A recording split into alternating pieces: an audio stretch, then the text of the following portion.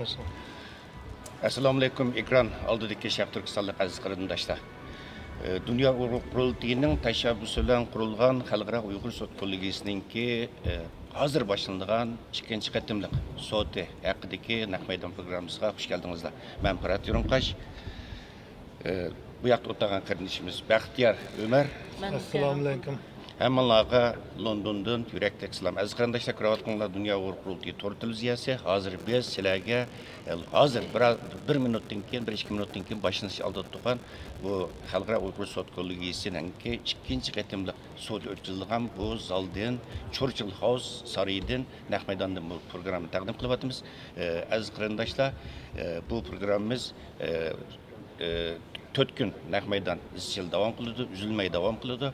Aziz qarindoshlar, sizlarga ma'lum, mustabid Xitoy hokimiyatining 3-qattiq besim ta'diddlariga qaramasdan tunji navbatlik Uyg'ur sud kollegiyasininki tunji qatimliq soti 6-ayning 4-kundan 7-kunigacha Londonda Mushu saroyida muvaffaqiyatli o'tkazilgan va sudning oxirgi kuni sudningki raisi, bosh sudchisi Jeffrey Nice oliyalari e'lon qilgan bayonotida ikkinchi qatimliq sudningki 9-ayninki 10-kundan 13-kunigacha yana Mushu saroyida o'tkazilganligini jakalg'aydi. Mana hozir bu sud boshlanish oldi turdi aziz qarindoshlar. Sud zaliga me'morlar kirishga başladı. Asta-asta Baxtiyor qarindoshimiz sud zalini bir ekranga keltirsa, qarindoshlarimiz bu ko'rsa. Aziz qarindoshlar, sud boshlanishga yana bir qancha minut qoldi.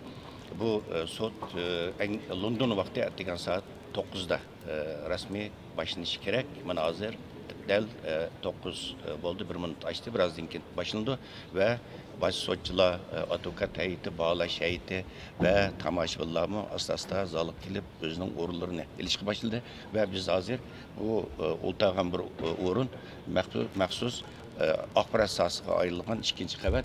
Bugün bu kelgan chet el muxbirlarining soni oz emas. Har qaysi matbuotlardan, agentliklardan kelgan muxbirlar va ularni sizlarning ekranga tushirish imkoniyatimiz bo'lmadi aziz qarindoshlar. Aziz qarindoshlar, sizlar bilasizlar, mana bu sud yaqinlab kelayotgan bir qancha kundan buyon mustabid Xitoy hokimiyatining bu sudga va bu sudningki tashabbusi va quruvchisi Dunyo Uyg'ur qurultiyiga bu sudda guvohlik berishga hozirlanayotgan guvohchilarga qaratgan hujumlar, ta'diddlari favqulodda kuchayyotir.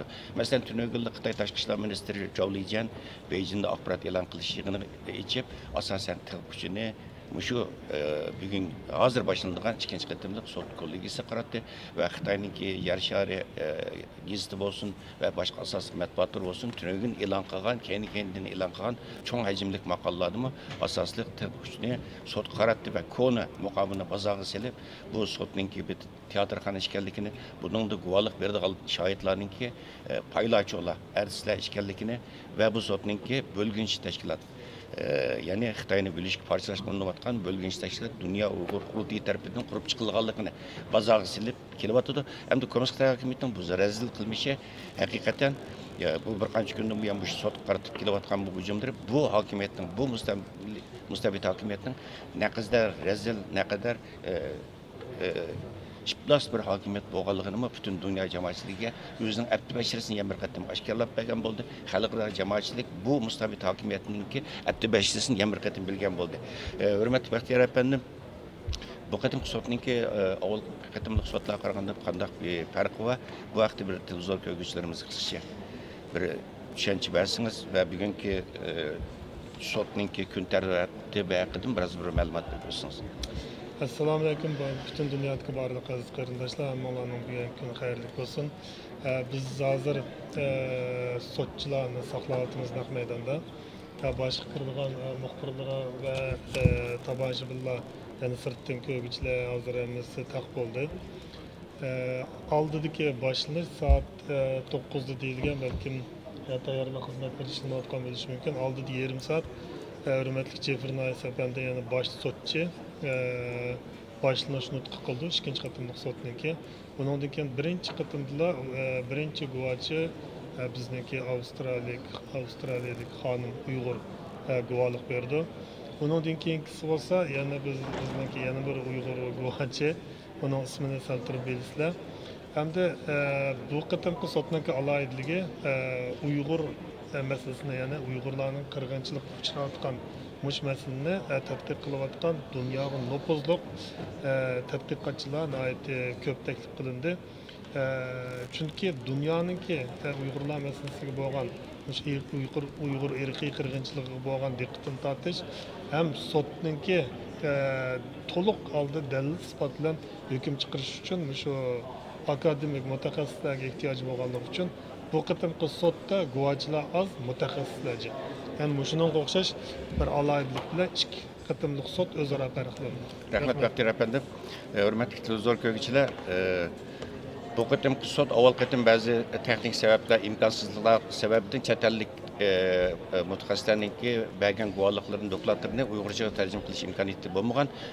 Bu qitim istansimiz maxsus 3 nafar tercüman teklif kıldı ve bugünden itibaren 4 günlük sot jarayonida bütün doklad bergen chet ellik mutaxassislar, chet ellik guvohchilarninki bergen bu guvohliklarining hammasi udulluq Uyg'urchaga tercüme kılındı. Az qarindoshlar, bunu sizlarga bir bildirib qo'ydik. To'liq tercüme kılındı. Yani 3 tercüman tarafidan bunu bildirib qo'yaylik. Keyin bir tercümanlarimiz studiyomizni ochib sizlar bilan bir didarlashtirish fursati bo'lib qolar. Hurmatli televizor ko'ruvchilar, sot başlanış aldı turdu. Hazır baş sotçu Jeffrey Nice alilerimi sot zaliga yetib kirdi. Baxtiyor efendim, sot zalida bir ekran keltirish imkoniyati bormi? Baxtiyor efendim, sot zalini bir ekran keltirish imkoniyati bormi?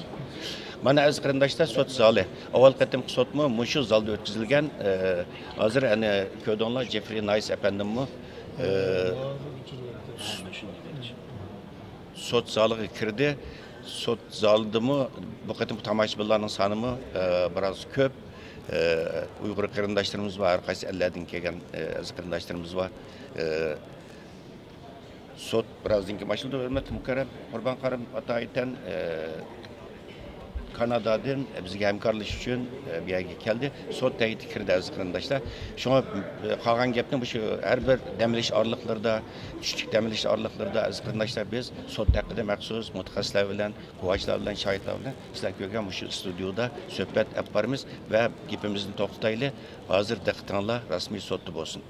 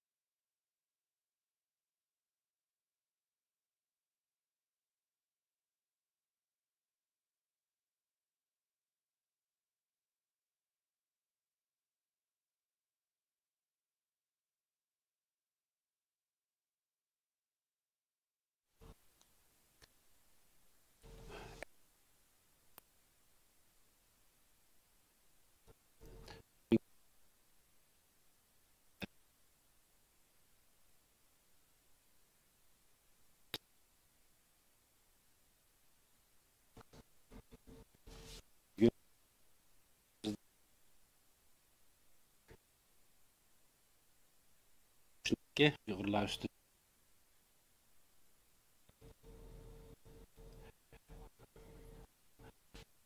hozir biz ikkinchi qatimliq sotimizningki, ya'ni 4-kunidagi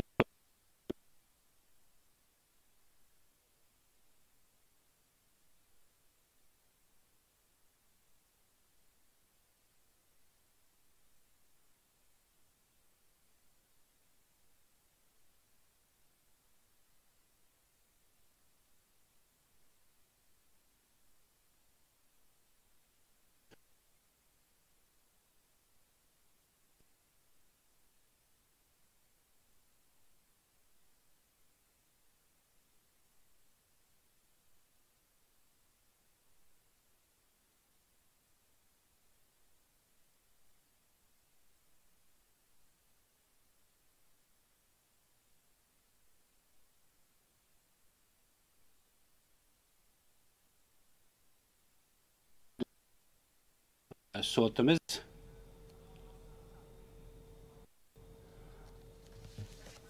burunqi boshqa mamlakatlarning yoki boshqa xalqlar ustidagi ep berilgan sotlarninki da ep berilgan yoki xalqaradagi siyosiy qonunlar va davlatlarninki nizomnomalariga asosida ep beriladigan bir sot. Bizning sotninki Sodiya birligi va savol ya'ni avukatlari hammasi to'liq ishlab o'zininki vazifasini to'liq ep qilyotidi. Biz bu sotga qatnashgan har qanday bir odamninki ya'ni sotga qatnashganlarninki iqtisodiy talabi yoki ma'lum bir iqtisodiy talabsiz xizmat olib beryotidi. Ya'ni biz Uyg'urlarninki yoki Sharq Turkistonliklarninki Xitoyninki qo'l ostida olib berilayotgan bu besimi ustida olib berilgan besimlari ustida ya'ni to'liq ma'lumotlar bo'yicha yetkazib berilyotidi butun uchurlar.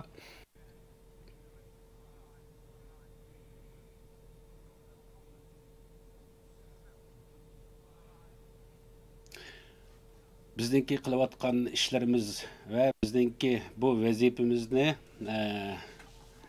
butun xalqarodagi shu genocide yoki so'yqirim talablari bo'yicha qonun nizomlar asosida olib beryapmiz.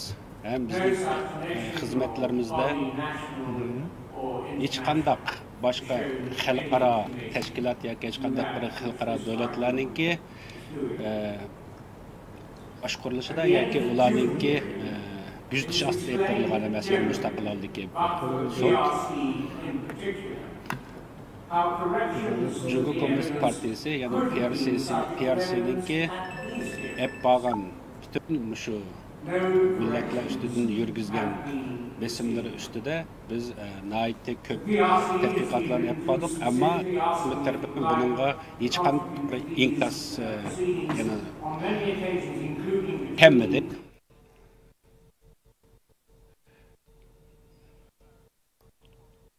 Bizdeki yazgan taleplerimiz bizning sotga chaqirishlarga hech qanday bir ifoda bildirmadi. Ammo ular Xitoy hukumati Bosh konsulligi va Tashqi ishlar ministrligi tarafidan bizningki bu sotimizni tanqid qildi, ammo ne sababdan uningki tanqidga uchraganligi to'g'risida hech qanday ifoda bildirmadi.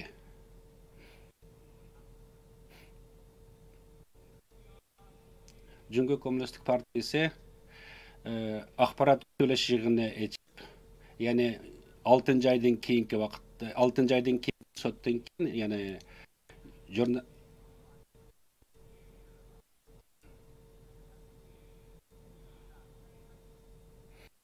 biz shu sot o'tkazilgandan keyin Jungo Komünist Partisininki boshqurilishidagi, ya'ni vatanda bu sotqa guvohchilik berganlarga munosabatlik odamlar yo'qolib ketish ahvollari yuz bergan.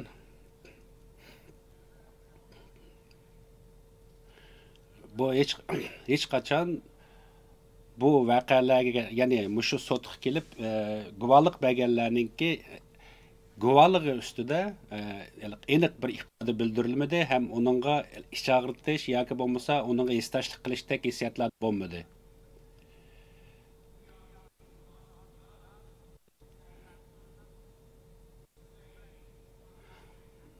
Agarda bizningki bu sotimizga Xitoy hukumati o'zininki ifodasini bildirgan bo'lsa, bizga vatanning ichidan, ya'ni Jungoning ichidan biz talab qilgan guvohchilarni Londonga kelib sotda guvohlik berishga avazsa to'g'ri bo'ladi. Ammo bundaq narsalar bo'lmadi. Ya'ni faqat u tarafda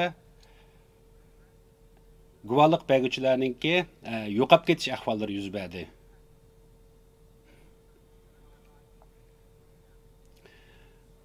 Kim Uyg'urlarninki hayoti va planliq tug'ut, shuningga o'xshash boshqa masalalar ustida guvohlik berganlari, ya'ni tabiiy holda yo'qolib ketishlar yuz berdi.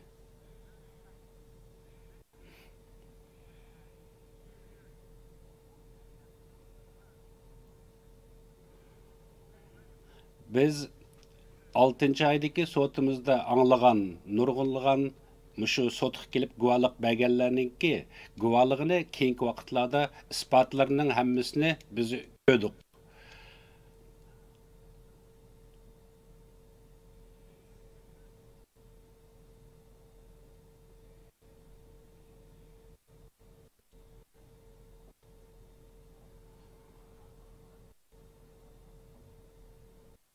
Yani bugüne kadar biz köplagan isbotlarni tepishninki yo'lida bo'ldik. Ham yana ko'p shu guvohlik beruvchilarninki biz guvohlik beruvchi haqida biz o'zimizning haqiqatini ham ularla aloqasini hep bordik. Mushu yuz bergan masalalarda Jungo Kommunistik Partiyasi hech qachon buniki javobgarligini kimninki berdiganligi to'g'risida hech qanday ifoda bildirilmadi. Bu hep berilayotgan genosid, yani bir millatni yo'qotish, bu so'yqirninki yuz berayotganligi ham bu yani o'zi yo'qolib ketayotgan bu masalalar ustida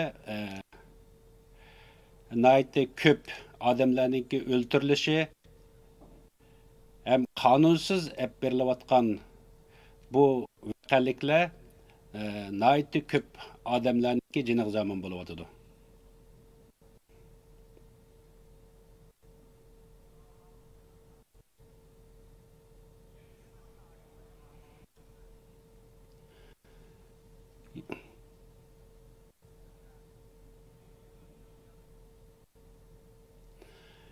Her qandaq bir so'qirib yoki bu genosid hech qandaq bir yerda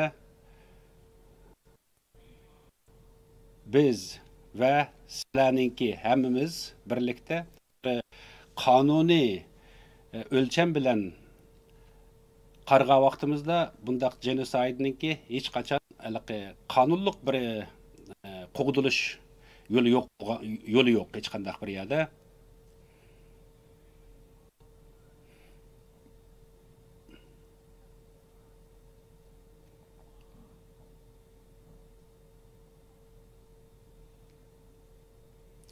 Yani muşu 4 günlük ötküzdüğün sotimiz jarayonida ehtimal biz bir kunisi alayda bir ep berdigan sotimiz haqidagi qarorimizni ehtimal e'lon qilishimiz mumkin. Bu sotninki asosiy nizomnomasi ep berilgan ham sotimiz chuqum xalqqa echitilgan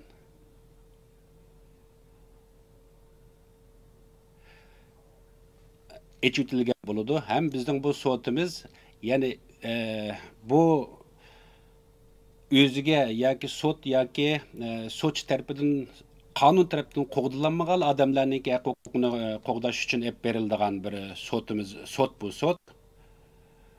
Biz insoniyatninki hammasi tushunalaydigan bir til bilan hem biz hem başkalarını düşünebildiğin bir yolu bilen biz bu özümüzdeki sotunu umlaştırıp hep berimiz.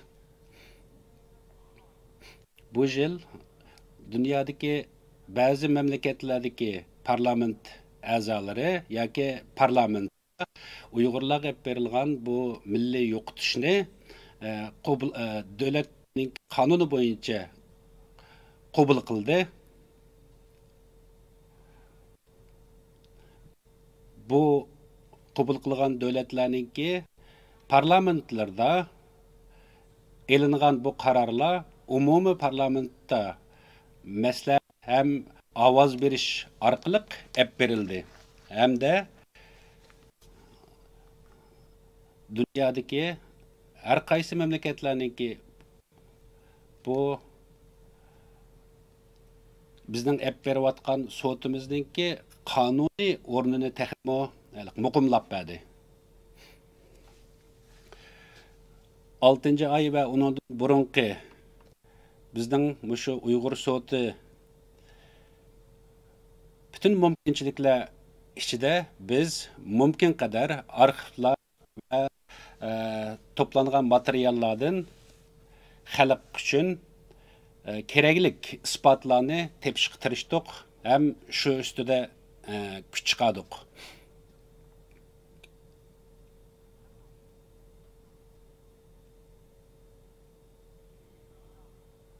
Bir qancha misol berib o'tay. Amerika hükümeti Pompeo'ningki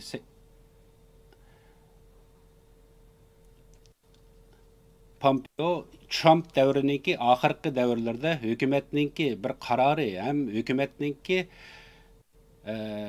qarorini e'lon qilib Uyg'urlar ustida berilgan bu genocide yani milliy yo'qotish yoki so'yqirimningki yuz berayotganligini qonuniy e'lon qildi.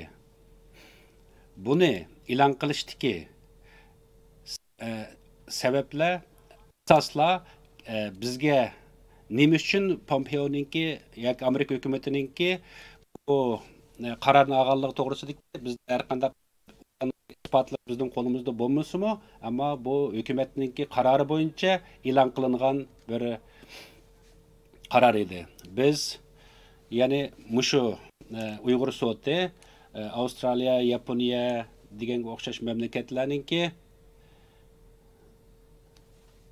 yardımları hem ularını toplagan nurgun uçurlar hem ispatlarını hem paydalandık.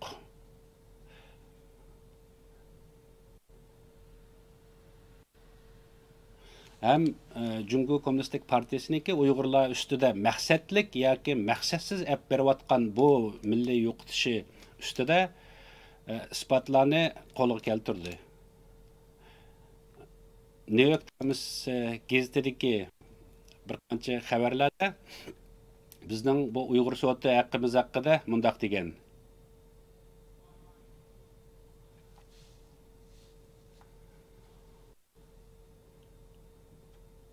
Yani bizningki xalq orasida mavjud bo'layotgan bir isbotlardan foydalanib berilayotganligimiz haqida xabar berildi. Ammo bu bizningki hukumatning qo'lidan bu to'g'risida, ya'ni mushu genocide to'g'risida yoki milliy yo'qotish to'g'risida ma'lum bir isbotlarni ololmaganligimiz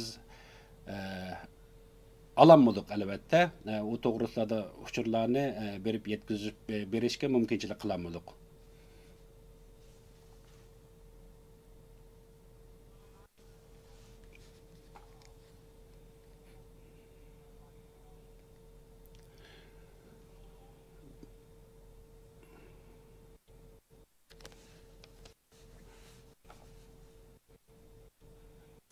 Cumhur Partisi'ninki bizniki mushu sotidagi odamlar ustida ep bergan qarorlari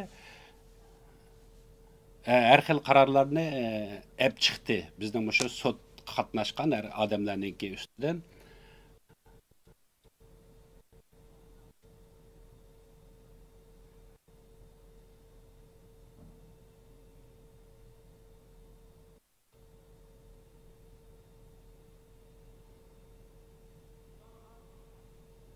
En ahırda mening ta'kidlab o'tadiganim, ehtimol bu mening shaxsiy ko'z qarashim bo'lishi mumkin.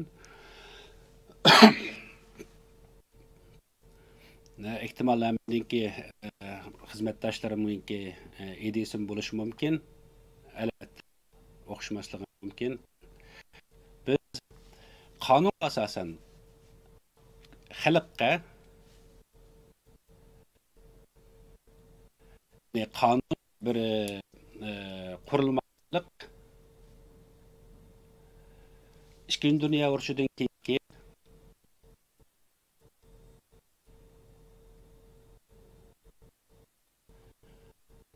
ep berilgan ya'ni qabul qilingan qarorlarga asosan hech qanday bir xalqningki dunyoda har qanday bir xalqning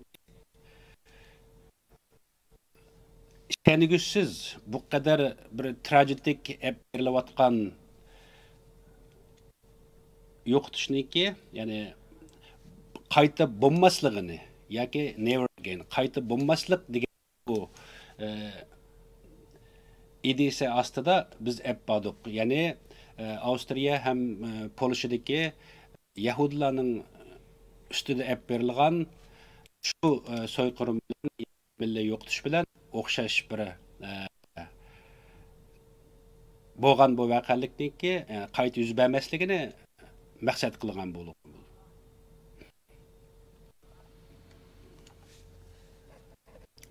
1948 yıldaki insan hakları kanunu boyunca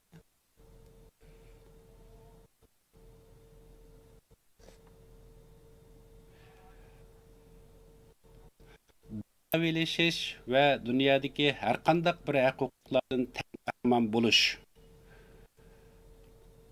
Hukuklar qo'g'dash va o'zingizning huquqini qanday qo'g'dash u o'zimizniki huquqiy doira ichida bo'ladi. Ham bu huquqlarni qo'g'dash sening, mening va hammamizniki qo'g'dash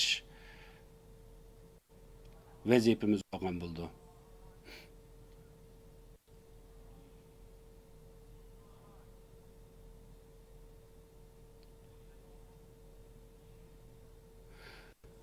Dünyanınki her qaysi yerlerdeki xalqlar özlerininki hukuklarını, yani bu hukuklarını, muş insan hukuklarını adamlarninki özünün qoluga, özüge qaytıp birleş gerek. Her qandaq adamlarning hukuku özünün qolda buluş gerek. Bu çokum şundaq buluş gerek. Çünkü her qandaq bir şahsi ameliyatda güçsüz emas, hemmisinin gücü var. Bu ama bu yani siyaset belgilçilerinki qandaq bo'lishig'a sabab bo'la oladi. Shunga har qandaq birisimiz mushu qonun belgilaguvchilarningki qaror chiqarishiga biz sababchi bo'la olamiz. Shunglashqa biz o'zimizningki xizmat o'rnimiz yoki universitetlar bo'lsin, maktablar bo'lsin yoki dunyoninki boshqa yerlarda har qandaq bir yo'l bilan mushundaq bir tushuncha bo'yicha bu huquqlarni qo'g'dashga ham qo'g'dilishga sebep buluşumuz gerek, hem şu tarafta turalışımız gerek. İnsan hakları ve insan hakları hukukları hakkında sözlüğümüzde bugünkü gün, yani bugünküdek müdahale bir modern dünyada dünyanınki her qandaq yerdeki ya bütün dünya boyunca muşu hukuklarını qo'g'dash bütün dünya karakterlik bir hadise. Yani bu mu? Yani NGO'lar yoki qiziquvchilarningki qo'llashi yoki xalqlarningki kuchi yoki ba'zi davlatlarningki parlamentlarningki kuchlari bilan qo'g'dilinib keladi. Masalan, Angliya hukumatiningki parlamenti deganga o'xshash, masalan, nurg'un parlamentlar bu genoside'larningki xalq dunyoda bo'layotganligi to'g'risida nihoyatda ko'p munozaralar bo'ldi. Ham buningda insanlarınki yoki parlament a'zolarining yoki boshqa xalqlarningki nihoyatda qiziqishini shakllantirdi. Bu hamma insonlarningki, butun xalqningki mushu inson haqlarini qo'g'dash va qo'g'dilishi uchun kuch chiqarishi bek muhim. Shunglashqa biz bu Uyg'ur sotini oldik. Hozir tunji witnessni sahnaga talab qilamiz. Seviye efendim, rahmet reis efendim. Good morning. Hem etigelliginler hayırlık olsun. Hem bu Uygur Soğutu kelginlerge köp rahmet. Biz ikinci katımlık Uygur Soğutu'nunki birinci günü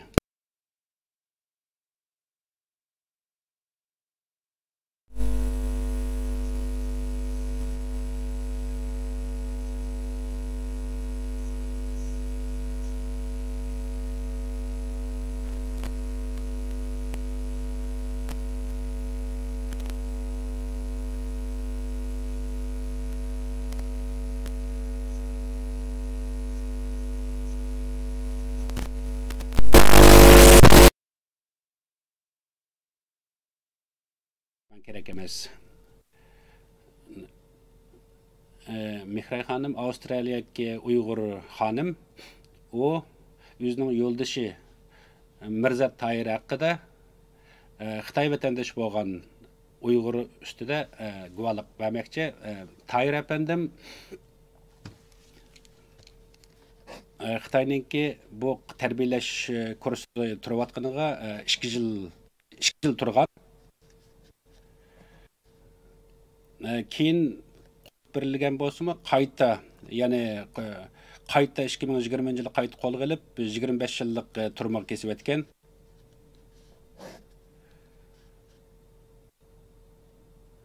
Tunji qatim 2007-yili qo'lga olingan sabablarning birisi Turkiyaga borganligi sabab bo'lgan. Tahir apandi Turkiyadagi vaqtida bu yo'lbos o'rindiq qo'ygan qiynalgan ham psixologiyalik tarafdanmi nihoyat ko'p nimalarga uchragan qiynashlarga guvochi bu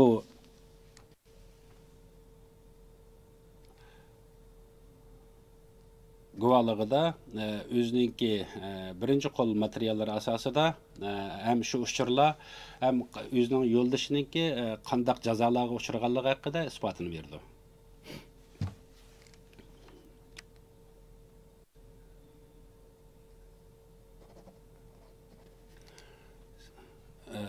Sizningki yo'ldoshingiz dastlab bizning bilishimizcha agar yeshil kiyim kiygan bo'lsa u nim qilin qiyinchilikqa uchirmaydi deb bilamiz. Sizning yo'ldoshingiz qanday kiyim kiyilgan ekan? Hammanglarningki aytganligi xayrli bo'lsin. Men bugun bu yer bo'lganligimdan xush bo'ldim, ammo mishal bo'g'inimdan ham to'limi afsuslanaman, ham yo'ldoshim to'g'risida isbot bermoqchi. Bugun bu ya'ni internet orqali meni intervyu qilganlardan xush oldum. Albatta, men o'zimniki isbotimda so'zlaganimizdek, mening yo'ldoshim yeshil kiyim kiyilgan ekan.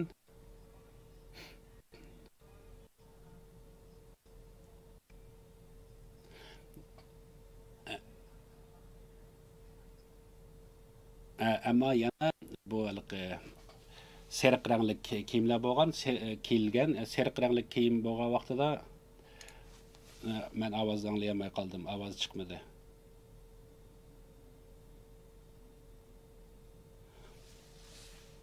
Baxtiyor so'ranga ovoz uzilib qoldi.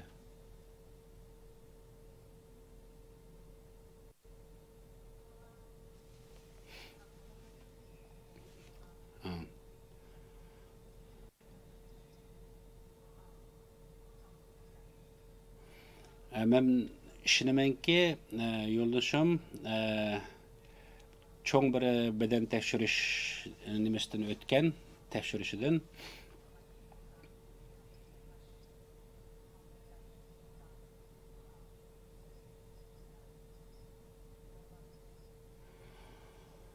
ya'ni qon tekshirish, sudik tekshirish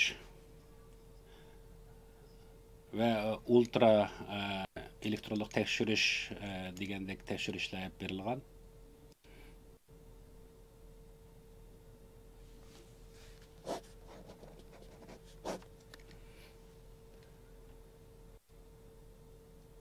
...2019 yılı jinoyatchilarni qo'yib bergan vaqtida uyga qaytarganligidan xabarimiz bor bo'ldi. Siz nima uchun qo'yib o'tilgan, keyin qaytib ketganligi haqida bilamsiz? Men uni aniq uqmayman. Nima uchun qo'yib berilgan, qayta nima uchun tutib ketdi? Bu jinoyatchilarni nima uchun qo'yib berganligi haqida hech qanday xabarim yo'q. Bu turmadikilarni shu bir mezgilda shundoq bir qo'yib bergan, hammasini uyga qaytishiga yo'l qo'ygan, ammo keyindan yana qaytadan tutib ketgan. Undan keyin ularni har qaysi zavodlarda, fabrikalarda ishlashga avatilgan, haftada bir qatim qaytish mumkinchiligi bo'lganlarmi bo'lgan. Nima uchun undaq bo'lganligi to'g'risida albatta men bilmayman. Siz o'zingiz qancha qatim Urumchiga berib kelgan 2016dan keyin siz bu berip kelish jarayoningizda siz hech qanday bir avarchilik uchirmagan shundaqmi? Albatta men berip kelish jarayonimda boshqa so'roq savollarga uchirmagandim. Ehtimal bizning mening boshqa xizmatdoshlarimning savollari bo'lishi mumkin.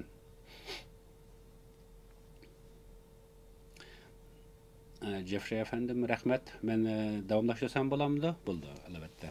Sizningki bergan guvohligingizga ko'p rahmat. Meningki savolim, sizning yo'ldoshingiz, mening so'raydigan bir savolim bor. Oldi bilan so'raydiganim, sizning yo'ldoshingiz tunji qatim nimishki Turkiyaga borgan? Tunji qatim u Turkiyaga borgan vaqtida u sayohatga, dam olishga borgan. Turkiyaga Malayziyada oldi bilan Malayziyada ishga turgan. Malayziyada ishga turib bo'lgandan keyin Turkiyaga borg'isi kelib, Turkiyaga berish bir sayohat vizasi iltimos qilib, Turkiyaga bir sayohat uchun, dam olish uchun borgan. Siz Avstraliyalik, siz yo'ldoshingiz bilan nerda uchrashgan? Men aslida internet orqali tanishgan yo'ldoshim bilan bizning ota-onamiz bizni o'zaro tanishtirgandi. Rahmat. Siz bu yo'lbos o'rindiq haqida so'zladingiz. Sizning yo'ldoshingiz bu yo'lbos o'rindiq haqida biror sizga uchirib berganmi? Bu yo'lbos o'rindiq qandaq o'rindiq ekan? O bu xil o'rindiqniki yana qandaqligi to'g'risida bek inchiklab so'zlab bermadi, ammo u har qatim savol so'rashga olib chiqib ketgan vaqtida har qatimda shu o'rindiqda o'tirg'izilganligi haqida degan. Sizniki mening bilishimcha cho'qim uningki qo'l putlarda kishanlar bo'lgan bo'lish kerak. Uningki badan yoki fiziologik bir qiynash, urush, urganlik mındaq bir ifodalar bormi, ko'rgan narsalar bormi? Bu narsalarni men uqmadim, ammo putga pul qo'yjilar bilan, kushanlar bilan o'tirilgan. Siz yo'ldoshingizningki doktorlar tarafidan tekshirilganligi haqida so'zladingiz. Bu haqida tushuntirish bergan bo'lsangiz. Doktorxona, mening yo'ldoshim hep berilgan doktorxona Ürümçideki hammadan bildiğin çoğun bir doktorxona. Bu doktorxonada Ürümçideki çoğun bir doktorxona. Bunun da bütün tekşiriş üskünleri nait ilgar. Bulan hem normal doktorun sestorala tekşiriş yapmagan, ama her qatim tekşiriş yapmaganda yenda saqçılar bolgan yenda. Hech qachon ayrim tekşiriş olmagan, çoğum saqçılar yenda bolgan.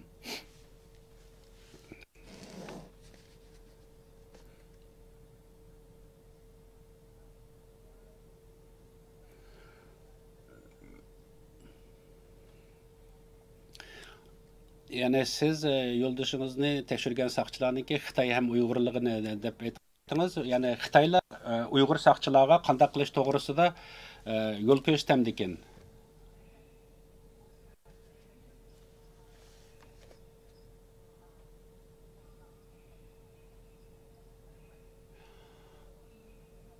Shundaq, albatta bular yani qechib ketmasligi,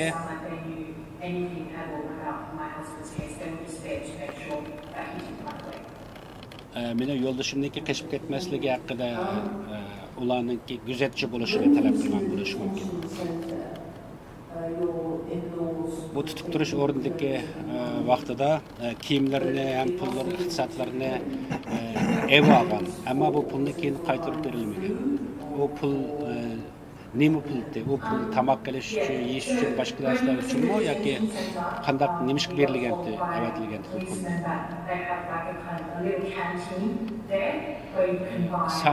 Saqchilar turmadagilarga kichik bir turmada bir do'konning borligi, agar pul bo'lsa, shu yoqdan paypoq ham ushaq-tushak bir narsalarni sotib olish mumkinchiligi borligi setvas bo'lganligini aytgan. Biz shuning uchun bu pulni avatgan. Agar nim kerak bo'lsa, shuni sotib olsa. Siz avatilgan pulni keyin beribdimi yoki tutib qoldik debdimi? shundoq biz pulni yo'ldoshim topshirib olibdi ichida.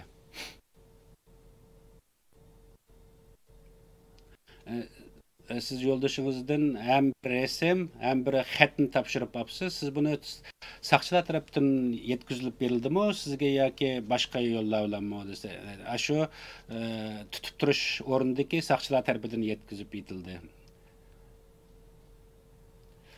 Bu xatni qanday qilib, qaysi yo'l bilan sizga yetkazib beraladi?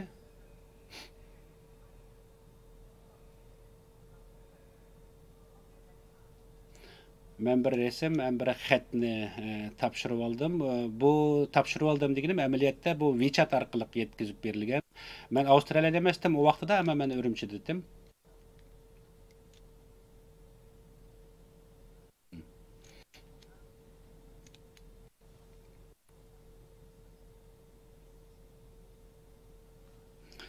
Sizin yo'ldoshingiz bir qancha qatim qo'yib berilib, qayta tutib ekitilgan, ham bu har qatim tutilgan, o'xshamagan shaharlarda tutilgan. Bu o'xshamagan shaharlardagi saqchilarning o'tirchilik munosabat qandaq, bularga qandaq, kimlar tarafidan qandaq buyruqlar berilib, qo'lga ilinganlarga haqida bila olamsiz.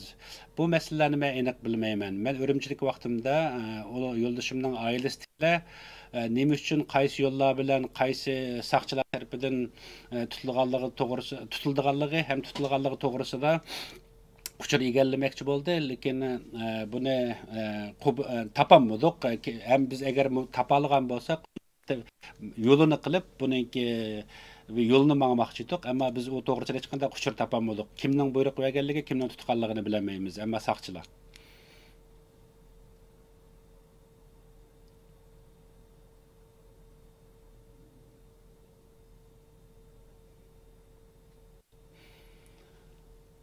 Yani bu qo'lga ilinganlarningki hammasiga bir buyruq yoki berilgan bir so'zli, ya'ni berilgan bir buyruq bilan yuqoridan tushgan bir narsa bilan tutiladi deyilgan. Siz mushu berilgan tutish buyruqlariningki qanday kimlar tarafidan berilganligini bila olasiz?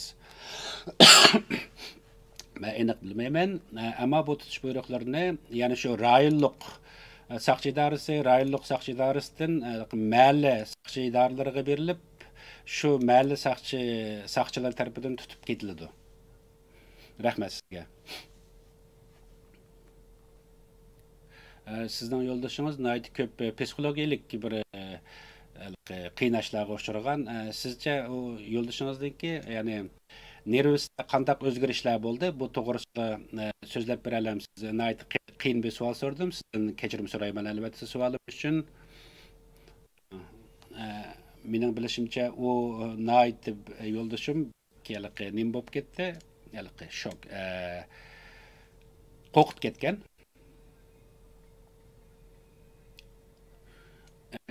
Gerçi o vaqt qo'yib berilgan vaqtimi, menga degan bizga men maktab bitib chiqdim deganlar dalida uning ichida nim bo'lganligini demadam qo'rqib ketganligi uchun o'zini ham bexatar his qilmaydi. Thought about these case that,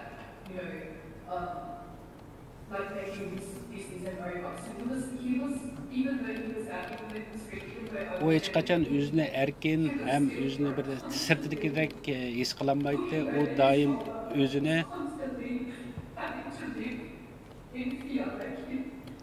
yani avtomat, yani o'zi tabiiy holda o'zini bir qo'rqinish ichida birsiniki ko'zi ostida nazorat ostida turayotgandek his qiladi, doim qo'rqib turadi.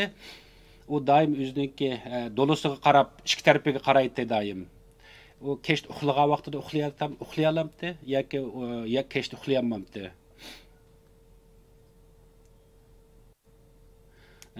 Xel uzun vaqtlargacha kechalari yaxshi yotolmaydi. Yani yaxshi uxlayolmaydi.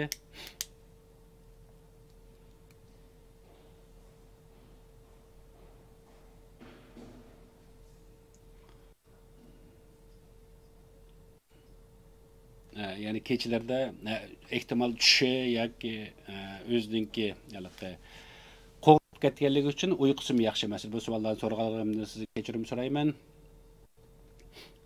Hem de siz Avustraliyada 20 yani siz Avustraliyaga kelgandan keyin yo'ldoshingizni 25 yil turmuş elinganligi to'g'risida xabar olibsiz. Siz bu xabarni qanday qabul angladingiz? Meningki bir munosabatlarim orqali bu uchurni olgandim. Men bu uchurni olgandan keyin qayta menga uchur berayotgan bu odam bilan munosabatim üzülüp qoldi. Bu 25 yillik turma jazosini sudda qaror qildimi yoki qilmaganligini aniq bilmayman, ammo mencha u yerda sud bo'lgan, ham sodiya bo'lgan, ham uningga 25 yillik berganki, yani hukumat bir yo'l bilan berilgan 25 yil turma jazosimi yoki boshqa bir qarorlarmi, men bu to'g'risida bilmayman. Ko'p rahmat sizga. Rais apandiga qaytarib beraman mikrofonni. Sabra, hozir biz boshlagandan boshlab qancha minut bo'ldi? Qanchalik vaqt qoldi? Yana 25 minut vaqt bor.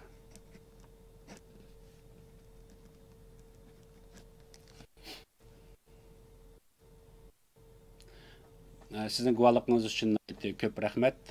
Sizdinki bəgən guvallıqınızda keselligini davalaş toğrusida sözlü etdiniz.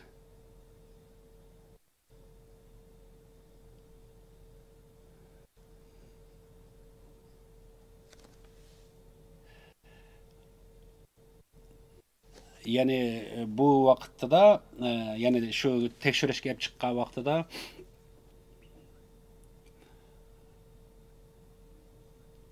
yani özünki şu doktorga chiqishi to'g'risidagi bir bəgən uçurda özünki bir naqsha orqali yoki uyg'urcha so'z orqali ma'lum bir saqchiga yetkazilganligi ham uniki shu sabablik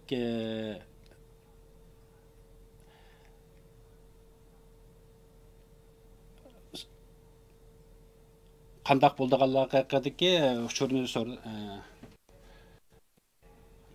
benim bilishimcha uniki mening yo'ldoshim yoki turmadagilar cho'qim Xitoy tili bilan o'ziniki maqsadini yetkazish kerak. Meningcha turmadagi nihoyatda ko'p Uyg'ur jinoyatchilar Xitoycha, mandarincha so'zlab ya'ni o'ziniki maqsadlarga yetkazilgan bo'lishini atayin deb o'ylayman. Rahmat sizga.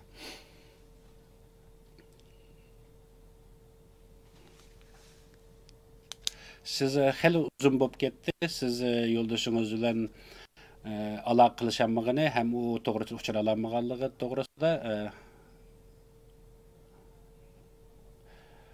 men bu yil 4-oydan boshlab yo'ldoshim to'g'risida kelishni talab qildim. Ham shu talab ustida nima qilib keldim. Bugun 4-oydan bugungacha men hech kim tarafdan yoki hukumat tarafdan, saqchi tarafdan yoki ambiziya tarafdan hech qanday bir uchur olmadim. Ya'ni Xitoy konsuli bu to'g'risida menga hech qanday uchurni bermadi. Rahmat sizga. Siz to'g'risida nihoyatda ko'p rahmat. Siz ya'ni sizniki Avstraliyada bo'lganligingizdan bek xush bo'ldim. Ya'ni siz yana yani Xitoyninki sirtidagi vaqtingizda siz Xitoyning ichki tuqqanlar bilan qandaq ko'risha oladingiz?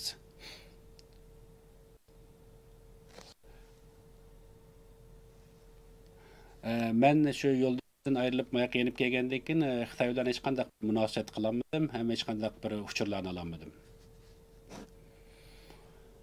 Guvalığınız üçün sizə köp rəhmət. Sizin yo'ldoshingiz 3 qatim qaytlab qo'lga olingan.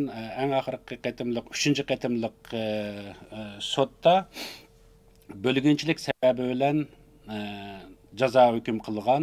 Nima uchun 3 qatimda bu bölgünçilik jazosi berildi? Uningki oldingi 2 qatimliq tutilishda nima jazo berilmagandi? Mening tushuncham bo'yicha vaqtda men aytganimdek har qatim mening yo'ldoshim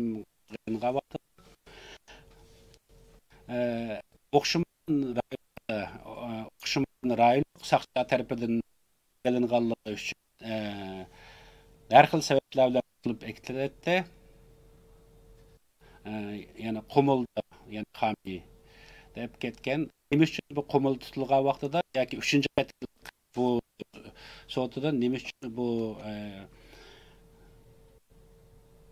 bölgünçülük cezası berilganligini men aniq bilaman. Ehtimal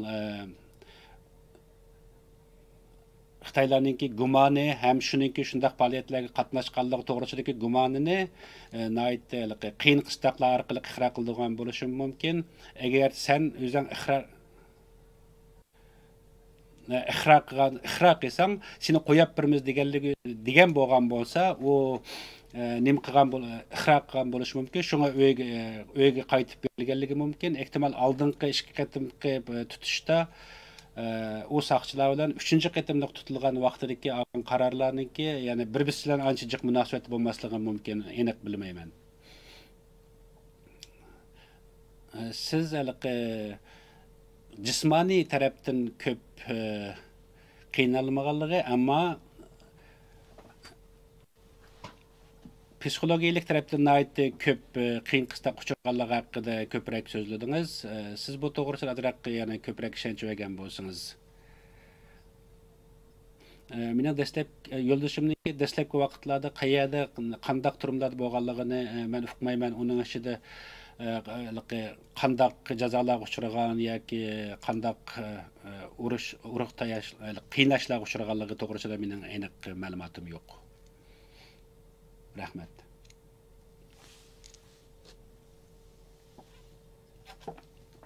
Guvalınız için köp rahmet sizge.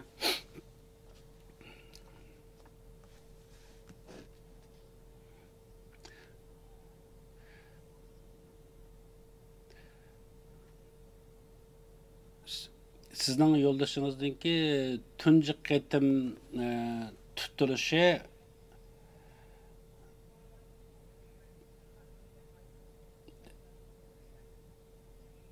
yo'ldoshimninki tunji qatim tutilib qolishidagi sabablarning birisi yo'ldoshimga Avstraliyaninki vizasi berilgan edi. Ham biz birga yashalaydik. Agar shunday qila olgan bo'lsa, ehtimal birinchi qatimliq tutilgan vaqtida shu davlatdan chiqib ketish mumkinchiligi yoki bo'lmasa shu Avstraliya vizasiniki og'irligi sabab bo'lgan bo'lishi mumkin deb o'ylayman.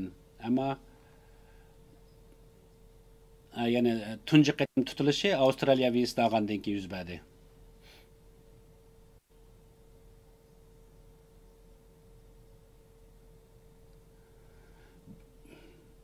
Onunki bölgünçülük cinayeti bilen qo'lga ilinishi keyin oxirgi qatimda shunday jazo berilgan.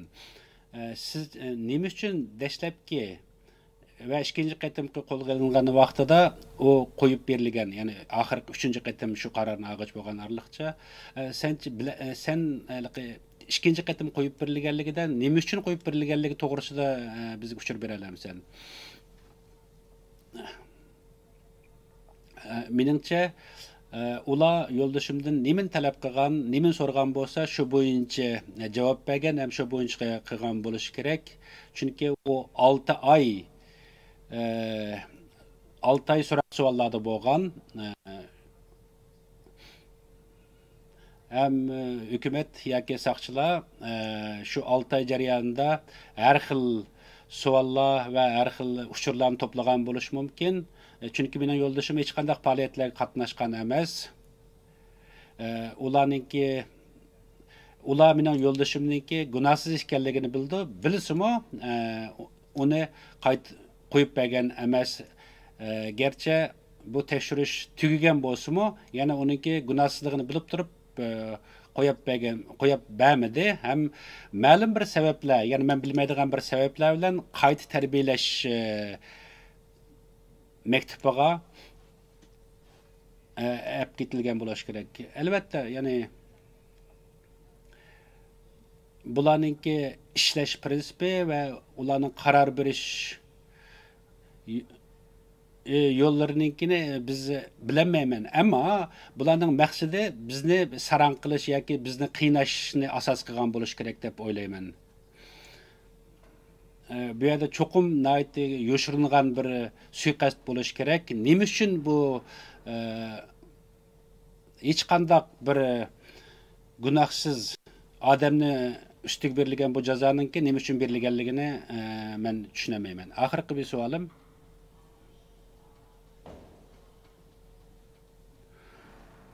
yo'ldoshingizniki Turkiyadagi vaqtida, Turkiyaga kelgan vaqtida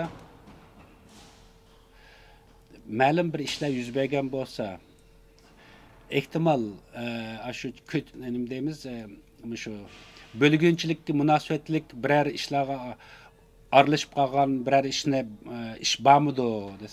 Mencha undaq bir ish bo'lgan emas. Hech qanday yo'ldoshimni Istanbuldagi vaqtida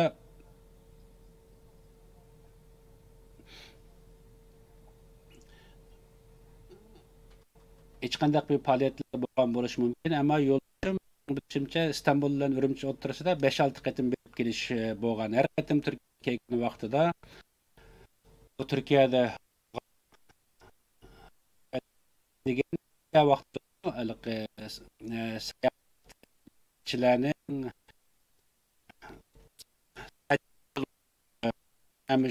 tarjimonlarninki, Xitoy sayohatchilarininki tarjimonligini qilgan yo'ldoshim ishlagan vaqtidami, menimcha yo'ldoshimninki Turkiyadagi vaqtida hech qanday bir bölgünçilik ishlariga qatnashganligini hech qanday men ishonmayman. Undaq ishim bo'lgan emas. Yo'ldoshimni aytdi, yosh bundaq bölgünçilik ishlarni bilishi ham uning qiziqishim natayinti. U qanday qilib shu hayotini qamdash ham pul tepib shu yoqda yaxshi yashash yo'lini o'ylaydi. Mencha u hech qachon bundaq bir bölgünçilik ishlariga aralashgan emas. Rahmat sizga.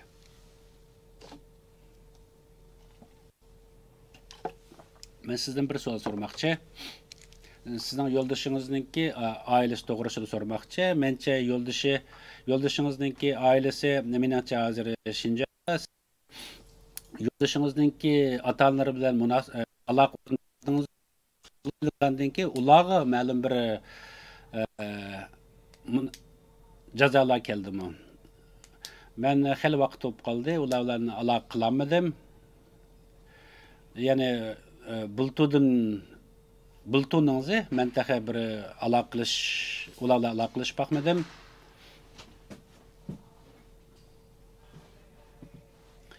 Men boshqa munosabatlarim orqali ularningki hozir yaxshiligini yaxshi turayotganligini bilaman. Ammo ularningki saqchilar tarafidan men to'g'risida jiq savol so'raganligi haqida uchurlarni egalladim.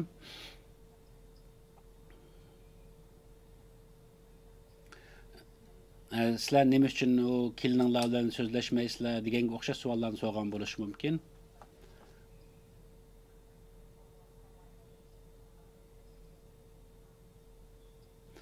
Mening bilishimcha, yo'ldoshimning ota-onalari hozir Urumchida. Ulardan men bilan nima uchun munosabat o'rnatganligi to'g'risida savol so'raganligidan xabarim bor. Savolim, siz yo'ldoshingizningki jazoga uchrashida hukumatningki hech qanday bir sabablarni ko'rsatib bera olmaganligini aytdingiz.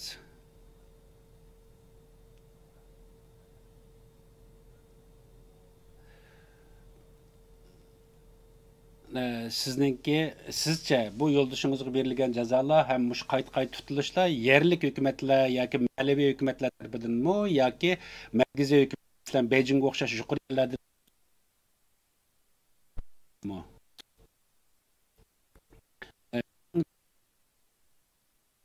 Albatta yuqori o'rinninki bo'lishi kerak deb o'ylayman. Bu yolg'iz bütün Uyg'urlarga berilgan bir jazoda Uyg'ur qo'lg'ilindi.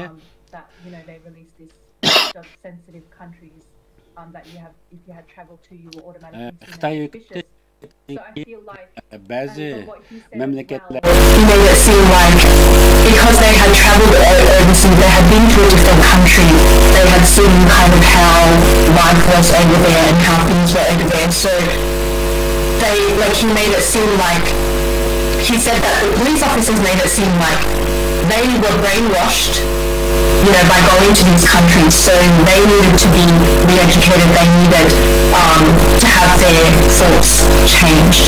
So I don't think it was a local thing. It was definitely, I feel like it's a central thing. Like it's yani şu devletlik evet dep yoki shularniki qo'llari orqali because he's an Uyghur. It's a target of tutgan bo'lishi mumkin, ammo eng cho'ng sabablarning biri mening yo'ldoshimningki Uyg'ur bo'lganlik bo'lishi kerak, chunki bir Uyg'ur etnik sifatida shundaq bir jazolarga uchrashyapti.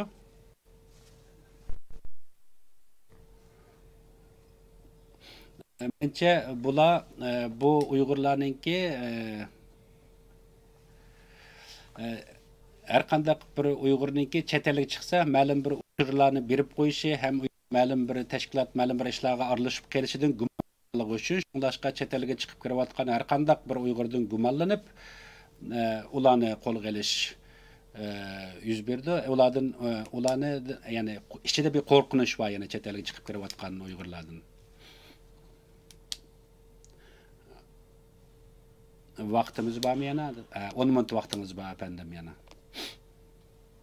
Qaysinglarni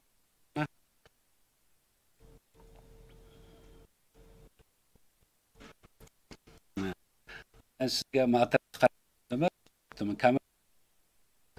Men udliq men sizga qarab kelmoqchi. Bizning yo'lchi qilingan vaqtida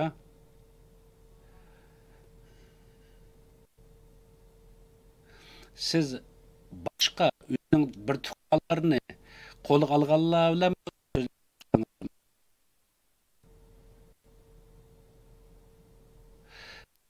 yani boshqalar bo'lsangiz bu qo'lga olishlarninki qandoqligi to'g'risida his qilalig'ingiz bo'ldimi?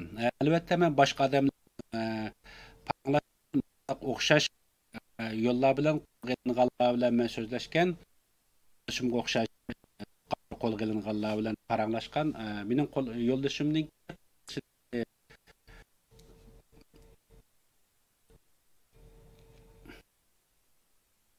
bir ularning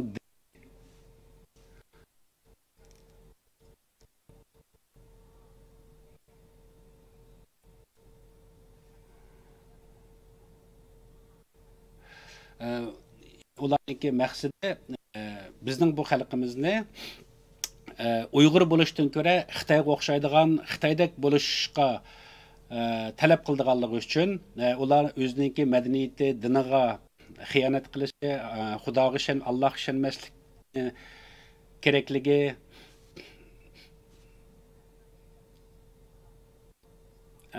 kommunistlik partiyaga qarshi hech qanday ishni qilmaslik kerak. Hayotida Xitoyga o'xshash yoki Xanzularga o'xshash urf-odatlar, madaniyat bilan yashashni talab qiladi. Men paranglashgan hamma odamlarningki o'xshamagan hikoyalar bo'lsa-mu, sabablarningki hammasi o'xshash. Maqsadi ularningki kallasini yub, o'zining kimligini yo'qotib, burunqi kimligini unutish va o'zining xohishi bo'yicha ma'lum bir narsaga aylantirib o'tishni maqsad qilgan. Siz kallayush degan bir so'zni qo'llandingiz. Men so'ramoqchi bo'lganim, sizning yo'ldoshingiz bir qatim qo'yib bergan vaqtida sizcha yo'ldoshingiz shundaq kalla yuyilgan yoki qo'qab ketganlik yoki ideya o'zgartganlik to'g'risida bir narsa his qildingizmi? Men undaq narsani ko'p his qilmagan. Mening bilimcha men his qilmadim. Yo'ldoshim nayt kuchlik edi. Men uningdan bu narsalarni his qilmagandim. U hamma narsadan mumkin qadar shu qo'rqinchli ahvoldan батырлық bilan күчтүклөр өтүп кетишини талап өзгө максат кылат. У бурун кандак болгон болсо, кийинми ашындак болушуну максат кылды. Чүнки мен кечирим сурайман. Чүнки сиздинки суалыңыз биздинки карар алышыбызга наайты көп yordam bo'ldi. Sizningki ingliz tilingiz naayt yaxshi bo'lganligi uchun siz bilan nurg'un masalalarni suhbatlashishga naayt foydali, shunglashqa siz bilan yana tafsilli kerak bo'ldi. Sizcha bu ya'ni kalla yuyish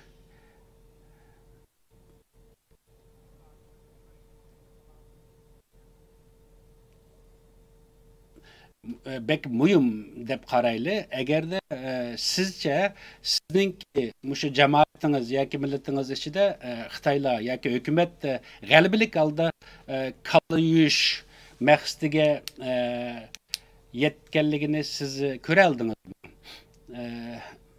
Mencha bir bundaq vaqtida bir millatninki kimligini butunlay yo'qotib o'tish deganlik bo'lgan, o'zining millatidan tanlagan, madaniyatidan tanlagan mumkinchilik undaq o'ng'ay bo'lmaydi.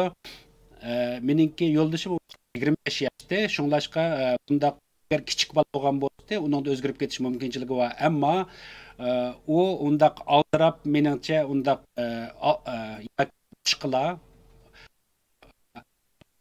değil ularninki kallasını yuyup kimligini qilgan terbiyeler yolu bilan ularninki o'zining kimligidan tanıgan odamlarga aylantirib o'talishiga ishonmayman hamda.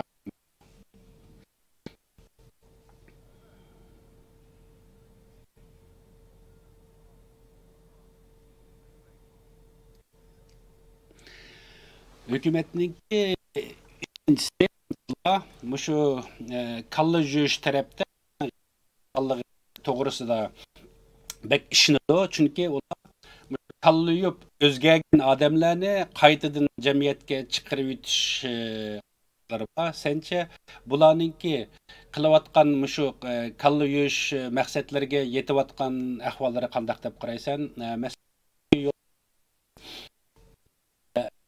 Ehtimal ba'zi taraflardan ular o'zining maqsadiga yetdi lekin bo'ldi. Chunki mening yo'ldashimniki bir ish qatim qo'yib berilishimdagi sabablarning birisi hukumatning yaqsoqchilarninki nima talab qilsa, nimani so'rasa shuni deb berganligi ham shunga ixro qilganligi sabab bo'lgan bo'lishi mumkin.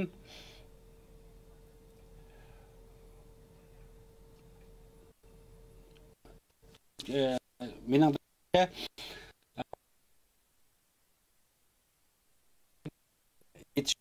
o'zining deganlarini ham ixroq qo'yib berilganligi kengchilik kutilganligi uchun nihoyatda ko'plar ehtimol shu vaqtda e'tirof qilgan ham shularning degani bo'yicha bo'lgan bo'lishi mumkin. Yana bir so'zlar qancha vaqt qoldi?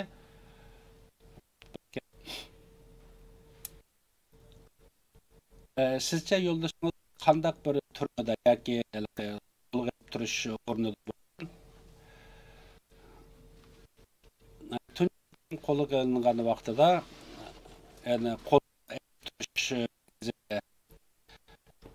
ep ketilgan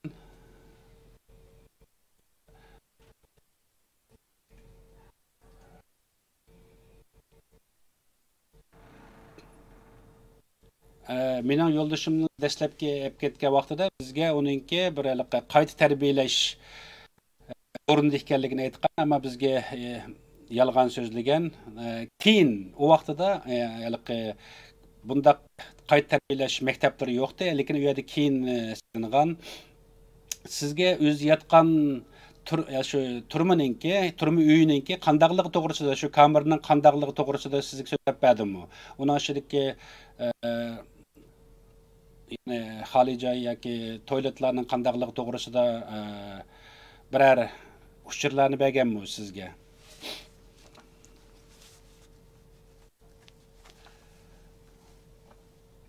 Mening yo'ldashim bir qancha qatim qo'lga ilinganligi uchun u o'xshamagan yerlarda tutib turilgan yangi turmalarda, yangi sog'an bu tarbiyalash markazlarida xoli joylarninki shu turmaninki ichida ekanligi, ya'ni turma uyining ichida ekanligi kamerinin içinde bir öyle 7-8 adamның balığı to'g'risi degan ama bu yengillangan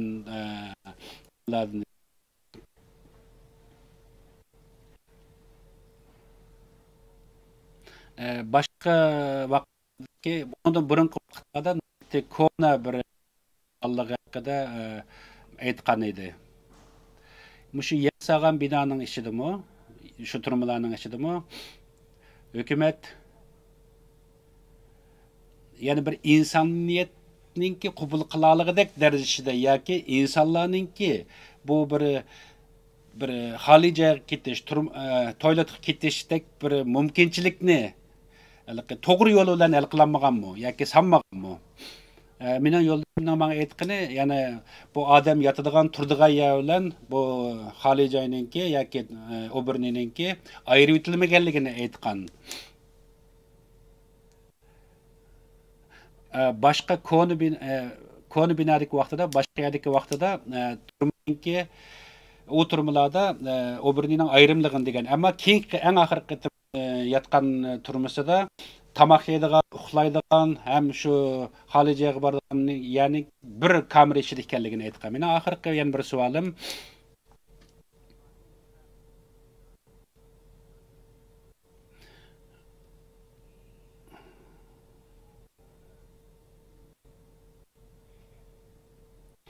sizning yo'lingiz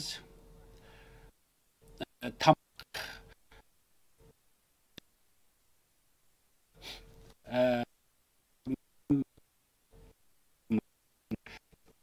Çoğunun eksportga aytadiganlik to'g'risida degan. Shundaq. Chunki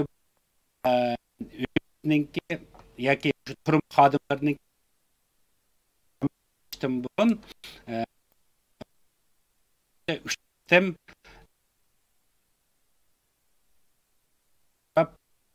hukumatga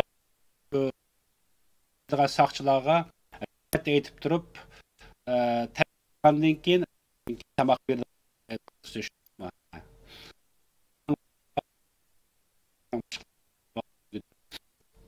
Sizning vaqtingizni chiqarib, bizning so'zimizga guvohlik sizga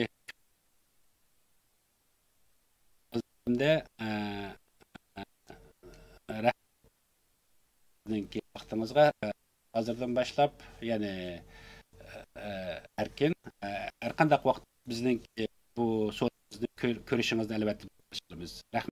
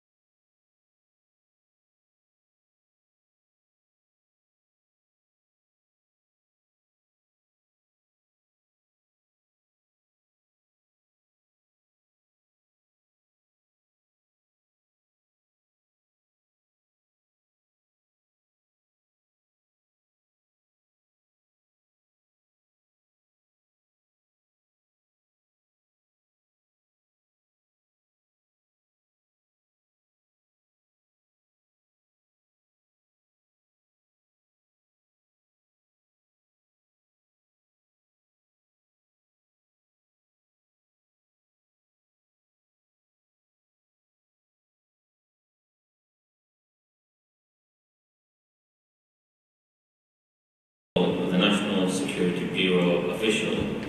Can you confirm whether Japanese media verified the authenticity or identity of the official you have identified in the video, or whether that video underwent any verification process? Benim birinci sualım, siz bayanatınızda Xitay saqçılar bilen, yani devlet security gobaninki saqçılar bilen video söhbət qopdu. Bunu Yaponiyanınki media buna xəbər qıpdı. Bunlar şu devlet saqçılarının həqiqi şular, yoki shular emasligini buni aniqladimi? Aniqlagan bir ahvol bo'ldimi? Şimdi bu benim videonun mevzularda tamam videoda Başkanın odadaki videonu mevzuda sattan. Ayrıca 6. ayın 7. milyonda mevzuda Japonya'nın damlık televizyon stasyonu NHK sattan. Michel bir tercih kıldı. So there are two videos. First one, which I recorded in May, on the 10th of May, and the second one was actually recorded by the media. That was in June the 7th. NHK. NHK again from media. There's a very big media company recorded it. And şu videoda NHK'de satmakta 20 muhbir vardı. Sen biz altı bile bu memleket karşı konuşulduğunda resmi alakalı. Hoca amcanın adımını anlatmak için başka şunu soruyorum. Orada işte yaşadığım bölümü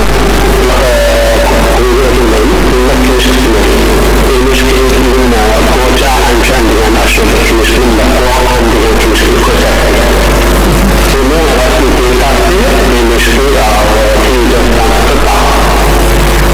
Yes, during the second time that when we had the video call, when I asked their ID, and they have shown their proper state security police ID on the screen.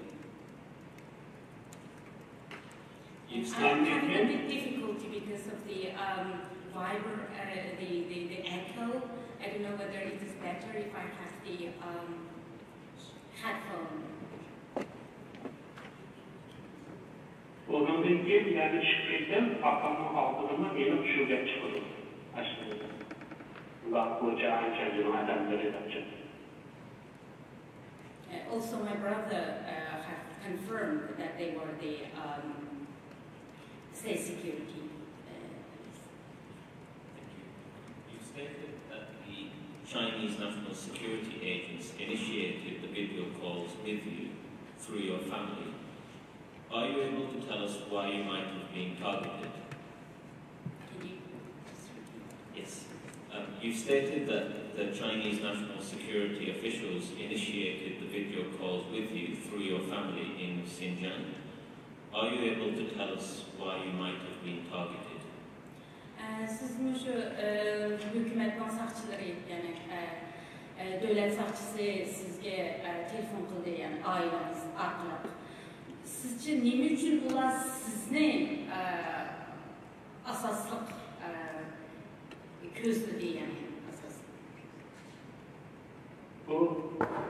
Bunun 18. yılından aşağı 18. yıl terkilinde tattı, bunun 19. yılı 13. yılca. Benim ailemle Allah'tan bir bırak öldürülen telefonu işte bu bizimle kalınca Allah'ta. Şu Allah müşerifçimi sayılır mı? Yeah, from 2018 to the end of 2019, I lost contact completely with my family. Anneki şu altta anneki 19. yılda 13. yıl değil mi? Amerika'da uygulanan toplum kanun çıktı. Şunun aklını tutarsa ben yoktur. Ayağım aklını, ayağım telefon aklını adaklaştırış başlandı. Then suddenly on the 3rd of December 2019, my they contacted my wife asking to speak to me. Bu anlarda ben aşışımın 18. yılın tatlı aslında yorumlar olastan bu kırıcılık ne? Yaptığın hükümlüğe, yaptığın medyalıkma anlatışlar en fazla hep geldim. So from the 2018, I was one of the very active members in Japan to expose what is happening to the genocidal policies. Ancak bunun başka yaptığı uygun cemiyetinden daim erzarlıklı var, şöyle bu topluluğu kırgan.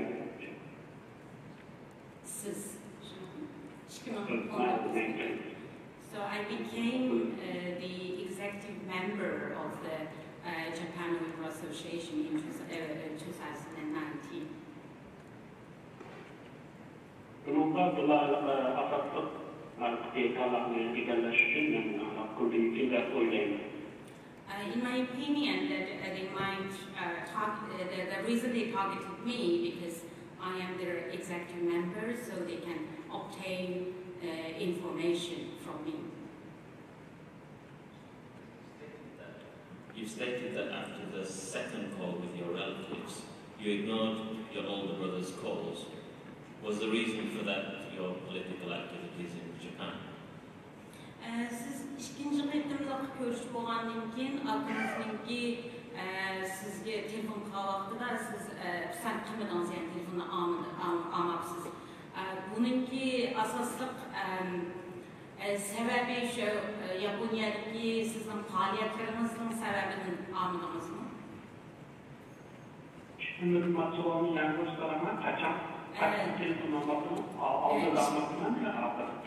İkinci qetimliq telefon paranlashib bo'lgandan keyin bayonotingizda siz keyin bir qancha qetim siz bilan paranlashaman degan vaqtda siz bu telefonni olmabsiz yo qaytarmabsiz. Buning sababi shu sizning o'zingizningki Yaponiyadagi qilayotgan faoliyatlaringizning sababidirmi? Dolayısıyla akranlar diyorsunuzlarla alakalı diye atanımda, hayalımda, kızlarımda görüştürdü diyor ama görüştürüp olup akıda ayrı memnun sözleşmelerine çıktı, talep edildi. Şu çağda ben bu ilakta katılıkta aşağıdaki akıllarında yalnız grup işletti, bizim sanatçılar bu başka akıl formu almalı. Well, when I had the phone call and when I spoke to my brother, and I knew that he was under pressure, and I also heard that there were widespread situation among the Uyghurs in Japan that the security police or the family members were put under pressure to communicate with them and provide information. And I knew the purpose of their call, that's why I ignored the call. Thank you. Subsequent to that episode, of course, Mr. Osman, you spoke to the Japanese media and your story has been prominently covered there. Is there any, I guess there are two questions here. First, what was the reason for that? And second, has there been any indication of retaliation against your family? Siz müşü mesullarını bilip durup, siz Yaponya'daki medyani kullanıpsız ve sizdeki naq meydan video sözleşmenizni Japonya haberde yayılıptı. Bunun sebebi, birincisi bunun sebebi neymi? İkincisi bu haber verilgandan keyin başka yana texmi ig'ir besimlar bo'ldimi sizga? Birinchi qitim so'zlashganda maqomim rasm ko'rilganmi? Akamni chiroyi. Akamni chiroyi bo'lsa, xuddi ostidagi yuzi ishib ketgan birinchi qitimda. Bir aql bo'ldi. Chiroyi ishib ketgan birinchi qitimda. To'ppa o'rtacha qitimda yangi o'tirib, surat qo'ydi. Birinchi qitim yıllık videolar. Şunun bilen ben bu da demiş oldu da çırak tutsam bu akan o yüzden sonu kötülerine çapta birinin kaybı aldım da özü çantanın için. Bir şey çok saçma. Well, on the first video call, you can see from this photograph that my brother's neck was swollen, and so when I asked him, it was because of the incident with water. Tamam. Su töküp aldım dediniz mi? Evet, al yüzünün sonunda kötülerine çapta birinin kaybı aldım dedi çok. Okay. So, yeah, when I was carrying water, I had an incident and I hurt my back. That's what he said, what he told me. Ben çıkartmaya kalan dedi. Şunun bilen özellikle karşısına mahvedada Aksa yeni kaydımızı tartışacak. Sırtına yapımını çıkıyor bir yerde. Bu video... Şimdi de bir tane. I think I need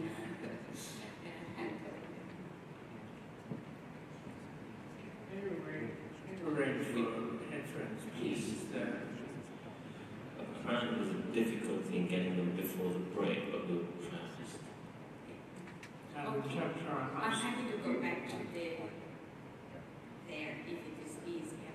Sure, that's fine. If that's, Let me do it from thank you. Şunundan benim bahsettiğim bu birinci kısımda Geçirsiz mən qulaqlıqni işlətmisəm, avaz bək qayıtıb yaxşı anlayamayıyorum.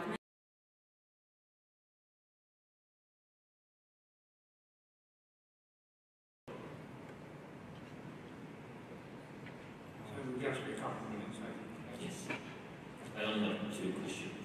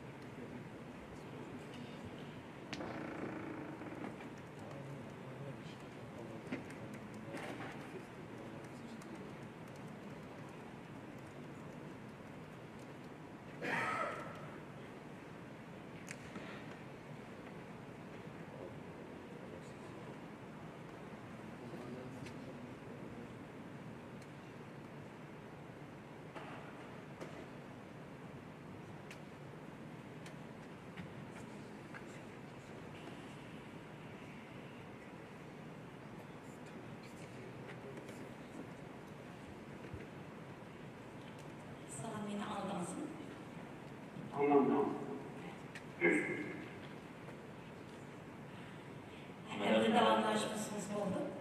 If it assists, perhaps I can just remind the witness of the question. So my question was why you decided to take your story to the Japanese media, and whether there's been, as a result of that, any indication of retaliation against your family. Bayan bu sualın yanı kaydedin sizce farkındaydım.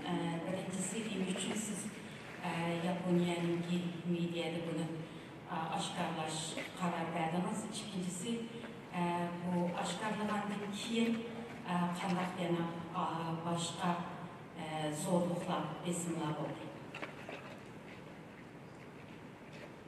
Aydın dinlediğinden de birinci şu akal şundan böyle tırmangan halatlar muhabbet üyelerdi çok maaş. Eskulatla, anında altında Xitay iken videonun içinde çıkıldı. Manide, sen çıkıldı. Sen çıkıp akanın da bir barışlar var, anlatlar, söyleşti. Onlar bu Xitay ile aydın sözleşken çağda bunda katılılıkla şunda dönüşüyor. Bir şey işte kaçırmaktadır. Okay, so as I mentioned earlier, when I spoke to my brother first time on the video, I could see it's visible that he was abused, and then I also caught the police with him, and later then the policeman or the official, when he spoke to me, he was very rude. Intimidated me.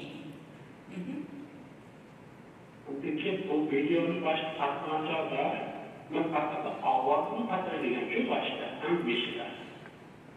Bakıyor patlan avazını çalıştığında kıymanman çalışan bir tatlıları da tatlan bundan bir şey alacak. Nasıl bu video falan bir şey kaldı işte. Initially my plan was to just record the audio, the conversation. However, seeing my brother, the state of my brother, I decided to take video, which lasted about 40 minutes. Şimdi şu ülkedeki benim özellikle kavramda bir cem olacak, bu aklımda kazaksandılar, kurtardılar dedi. After seeing the state of my brother, I had a fight in my head. I've been thinking, what can I do? What can I do to help my brother? Bunlar anda akam tutmuşken ya şpiyon kılma, şpiyonluktan olan şarkının ile konuşarlarsa ben bunu da cevap kaydıramam ben birisine. Onun da ertesi bu aklımda benim bölümünü saçaklıktan çıkırsam da devamında kısmı sınırlıktan da yani oyunu düşürlerdi. Then thinking about how to rescue and save my brother's life, I had to make some decision. Either I work for them and spying for my people, as spying and help them and provide information. But I also know that situation, the demand from them might become even more. It will increase. So also I'm worried about my brother, whether they will torture him, break his neck or his leg, and that was an extremely difficult decision for me. Bundan anti bulutlarda oyunun yerine kapıda bu dünyanın eksi vardı. Onun bir akıllı kış vardı. Ve bu kitapçı şunu başka bir şu medya kuşçuluğu kalbinde başka dünya aşkası baktan bu kitap iş olmanda akamların başını topluda doğandı ve yani siyasetin ilgili çözecektir. Then I thought there must be justice in the world. If I can expose exactly what is happening and the suffering of my brother, then the Chinese government might stop and there might be some kind of justice. Şunlar bunu devletin bir yerde. Tabii bu kuvvetleri, bu akıllı bölümler var. Terörist kuvvetleri, mamlakta teröristler, bu teröristler, adam ayaklarının üzerinde bu akıllılar, bu özellikle şişman komutan, ülkemizden ülkemizden diye, bu dünyanın sapsı olan, dünyanın önemlisi olan dünyaları, şekle, tahsillerinde sünnetten dünyanın tahsilleri şu medyalar elinde. Bundan kısa aslında akıllarını ülkelerinde kutulduğu medyalar. Well, in my opinion, what the Chinese government is doing isn't the state terror against me. It's like taking hostage, the terrorists taking hostage of people and demand the money. And this is exactly what is happening. They are taking hostage of my brother and putting pressure and forcing me to do things against my will. And that's why I thought it is important for me to expose this to the world through media. Thank you, Mr. Mazhar. I'm going to hand over the questions to the panel, who may have some further questions of you. Endi yana boshqalar sizdan savol so'rashi mumkin. Mening savolim hozircha o'sha. Agar savolni ishlaysiz, shuningdek keyin ta'rifgacha men oilam bilan bir telefon, bir telefon yozilsa, bir ko'rishish haqida yo'q. O'zgalarga atamning oyatni qanday ta'riflash bilmaydi. Regarding your question about if there is any retaliation after what happened, and my answer is that I lost contact completely. I have no information regarding my family, my siblings. Thank you. Well, good morning and thank you for joining us this morning. Can I go back a bit? I think by my calculations you've been away from Xinjiang for about 20 years now. Can you just tell us how easy was it for you to leave, to obtain a passport and to go to Japan when you left? Endi bayonotimizni qaraganda siz Xinjiangdan ayrılgani 20 yildan eshitdi. Xinjiangdan ayrilish uchun pasport olish qo'laymi? Qanday shu to'g'rida hozir bir tushuntirish bergan bo'lsangiz. Men 2005 yılı Yaponiyaga shu 16 yil o'qib o'tdim. Uchoqlarda bunga siyosat mandatchi bo'lmagandan keyin pasportlarni pul taksiyga taqdim etdi. Pasportlarni shu ko'plab berib, yakutda chiqardi. I left my country in 2005. It has been 16 years now. At that time, the situation wasn't so severe like now. And also, if we pay extra money when we apply a passport, we could get it. And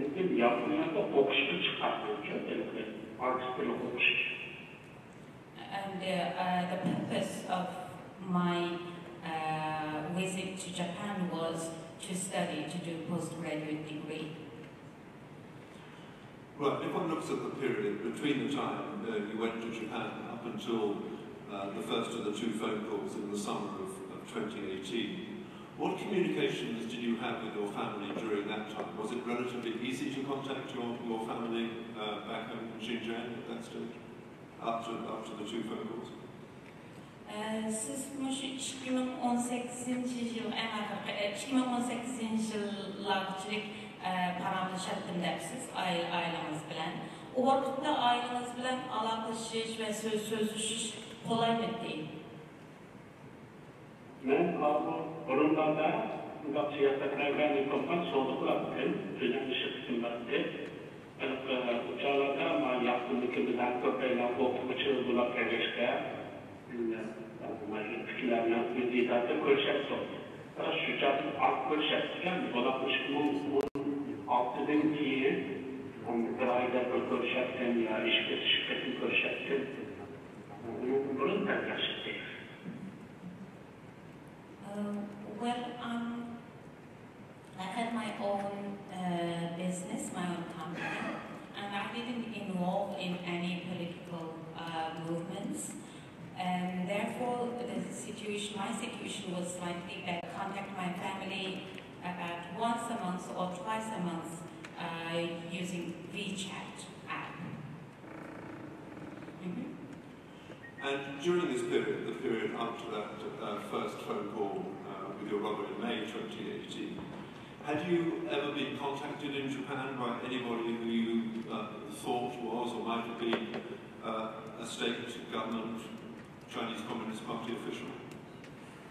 Bu 2018 qitim aqınız bilen paramlaşqandan keyin başqalar siz bilen sizni izlab vaqtimi shu birinchi telefondan keyin yani hökumatdan Xitoy hökumatining xodimlari yoki Xitoy hökumatiga ishlaydiganlar siz bilan aloqa tutib vaqtimi? Bunun 18. ayda aşırı kısa azalamet paketi, Murat Kutsu'nun paketi 11. ayda, 12. ayda.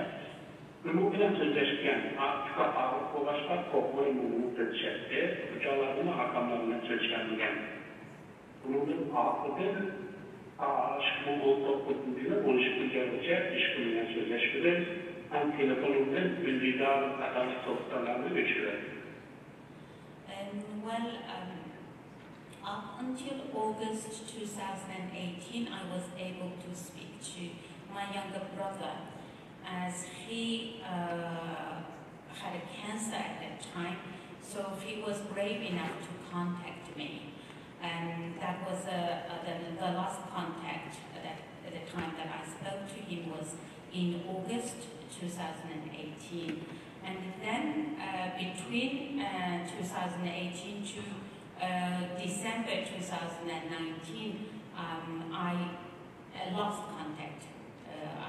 I didn't have any direct contact with anyone. Also, because of the situation, I was aware of the deteriorating situation. I deleted a WeChat app from my phone, so I didn't have any communication in between. You said in your statement that the security officials clearly knew a considerable amount about you. Can you give us some indication of the depth of knowledge they had about you and your activities in Japan?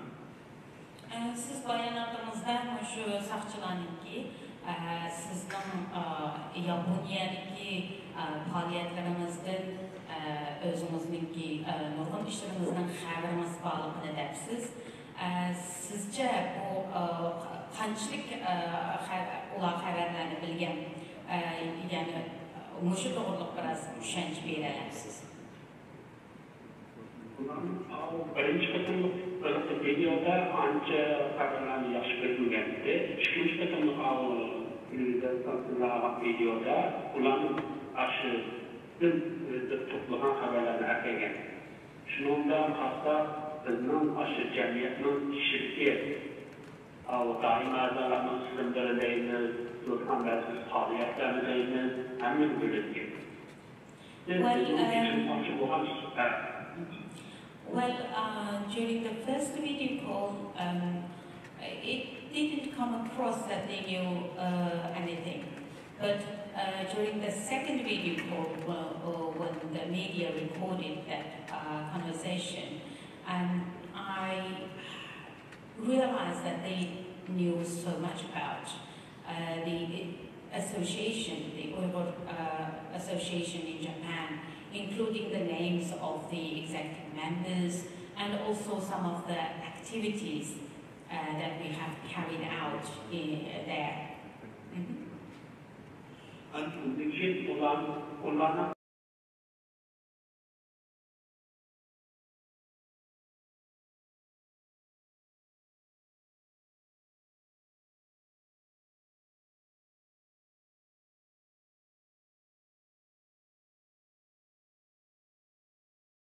koptu.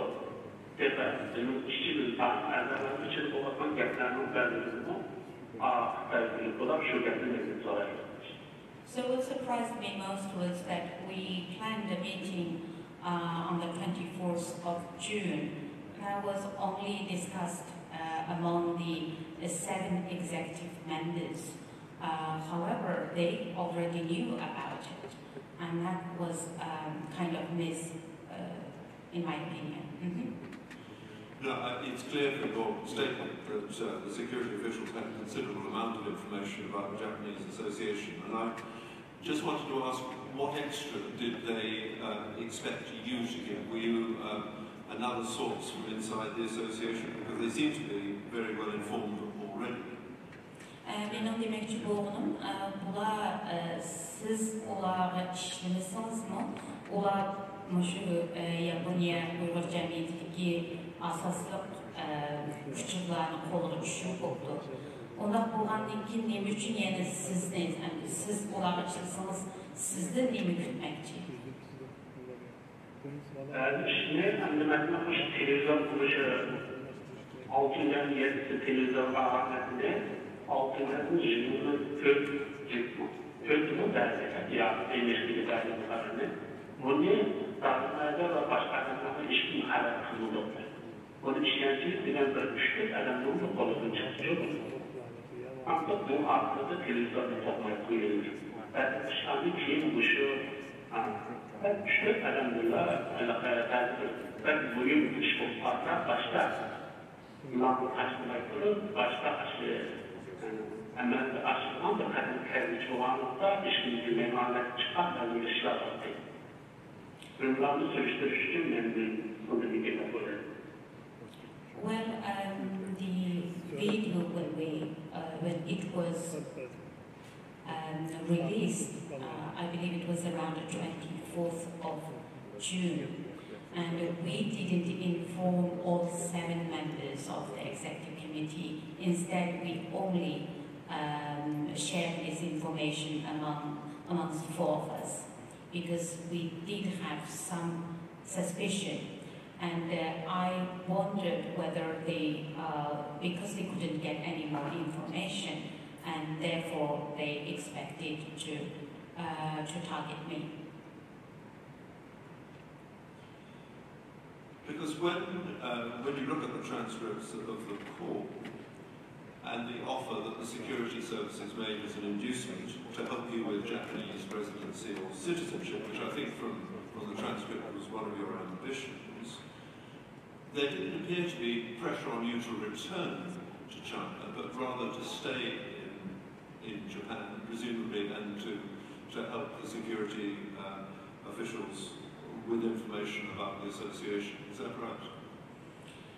Yani birisi, siz bayanatınızı depsiz, eğer de siz ular bilen hemkarlarsınız, sizin Yaponya'daki yakın vatandaşlık erişimine ular yardım berdiğanlığını depti.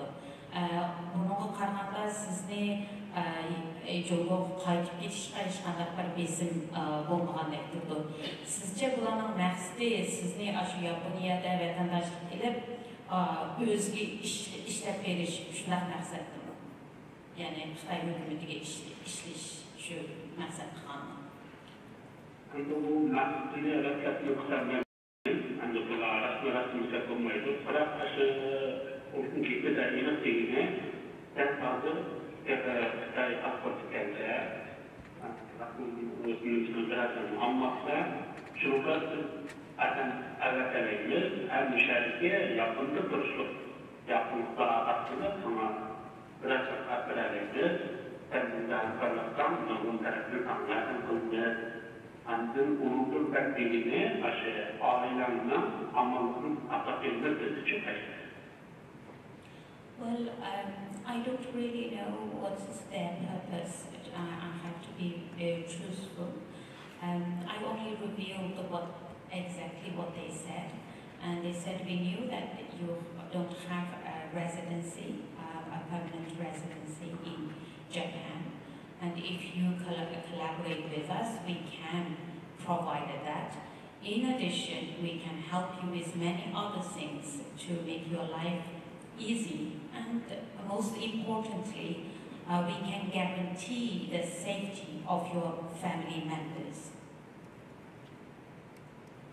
Because later on in the second call, I think your brother asked you not only to cooperate with the security officials, but also to contribute to China, not to believe anti-Chinese stories, and to return to Xinjiang. Was that, do you think, him talking for family reasons, or do you think the security officials were asking him to say to you that you should return? Because that was slightly different, obviously, from working on a residency for you in Japan. Halkımız bilen sözleşken diyen bayanatımızı depsiz, halkımızın ki sizce Xi Jinping'in siyasetinin ki yaşlığını emcette yaxşı bir rahat yaşayotganligini sizningki Yaponiyada ularga qarshi hech qanday bir so'zlamasligingizni va qaytib kelishingizni degandek shu talablarni qo'yibdi sizga. Sizningcha bu o'zining ichidan chiqib degan so'zmi yoki soqchilarningki hukumat xodimlarining Xitoy hukumatiningki besimi bilan degan so'zlarni siz shuni tushuntirasiz? Bu videosunu ilk gördükçe besimde cezalısını korkak böyle karayoluna çıkıp atrafansanın varsa bilmeymen gerekçe akışlıkları bakın kazanıldığında burada kopmuş var akanlar. Anlayacağım diğer yerde sen cezam birlikten bu da koyulacak ama kovuşan sen bulduğu önce. Mesela yaptığım bu başka bu çok maşır. Ben besim attılar. Denizin vatan geldi. I firmly believe that he said all that under pressure, because on the video, if you look at it, you can see that he was looking around and as if he was seeking answer what he should say next. Also, the hints that he said, you should understand. He used language like, you know it, you should understand. So that is all indicate that he didn't speak freely. He was speaking under pressure. Anlıca mesela başlayan videonun bir kısımlarından ve hatta aklımdan işte çıkartıyor bakıyor şundan ısıtıp and if you really watch the video carefully, you can see there is one incident there that they kind of pushed my brother very rudely. Thank you. Just one last question, which at the end of your statement, you refer to a Uyghur woman returning from Japan to see her father, and then her body being returned home. Could you say a bit more about what happened in this incident? Siz bayanatınızda bir Uyghur yaş hanımınki Yaponiyadan vatanga qaytgandan keyin o'lib ketganligi va o'ligini oilasiga qaytarganligi to'g'risida so'zlabsiz. Shu to'g'rida biroz tushuncha berasiz. Aslında benim deganda yekayda bir vaqtda bu yaptığım yerde Tokyo Üniversitesi tarafından maziklik isteyen bu 2019 yılı ekstremlerde yok kayıt bunun karşısını çıkarılıp gelmedi. Şunun bilen bu kurbanlar neymiş zaten bunu da kaydırılacak. The person that I mentioned, the young lady, her name is Nikai. She was studying in Tokyo University, and in August 2019, she returned home after learning that her father was detained. Bu bıçakla durmuşla anneler konuşuyoruz, yakın etken. O kurbanlar kayıttı. Aşağı bir yılda, bu sıkıntılı konuşmalarda bu kızın ölmen kalbine bir taksit aldık. Bunun bunu derhal biz aşağı alakışlığa, medyalarla alakışı, hem arkadaşlarının kalbini bunu verdi. Bu kez 30 yaş kızına kurbanlık, şundan yaşı olmalı. We had a very close relationship with Mikai, knew her very well.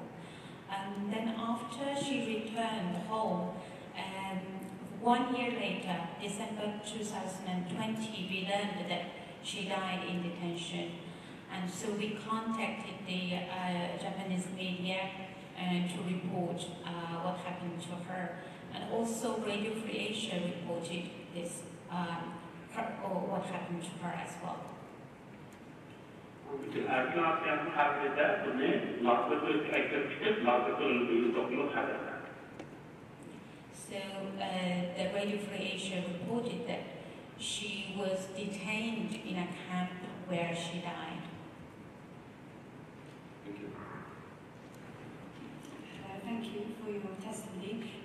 about the officials being from the National Security Bureau. Is this the same as the Xinjiang Public Security Bureau, or is it another branch based in Beijing?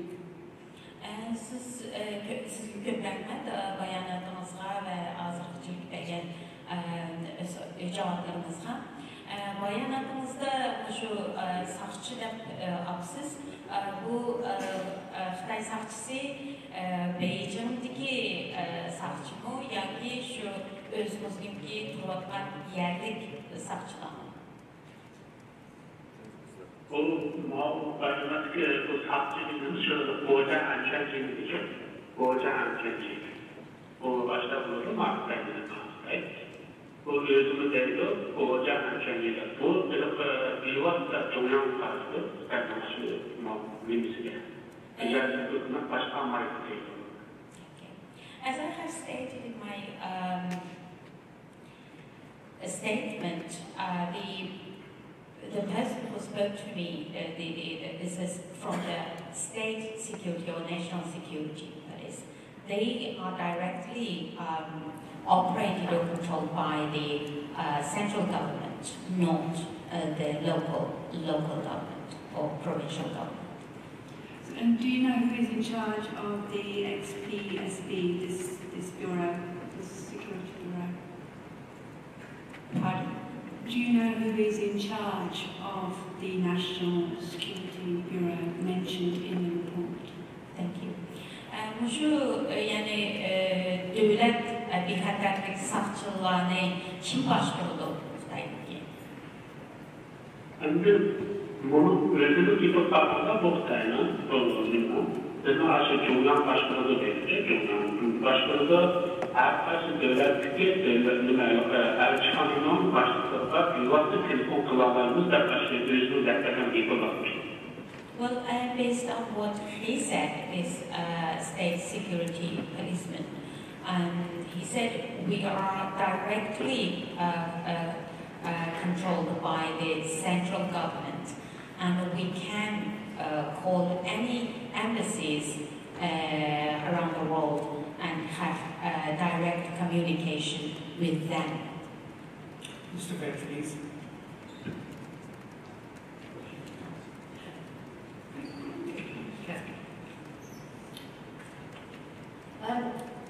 Could you please let us know whether any of your colleagues in the Uyghur Association in Japan have had similar approaches to seek information from them from Chinese authorities?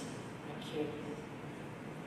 Endi şu Yaponiyadagi Uyg'ur jamiyatidagi siz bilan o'xshash o'rindagi do'stlarimiz ularni o'xshash o'sha Xitoy hukumatiniki besimiga Xitoy hukumati tarafidan ular bilan aloqa qilib ulardan uchur egallaydigan o'sha besimlar bo'ldimi bilamisiz? Benim bizim burun, bunu artık mağdur reisimiz Ahmetcan İttifakı'nın tartısını aşırı göz alınıp, aşkın sözlük şartını bizge asıl bilmem kıtlarda giden videosu bunu hakkında çıktı. Aşırı yapmayan çoğun videolarında da hakkında. Well, yes, the typical example was the Vice President Ahmed Latif, and he also experienced the similar situation. They pressured him after holding his father. The police holding his father became his father, and pressurizing him to provide information. Andaki vakıfta reisimiz artık gelip belirtişimiz bu. Aşağı atanımına alınıp yorgava aşı ben tanıyaklarını toplat yine bir sınavca var. Also, there is ongoing pressure against Abdul Karim, who is the president now of the Japan Uyghur Association.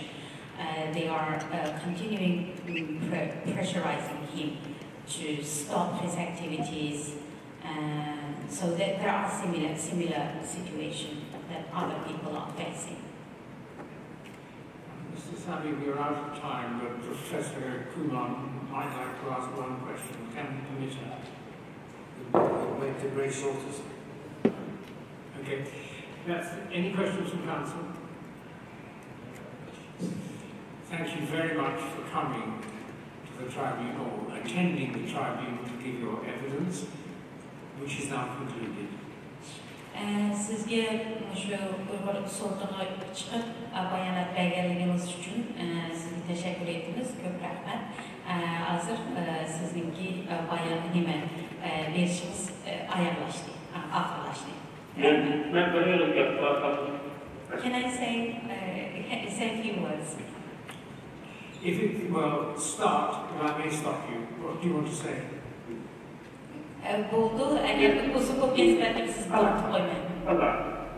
Anne, bu sofra ben özen çıkışarsını orada benim aşık olup tukarlarında yeni çıkışı diye bizim Uygurlarının bizim vatan ahvalını dünya bilse ileride güzel sonuçlarla orada katına birisi verkenler benim Uygurlarının bir şey sorsan Sorry, I will stop you now. Yeah, I just would like to say that, through giving this evidence, and I would like the world to learn what is happening, and so more pressure to the Chinese communist government, and to relieve my people from the atrocities that they are facing. Thank you. Thank you. Mr. Sabi, how long do we have for a break? 20 minutes.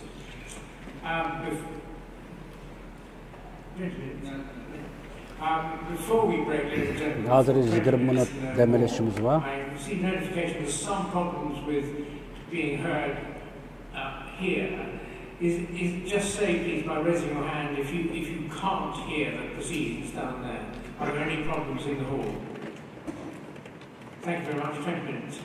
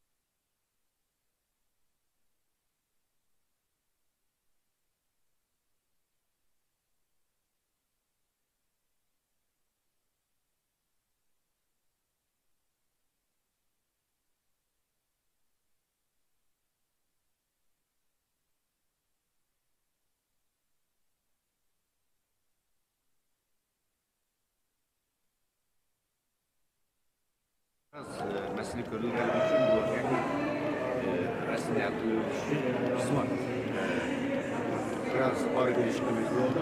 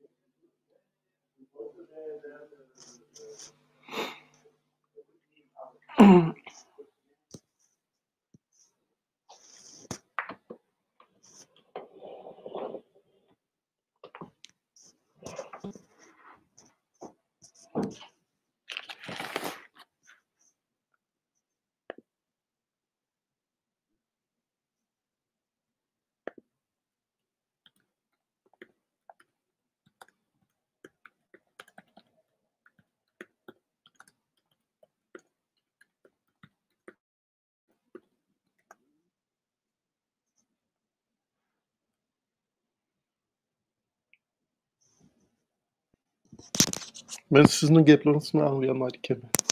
Jumon. Shundoq bo'lsa, meniki ovozim yaxshiroq chiqishi mumkin.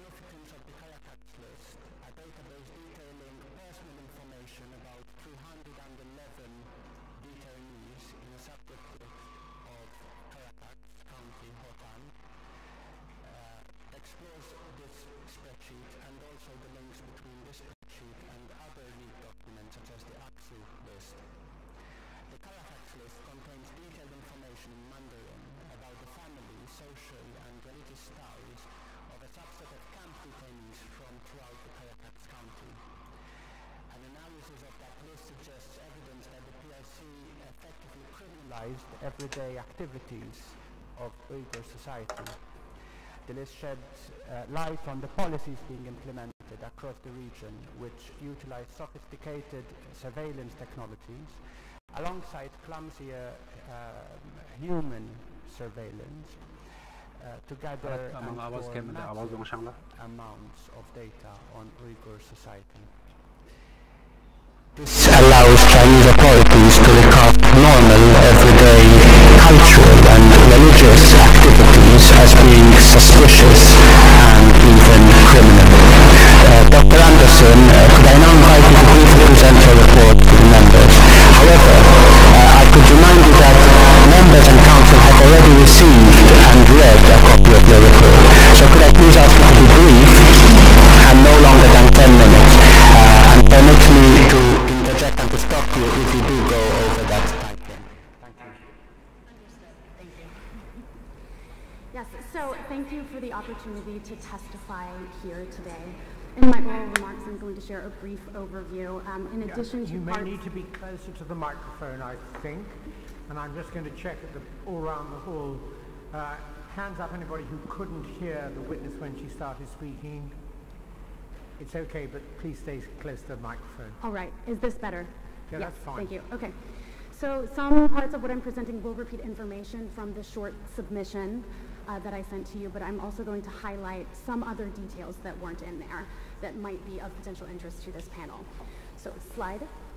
The Parakash list, shown here in a redacted version prepared by UHRP, where I work, is a spreadsheet containing 677 detailed information about 311 detainees under the management of the Istan subdistrict in the county seat of Parakash County, Khotan Prefecture. The purpose of the document, which is titled Internees Related to Unreported Persons, appears to have been to track the social and religious relations, as well as the re-education progress of highlighted in yellow here, and a total of 28 references to community level cadres more generally as the people who conducted this work.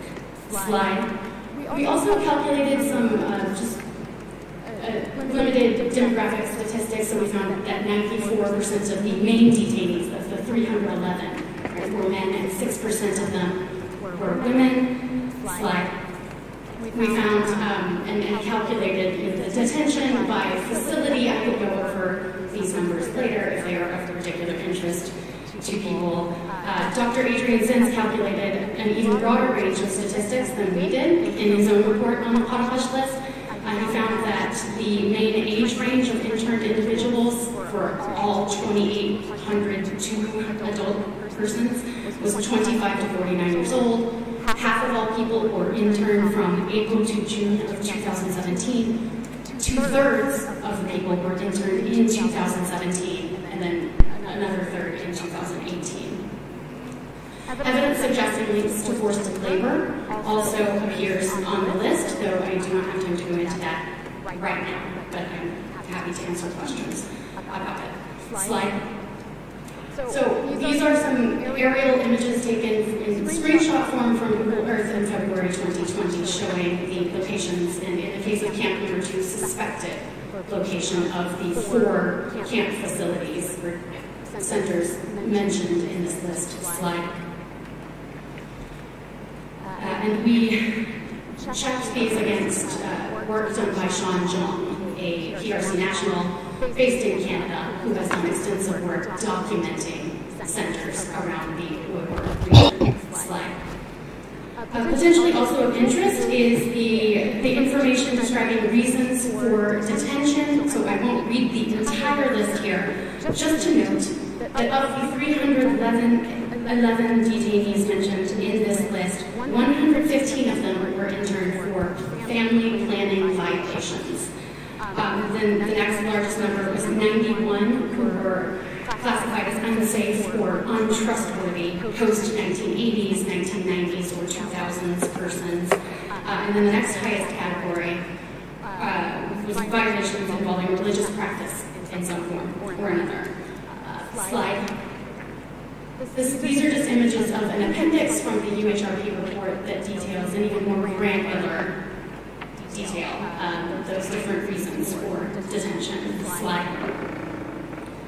Also of interest is the final judgments of the sub-district and community officials who appear to have compiled this document. So final judgments by officials showed us that many detainees were remaining in detention or under some form of close monitoring and control even when they were let out. So for example, 98 of the 311 were released into community management and control. 77 were marked finished or safe. 43 were noted as needing to continue training and finish after 1 full year. 41 were noted as working in the industrial park, and more. Right, and so to wrap up, I want to mention some of the implications. Slide. At the time that this document was published by UHRP, by Dr. Adrian Zenz, and by representatives in the international press, it was the third high-profile leak of Chinese government documents related to the campaign in the Uyghur region. And it was significant for the way it provided a granular look into the system of repression as it operates on the local level. And the document has several important implications, as you've already heard a bit in the description of my testimony. Evidence for linkages between the IJOP and information gathered and stored on individual Uyghurs at the local level of geopolitical administration in the region. Linkages between this information and other government policies and tools, including programs such as Becoming Family and Program of Forced Labor. It raises implications about the scope and intent of the data gathering and the relationships between that data and repression. It also has important implications for the role of guilt by association in the repression of Uyghurs. And finally, evidence that the party state has effectively criminalized everyday life as it restructures Uyghur society from the ground up. Thank you. Thank you very much for that presentation, Dr. Anderson. The presentation focused on the camps, and I'm sure members will have several questions about the Caracas list and the actions in the camps.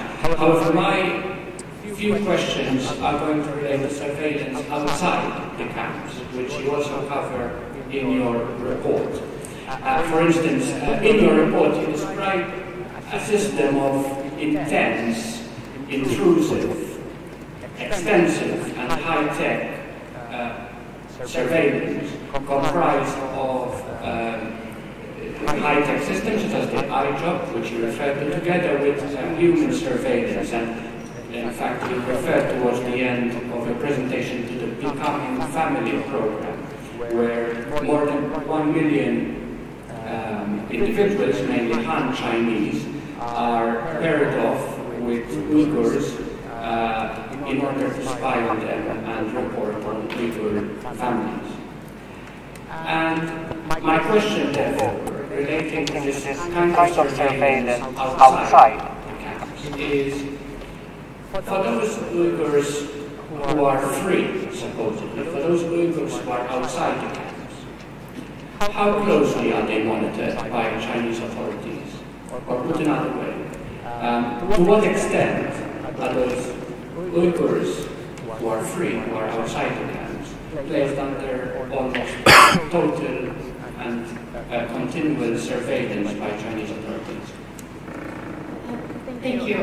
Given what we know about the surveillance and monitoring system, even Uyghurs who are free, as in outside some form of detention or other state custody, are constantly subjected to monitoring and checks at checkpoints located throughout the different jurisdictions where they might live, right? Where they have to, in some cases, plug their phones into tools that the police there use to scan phones. They go through facial recognition systems, body scanners, and other forms of scanning and checking, right, at these checkpoints. In addition to that, it is the free Uyghurs, in fact, who are visited by representatives members of the state in, for example, the Becoming Family program. Right? It's not people who are already inside from detention who are visited by those people. So, accounts in the secondary literature, right, that mention this Becoming Family program have detailed the ways that workers reportedly do not feel free to speak in the local language, for example, or to perhaps cook the food that they want to cook, or in instances where they might be cooking with the family member who has joined them, they can't ask, for instance, what kind of meat is in that food you are preparing, because that might be a sign of religious extremism. The family members are reportedly tasked with coming in and documenting, what happens inside the family home, asking children about their parents, asking about daily life, daily habits, daily practices. So that technological surveillance, and then through checkpoints, through facial recognition cameras, through scanners that people go through, and then also what I've characterized as this more clumsy human element where there's a little more room for error, right? Those two things combine to mean that effectively, in my opinion, Uyghurs are not free, even when they are, quote, free. Thank you for that. And to the extent of your knowledge, to what extent is the same kind of intrusive, extensive surveillance accorded to, for instance, Han Chinese people? To the best of my knowledge, this same kind of surveillance is not used on Han Chinese people in the region. Now, I was last in the region in 2018. And when I was there, I saw that, for instance, at checkpoints, there are separate lines. Or there is were in 2018, separate lines that Uyghurs and other non-Han peoples had to go through than for Han people. So there was very different treatment, even though Han people had to go through those lines as well. They didn't have to go through the checkpoints as well. They did not have to go through the same lines. And all evidence that I have reviewed secondary literature suggests that the Becoming Family program, the program of cadres entering local people's homes, is only targeted at Uyghurs, at Kazakhs, and at other non-Han peoples. My final question handles over to the members, but my question now relates to what activities are considered criminal, as I heard just for example from the Caracas case. But we often hear Chinese authorities state that individuals who are protected or imprisoned this is done because they are engaging in criminal activities. However, you state that activities that can be flagged as suspicious or criminal include things such as following Uyghur customs or practicing Uyghur religion. Is that correct? Is following Uyghur customs or practicing Uyghur religion potentially criminal or suspicious activity? Şundak boldu düşünsek düşünceli boyunca. Elbette şundak. Ben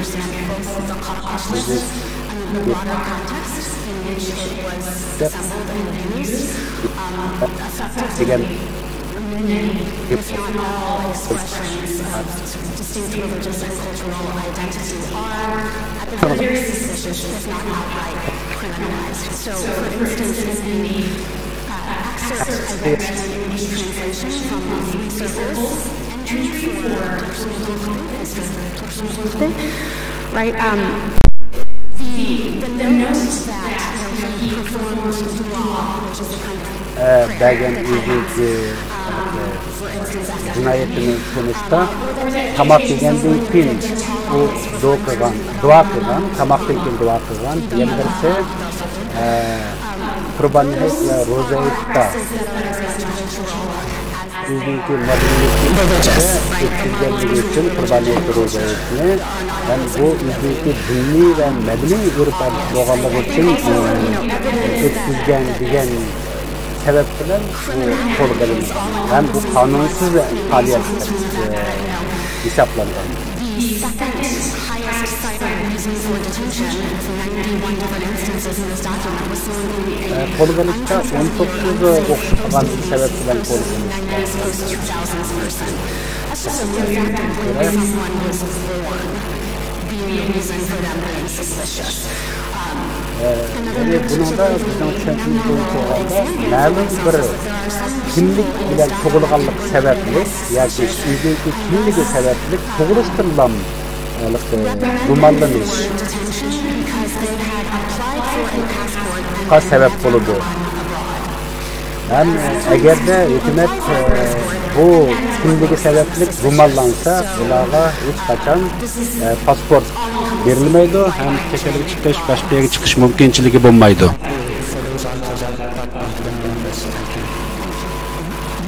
Rahmat.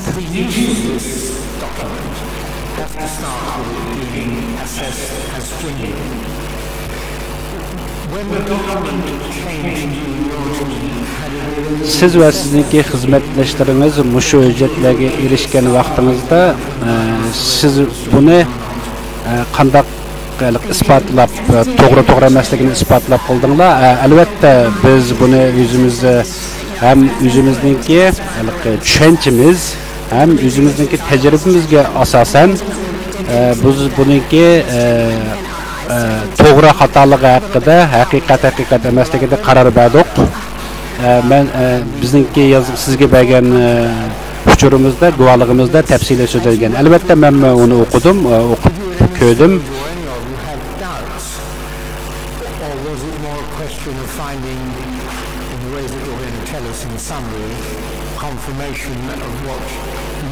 Sizlarningki bu to'plagan uchurlarningki ya'ni isbotlanishi haqida sizlarning tadqiqotinglar to'g'risida ozroq isbot bera olamsiz?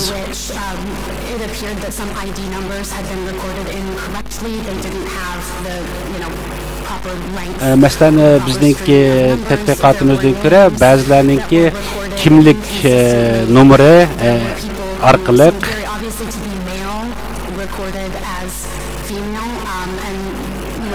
hem bundaq kimlikdə adamningki ayollığı ve şununla oxşaydigan nurg'unlagan isbotlar yezilgan hem insanlarningki bu adamlarningki her bir shaxsningki uchurlarini to'playotganligi hukumatningki bir uchur sifatida biz isbotlab chiqdik. Possible to say how many different people may have contributed to the entries, or would it have been a single scribe? Or sizlar mushu isbotlarni qarorlashtirishda qandaq asosni asos qildinglar? Biz bu to'g'risida qanchalik odamligi chiqtirmay aniq qancha odamningki materiallarning to'planganligiga men aniq to'liq hammasini deb bermayman. Qanchalik odamlarningki kimligi tizimlanganligi haqida, ammo shunday tizimlangan. Jungo Kommunist Partiyasininki bu xalqningki kimligini birdan tizimlab menayotganligi to'g'risidagi yana boshqa guvohliklarni bera olamsiz?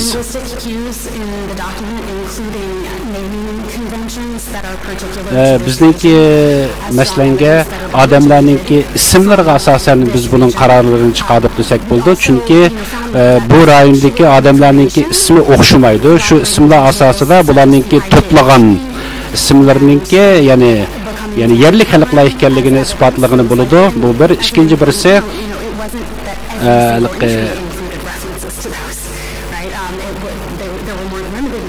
ya'ni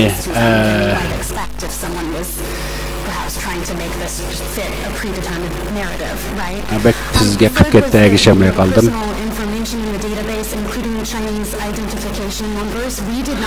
Bizningki yana bir to'plagan uchurimizdan ko'ra Xitoylarningki kimlik kinishki nomeri asosida biz uniki kimlik haqida kimlik Xanzumu yoki yerlik xalqlarmi deganni tepish uchun doktor Andrezeningki tadqiqotidan ko'ra ham shuniki asosida biz nurg'un qarorlarni olgan bo'ldik desak bo'ldi. Ham shuningki tadqiqotidan ko'ra bizning isbotlarimiz o'tirib qo'yilgan. I already touched on it to an extent, but the final point I'll make is that in discussion with other experts, söz bek tiz bo'lib ketdi, men erishamadim. Other people, right, that we reached out to and talked to in the process of doing this research, we all determined that the document appeared authentic. It appeared genuine. Was there some incident involving a bit of a giveaway by an individual in the People's Republic of China? Yes. Thank you for asking that. So in the days that followed the publication of our report, Dr. Zenz's report, and media reports, including by CNN, bizningki ham Dr. yoki CNN'dagi xabarlarga asos bizni bergandan keyin Xitoylarningki kundalik xabarlar gazetida biz bergan uchurlarningki kimligi haqida berilgan uchurlarda this particular individual's information had not been made public in the redacted document that we made public when our reports went live. So on February 23rd, China Daily produced a video, published a video featuring a woman named Multaji Barat, who is featured in rows 298 and 590 of the Holocaust list. And in this video, Ms. Multaji claims that she was never interned. She notes her age, which is the same as the age that is given in the Holocaust list in the rows concerning her. And then, just as a note, the final entry for her, the second entry, number 590, notes that it was recommended that she could continue her release. So she had been released by the time of that entry. It noted that she could continue her release from detention on account of good behavior or good cooperation with local authorities. So that would explain why she was able to be in the video, perhaps more easily than other people might have been. And the video appears to have been filmed at her home, which might also be a relevant detail. So is this a video trying to show that the document was false, proving that it was genuine? Yes, that is what the video is attempting to show. Yani bir video, yani ko'rinish berilgan, u ko'rinishga aslangan vaqtida yani bizningki to'plagan uchurlarimizningki haqli ekanligini isbotlab berdi. Chunki biz o'tirib qo'ygan shu odam videoga chiqib yoki Xitoy xabariga chiqib, meningki shaxsiy hayotimga aralashmanglar, mening hayotim yaxshi degandek guvohliklarda bo'lgan. Ya'ni demakchi o'g'ini bizningki topgan academic opinion which is critical of the assessment of this document being genuine. I have not seen any of this particular document. Does your answer suggest that there is some non-Chinese academic opinion that is critical of the other leaked documents being genuine? Yes. Which document? I have not in any published source as of yet, but I have heard from some people who are doing work with primary sources related to the Shanghai list that was leaked earlier this year, that there are some doubts as to the authenticity of that list. And if necessary, you can point us later, if we need it, to the academics who have doubts about that document. Yes. Sticking with this document, has the PRC published any criticisms of detail about the list, or have they only just simply said it is a forgery?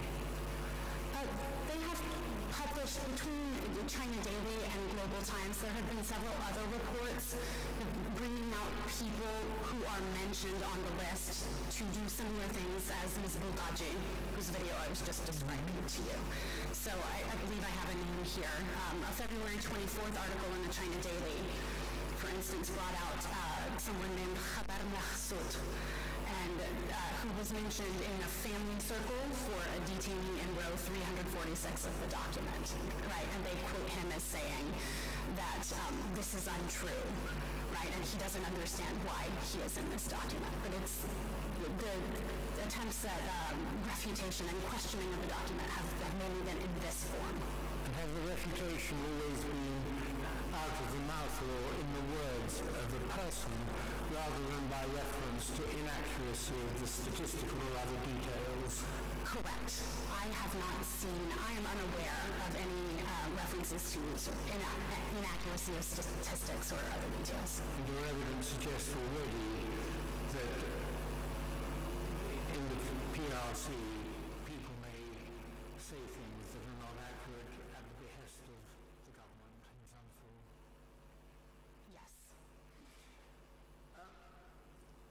If anything is known about the person who leaked this document that would expose anyone to risk, don't answer this question, but is anything known about the person or possible category of person who would have leaked this document?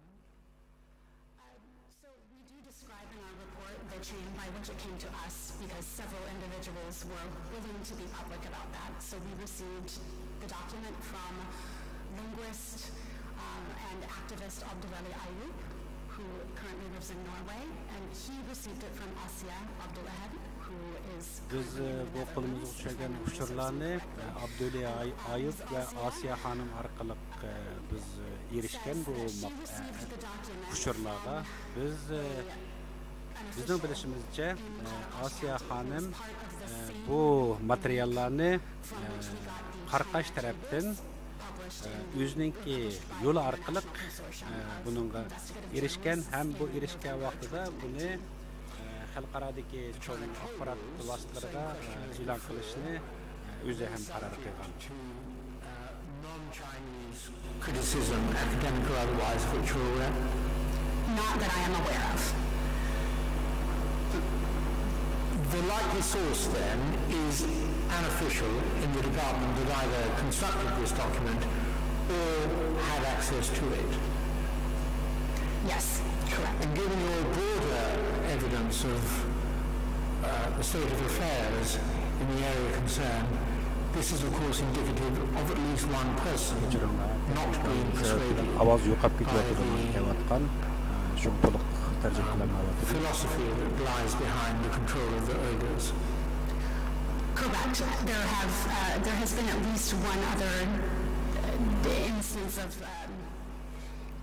that's been reported on of a relative. Said anything to the Uyghur culture, the Uyghur religion.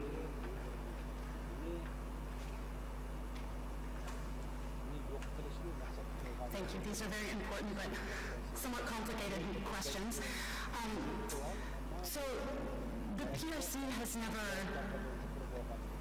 come out and said in those words, right, we intend to eliminate Uyghur culture, Uyghur religion, Uyghur identity, language, and so forth. But I think when faced with evidence, for example, what is happening with language in schooling, to eliminate a language is to cut off education in that language, which is what we see happening, right? That in the course of a generation really begins to impact. Forgive me for cutting you short, but I'm running out of time, and we've got evidence of that from elsewhere.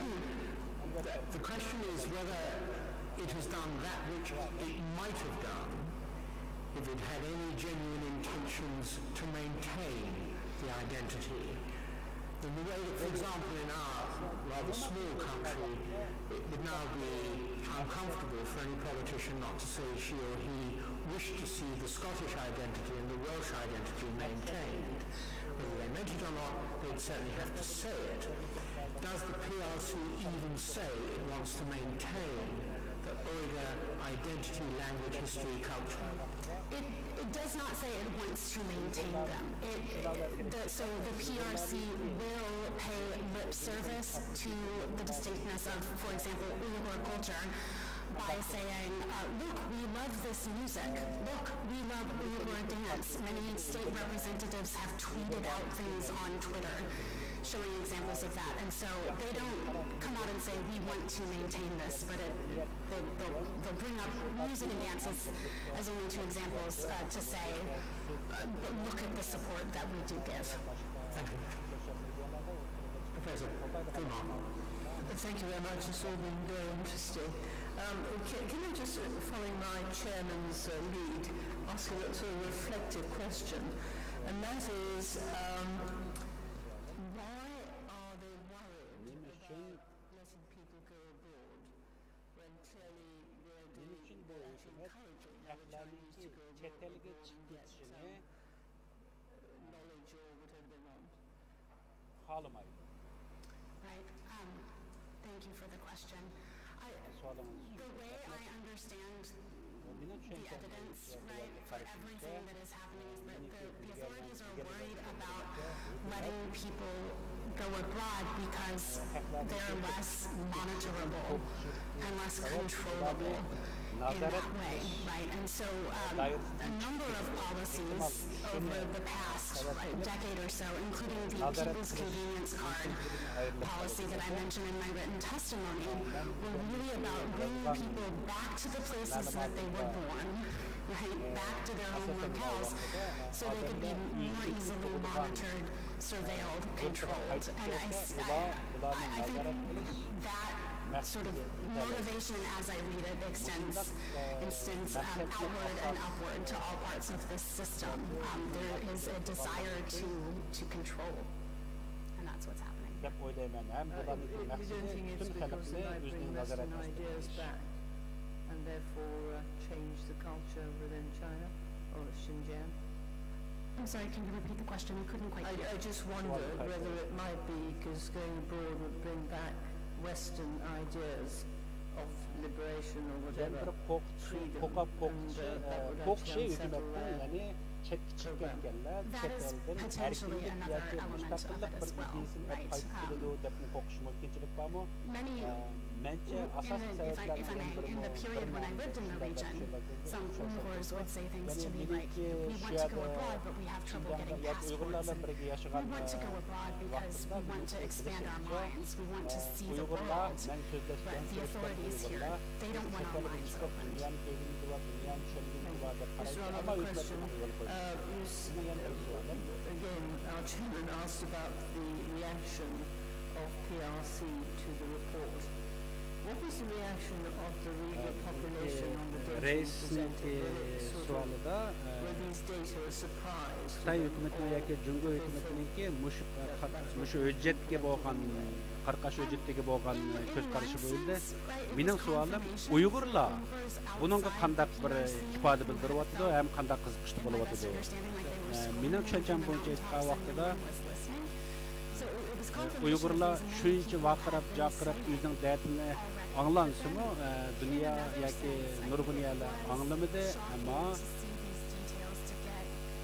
hamda bu hujjatniki o'ttirib chiqish bilan yetarlik isbotlar o'ttirib chiqdi. Bu ya'ni yerlik hukumatning qo'ldan o'ttirib chiqdi. Ham shu hujjatni CNN'ninki xabariga asoslangan vaqtida mushunga asosida bir qo'lga ilingan odamning kishininki singlisini İstanbul'daki bir singlisini ziyorat qilish mumkinchiligi erishgan, ya'ni mush hujjat asosida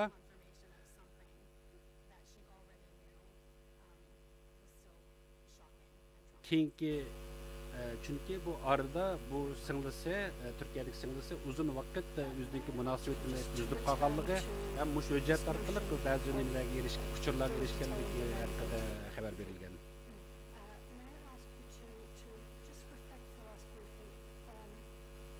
Yani bu qo'lga ilishdan qo'yib berilganlar haqida so'ralgan savolim. Yani bu yerda qo'yib berilganlarga ishinib qo'yib berish bilan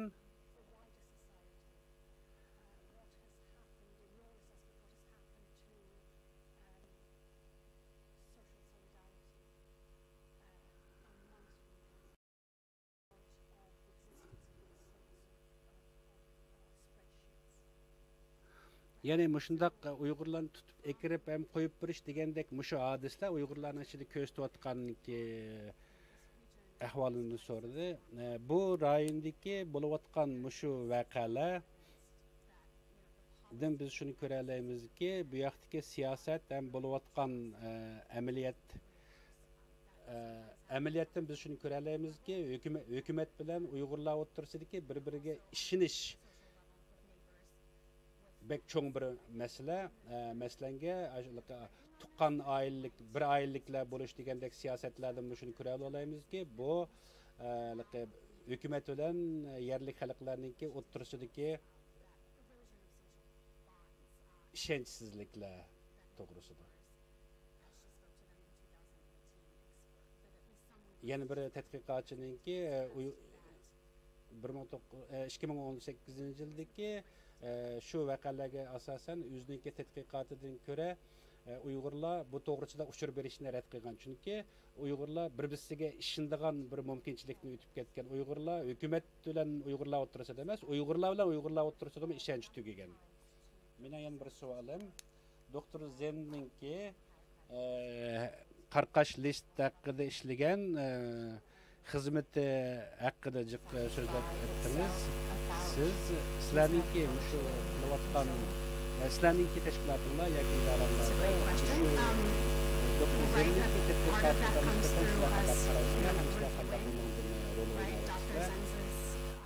doktor Zenninki xizmatlari yani mushu hujjatlar asosida bo'layotdi. Chunki bu hujjatlarning hammasi hukumat hujjatlari. Ham mushu hukumat hujjatlari asosida o'zi nurg'un tadqiqotlarni olib borgan.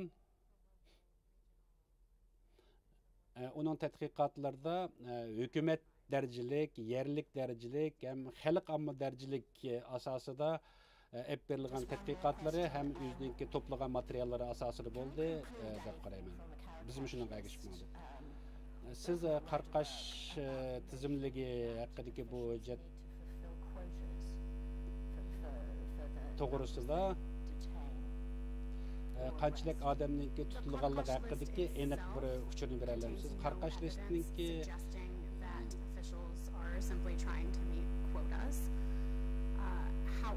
yani yerlik hukumat xodimlarininki berilgan bir uchur bo'lib, agar men xatolashmasam, bu hukumatninki ichki bir xil hujjatlari ham o'sha Urumchidagi soqchilar o'ttirisida tarqilayotgan hujjatlar asos bo'lingan. Ham shuning asoslangan vaqtida üzülüp kaldım, erişemeye kaldım.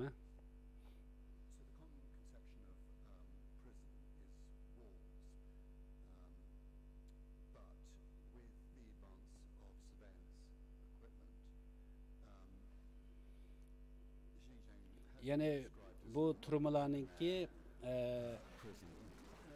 Şinjan'daki turmalar hakkında sözüldük ama bizdeki düşüncemizden göre Şinjan'ınki özü bir turma deb düşündük. Seninki düşüncende bunu sen şundaq deb qaramsan, şundaq bütün Şinjan bir turma şekilde tutumu hazırkıdek bundaq terbiyeleş orunları hem jig'velash orunlarınınki turmalarınınki bo'lishi qandaq bir mesele. Sualingizda qayta so'rgan bo'lsangiz tushunamay qoldim.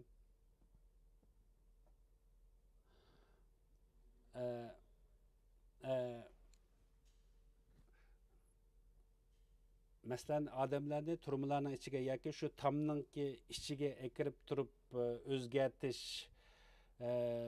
o'zgartish bilan Şinjanni umuman bir turma deb qarasak, umuman Şinjandagi hamma xalqni ham shundaq bir nazorat ostida tutayotgan turg'uliq nima uchun yana bir turkum odamlarni yana fizikal bir jismoniy turmalarga elishninki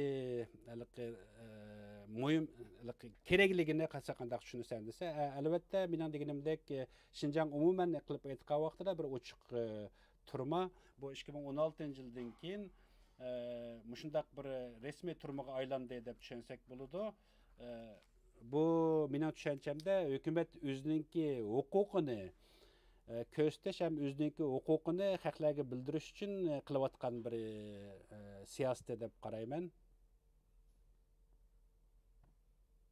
Bu o'zininki huquqini ko'rsatishdan iborat. Mening oxirgi savolim 2 minut vaqtimiz qoldi. Shunglashqa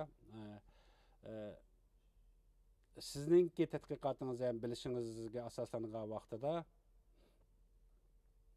bu bir nəhayət stratejik bir hadisə bolayotgan Cumhur Komünistik Partiyasininki yoki mərkəzi hökumətninki yoki Beijingninki olib berayotgan siyasəti tügüş mümkünçiligi barmı? Without the approval of the central authorities. Mr. Clark, 1.5 minutes for question and answer. I got the message. Sualım var. Birisi ahirki sizlarninki bəgən guvalığınlarninki ən axirdiki proqramı toğrusida sormaqçı. Şunun da sözlənən muşu qararını bəgüçülər sizcə kim? Bu qararını kim verildi?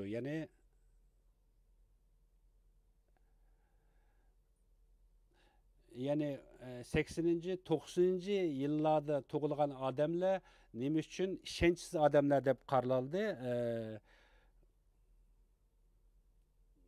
Chunki 90-ci yillardagilar nihoyatda ko'p 30-40 yoshlikdagi odamlar hisoblandi. Buni siz qanday deb qaraysiz?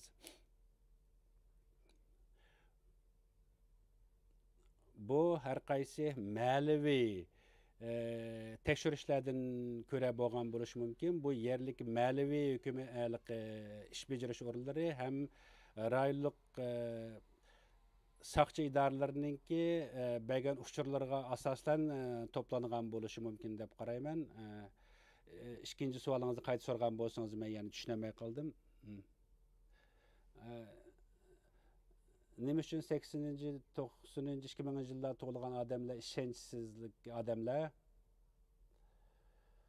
degan bu savolga chunki bu vaqtlar 80-ci, 90-ci yillar 2000'ning boshlarida Jungo biraz ochiqroq ham siyosatda boshroq bir vaqtda cho'ng'igan odamlar bo'lganligi uchun bularningki cho'ng'igan sharoiti ularninki ideyasida o'xshamagan bir o'sib yetilishini shakllantirgan deb qarag'anligi uchun bulardan gumonlangan bo'lish deb qarayman. Ammo hukumat shunchalar ko'p Uyg'urlarga ishonchsiz qarashligi ham ularninki ustida nazoratchilik olib berishlarini mening tushuncham meningmi yani o'xshash tushuncham chunki men shunday deb o'ylayman. U davrlarda cho'ng'iganlarningki ideya tarafda o'zgarish qilyapti. Boshqalarningki savolinglar bormi? Yo'q deb so'radi. Dr. Anderson, sizningki bergan guvohligingiz uchun ko'p rahmat. Sizningki bergan uchurlaringiz bizga bek muhim. Rahmat sizga.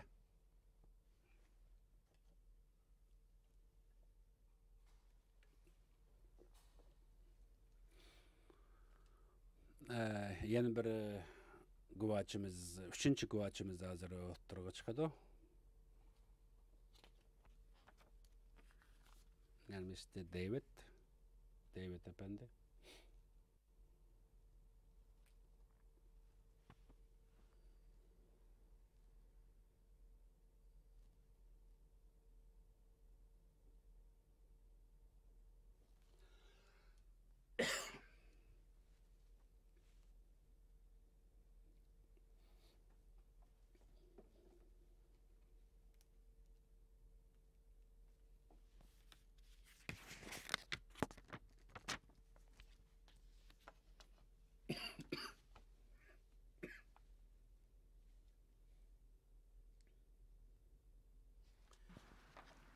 Dr. Tobin, etkileriniz hayırlı olsun. Dr. Toygun David, studies at the University of Sheffield and was Sheffield formerly University'deki Şərq the Asiya tədqiqat Ellsworth Research Fellow in the Political orada Economy of tədqiqatçı China at the University of Manchester. hem Manchester University'deki Xitay siyaseti tədqiqatı mütəxəssisi Şinjan hem Xitay'nınki asallık milletler siyaseti hakkında köp tədqiqatlarını yazgan, kitaplarını neşr kılgan kişi. Bu adamınki yeni bir eserlerden biri Şinjan'daki bexatarlık hakkında yazılan kitapları. Hem Uygur ve Xanzula oturusudaki, yani Xitaylar oturusudaki münasebet degen eserleri var. Cumhur Komünist Partisi'nin ki kandak siyasi kararların çıkarılganlığı doğrusunda verilgen reportları var. Bizge belgen bu haberleri ve uçurlardan göre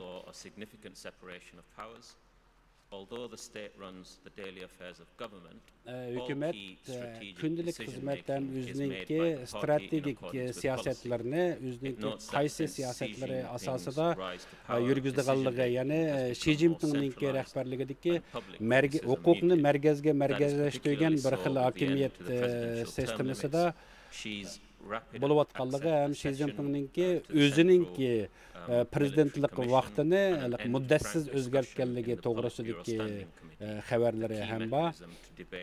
Policy in the PRC and an outlet for political factions to debate and direct policy. The practice of cross-posting young cadres in key party and government roles yaş kadrlarınki hükümet bilen bir qandaq işlash, hem merkezi hükümet bilen qandaq işbirligi ep bardığanlığı, hem qandaq terbiyeliği to'g'risidagi xabarlaringizni biz ko'rib o'tdik. Biz sizniki 6 ayda berilgan bizga bergan bu uchurlaringizni biz paneldagilar yoki shu guruhdagilar hammamiz ko'rib chiqdik. Biz sizdan shu uchurlaringizni qaytadan bir 10 minut ichida bergan bo'lsangiz, qayta uchur bergan bo'lsangiz yaxshi bo'ladi.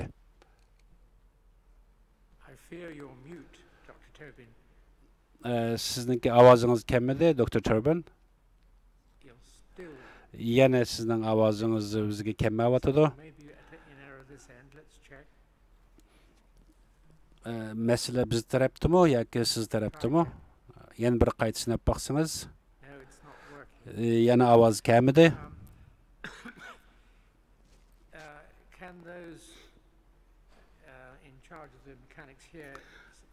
Texnikal meselelerni qilayotganlar Dr. Turbinninki kompüterden chiqib ketib qayta kirishni talab qilsanglar, anandan keyin yaxshi bo'lishi mumkin.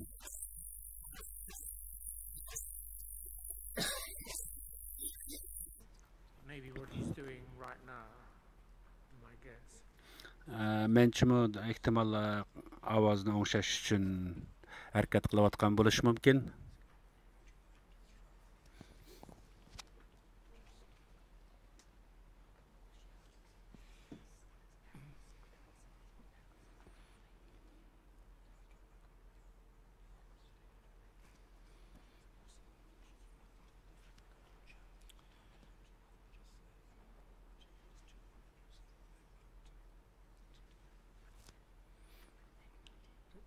Mr. Sabi, if it isn't done already, it might be prudent to give a call to Dr. Tobin so that all methods of sorting the mechanical shortcoming are approached from different angles. Yes, so hopefully it will be resolved quickly, Mr. Chairman. Meseleni hal qilish uchun tirishayotimiz, Rais efendim. Tezarda hal qilishga tirishimiz.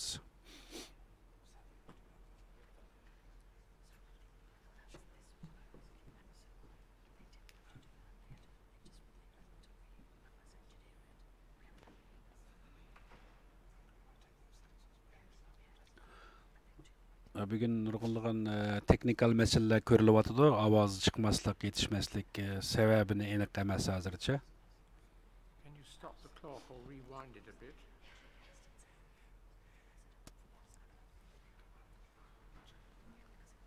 Mr. Chairman, the alternative is to take an early lunch break and come back to you. Menche tushlik tomoq balduroq chiqib tamaqdan keyin, tushlik tamaqdan keyin qaytib kelsak, Dr. Turbinga yaxshi bo'lgandek turamdi nima degan maslahatni beryotdi.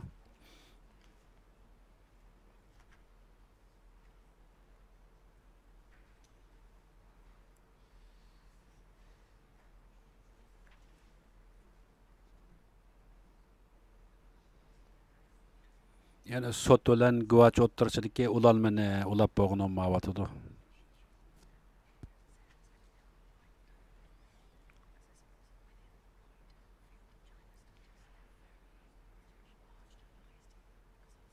I don't know if the people in the gallery are able to explain whether it's this end or that end problem. Bu texnikal ishlarni qilayotganlar buni o'ylash vaqtini deb berasizlar. Agar telefon bilan aloqa qilsaqchi.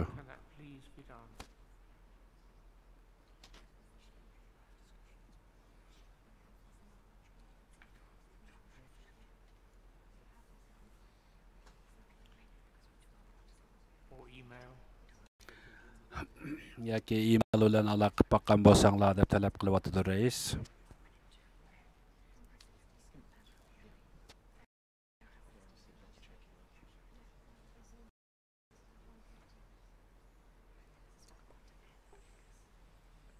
Dr. Tobin would be available for 1:30, so Mr. Chairman, if we can break now, then we can... Birden 30 o'tgan vaqtida, ya'ni qayta ulinishni qurolligidekmiz.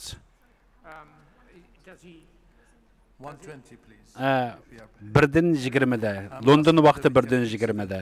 We can come back at 1:20 for Dr. Tobin and have a lunch break now. Hozir tushlik tomoq chiqili. London vaqti 13'den 20'da yoki 1'den 20'da qaytib kelamiz. We can't just assume that an academic of his status is not busy in the afternoon. Biz professor efendininki tushdan keyin vaqti bor yo'qligini aniq bilib olsak yaxshi bo'ladi. Aloqa qilish mumkinchiligini qursanglar.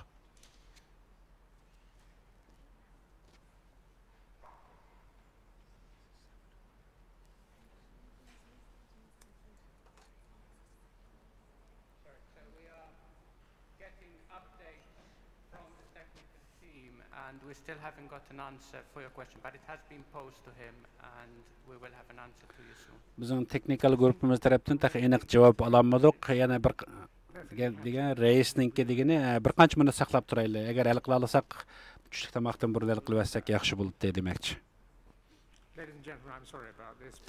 Efendimlar, xodimlar, kechirim so'rayman. Bu undaq ishlar ba'zi bo'lib turdi.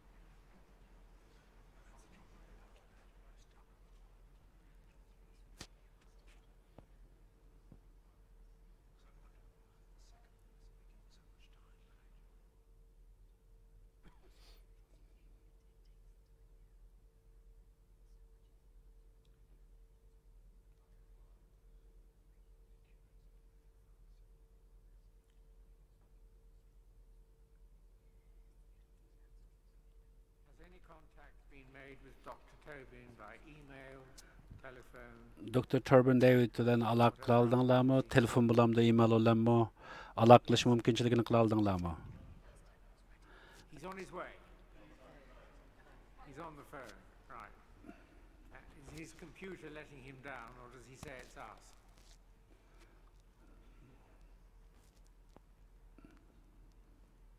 Yani hal qila olsanglar, aniq vaqtini biladigan bo'lsak yaxshi bo'ladi. So'rab baqalamsiz. Yani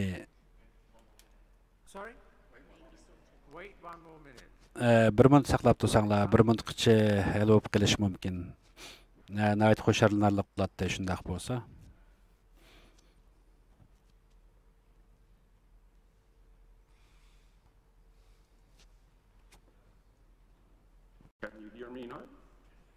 Әмді менің авазымдан аңладыңыз mı? Yaxşı, undaq bolsa. Rəhmət. Dr. Turbin. Azraq bir vaxt teknikal meseleni yengib chiqdik herhalde. Biraz vaqtni yuturib qo'ydik, o'ttirib qo'ydik arliqda. Meni ovozimni anglatamsizlar? Biz sizni anglaladik. Siz bizni anglatamsiz? Men angladim.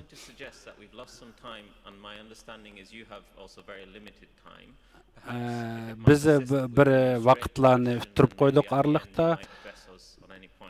Biz hozir sizdan bevositlam udul savolimizni so'rasak, keyin shu javob jarayonida yetkazib bergan bo'lsanglar. Albatta men tushuntirish vaqtidan o'tib ketay. Hozir udullam savolga tushsak hozir.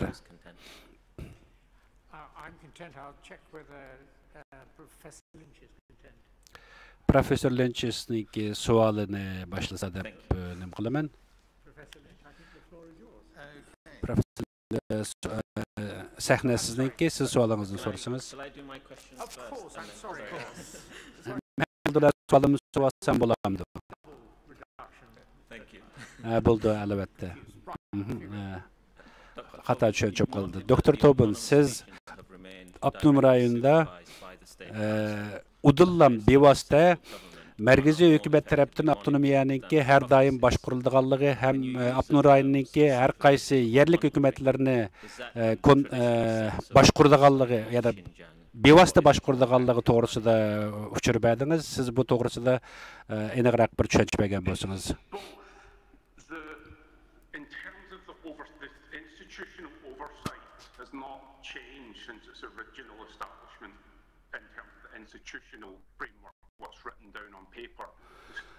Abdunum rayonu qurilgandan boshlab bugungi kunigacha maqsad Şinjan Uyg'ur Abdunum rayonini boshqarish yo'nalishida boshqa siyosatda o'zgarish bo'lmadi. Ammo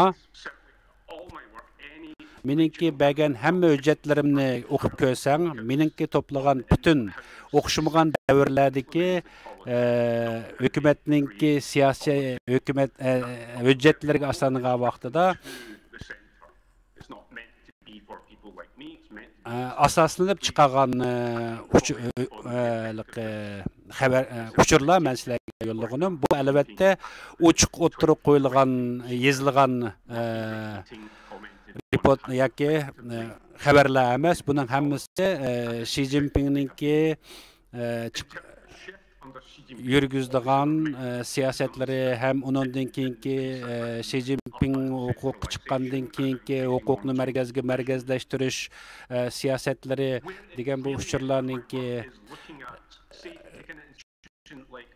uchurlarni men o'zimninki tadqiqot nishonim qilgan. Ya'ni bundaq g'ayri Abdunum rayonlik bundaq siyasetninki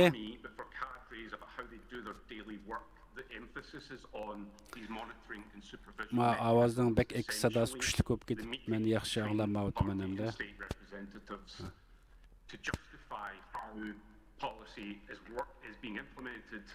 And whether it is being effectively implemented. So I think there's evidence on paper, but also in terms of how people's daily work. Meningki tadqiqotimga asoslangan vaqtida hukumatning hujjati ham odamlarningki kundalik hayot o'zgarishlarga asosan tadqiqotimni chiqardim desam bo'ldi. Sen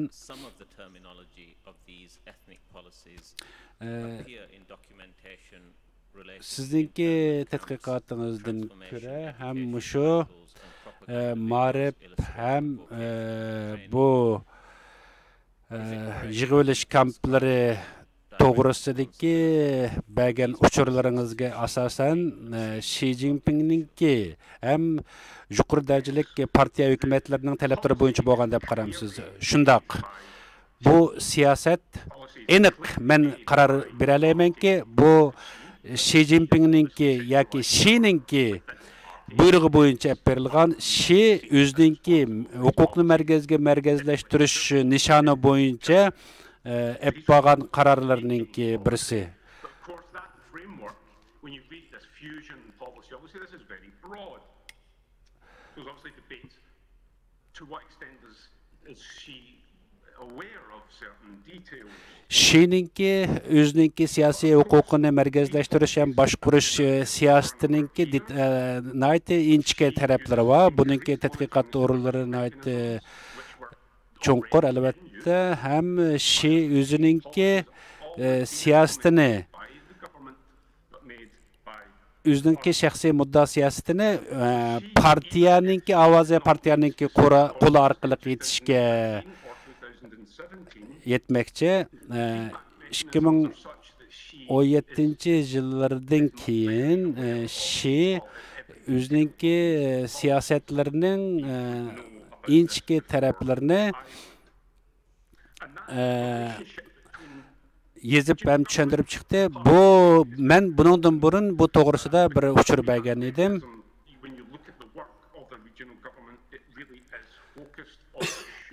Ya'ni yerlik hukumatninki Şi'ninki siyosatini qandaq ijro qilish ham qandaq bu rayonda yurgizishi bilan bevosita munosabatlik ham bu Şi'ninki bevosita bergan buyruqlari qandaq jazolash olib berish kerak, ya'ni torture qilish, jismoniy jazolik uchrash. Buning hammasidan Şi'ninki xabari bor, ham shuningki bevosita buyruq bilan bo'layotgan. Şi'ninki bu milliy siyosati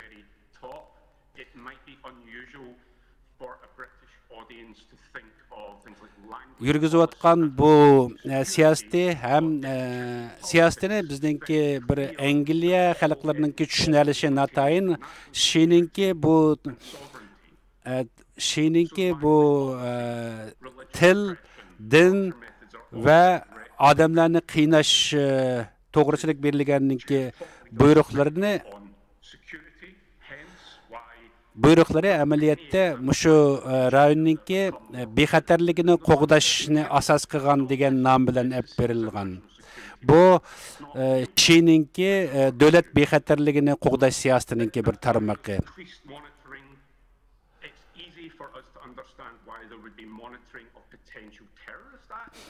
Biz buni tushunishimizga qiyin bo'lmaydi. Shunglashqa terrorist degan bu atalg'usi yoki bo'lmasa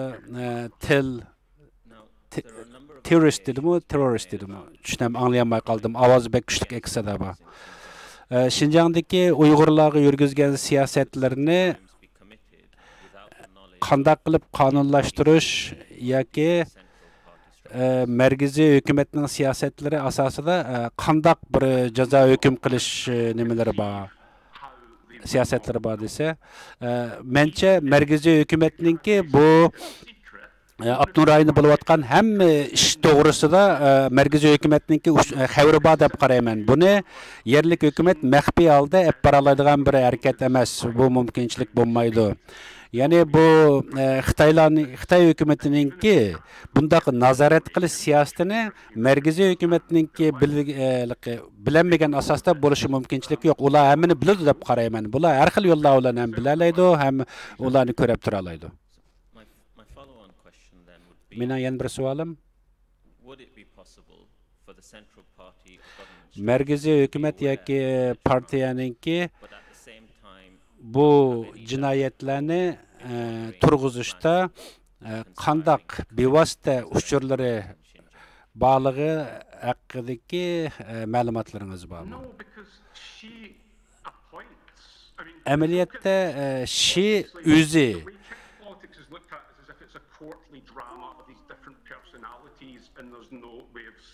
bevosita berganki buyrug'i deb qarayman.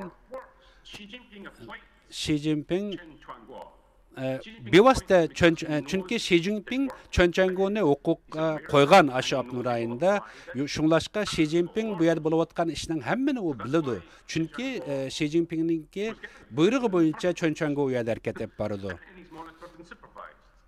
Şunlaşqa bu başquruluş yuqoridan tövenge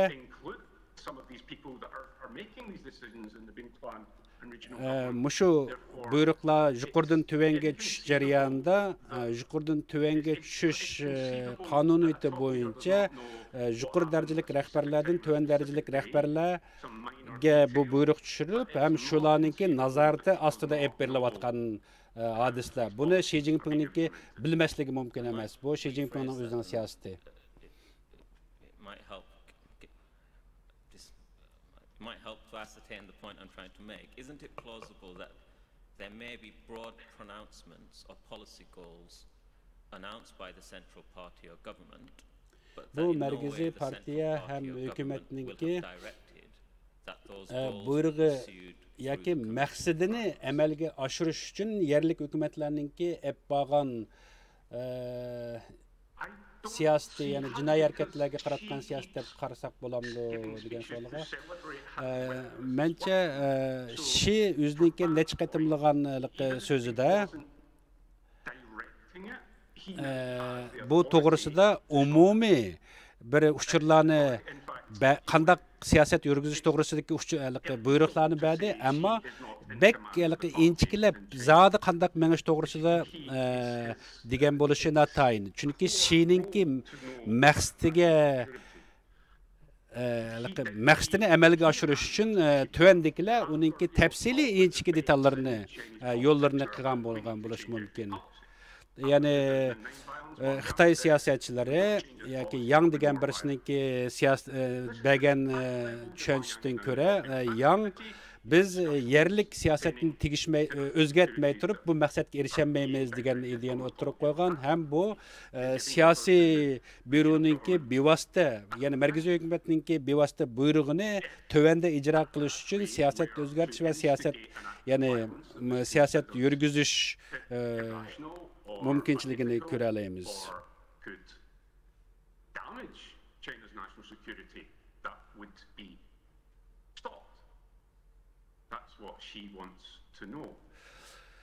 Xi'ning faqat bilmoqchi bo'lgan bir maqsadi bor. Har qanday mush davlatningki bexatarligi va siyosatni yurgizishga ta'sir bo'ladigan har qanday ishning yuz berishini Xi xohlamaydi. Tuvandikilarmi shundaq hodisning bo'lmasligi uchun olib borayotgan harakatlari. Ya'ni yerlik kadrlarningki yoki yerlik hukumat mas'ullarininki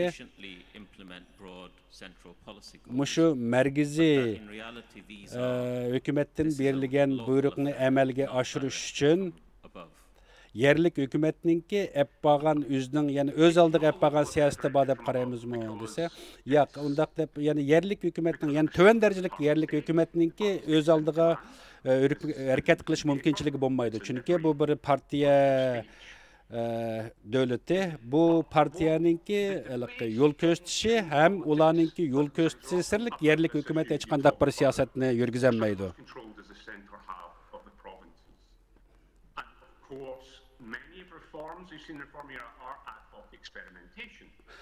Nurg'un bo'layotgan siyosatlar bular bir tajribadan o'tkazyapti. Chunki Deng Xiaoping har qanday bir ishni tajribadan o'tkazmay turib erishkin bo'lmaydiganligi to'g'risida yo'l yo'riq bergan, ham bularmi shu davlatninki bexatarligi ham davlatninki birligiga ta'sir yetkazadigan har qanday mumkinchiliklarninki oldini olish uchun cho'qim, ya'ni bir yo'l tepish kerak, yangi bir siyosat o'zgartirish kerak.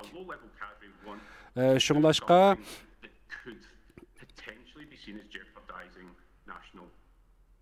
tuvan darajadagi kadrlarninki, ya'ni eng tuvandagilarninki bu, ya'ni ish yurgizuvchilarninki, ish qiluvchilarninki harakat berish siyosatini Xi huquqi chiqqandan keyin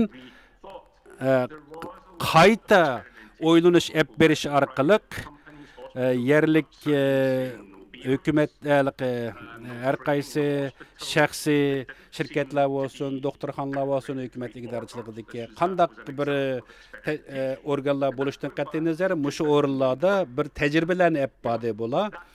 Ya'ni Xi'ning siyosati bo'yicha bu davlat mexanizmi amaliyotda bularninki doim ep berildigan bir xil o'zining bildigan siyosat yo'li amaliyotda. Mening oxirgi bir savolim, siz Wang Yunjing Bingtuan partiya hukumatininki rahbari hem Şinjan yerlik hükümetininki yuqori darajalik başlığı ning to'g'risidagi bir uchurni bergan, shu uchurlar haqida bizga shu to'g'risida ozroq tushuncha bergan bo'lgan bo'lsangiz.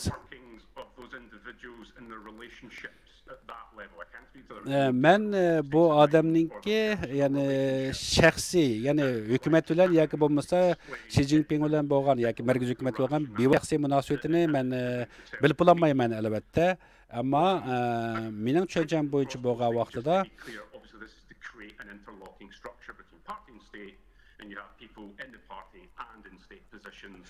bu partiya diki yuqori darajaliklar bilan hukumatdagi boshqarayotganlarniki o'tkazilayotgan yig'inlari ham Xi bilan o'tkazilgan nurg'unlagan suhbatlardan keyingi chiqargan bir tushunchasi deb qarayman. Albatta Bingtuan yoki bu ishlab chiqarish qurilish askarlari amaliyotda ichki urushlarninki bo'lib kelishining oldini olish uchun turg'izgan bir o'rni amaliyotda Şinjan'daki bu yani Xi Jinping bu Bingtuanlar orqali Uyg'urlarni qandaq boshqarish to'g'risidagi bergan yo'l yo'riqlarda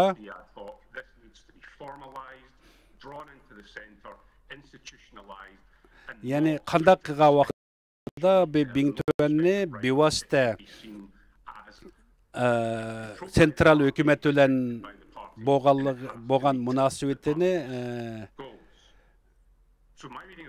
qurib chiqish oraliqda erishmay qoldim.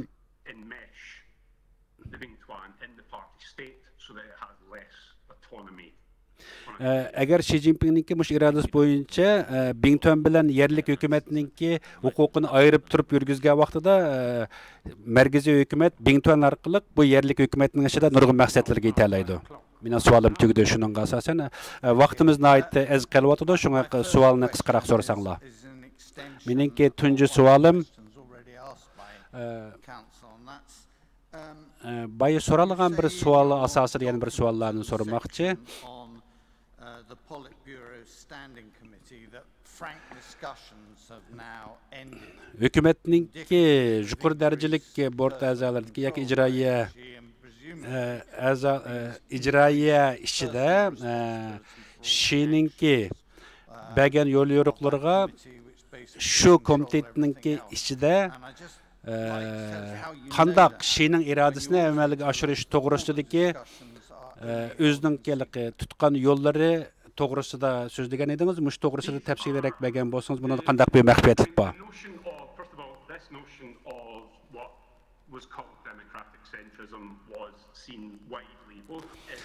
Bu amaliyotda Xitoyniki bir demokratik holatini ko'zitish siyosatidan iborat. Bu Xi amaliyotda mushu ijroiya odamlarni ijroiyadagi rahbarlarninki ovoz orqali ham o'zininki ovozini medialar orqali xalqqa yetkazish orqali o'zining demokratik bir yo'lni ko'rsatmoqchi, ham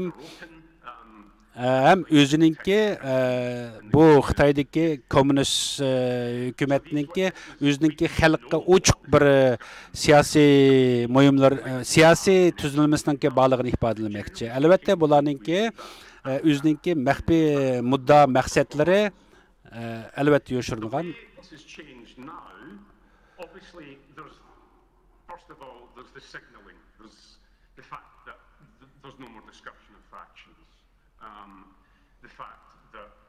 All the mainstream literature agrees there's no alternative Yani merkezi media yoki merkezi axborot sohalarida hech qandaq hech kimninki uningga qarshi ifodalash yoki uningga merkezi hukumatning bergan bu media uchurlarga xabarlarga shaxslarning yoki xalqninki aralash mumkinchiligi bo'lmaydi, qilolmaydi, albatta kuch yetmaydi.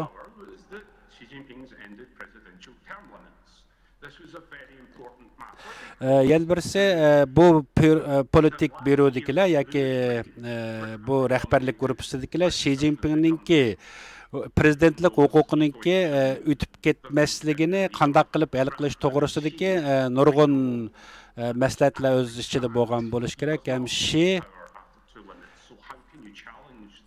agar Xi o'ziniki huquqininki nihoyatda yuqori darajaga yetmagan vaqtida Xi'ninki ideyasi va maqsadlari amalga oshmasligi tabiiy. Shunglashqa Xi o'ziniki haq huquqini taqdimni kengaytirish maqsadlarda shu politik byurodan qo'llangan bo'ladi demoqchi.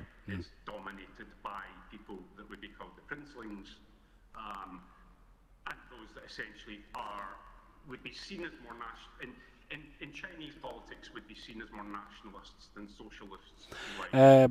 Menimcha Xitoydagi siyosiyonlar, Xitoy siyosatchilar, partiya siyosatchilarini ularni sotsialistik siyosatchilar degandan ko'ra ularni millatchi, nazi xarakterli bir xil millatchilar deb qarasak bo'ldi. Ham ular huquqni markazlashtirish asosida Xi'ninki maqsadlariga yoki muddaoga yetmoqchi.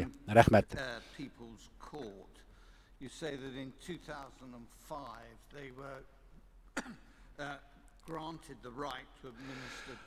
Merkezi sud hukumatninki qaroriga asosan vaqtida 2005-yili o'lim jazosi berish haqida berilgan qarorlar to'g'risida uchur bergandingiz. Siz shu vaqtdan boshlab qanchalik odamga o'lim jazosi berilganligi to'g'risida statistik bera olamsiz deb so'rayman.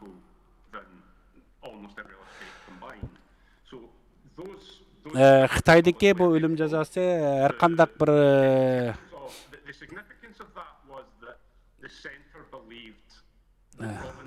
agishmay qoldimi?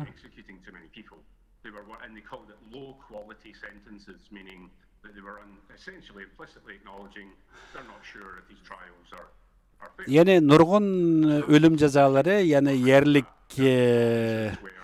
qonun chiqarish sudiyalari tarafidan berilgan, ammo bu ham Xi'ninki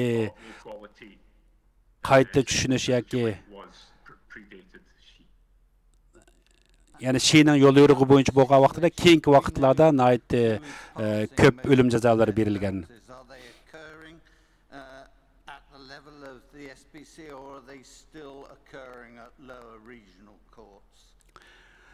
Yani o'lim jazosi umuman qilib aytgan vaqtida yerlik hukumatlarninki bergan bu o'lim jazolari markaziy qonun chiqarish organlarininki bergan buyrug'idan ko'proq darajadami qanday qilib?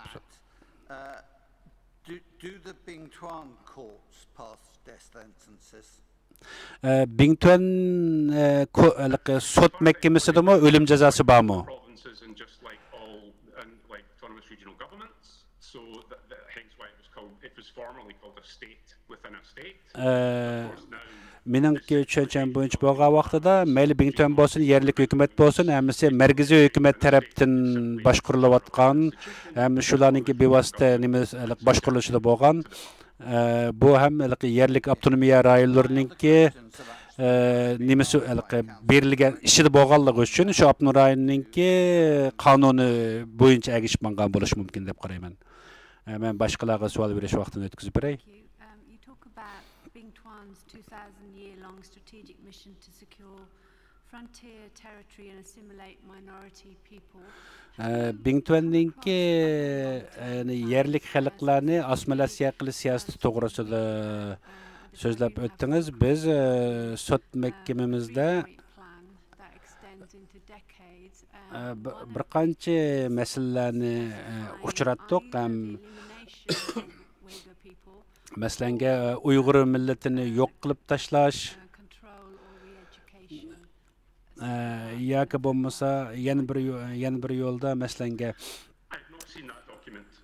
bu qayta tərbiyələş degəndək siyasətlər haqqında sizin düşüncəniz degan vaqtda mən bu toğrusida mən bevosita bu toğrusidagi uçurlarni mən egallab baxmadım. Mən aşındaq bir dokumentni ko'rgim bor, shundaq bir hökumətninki, yəni hökumət tərəfdən tushirilgan bu hujjatlarga erishishbek muhimdir albatta.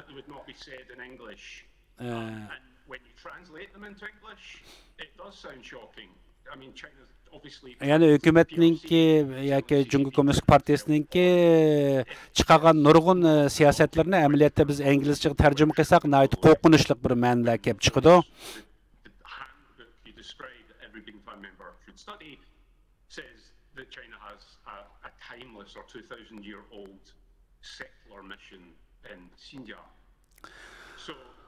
Yani Merkezi hükümetninki Şinjan'da yapmakçı olan yani bir xil dinsizlashtirish siyasetini amalga oshirishda Bingtonninki roli ham cho'ng bo'lganligi.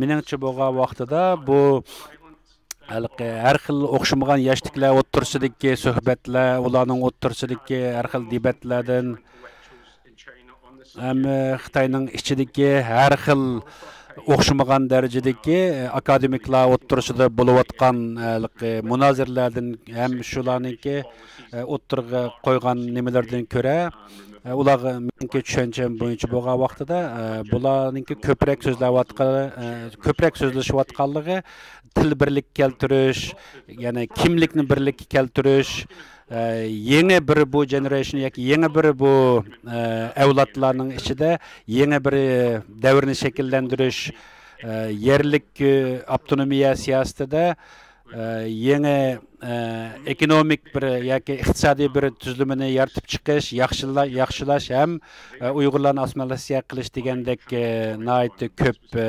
suhbatlar bor, ammo hukumatdan bevosita tushgan bunday hujjatlarni men ko'rmadim.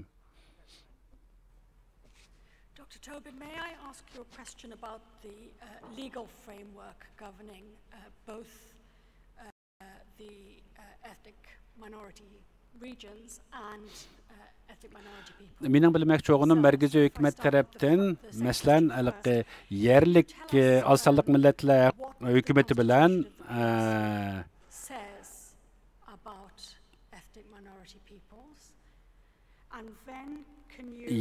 yani yerlik müşa avtonomiya huquqidagi oz sonli millatlarningki huquqi bilan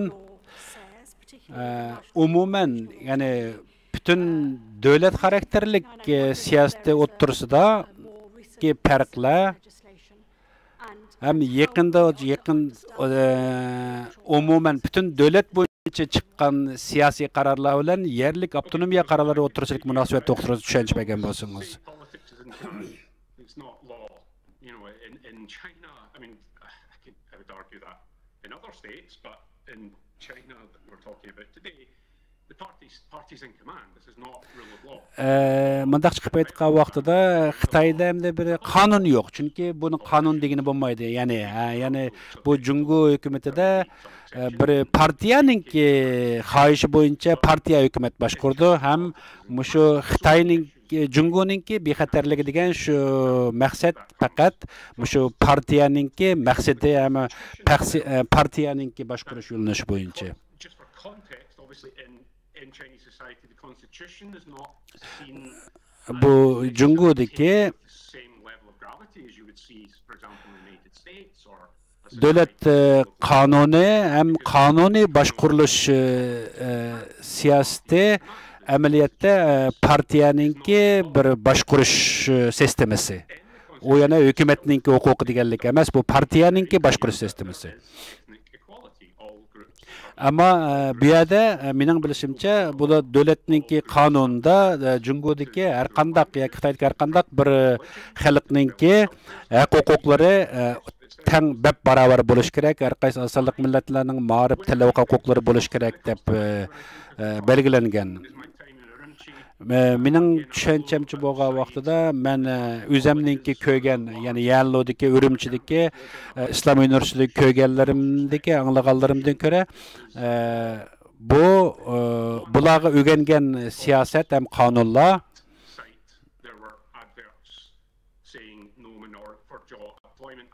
small businesses saying no minorities and only, you know, right down. Aniq anlayamadım bu gapni. Slogan. People don't take it seriously.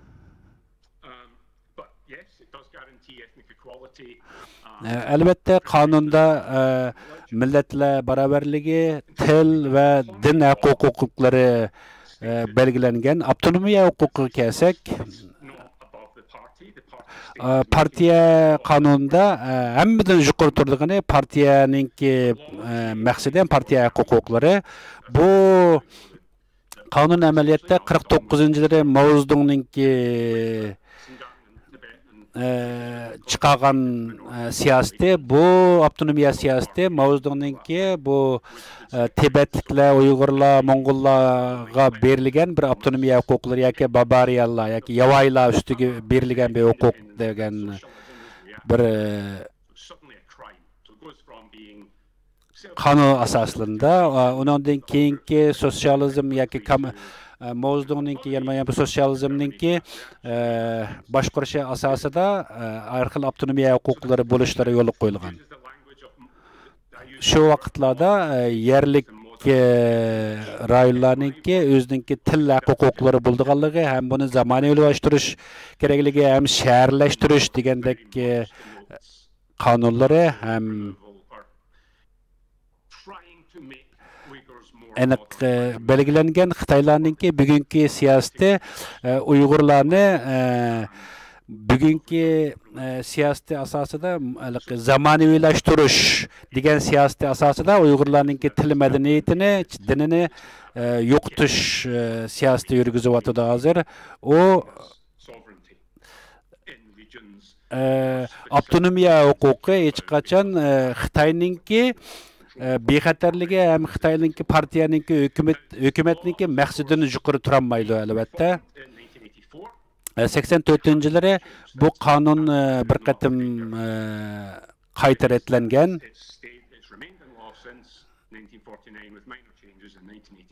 49-yildan keyin bir qatim 84-yili bir o'zgartish olib berilgan siyosatga. Undan keyin o'zgartish olib berilmadi. Amaliyotda avtonomiya huquqlari shu vaqt belgilangan avtonomiya huquqlari bilan o'xshash. Dr. Kevin, sizningki bergan bu guvohligingiz uchun, siz ikkinchi qatim yana qaytib kelganingiz uchun sizga ko'p rahmat.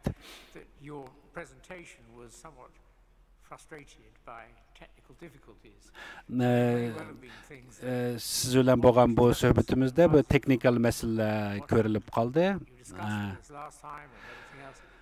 Vaqtimiz qisqa, lekin biz oldingi qatim siz bilan nihoyat ko'p suhbatlarda bo'ldik, ham nihoyat ko'p bizga uchurlarni bergan.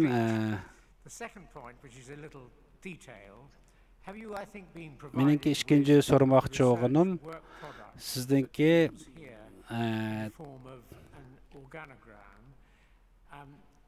I know you haven't felt the need to use it, but before you part from us, if there's anything about that organogram that you would like to say is... Siz o'zingizningki keyingi vaqtda olib borayotgan tadqiqotingiz to'g'risida bizga uchur bergan bo'lsangiz, bizga nihoyat yaxshi bo'ladi, yordamchi bo'lgan bo'ladi. Jeffrey, sizga ko'p rahmat. Meningki ikkinchi qatim berdigan bu reportim yoki ushurim PRC'ninki asonliq millatlar siyosati ham davlatninki bexatarlik masalalari, masalanga Ilhom To'xti masalasi, Ilhom To'xtini bo'lginchilik siyosati bo'yicha ham uningga bevosita hujum, uningga nim berilgan. Buningda hech qachon Ilhom To'xtininki, ya'ni akademik tadqiqoti degan tarafga qaralmagan, uni faqat bo'lginchilik jinoyati bilan qaralab jazo hüküm qilgan. And all this, but he said, for these policies to really work, for Uyghurs to remain satisfied as part of China, you would have to address ethnic discrimination. To'xtaninki asosliq talab qilgani agar Uyg'urlarningki tinchlik ham Uyg'urlardagi norozilikni qo'zg'amaslik uchun Uyg'urlarga teng barobarlik huquq bermisi bo'lmaydi degan so'zi eng cho'ng bir gunoh hisoblandi. Xi Jinping buning bilan xush kelmadi. Masalan, buningdan burun bo'lgan bundaq masalalar bor. Masalanga Jambozanmo shundaq sabab bilan jazoga hukm qilingan. Bu hukumatningki o'zining maqsadlariga yetishiga to'g'ri tushmaganligi uchun hukumat o'zining siyosatini bu yerda o'zgartirgan. Men bek inchikilab chunqurlab kirolmayman, chunki ma'lum bir so'zni bir masalani boshlasam, albatta nihoyatda chunqur bir-biriga munosabatlik masalalarni so'zlashga to'g'ri keldi, ammo men eskartirganim bu butun umuman qilib aytgan vaqtida bir partiyaning boshqarishi ham partiyaning maqsadi uchun bo'lyotidi degan javobni beraman. Boshqa savolinglar bo'lsa, so'rasanglar bo'ldi.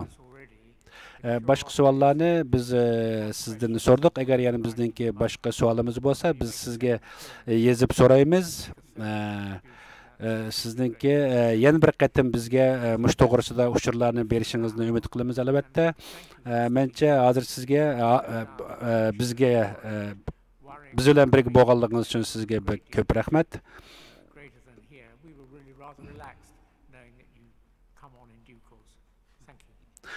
Rahmat sizga. Sorry, I meant to ask. Was there anything else, Mr. Abraham? Mr. Savi, would you like us to take lunch? Hamda hozir tushlik tomoq chiqsak bo'lamdi deb so'ragan. Biz 15 minut vaqtimizni turib qo'ydik.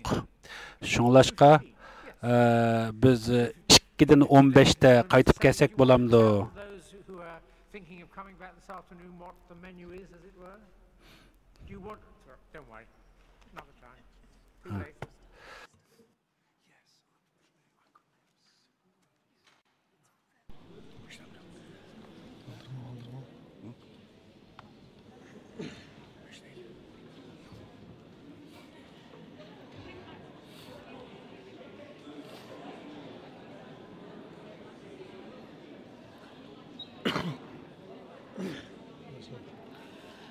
Assalomu alaykum.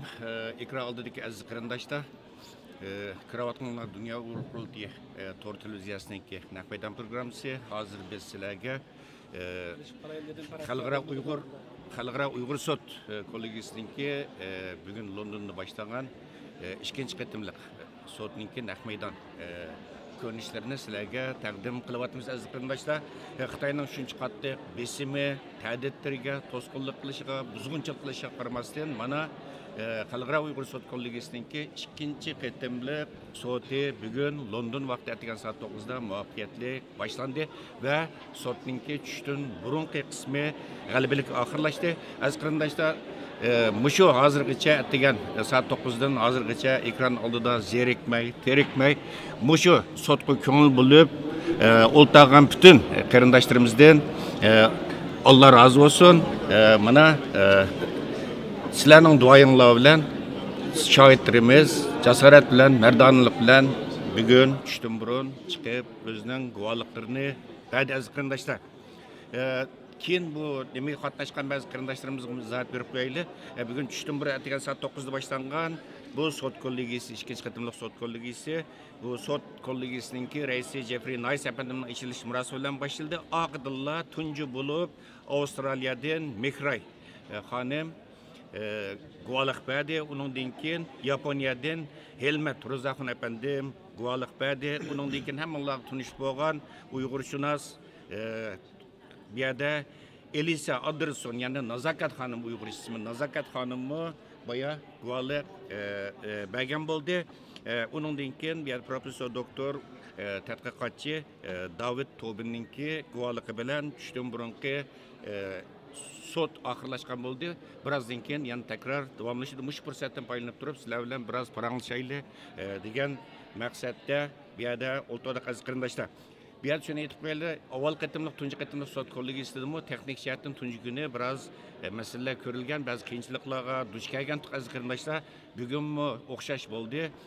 Tushdan burungi qismida texnik jihatdan biroz shunday Baxtiyor afandim biroz qiyinchiliklarga duch keldik va 1,5 soatni ortiqroq bu yerda bizningki berayotgan bu naqmaydan suhbat, naqmaydan programmamiz biroz bir o'ngsizliklarga uchragan bo'ldi. Bu munosabat bilan ekran oldidagi butun qarindoshlarimizdan tekrar afu so'raymiz, uzr so'raymiz. Xo'sh, aziz qarindoshlar, sizlar matbuotlardan ko'rayotgansizlar, mana hozir qadar mushu sot başını şarpsıdımı Mustabid Konusunda hakimiyeti mushu ikkinchi qatim sot qarshi qattiq bir kampaniya başlatgan ikki tashqi jihatdan bütün tashviqot vositalarini safarbarlik qilib tunugimmi Xitoy tashqi ishlar ministrligining bayonotchisi Jovlijan bo'lsin, Abnurayliq atalmış Abnurayli Xalq Hukumatining bayonotchisi bo'lsin, maxsus arqadan axborot e'lon qilish yig'inlarini chaqirib, bugungi sotga qilmagan haqorat qilmadi, qilmagan tuhmat qilmadi va oshkor holda bu qatimliq sotda guvohlik beradigan shohidlarga oshkora tadbir silishga boshildi va qonun maqomini bazaga soldi. Bu qonunsiz sot, bu bir teatrxona, uningda guvohlik berganlarning hammasi artist degandek, endi Xitoy hokimiyatininki bu xil razil vositalarni qo'llanishimi amaliyotda bu hokimiyatninki naqadar razil, naqadar pastkash, mustabid bir hokimiyat bo'lganligini, mutam bir hokimiyat bo'lganligini butun dunyoga qayta bir ro'shan namoyon qilib bergan bo'ldi. Aziz qarindoshlar, bu naqmaydan programmamiz boshlangandan keyin dunyoning har qaysi eldirdagi ko'rilmalarimizdan keyin yaxshi go'zal inkaslarni topshirib oldik. Bu yerda yana bir shuni eslatib qo'yaylik, biz atdiganmish programmani boshlagandan keyin naqmaydan programmasini Dunyo Uyg'ur qultininki televiziyasida Xitoyninki hakkerlarninki va Xitoy josuslarining qattiq hujumga uchirdik. Nurg'ulg'an yolg'on ism qo'yib olgan ba'zi bu Xitoyning gumashchilari Çoğunlukçıları, tor çoğunlukçıları bizdeki Dünya Uyg'ur Qurultayı'nınki YouTube sayfasiga kirib olib, bu yerda sot kollegiyasiga Dünya Uyg'ur Qurultayıga qilmagan haqoratlar qilmadi. Aziz qarindoshlar, buni bu yerda eskartib qo'yaylik. Bu xil hujumlari tunugin nihoyatda yuqori pallaga chiqqan va bugun davomlashyapti. Buningdagi yanami kuchayishi mumkin, ammo hech bir guvohchimiz bu o'zining irodasini yong'ini yo'q. Xitoyninki bu ta'didlarga pisand qilib qo'yganimi yo'q. Ya'ni shundan Baxtiyor afandim bugun jasorat bilan bu yerda ikki Uyg'ur shohidimiz guvohlik berdi. Ulardanmi Alloh rozi bo'lsin. Aziz qarindoshlar, biz oldi bilan mana sot muvaffaqiyat boshlandi. Bu vaqtda ba'zi Uyg'ur strategiya mutaxassislarimizninki fikrini ilish uchun biz hozir Turkiyadagi bu Dünya Uyg'ur Qurultayı'nın ma'muriysi va hammalarga tanilgan strategiya mutaxassisi doktor Erkin Akrem bilan bir suhbat o'tkazaylik, uning bir qarashlarini anglaylik, o'rtoqlashaylik, bir sinab boqaylikni.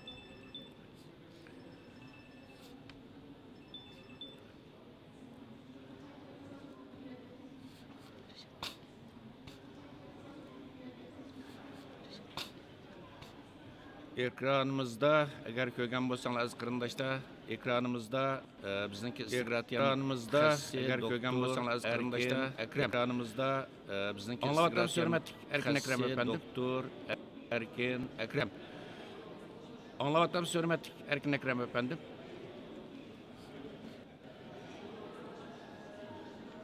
Türkiye'den hazır.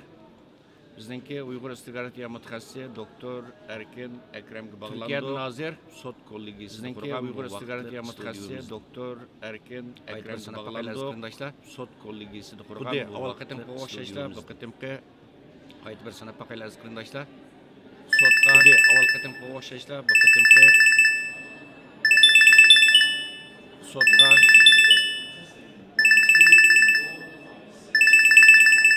hazır sotun tushdan burungi qismi. Oxirlashdi aziz qarindoshlar, ikkinchi navbatlik Uyg'ur sotininki hazır sotning tushdan burungi qismi. Assalomu alaykum, hurmatli aziz qarindoshlar. Erkin Akrem efendim, Uyg'ur sotininki. Yaxshi salomat tutingiz, mush vaqtingiz xayrli bo'lsin. Assalomu alaykum, hurmatli Erkin Akrem efendim. Ovozni anglayotamsiz? Yaxshi salomat tutingiz, mush vaqtingiz xayrli bo'lsin.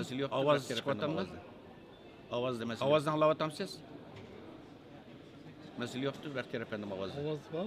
Avazda mesele yok. Hoş Erkin, Ekrem efendim belki siz mi sotni bugün başlangan sotdan tushdan burun qismini izlagan bo'lishingiz mumkin. Ekrem efendim belki siz mi tunugim sotni bugün başlangan sotdan tushdan burun sotgan ig'ir bo'lishingiz mumkin. Hujum başlandı. Sizin bilisizlar. Bugün mi davom qilyapti Xitoy hokimiyatining qattiq hujumlari ig'ir darajada hujum başlandı. Qaramay bugün mi davom qilyapti Xitoy hokimiyatining sotgan hujumlari ichildi va tushdan qo'ygan aytib shunga qaramay bu sot mana g'alaba bo'ldi deb o'ylaymiz. Siz Xitoyning bu hujumlarga ichildi va Xitoyning bu darajada andish qilib bu darajada chiqanch ketishning asosiy sababi nima? Siz Xitoyning bu hujumlarga qanday qavarsiz? Xitoyning bu darajada andish qilib bu darajada chiqanch ketishning asosiy sababi nima? Siz bu sotning strategik ahamiyatiga qanday qaraysiz?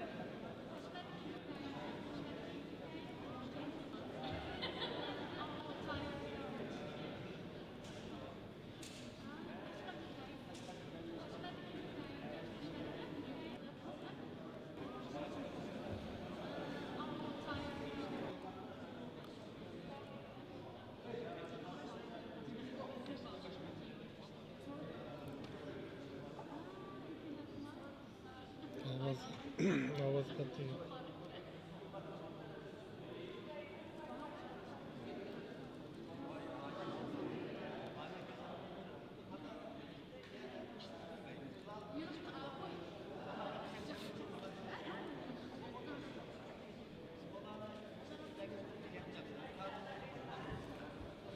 Hürmetlik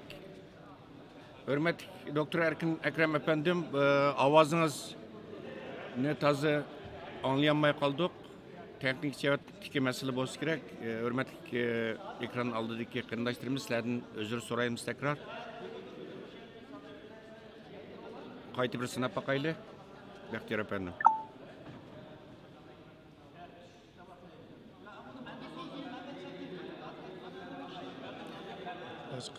Hürmetlik ikra aldığındaki tuzlar köylüler zaten ettiğen yağı teknik cihetten mesele körülgen. Hazır mı? Bu devam kılıvatıdı. İnşallah düştün kenki kısmında bu ahval körülmesi de oylayımız. Az kardeşler bir yerde şunu da böyle şu London'da şu soç zalı tasqıgan Dünya Grup Kulti Tor Televiziyasınınki hazırki şu teknik işlerine mesul fakat birla Baxtiyar Ömer efendim var. Bir yerde nurgun üskülerin özü yalğız idare kılışka bir yerde mecbur buluvatıdı. Şunu bir yerde özüm biraz kıyınçılıkı duş geldi. Ettiğenin yağı. Onundan ki bu sot kol içilivatkan bu sot kolluğu isininki zale, ninki teknik aparatlarımı yığılangan aval kıtım karagan nurgun farklar var. Şunu nurgun kıyınçılığa duş geldik. Az kırındaşta doğru düşünüşümlerini ümit kılınırız. Aval kıtım şunda boğan ama peydinpey yaxşılashqa tirishib manga edik. İnşallah düştünki bunda mesele görülmeydi deb o'ylaymiz. Aziz qarindoshlar, bu sotninki marhamat qilmaysiz efendim. Aziz qarindoshlar, bu sotninki düştün keyingi qismi texmi qiziydigandek turdi. Chunki düştün keyin bu yerda Amerikadagi tadqiqotchilardan Tingbyo efendim, ya'ni Xitoy millatidan bo'lgan Tingbyo efendim guvohlik berdi. Avval ketim hammalarning xabari var. Wang familiyalik bir Xitoy saqchi, yani Sharq Turkistonda saqchi bo'lib ishlagan bir Xitoy saqchi guvohlik bergandan keyin buning ta'siri matbuotlarda bo'lsin, nihoyat favqulodda cho'ng bo'lgan. Xitoy hukumati nihoyat qattiq ig'ir hujum qilgan, ta'did solgan bu guvohchiga va oldingi bir qancha kungacha Xitoy hukumati bu xil ta'didlarni davamlaştırıp kelyapti. Xo'sh, biz texnik meselelerni hal qilib bo'lguncha hurmatli To'lqin Aysa efendimni stüdyomuzda taklif qildik. Hurmatli To'lqin Aysa efendim, mana Xitoydagi 3-chi besimga tadbirlar qaramay bugun sud nihoyatda muvaffaqiyatli holda ochilgan bo'ldi. Milletimizning duosi bilan, xalqimizning qo'llashi bilan, madadi bilan nihoyat chiroyli bir shaklda buning tushdan burungi qismi tamomlangan bo'ldi. Masalan, bugun atdiganning yog'imi Xitoy yana tunaga hujum boshlagan, bugun atdigan yog'imi butun ichki tashqi matbuotni ishga solib hujum qilyotdi va haqorat darajasiga bordi Xitoyningki bu xil hujumlari. Doktor efendim, bu sotning muvaffaqiyatga erishilganligi munosabat bilan o'zingizning deydigan qanday yurak so'zlaringiz bor? Hamma yurtdoshlar ko'ryapti deb o'ylayman. Bütün Şərqi Türkistanlıqlarını nəhayət təqazzıqlı bilan kütgan sud muvaffaqiyatli keçildi, amma aldınqı qıtımı şunda bolğan. Bu qıtımı içilişinin aldıqca biraz bizdə biraz hayacanlı şunda ensirəşim bolğan mında aytgan çağımızda. Çünki kütülməyən hər xil oyunlarını Xitay bu qıtım bu ikinci qıtımlı sotda birinci qıtım sot qarğan çağda texmo bək qalcırlaşqanlığını gördükçü.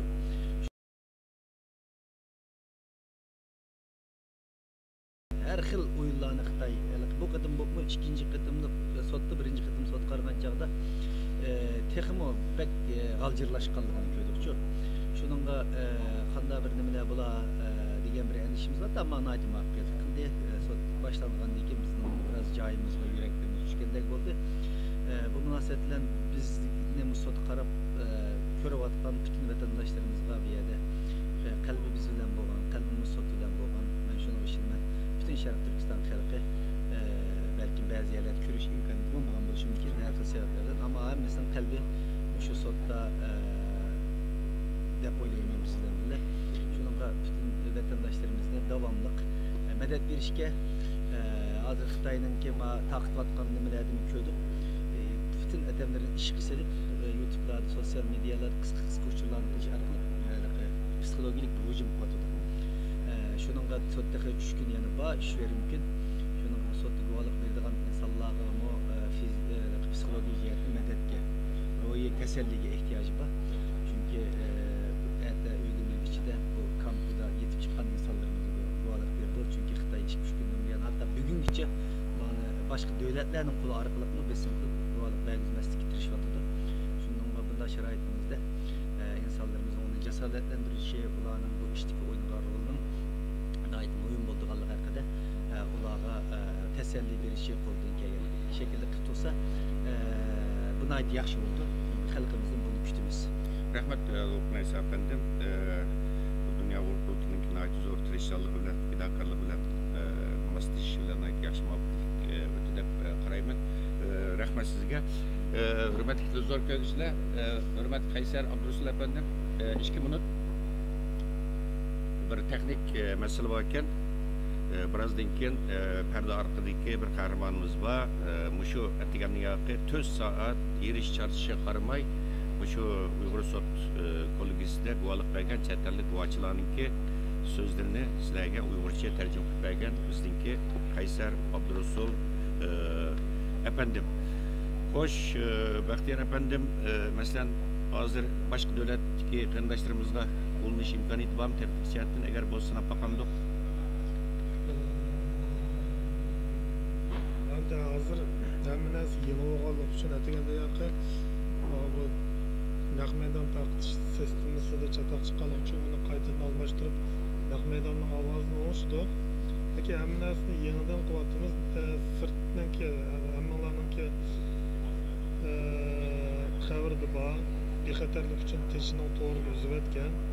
Shuning uchun biz bu yerda cheklik materiallardan foydalanib sirtqa uzinyapmiz. Shuning bir texniklik masalalar, ya'ni ish biz uchrab baxmagan narsalar yenidan bo'lganligi uchun uni yenidan amal tepib hal qilishga to'g'ri keldik. Atigandan ovoz bilan filmni avatadigan narsani xato o'rnatib qo'yganligi uchun texnik xodimlar ya'niki buni ovoz uzilib ketdi, buni qaytadan o'zgartirishga to'g'ri keldi. Buni o'ngishsak ham nima sirtnikiga bevosita to'r orqali qo'llangan ekan. Bizning boshqa hech qanday amalimiz yo'q. Shuning uchun signal orqali qo'llanamiz, lekin shu o'rinniki kompyutersni ishlatganligimiz uchun bu yerda ba'zi cheklimalar borki, ya'ni sirtniki anglishni to'sib o'tganligi uchun bizning ovozimiz qarshi tarafning ovozi bizga kelmayapti hozir. O'zimizning kompyuterlarni ishlatib qo'ymaydi. Shunga texnik jihatda biz hech amal qilolmadik bizlarga. Shundaqda davomli tirishyapmiz o'ngishga.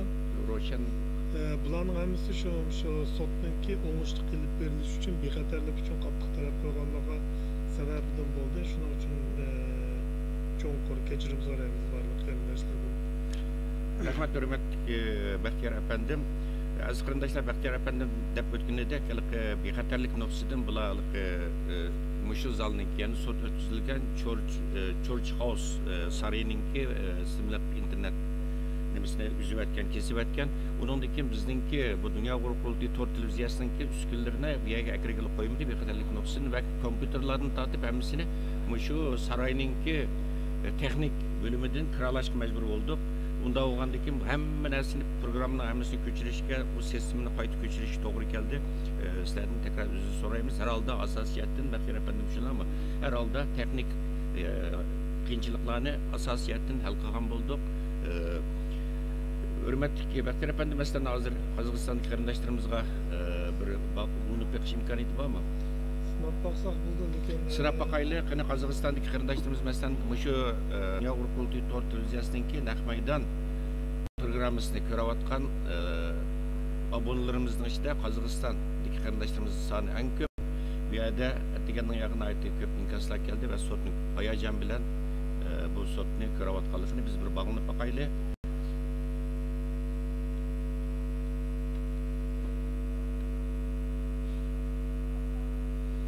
Aziz qarindoshlar, bizningki bu vaqtlik studiyamiz shu zalninki 2-chi qavatida. Bugun ataganda chet el matbuotlarning ko'p, 10dan ortiq agentliklarningki muxbirlari keldi bizningki yon tarafda. Undan keyin avval qitim qarag'an vaqtida bugun tomoshabinlarning soni favqulodda ko'p, zal asosiyatdan to'ldi. Koronavirüs sebebinden ilingan karantin tedbirlerine asasen bu tüzümlerine asasen arılıp kaldırıldı bir 20 metre etrafında.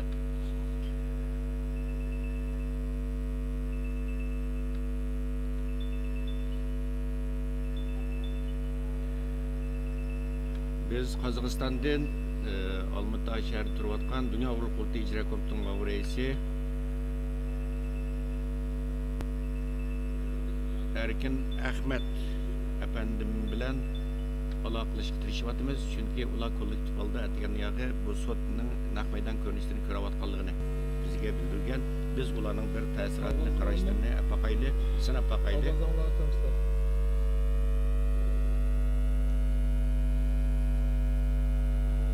Ovozimiz kelyapti.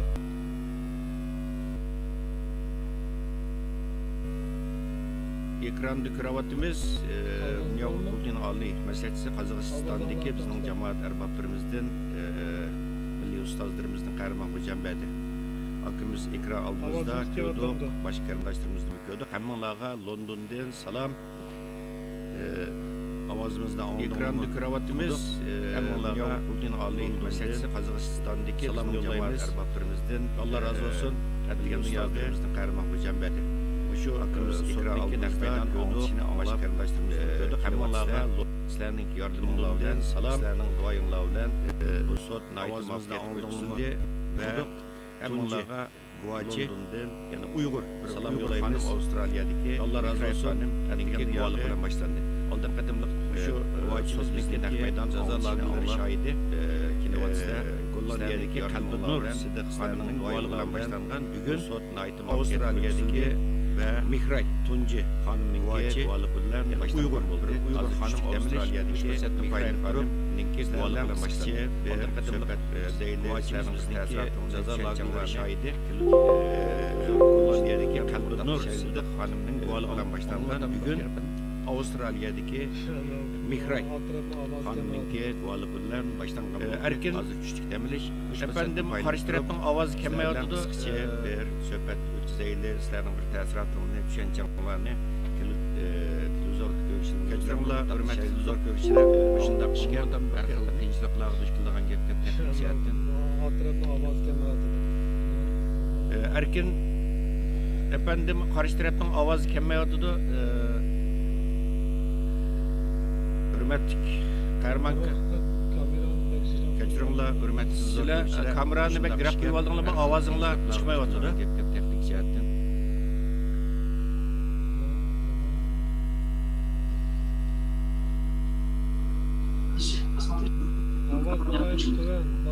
Hurmatli Qarmanka sizlar kamerani bek graf qo'yib oldinglarmi? Ovozinglar chiqmayotdi. Qarmanka so'zi asli. Ovoz bizlar chiqyotdi, lekin ovoz bek turar. Biz yig'ilib o'tirsak, ko'rmaymiz ekanmiz. Qanday qilaylik? Hamda bo'ldi. Qo'msa. Sen.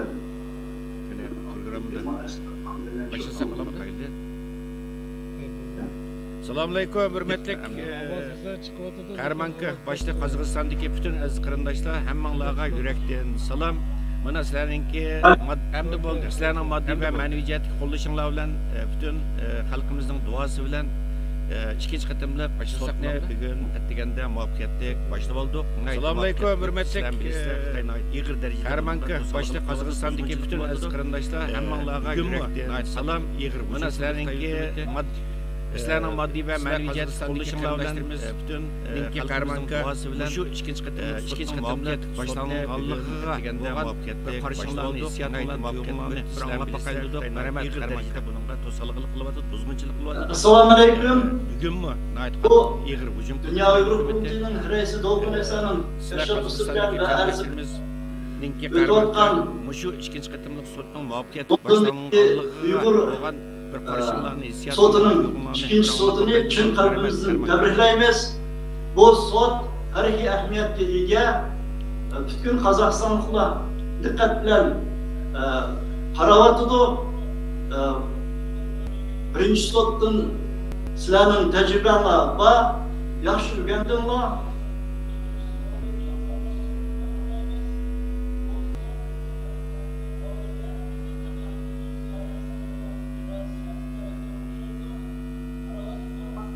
İkinci qatimliq sotning intayin yaxshi, g'alabiyatli o'tishiga ishonchimiz komil. Biz shuni istaymiz, hammasi yaxshi bo'lsin. Ming afsus, bu kommunistik Xitoy buni bizning Olmutida intayin shu internetga hammasiga buzg'unchilik qilyotdi. Pat-pat uzilyotdi, ovozlar anglanmaydi, shunday bir nimasi bor, qarshilik ishlar bor. En muhimi, bana yakını bu Muşlu Sot'un reisi Jeffrey Reis Efendim'in kirişme sözü de Uygur meselesi boyunca intayın negizli bunun en mürekkep taraflarını yani komünistik baskıncı Xitoy hükümetinin Uygurlarga qaratgan Uygur, Kazak, Kırgız ve başka Türk Müslümanlara qaratgan ırkı kırgınçılıkını dini, medeni, genosid siyasetinin mahiyetini tushuntirdi ve Uygurların hazırki hakiki ahvalini, ularning til, din, urf-odat, an'ana, umuman bir hayat kechirish, o'zlarining an'anaviy hayot kechirish qoida tuzumlarining buzilayotganligi, shunga bu sotning mustaqil xalqaro prinsip normalarida, yani Birleşken Devletler Teşkilatı'nın normalarında Anglia'nın kanunları, başka devletlerin kanunları yapılıp ötküzatkalığını verişi, ben oylayayım, bu İngilizce'de bütün dünyada takaldı, daha yaxşı tesir oldu. Ama biz Dünya Uygur Kurultayı'na şu sotun iştirakından barlık kişilerge Dolqun Esa başlıq özümüzün minnettarlığını bildirimiz, kutuqlar tilaymiz, g'alabiyatlik o'tishini umid qilamiz. Rahmat, hurmatli Qarman Xo'jambadika, Qozog'istondagi aziz qarindoshlar, hammanglarga ko'p rahmat, hammanglarga Alloh razı olsun. Mana Qozog'istondan atoydan 3 nefer Şarq Türkistanlık Kazak qarindishimiz Qozog'istondan rahmat hurmatli isim ta'didlariga Karman Gujambatka Qozog'istondagi aziz qarindoshlar hammalarga ko'p rahmat bu Londonga razı olsun.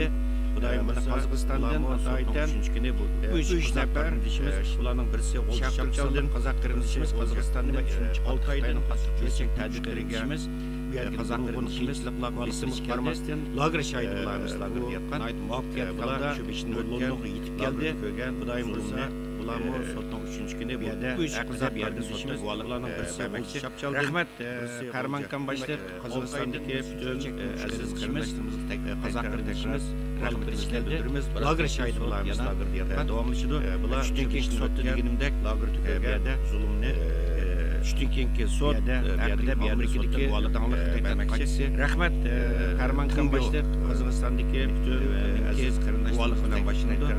Bunun rahmatimizni bildiramiz. Birazdan keyin boshlab yana davomlashadi. Ştünkenki sotdi deganimdek bu yerda avval qatim deb o'tganimdek sot Amerikadagi sog'liq tadqiqotchisi buning ta'siri pek cho'ng bo'lgan. Tingbyo ismli Xitoy tadqiqotchi bor. Guvohlik bilan boshlanadi. Xitoyning bundan keyin dunyo guruhining boshlanib cho'ng ta'sir qiladi deb o'ylayman. Rahmat hammanglarga rahmat. Alloh razı olsun. Wang familiyalik bir Xitoy saqchi guvohlik bergandan keyin buning ta'siri pek cho'ng bo'lgan. Bugun Tingbyo ismli bir Xitoy tadqiqotchi bor. Hurmatli televizor ko'ruvchilar, Erkin apandim yana bir meningcha bu Nike Turkiyadagi Sigrat mutaxassisimiz. Hurmatli rahmat hammanglarga rahmat. Alloh razı olsun. Apandimga yana bir rahmat qo'ydi. Alloh razı olsun. Bu texnik jihatdagi qiyinchiliklarning asosida hurmatli televizor ko'ruvchilar, Erkin apandim yana bir bizningki Turkiyadagi Sigrat mutaxassisimiz hurmatli doktor Erkin Akram apandimga yana bir ulinib qo'ydi. Bu texnik jihatdagi qiyinchiliklarning asosida konuşat etyapmiz herhalde.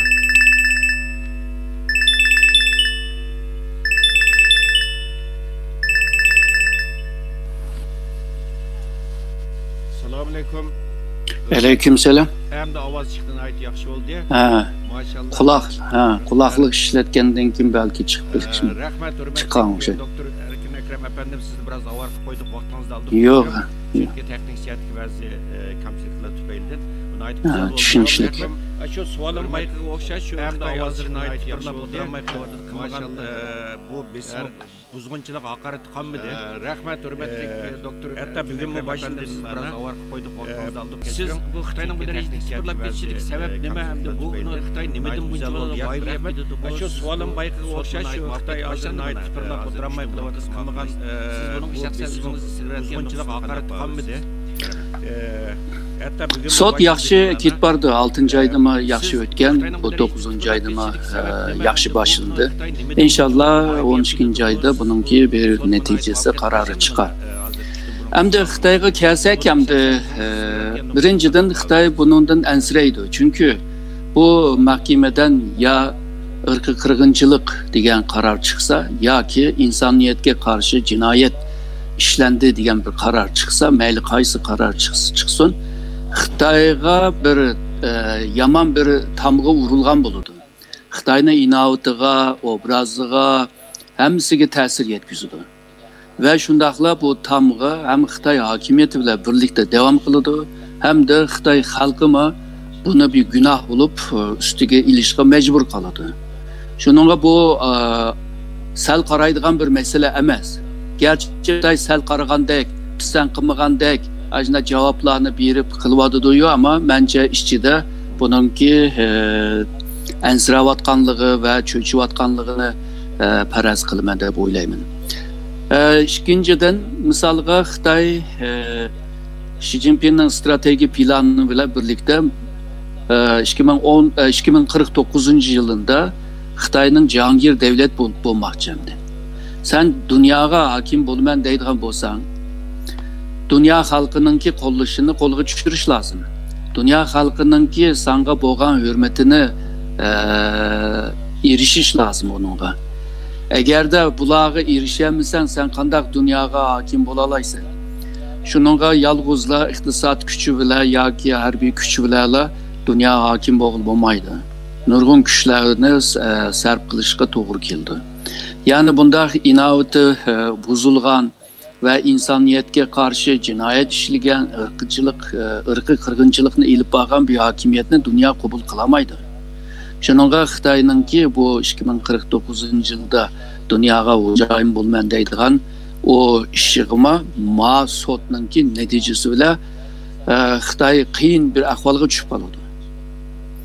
Üçüncüsü hem de en muhimi hem de şu karar çıkıp kalgan takdirde xalqarada Xitoyga bo'lgan bir bisim şekillenadi. Uyghur teşkilatları tabii nurg'un devletlerde ve teşkilatlarını yaşayotgan devletlerde o devletninki siyasiyonlarga, parlamentoga ve şundaqla hükümetdeki bisim işiltip Xitoyni ayıplashga ve şundaqla ırkı kırgınçılık ilip beriyotgan bir devletke karşı çıkış lazım da bu siyasi bisimni işletkili oldu. Misalga iktisat ve ticaret cettimi bisim işletkili buludu. Bu ırkı kırgınçılık ilip bağlan bir devlet bile kanda mı ticaret kılısla, o taqan pulga vidanlarla kandak çidaydı diyen gap çıkan takdirde o şirketler mi Xitoy bilan qilgan ticaretinde mi biraz ensireydi. Belki Xitoydan vaz kechish mümkün. Bu Xitoyninki iqtisodiy ticaretimiz ziyon beroladigan ahvol bo'ladi. Onundan başka xalqaradan kelgan bu bisimdan töpeyli xalqimizga bo'lgan, ya'ni Xitoyning xalqimizga ilib borgan bu zulm siyosetini yeniklash mümkün. Hem de chet eldagi davomı texmi kuchlanish lazım. Shuningga bu hozirgi sotninki qarori nayta muhim. Yani chet eldagi 49-yildan bugungacha chet elda ilib berayotgan dava yolundaki en muhim bir qadam deb ko'rsak bo'ldi. Xo'sh.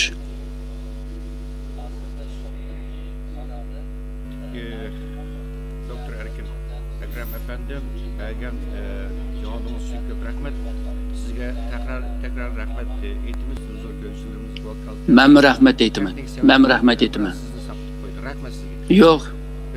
Rahmet, ben rahmet eğitimi. Hürmet Doktor Erkin Ekrem efendim, bergen cevabınız için çok rahmet.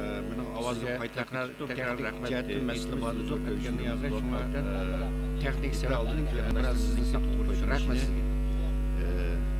Ümit kılıman hem iş mükemmel olmaydıkken hürmetli huzur görüşler sotninki benim avazım paylaştan kaldırdı. Teknik cihetin mesele badıdık. Etken yerde şuna ikra aldık karındaşlarımızdaki doğru düşünüşüne. Hürmetli huzur görüşler sotninki ikinci bölümü başında biraz mükemmel olmaydıkken baydap ötkünümüzde herhalde sotninki nayt muvaffaqiyatli kaldı. Baştan kaldırdı. Yaxşı olarız karındaşlar. Üçtükinki bölümününki tuncu guvatisi Amerika'daki Xitoy tadqiqotchisi sortninki ikkinchi bölümü başında biraz dikkat bilen baydam o'tkazimizda. Uningdan keyin balkim avval qatimliq tunji qatimliq üçtükinki bölümününki tuncu guvatisi Amerika'da degan qarindoshlarniki Xitoy tadqiqotchisi tunji qatimliq sortninki guvallik bilen sot en ahirgi guvatisi shohidi Uyghurdan keyin balkim avval qatimliq tunji qatimliq sot kollegiyasining Naqmaydan programmasini izlagan qarindoshlarimiz bilishi kerak. Tunji qatimliq sotninki en ahirgi guvatisi shohidi Uyg'ur xalqiga tunishlik bo'lgan, butun Sharq Turkiston xalqiga tunishlik bo'lgan Germaniyalik dаңlıq tadqiqotchi doktor Adrian Zensninki guvallik bilan oxirlashgan. Bu qitimmi yana qayta doktor Adrian Zens efendimninki guvallığı bilan bu 9. ayninki 13. kuni oxirlashadi aziz qarindoshlar. Bugungi sud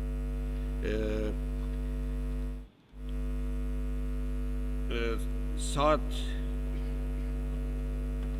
London vakti saat 18 London vakti saat 18'den 23 yani 18:20gacha yani keş 6:20gacha davom qiladi aziz qarindoshlar va butkul sotninki umumiy jarayonni sizlar ko'rayotgan Dunyo Qultining to'rt televiziyasidan ko'ralashda programmamizni uzib qo'ymaslikqa tirishamiz. Aziz qarindoshlar, Unda sot birazdan keyin başlandı. Bizge biraz ruhsat kılыңlar, bir 3-4 minut ekrandan ayrılmanglar. Çünkü bir Xitoy guvalchininki guvallık bilan başlandı. Tushdan keyingi guvallik. Birazdan keyin yana tekrar sizlar bilan görüşimiz aziz qarindoshlar.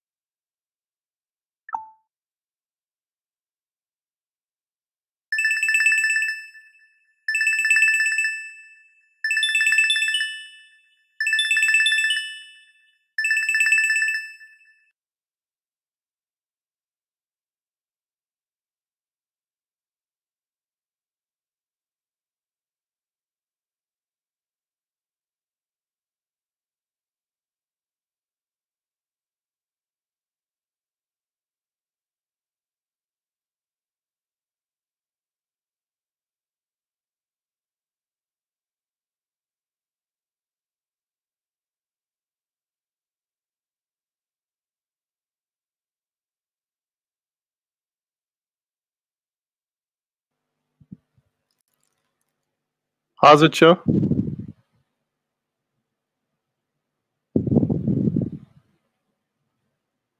Ovozim anglayaptamdi?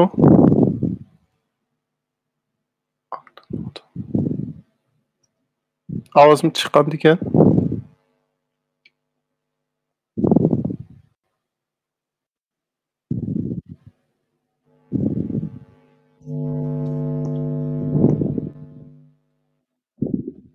Ha, bor. Ha. Endi bo'ldi. Qanaqa qilamiz? Mushu yerda qilamdiq yo boshqa kanalda qilamdiq?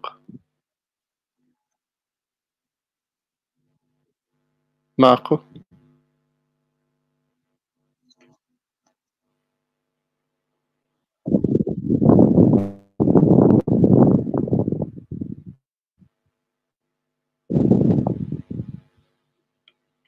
Lekin sizdagi ovozni o'chirsiz, shundaqmi?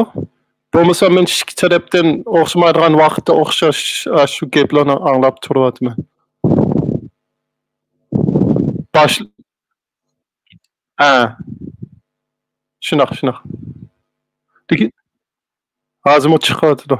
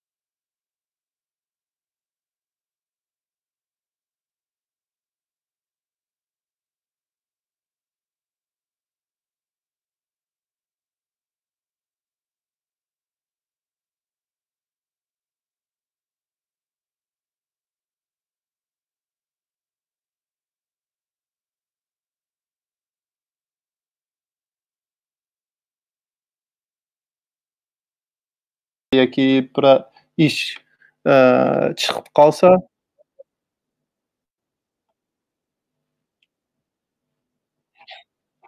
Mm-mm. Mm-mm. Shundoq. Shundoq. Pek qilaman bo'lib qoldi. Chunki shu YouTube'niki shundoq 5-7 sekund oxirida mangdu emasmi? Shuning uchun men ikkisini anglasam pek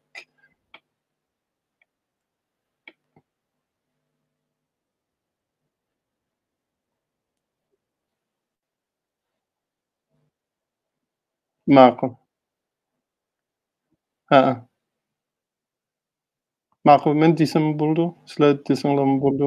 Sizlar meni shunaqa tanishtirib qo'yamsizlar yoki men bevosita tarjima qilyaptim?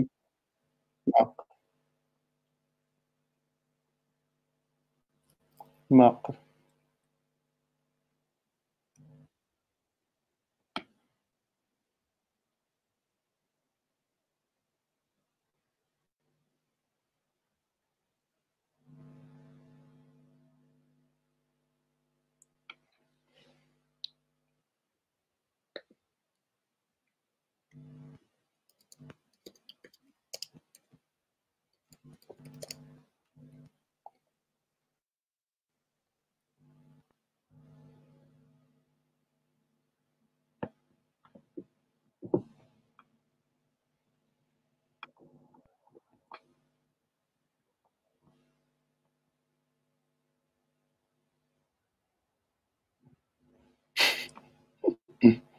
Yaxshi bo'ldi.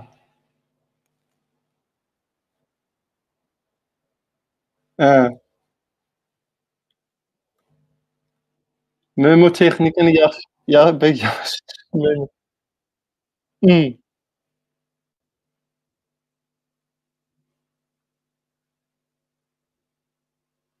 Endi boshlandi shunaqa?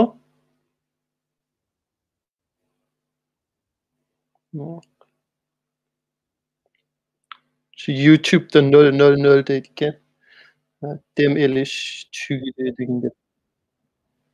Ma'qul. Men tayyor.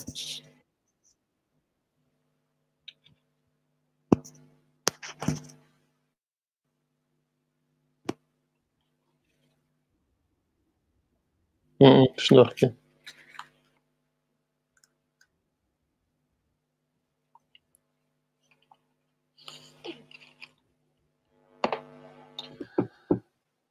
Meniki kamera echishning hojati yo'q, shundaqmi?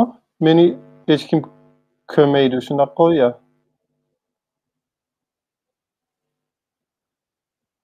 Ma'qul.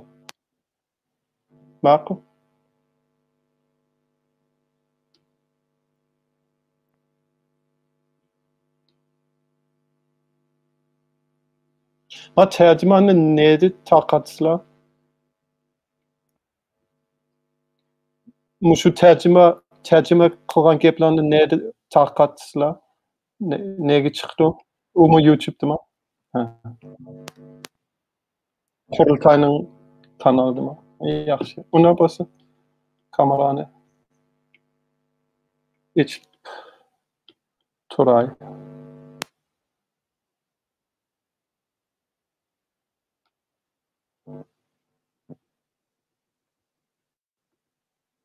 Ma'qul.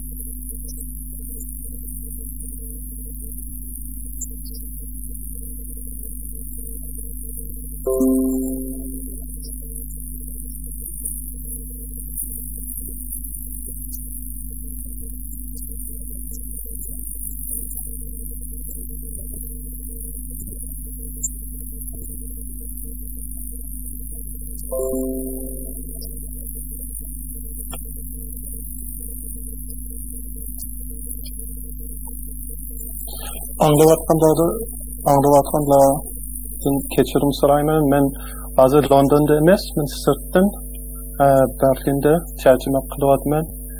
Shuning uchun men hammasini YouTube orqali anglayapman. Birinchisi YouTube'da 5 din 10 sekund keyingi tartibgan. Shuning uchun men uni sal keyinroq anglayman, sal keyinroq tarjima qilaman. Yana ikkinchisi Uyg'ur tilining ana tilim bo'lmagandan keyin men ba'zi gaplarni sal oddiyroq tarjima qilishim mumkin. Hem ba'zi yerlarni 100% yaxshi, 100% to'g'ri tarjima qilmasligim mumkin. Undan kechirim so'rayman.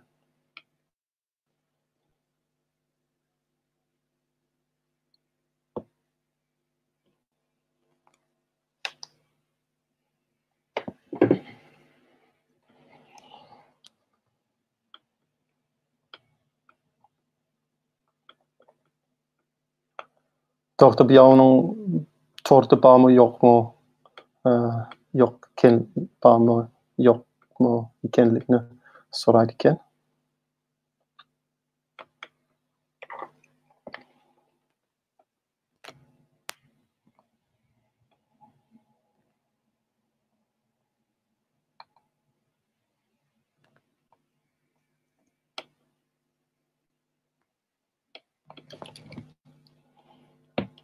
Doktor Biyav bir advokat.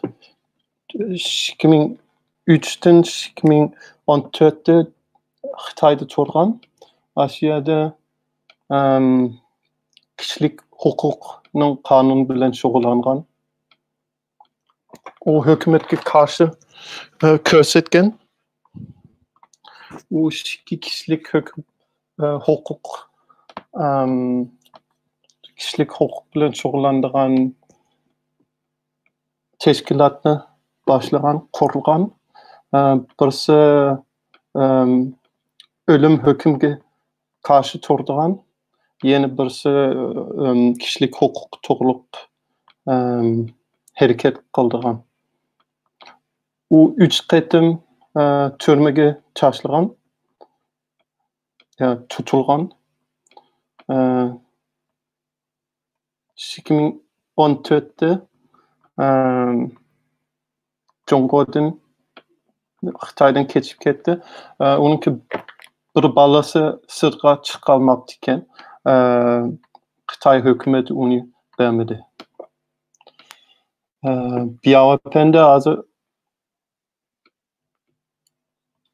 hozir to'rda, hozir chiqdi.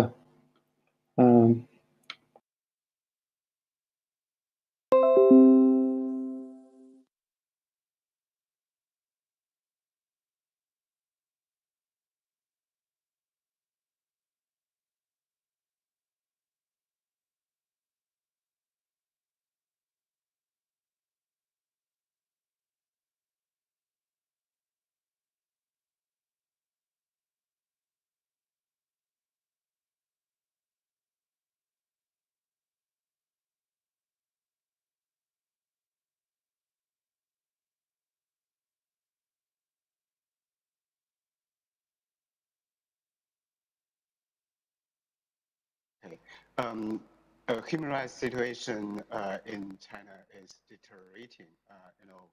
China is one of the worst countries in terms of human rights and freedom. And the Chinese government violates every fundamental freedom and right. The censorship is strict, torture, wrongful conviction, and arbitrary detention are all rampant. And also, there are serious human rights abuses like extrajudicial killing, organ harvesting, and discrimination, the death penalty. Next. And since Xi Jinping came to power, he started a comprehensive crackdown targeting human rights lawyers, dissidents, NGOs, and the so-called evil cults, and all kinds of religions. Xi Jinping hükümetke kirgenden keyin anti-corruption campaign and the clearing of to the underworld, targeting private companies and entrepreneurs, and of course Tibet, Hong Kong, Inner Mongolia, and Xinjiang, the East Turkestan, things are getting worse and worse there. Next. And the Communist Party has an exaggerated sense of insecurity. After 1989, early 1990s, there are some new social identities promoting civil society and rule of law in China. And the Communist Party is also facing economic crisis and political, social, and ideological crisis.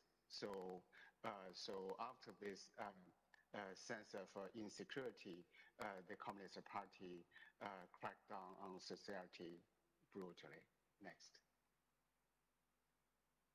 And the Chinese government has established and tightened the high-tech totalitarianism, and it uses the big data, the Great Firewall, artificial intelligence, like facial recognition, voice print recognition, and also DNA and social credit system, and surveillance cameras to tighten its control on people. Next. And this kind of high-tech totalitarianism is working effectively with the other method that the Communist Party established after 1949, like the use of secret police, the network stability maintenance, black jails, and the brainwashing and mass arrest of activists and dissidents. Next. There are some pictures of the surveillance cameras and facial recognition. Next. And the DNA and the gait recognition. Next. Yüz tanıştırılan teknikanınki kameralarınki resimleri. It's also used by the government to control people. Next.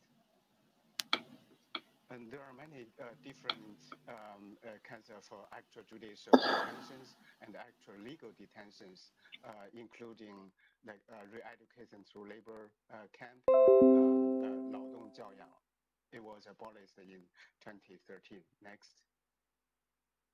And some extrajudicial detentions are still in use, like a double designation and next.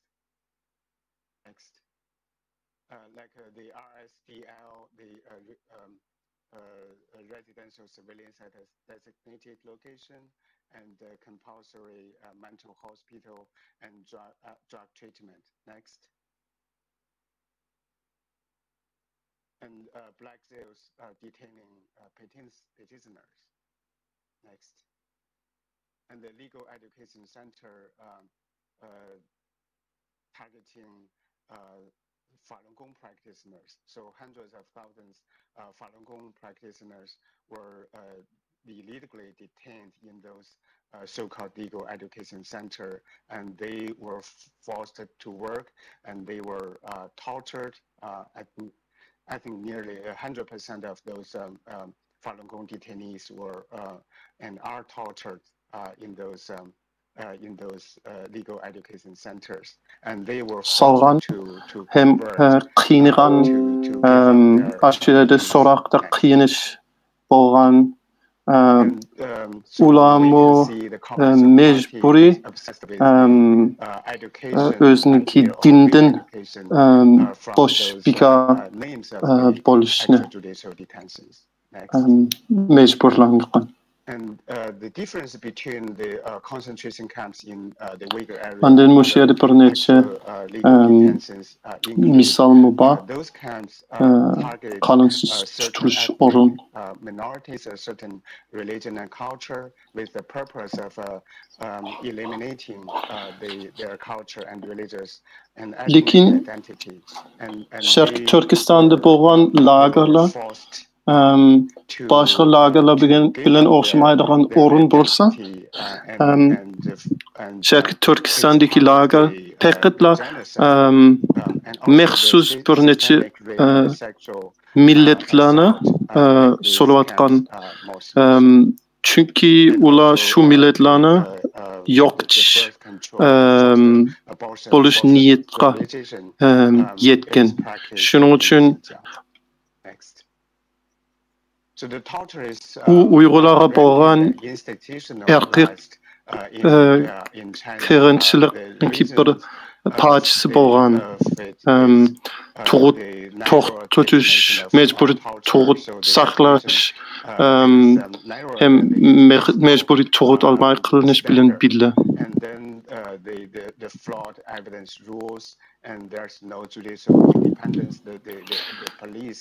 Xitayning qonunida da qiyinish başqa devletlerin kanunu bilen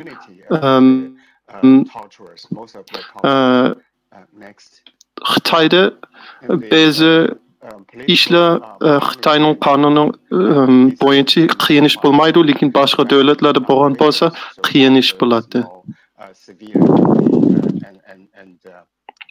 And that's after the political consideration, and also the lawyers are also persecuted. Falun Gong'a bo'lgan, Uyg'urlarga bo'lgan, Tibetlarga bo'lgan qiyinish boshqalarga qaraganda ig'irroq bo'lgan. Ularni qo'g'daydigan, ularga yordam beradigan advokatlarmi pat tutilgan ham turmaga tashlagan edi. The most persecuted religions include Tibetan Buddhism, Falun Gong, and of course Uyghur Muslim, and to a lesser extent the Christian. En ağır tutkanlar Tibetler, Falun Gonglar bilen Uygurlar. Lekin Hristiyanlar bu hele ağır tutkan idi. Uygurlarınki tek ağır emas.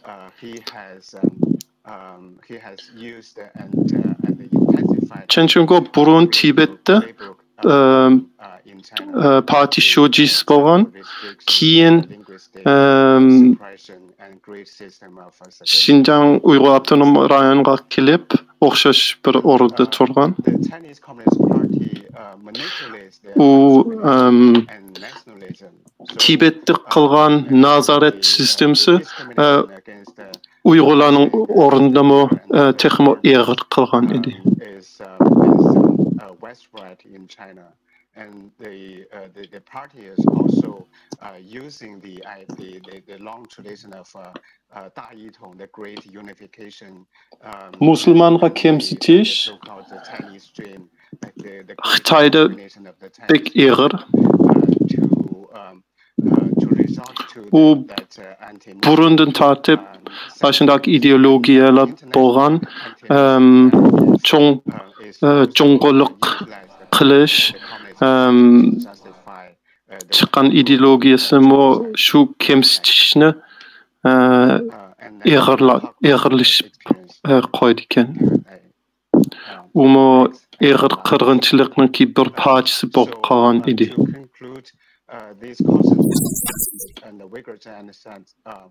Şu en ahırdaki resim. Şunun üçün lagerlar hem eğer Uygurlara bolgan eğer kırgınçılık boşluktan peyda bolmagan aşındaq siyasetler burundan tartıp muba idi.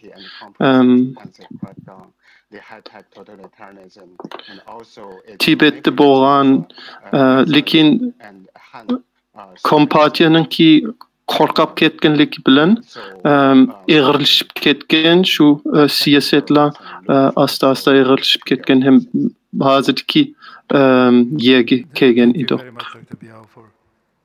Sizlerge köp rahmet sizlerin ki soallarını kütümen. Sizge köp rahmet. Meniki bir soalım var. Siz qara türme to'g'liq paranışqan edingiz. Qara türme degan nima? Ikki xil qara türme bor. Petitioners are those Chinese people who suffer the wrongful convictions and miscarriages of justice, and they go to big cities or Beijing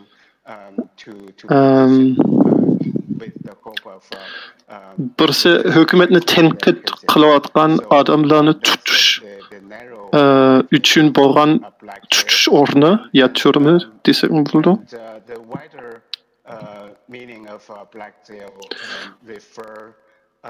Esli ularning haqqi bor uni hükümetni tenkit qilish uchun, lekin ularni shundaq qora turmalarga tashlab etdi.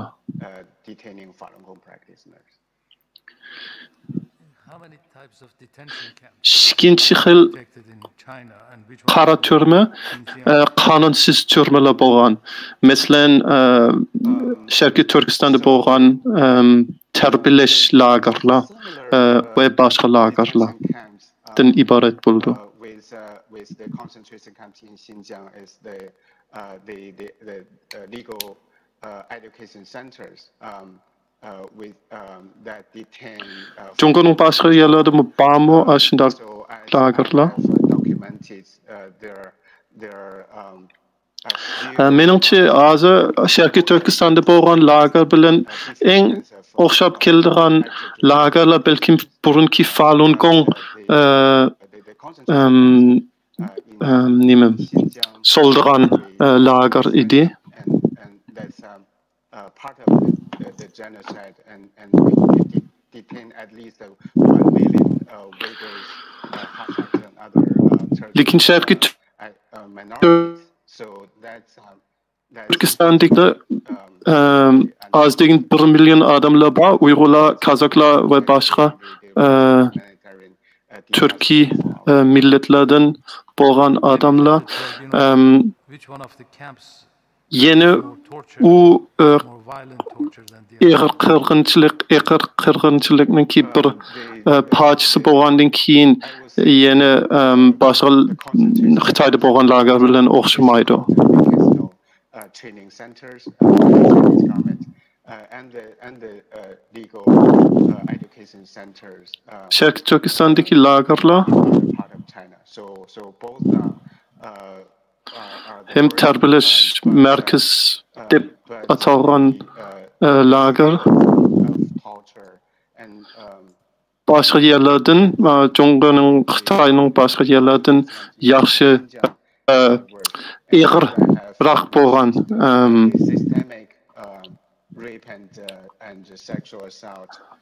Sharqiy Turkistonda zulm eng ig'ir bo'ldi ekan. Yana Osiyada bosqinchilik pek ko'p yuz bergan, balkim u sistemlik bo'lgan, u boshqa yerda ancha jiq ko'rmadik. Shuning uchun zulm Sharqiy Turkistonda eng ig'ir ekan. Doktor Tangbyan, sizningcha nima uchun shunday bo'lgan? Nima uchun Uyg'urlarni boshqalarga qaraganda shuncha ig'ir tutgan? and the human rights abuse o kanuni sistemi hem siyasi sistemi hem partikamnınki ideologiyasi bilen bağlanan buldu.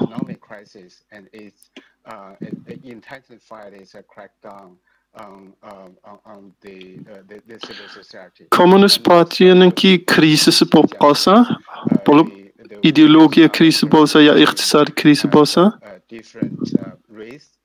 different culture, different language, and different religion, and the ular başkalarını tepip the Uyghurs and other Turkey people günahını başkalarına saldı. Uygurlar, Kazaklarınki dini başkaça bolgandan keyin, ularning ideologiyasi başka bolgandan keyin Xitayning hökuməti ularni bir xil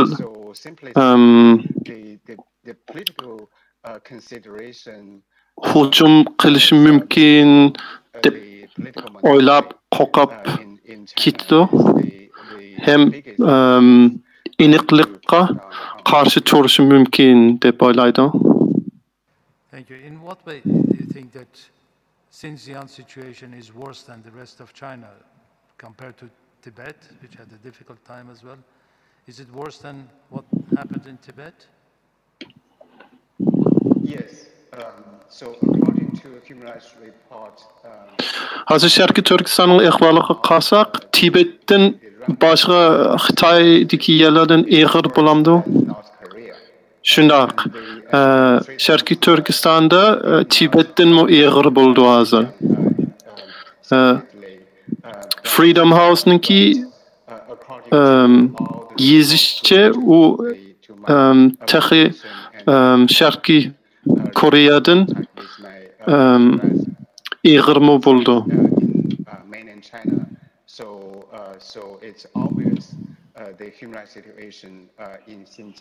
Ben hazır için o Cungu Xitay'daki advokat dostlarım bilen alaqlaşıp turuyatman. Ularning deyişi şundaq. Şərqi Türkistan'daki ehval Tibet'ten mi ağır buldu? And it's much worse than in Tibet. Thank you very much. Xalqançı tutuş, hemme işler, nazaret, hemme işler degindek Tibet'ten mi ağır buldu? Hazır başkalarınki sizge bolgan soallar mı? Bah. Dr. Tang.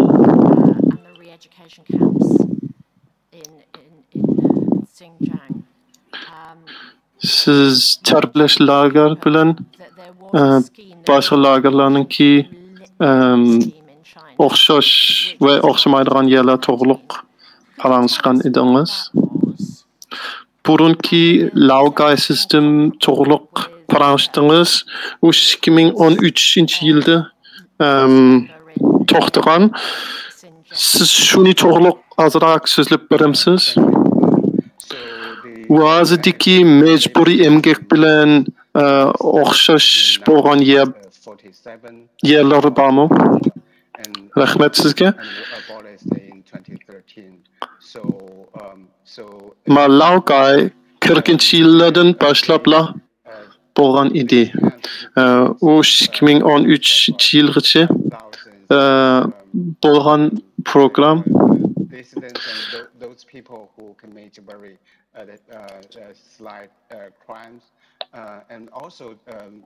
Laogay lagerli ya çürümelerde aşu adetki cinayetçiler mübaidi, siyasi cinayetçiler mübaidi, hem aktivistler mübaidi, bezlemu pek ağır cinayet kılmagan, aşağıgımı bezı dindarlarımı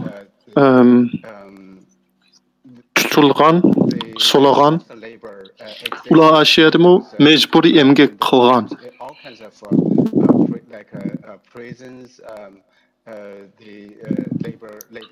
Şu burunki lagerdami mecburiy emgak bor idi.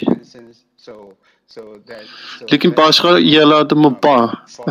Adetki türmelerde mi adette mecburi emgek boğan idi.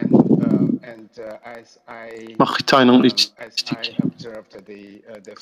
Şunun için Xitayning içide mecburi emgek pek köp idi. Hazırca mı var, burun mu battı?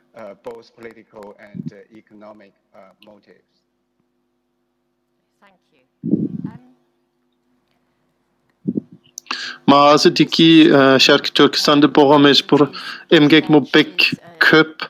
Onunki hem siyasi hem iktisadi niyeti var.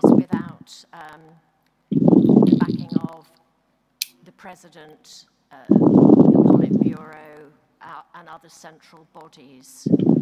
And are there individuals that you would identify as principally responsible for the decision? Sizningçe azı Şarkı Türkistan'da bolayotgan zulmlar, sizningçe Xi Jinping çoğum biliş kerekmi? Ya belki mi bir imkaniyet bar bo'lishi mumkin, Xi Jinping bilmasligi mumkin deb o'ylamsiz?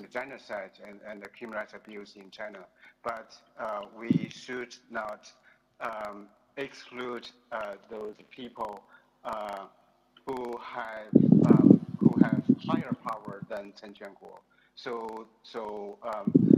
And of course the Politburo and the.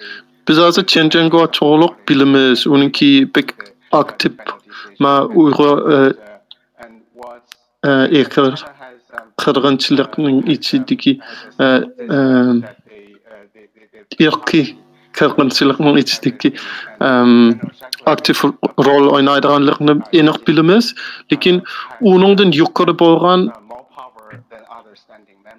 odamlarmi, siyosatchilarmi cho'qim shu ishlar to'g'riq aniq bilishi kerak. Menimcha uningda u aniq bo'ldi. Draw a conclusion that without Xi Jinping's permission and Chen Jianguo does not have the power to detain at least a million people. So all the top leaders. Hazır lagerlarning ishlarida, Sharqiy Turkistondagi ishlarda bir necha o'zgarish bo'lgan. U sirtdan bo'lgan g'arbiy davlatlardan bo'lgan besim ham xalqaro medialarda bo'lgan besimninki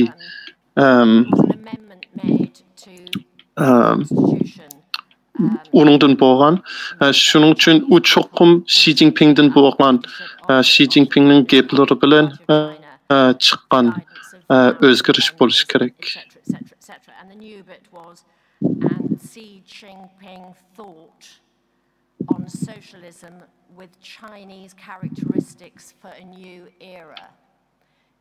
Could you help us understand the significance of that phrase and its addition to the Constitution? Yeah, Xi Jinping has removed. Xi Jinpingning ideologiyasi to'g'riq azroq so'zlab tushuntirib beramsiz? Bo'ldi. Xi Jinping bir necha o'zgarish qilgan. Birinchisi o'ziningki prezident cheklash tuzumni o'zgartgan. Hozir u umrlik prezident ya diktator bo'lib qolgan. U boshqa o'zgarishlar qilgan. Uni tanqid qilganlarni ya tutib olgan yoki sirtqa chiqargan partiyaning yoki hukumatning sirtqa.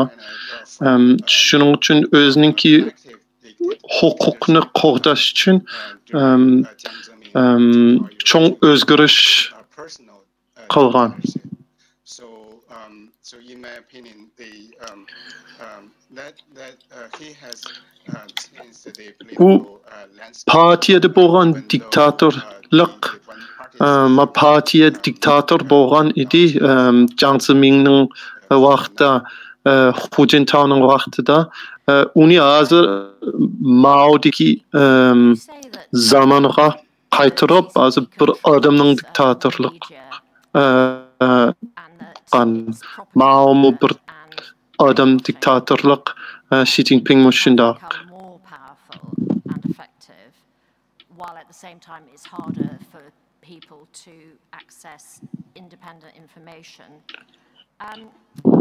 What is your sense of the Sizningcha hozir tashviqot ig'irroq bo'lgan Xitoydagi odamlar tezroqda rost bo'lgan ishlarni bilib oladi. Sizningcha boshqa Xitoylar, Xinzular, Uyg'urlarni qanday qaraydi? Hem Sharqiy Turkistonda bo'layotgan ishlarni qanday qaraydi? Media, including internet, the social media, and it's very difficult for Chinese people to know. Xitoyda tekshirish va media kontrol bek ig'ir. Shuning uchun ko'pincha shu Xitoydagi puxralar rost bo'lgan ishlarni bilmaydi, ham hukumatning tashviqotidan yaxshi ayray olmaydi.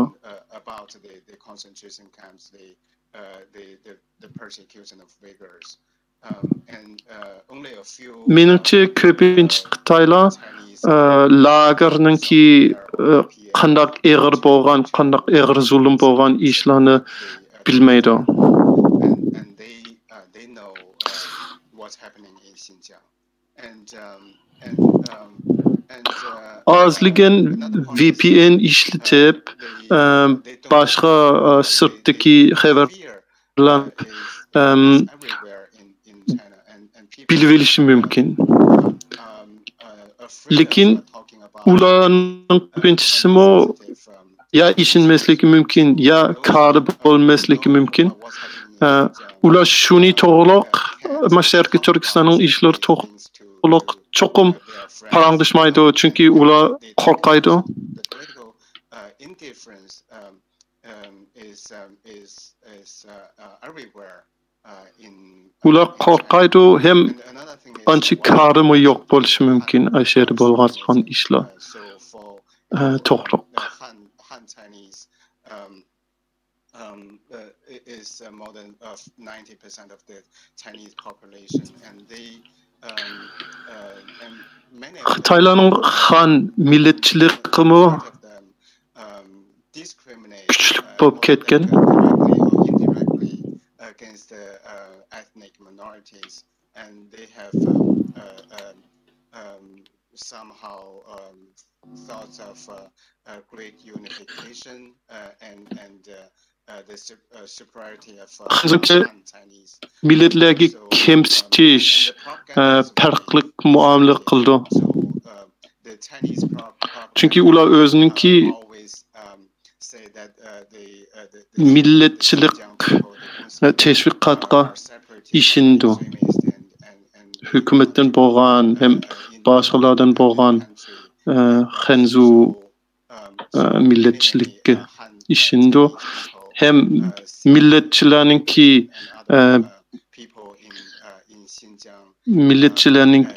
terörist, bölgünçi, cinayetçi bo'lganlikka bu ishonishi mumkin. U hukumatning tashviqotidan kirdi.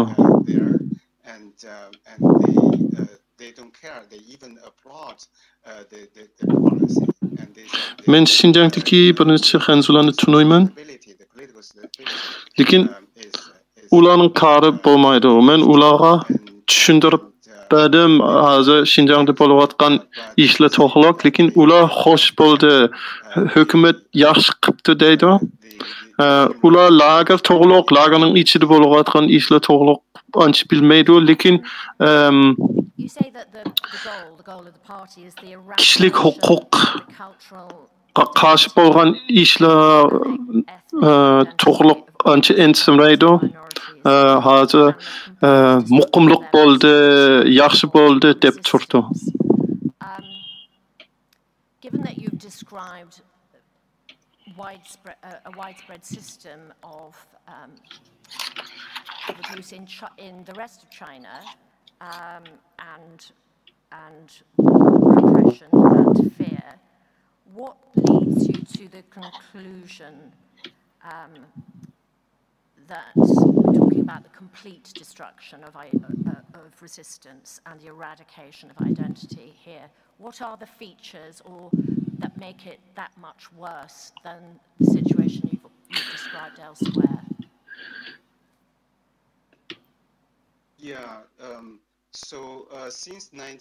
Siz Uyg'urlarning kimligini yo'qotishi hem Uyg'urlar hukumatga qarshi turishning imkoniyatini yo'q bo'lib ketishni hukumatdan yo'qotish to'g'riliq parangishdingiz. Sizningcha nimishqa ashiri shundoq eg'ir bo'ldi boshqa yerlarga qaraganda?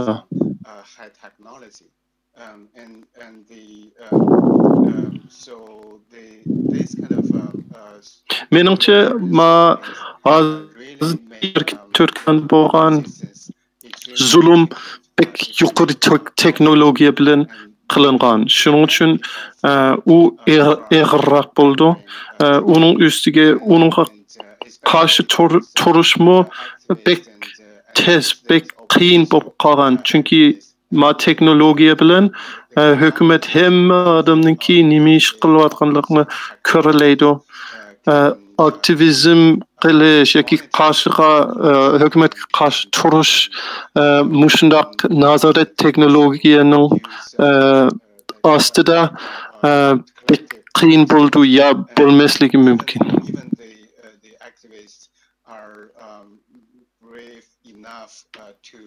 To resist, and the government can silence their family members, and the government can use their family members, their relatives as hostages to punish. Yeni aktivistlar chiqib qolsa, masalan, sirtda chiqib qolsa, hukumatmi ularninki tuqqanlarga besim silib, ularni aktivizm to'xtatish uchun tuqqanlarga besim soldi yoki ularga zulm qildi. Sirtdagi Uyg'ur aktivistlarninki tuqqanlari ko'pinchisi shundoq zulm ko'rgan.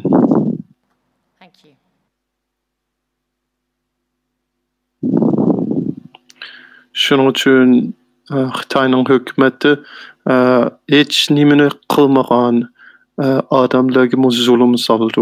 Ularning tuqqanlar qilgan ish sababli.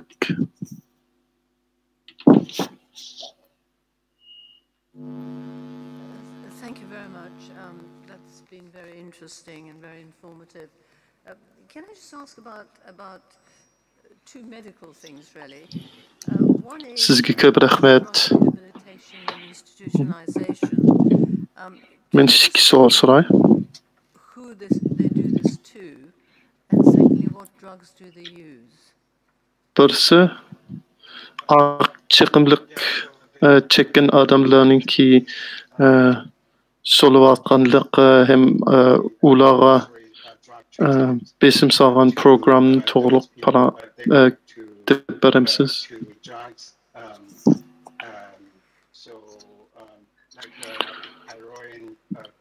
Bo'ldi. Shu oq chiqimlikka chiqqan masalan heroin, kokain chekayotgan odamlarni majburiy programga soldi ekan. Chunki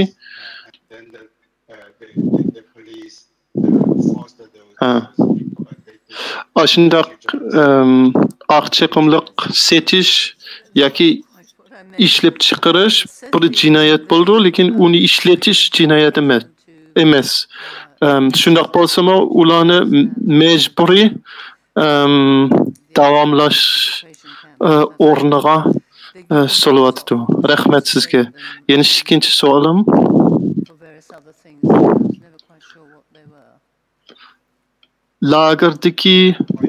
Lagerda yotgan odamlarningki deyishicha ulargami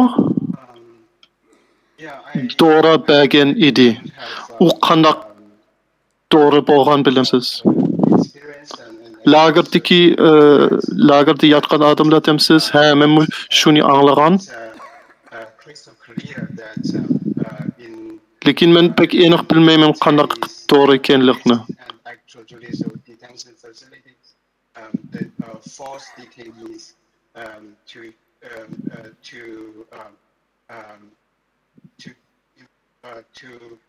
have the kind of medication that drugs was happening many times, and so one example is we call it the 709 crackdown. Lekin boshqa Xitoydagi yerlarda shunday ishlar bo'lgan. Turmada yotganlarga dori bergan ishlarni burun bo'lgan. Close friends, and they were forced to have the drugs and during their detention, and some of meniki yaqin do'stlarimning orasida shunday ish bo'lgan. Falun Gong yoki advokatlar tutib olgan vaqtda ularga majburiy dori bergan edi Xitoy hukumati.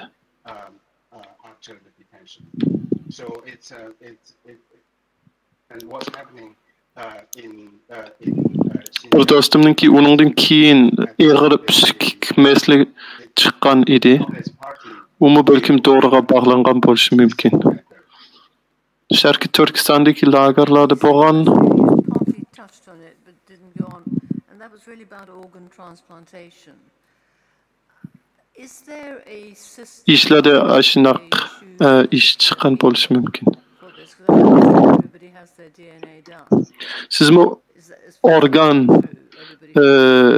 ilvilish va setish ma ichki eserlarni ilvilish va setish ishlar to'g'riq paylaşgan ediniz. Sizningcha uni tanlash, odamlarni tanlash, organlarni ilvilish uchun odamlarni tanlashninki qanaqa sistem bo'ldi bilamsiz? Chinese government forced qisqa deganda Xitoy hukumati to transplant their organs, and without their segment. So they targeted their organ harvesting. The victims of organ harvesting at the beginning were the dental inmates, and then mostly Falun Gong practitioners. There have been many big laws about the organ harvesting. Ma ölüm hükümge salgan ölüm hükümetten öldürgen ölüm hukuk hükümge salgan adamlardan ilvagan kin Falun Gonglardan mı ilvagan işle boğan. So they have a long they have a lot of experience. Falun Gongçilerin arasında o işle köp yüz bergen iken. Çünkü partiyanınki organ ilvilişninki hele tarihi ba.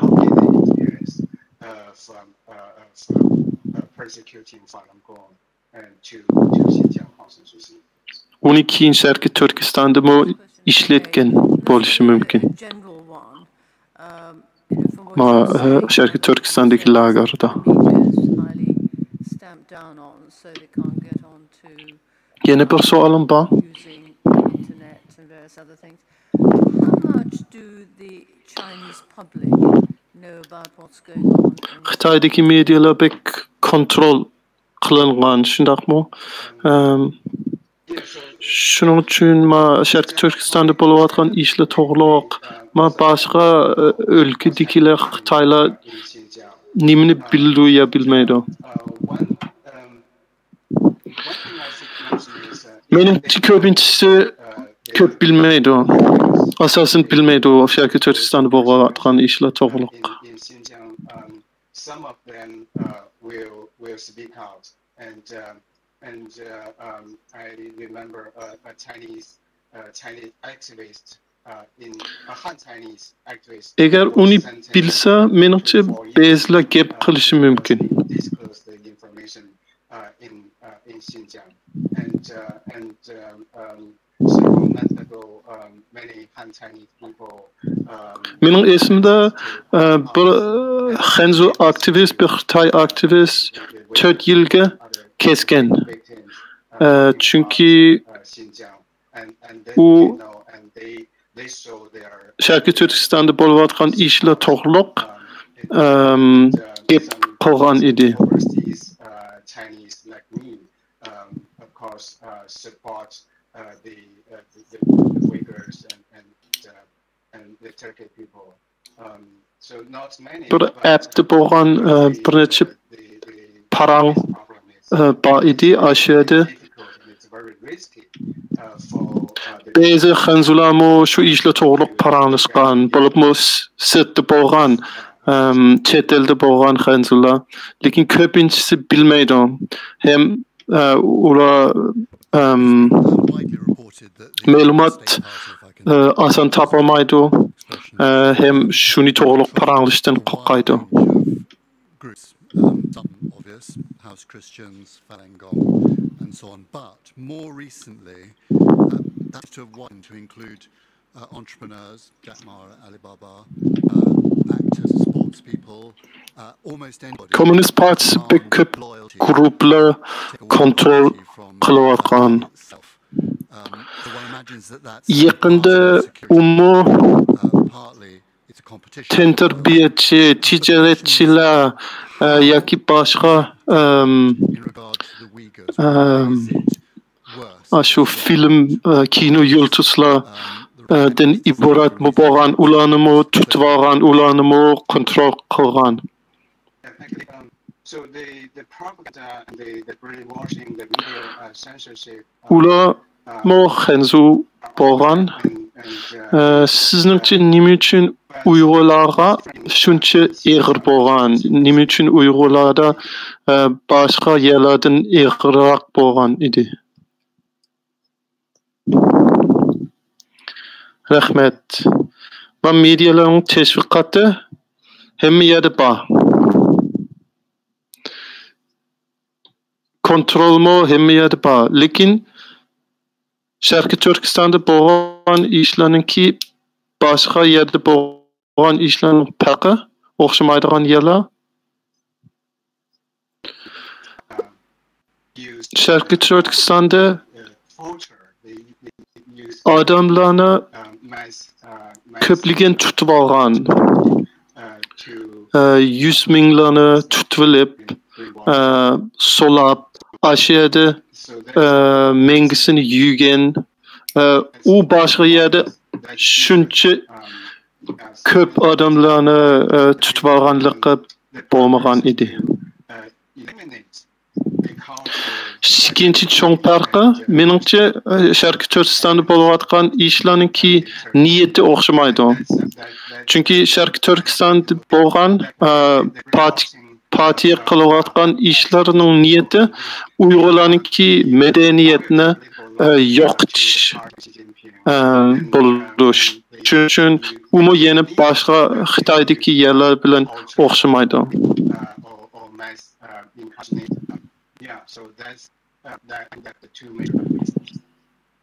Shuning uchun Osiyada Sharq Turkistonda bosqinchilik, qiyinish ig'irroq bo'ldi, chunki ularningki niyati o'xshamaydi. Niyati Uyg'urlarningki madaniyatni yo'qotishi.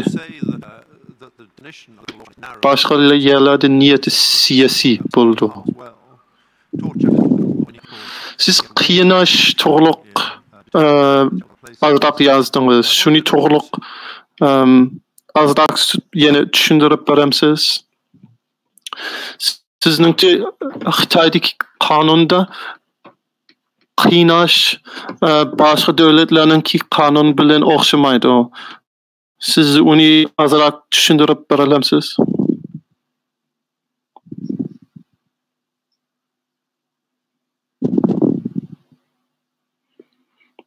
Xitoyda mo cho'qim resmiy qiynash qonunsiz bo'lishi kerak. Shundaqmi? Hukumat unda bo'lsa qandaq hozir bo'layotgan Sharqiy Turkistondagi qiynashni qandaq uningga qandaq yo'l berdi? To'g'ri, Junggoda qiynash albatta qonunsiz bo'ldi.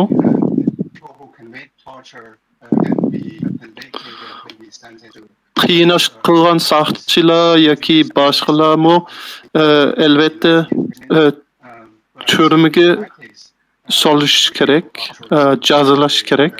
Lekin very few of the torturers were arrested and convicted, and even some of them have been convicted. The sentence. Lekin Xitoyninki tarixida qiynash qilgan odamlarningki ko'pinchisi jazolanmagan. Ashunaq ishlar bek oz. Undan jazolangan odamlar bo'lsa, ularningki jazosi bek yengil ig'ir bo'lmagan. Ularningki qilgan qiynashga qaraganda.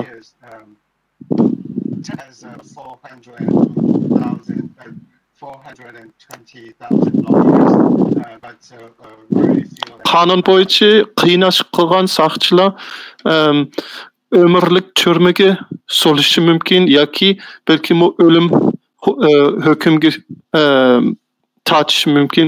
Lekin amaliyotlarga qarasak, shunda qiynash qilgan saqchilarning ko'pinchisi ko'p degan bir necha yil keskin bo'lgan edi.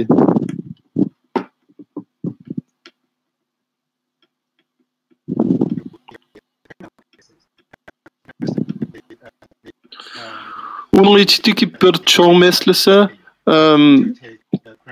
advokat tapmak pek tez buldu. Çünkü köpinci cinayetçiler yoki şu sota tatkan belkim cinayet bo'lgan adamlarninki advokati yo'q bo'ldi. Çünkü shunday odamlarga yordam bersak, advokat bo'lsak, bizga xatarlik bo'ldi. Shuning uchun ko'pincha advokatlar shunday odamlarga yordam berish qo'rqitishdan qo'rqaydi. Sizga ko'p rahmat.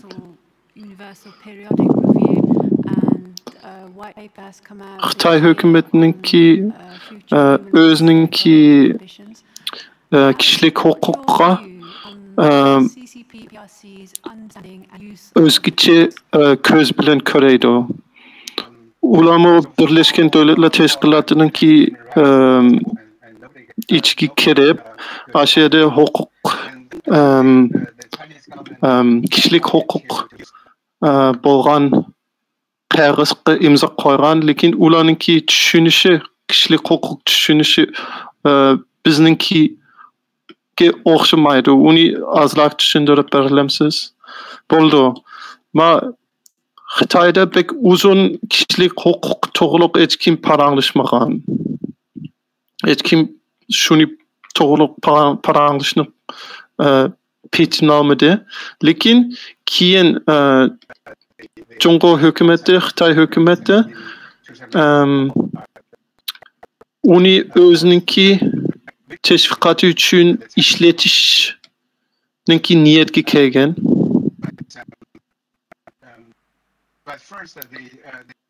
Shuning uchun ularningki kishilik huquqi fuqumni o'zininki Xitoyga xos bo'lgan bir kishilik huquq fuqum qilgan. Uninki eng muhim bo'lgan yerlar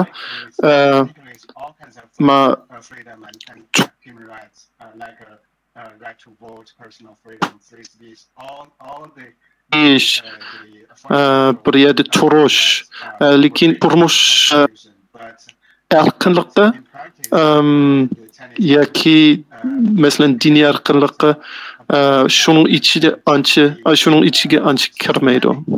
Ya muhim bo'lmaydi.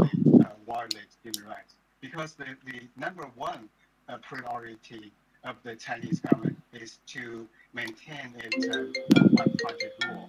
And China has ratified at least 24, 25 international treaties.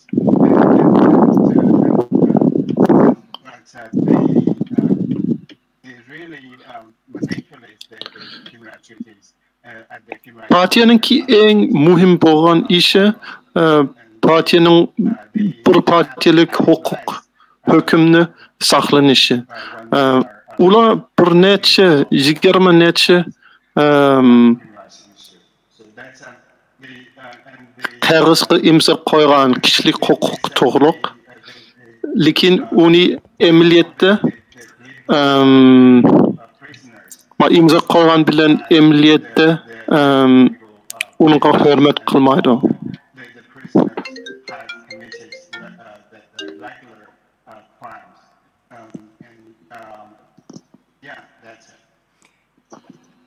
Professor Tang, I have two short questions, and they must be short because we are short of time. They concern record keeping. Imagine a hospital visit. There's a reason recorded why you go in. There's a record of your entry. There's a record of the reason for your discharge and of your discharge. Do you know or do you have an opinion Mesela bir doktorxonaga kirsangiz, there is a record of why they go in? There is a record of the plan for their treatment? Chiqish vaqtida uni yozib bir yerda saqlanadigan bo'ldi. Sizningcha shu lagerlarda ashunaq dokumentlar bormi? Ularninki kirish, chiqish, hem balki muqiyinishninki ifodalaydigan qog'ozlar Xitoyninki hukumatning ichida bo'lishi mumkin. Bo'lishi mumkinmi?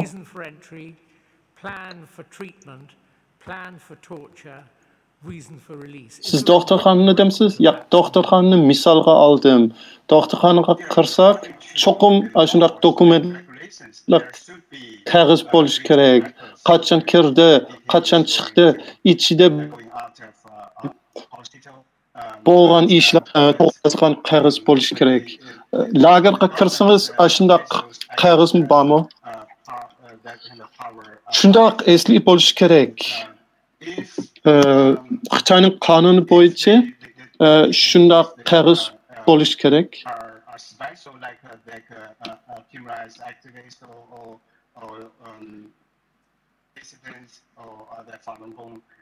Lekin hukumatning kuchi, ishlayotgan kuchi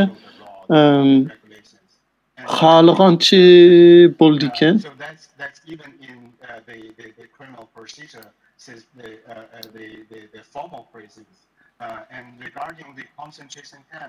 Shuning uchun ular qonun bo'yicha bo'lmaydi. Falun Gong'ninki meslelarda, ishlarida qonun bilan ma'murgan. Sharqi Turkistondagi lagerda shunday ekan. Bizning vaqtimiz az bo'lib qoldi. Yana bir savolim bordi.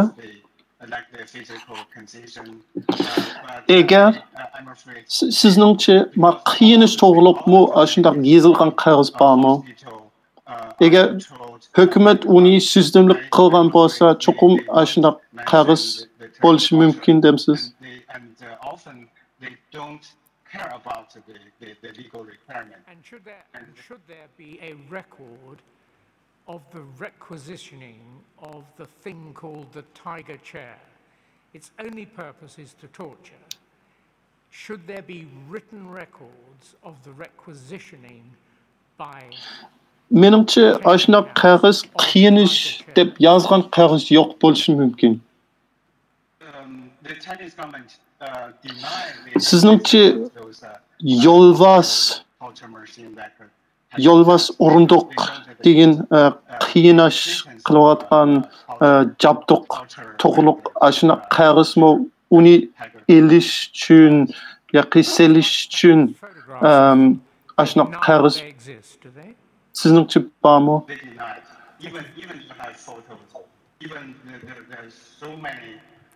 Hükümetin öz deyişçe aşınak işler yok. Mr. Sabi, any questions? No further question. Many thanks, Dr. Biao. Professor Teng, thank you very much for coming or being available to give evidence. Hükümetin deyişçe aşınak orundoklama yok. Lekin biz köp resimler ko'rgan aşını orundok shundoq bekchiq lagerda yotganlarmi uni to'g'liq parang'ishgan deb berganlik u yo'q deb turdi. Sizga ko'p rahmat, sizningki guvohliklaringizga ko'p rahmat. Sizga rahmat. Yana guvohlik beradigan Abdul Hakim İdris Efendi. Mr. Idris was born in Batan City, educated in Islamic religion in underground madrasa in Khotan, and then went to Al-Azhar and settled in Germany. He's a co-founder of World Uyghur Youth Congress,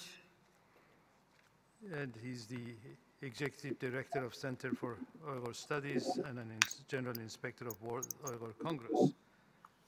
Mr. Idris is the author of the book called Menace, about China's colonization of the Islamic world and Uyghur genocide. Welcome to Uyghur Trial that you would like to say. The Tribunal has read your report, and I would appreciate you just as possible. Thank you.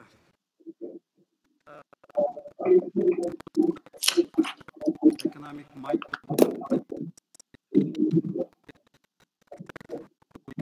we were Muslims. Usually we would expect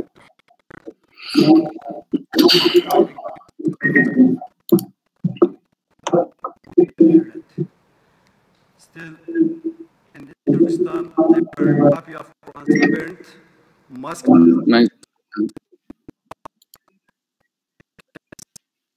The schools still we didn't heard any word from any Muslim leader, any Muslim institution. Men Xitoyning Uyg'urlarning madaniyatini yo'qotish va Uyg'urlarni yo'q qilish muddaosini yoshirish uchun iqtisodiy mukofotlash huquqini qanday qo'llanganligi to'g'risida uchurlarni so'zlab o'taman. China to use this information in Islamic countries, they use several arguments. First is internal affairs discourse. They say tadqiqotim asosiga bo'lsa Xitoyning iqtisodiy kuchini qanday foydalanib, aslida Uyg'urlar bilan hisoblash bo'la oladigan davlatlarning jinjitlikni sezib olganligi haqida. Ularning asosiysi musulmonlarni asos qilgan davlatlar. Odatda biz Sharqiy Turkistondagi Uyg'ur, Qozoq va boshqa millatlarning irqiy qirg'inchilikka Ulug'ma islom dini munosabat siyosatiga qarshi kuch ovozni anglashni xohlaymiz. Lekin hozircha biz bunday ovozni anglab boqmadik.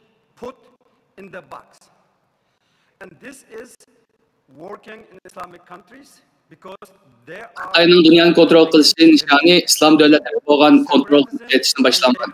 Müslüman devletlerini muvaffak kontrol qilish ve onu paydalanish uchun Xitoy hozir iqtisodni kengaytirish qatorliq har xil usullarni islatmoqda. Birinchidan, bu deydigan gapi bu ichki ishlar masalasi. Bu Xitoy Kommunist Partiyasining 1949-yili Xitoy Xalq Cumhuriyatidan ishg'ol qilingan Sharqiy Turkistondagi irqiy qirg'inchilik siyosatini yuritishda eng ko'p qo'llangan usullarning biri. Xitoyning to'xtamay takrorlagan gap bo'lsa, Xinjiang masalasi Xitoyning ichki ishi deyishdi. Ikkinchidan, ashqullikni cho'riga oldi tilishildi. Xitoyga nisbatan ta'limot doirasida hal qilish tegishli kuch bor. Bular diniy ashqullik, bölgüçülük ve terrorluk. Elbette yüzeyki cihetine qaraganda bular qarmoqqa muvafiq ansiraysak bilinadi. Lekin dal aksicha Xitoy bu siyosatlarning siyosatini Uyg'ur xalqining madaniyati va jismoniy mavjudligini yo'qotish urinish bilan barobar. Ular jamiyatdagi ba'zi illatlar uchun bir diniy e'tiqod va madaniyat aybiga bu nuqsni jazolarga tashlaydi. Uchinchisi bo'lsa tashviqot. Kitabimda aytgandek, bugun O'rta Osiyo, Müslüman devletler ve başka devletler Uyghur qiyinchilikqa sal qarmoqda. Chunki xalqaro jamiyat bo'libmi musulmonlar Xitoyning necha milliard dollarlik tashviqot mexanizmining qurboniga aylandi. But by the Chinese embassy, news from China will every day like a miracle solved for the Egyptian people. So men o'zim alarlarda o'qidim. Agar qarab boqadigan bo'lsak, ijtimoiy tarmoqlarda Uyg'urlar facialarni so'zlaydigan hech bir ijtimoiy tarmoq yo'q.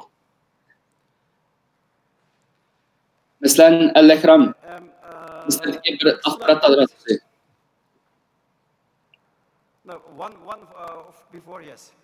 Bular Xitoy elchixonasi tomonidan setib olingan. And the CCP using vaccines and the mask diplomacy to get those countries under Chinese influence. For example, it was in Turkey a more outcry about this Uyghur genocide by the opposition parties. The Chinese delayed to distribute its vaccine to Turkey. In the Lebanon is a very sectarian countries. There is a Hezbollah.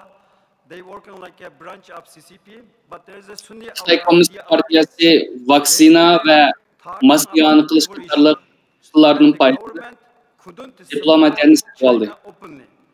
And Chinese government delayed vaccine distribution there. Masalan, Turkiyada bo'lsa, many countries around the world to bring under control. Bu diplomatiyanın qaran tarafını Livan ve Türkiye'de misalda ko'rib olib bo'ldi. 15 minutes a slide and I'm ready after that to answer your question. Next slide please.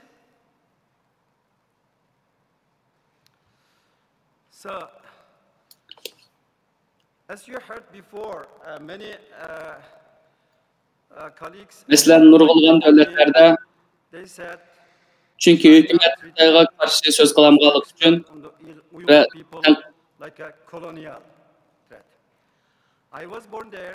men shu o'limit bir vaqt mazda 15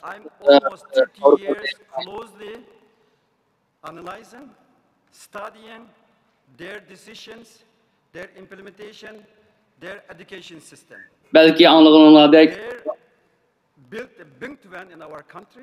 Minnadan o'zgan Bingtuan is XPCC, semi-military company, like an East Indian company, were built by the British in India. And they're controlling almost 90% of Türkistan'da tug'ilgan, yerda o'qigan roads, waters, energy, any sources. So they can bu jarayonda ularning siyosatini ma'rif sohasida qanday ilib borganligini o'zlaydi. One version of the Bingtuan in Islamic countries. They have really nice name. When connect the people to people, serve the mankind. Those are the slogan by the CCP. But reality is very tragical. This Silk Road. Mesela Bingtuan yani işlep çıkarış. Three contents: Silk Road economic build, the 21st century maritime Silk Road and digital Silk Road. Bir belbağ ve bir yol teşebbüsü. Nayeti çıraylık bir isim bolgan. I skip the details. İşten kişilerge bağlaydigan. Slide please. İnsanlar üçün hizmet kıldı deb Xitay Komünist Partiyası tarafından teşvik kılıngan.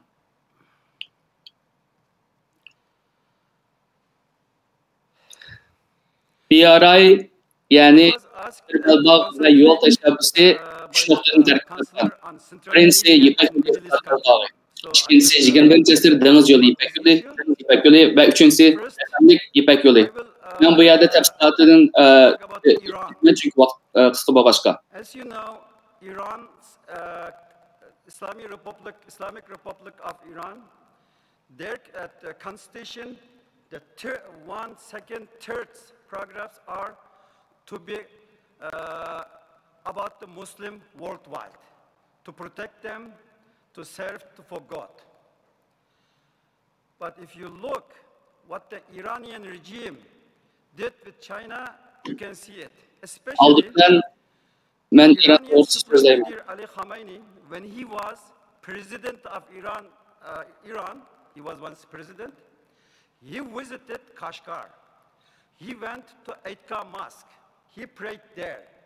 And he said, when I was that time in Egypt, he said, İran İslam Cumhuriyeti'ndeki asasi kanun koygan bolsak, aldık bir neçe maddede dünyadaki Müslümanlarınki hak-hukukunu koğdaşlar deyilgen. Why I talk this? Because Iranian supreme leaders knows what's happened right now in East Turkestan. Ali Khamenei devlet rektörü olan vaqtda Kashgar'daki Eitka mescidini ziyaret kılgan. It's not war between Jewish and Muslims. It's war on entire religion. O vaqtda mundaq degan edi. Men undaq otgan chig'imda Kashgar to'g'risida she'rlarni o'qay. Bugun oxirgi orzuyim amalga oshdi.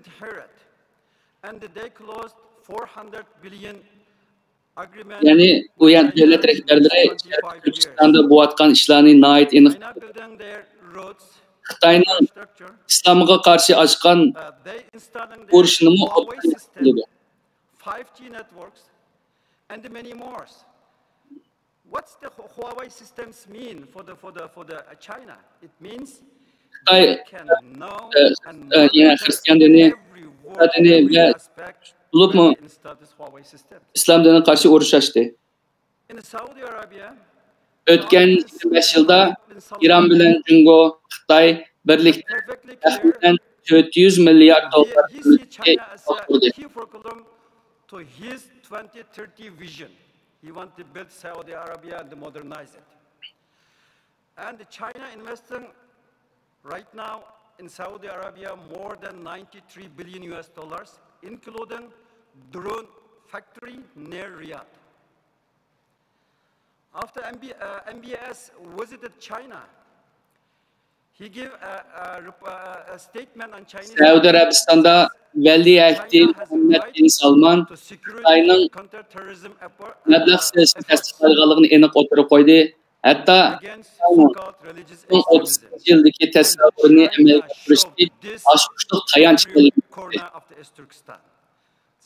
Telling the Uyghur people, even Saudi Arabia, Mısır'dan nurg'on milyard dollar mablag' soldi. Veliahdi Muhammed bin Salman Xitoyni ziyorat qilgandan keyin undaq gapni qildi. Xitoyning o'zining bexatarlik huquqi va terrorga qarshi tirishchiligini qo'llaydi. To work with China very closely. Bu Veliahdning so'zini hamma yerda e'lon qildi. And singing in the anniversary of 100 years CCP's day. Recently in Dubai, onun sırtında Pars Bolt'taki devletler mi var? Internment prison to keep Uyghurs Arap Birleşik. This is all after they deported or they didn't exceeded the Xitoy Arab Birlashmasiga Xitoyning Saudiya Arabiston qalsalar Xitoylar bilan Xitoylarning chong savdo hamrohi. Saudi Arabia, Turkey, in the Emirates, there were many Uyghur business people. They were doing business with Arab the local people. They have Dubayda Uyg'urlar Chinese companies. After Xi Jinping began this genocide against the Uyghurs, they lost their entire business. Right now, Agar O'rta Osiyoga, Saudiya Arabistonga, Arab Birlashma Xalifligi Turkiyaga qaragan. Bu yerda nurg'unlagan Uyg'ur tijoratchilari bor. Okay, I talk about Egypt. Egypt has very good relationship with China. They building an Xi Jinping Sharqiy Turkistonda irqchilik ilib borgandan beri Saudiylar tijoratchilar davlat bilan butun munosabat. Muslim Brotherhood President Muhammad Mursi, when he was president, he went first to China. After him comes Sisi, he is doing business with China. And Egypt deported many students. They were studying in Al-Azhar University. Al-Azhar University is the oldest Islamic institution in the world. They deported Uyghur students back to China. As you see, investment. This is nice word, but that is not investment of a Chinese version. It's corruption, disinformation, this is security. Misr İslamiyet'de Al-Azhar Üniversitesi'nden nurg'unlagan Uyghur o'quvchilarni Xitoyga qaytarib berdi. Have many military personnel under name security companies in Kazakhstan. Whatever happened in Kyrgyzstan, mablag' silishgan governments, but nothing lekin nisbatan bu cheriklik they are in control right now. Next slide, please. Diplomatik baskı.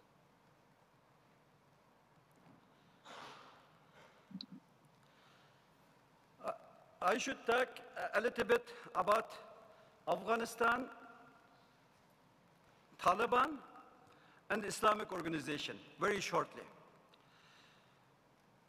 China has very close relationship with Pakistani military and in security apparatus.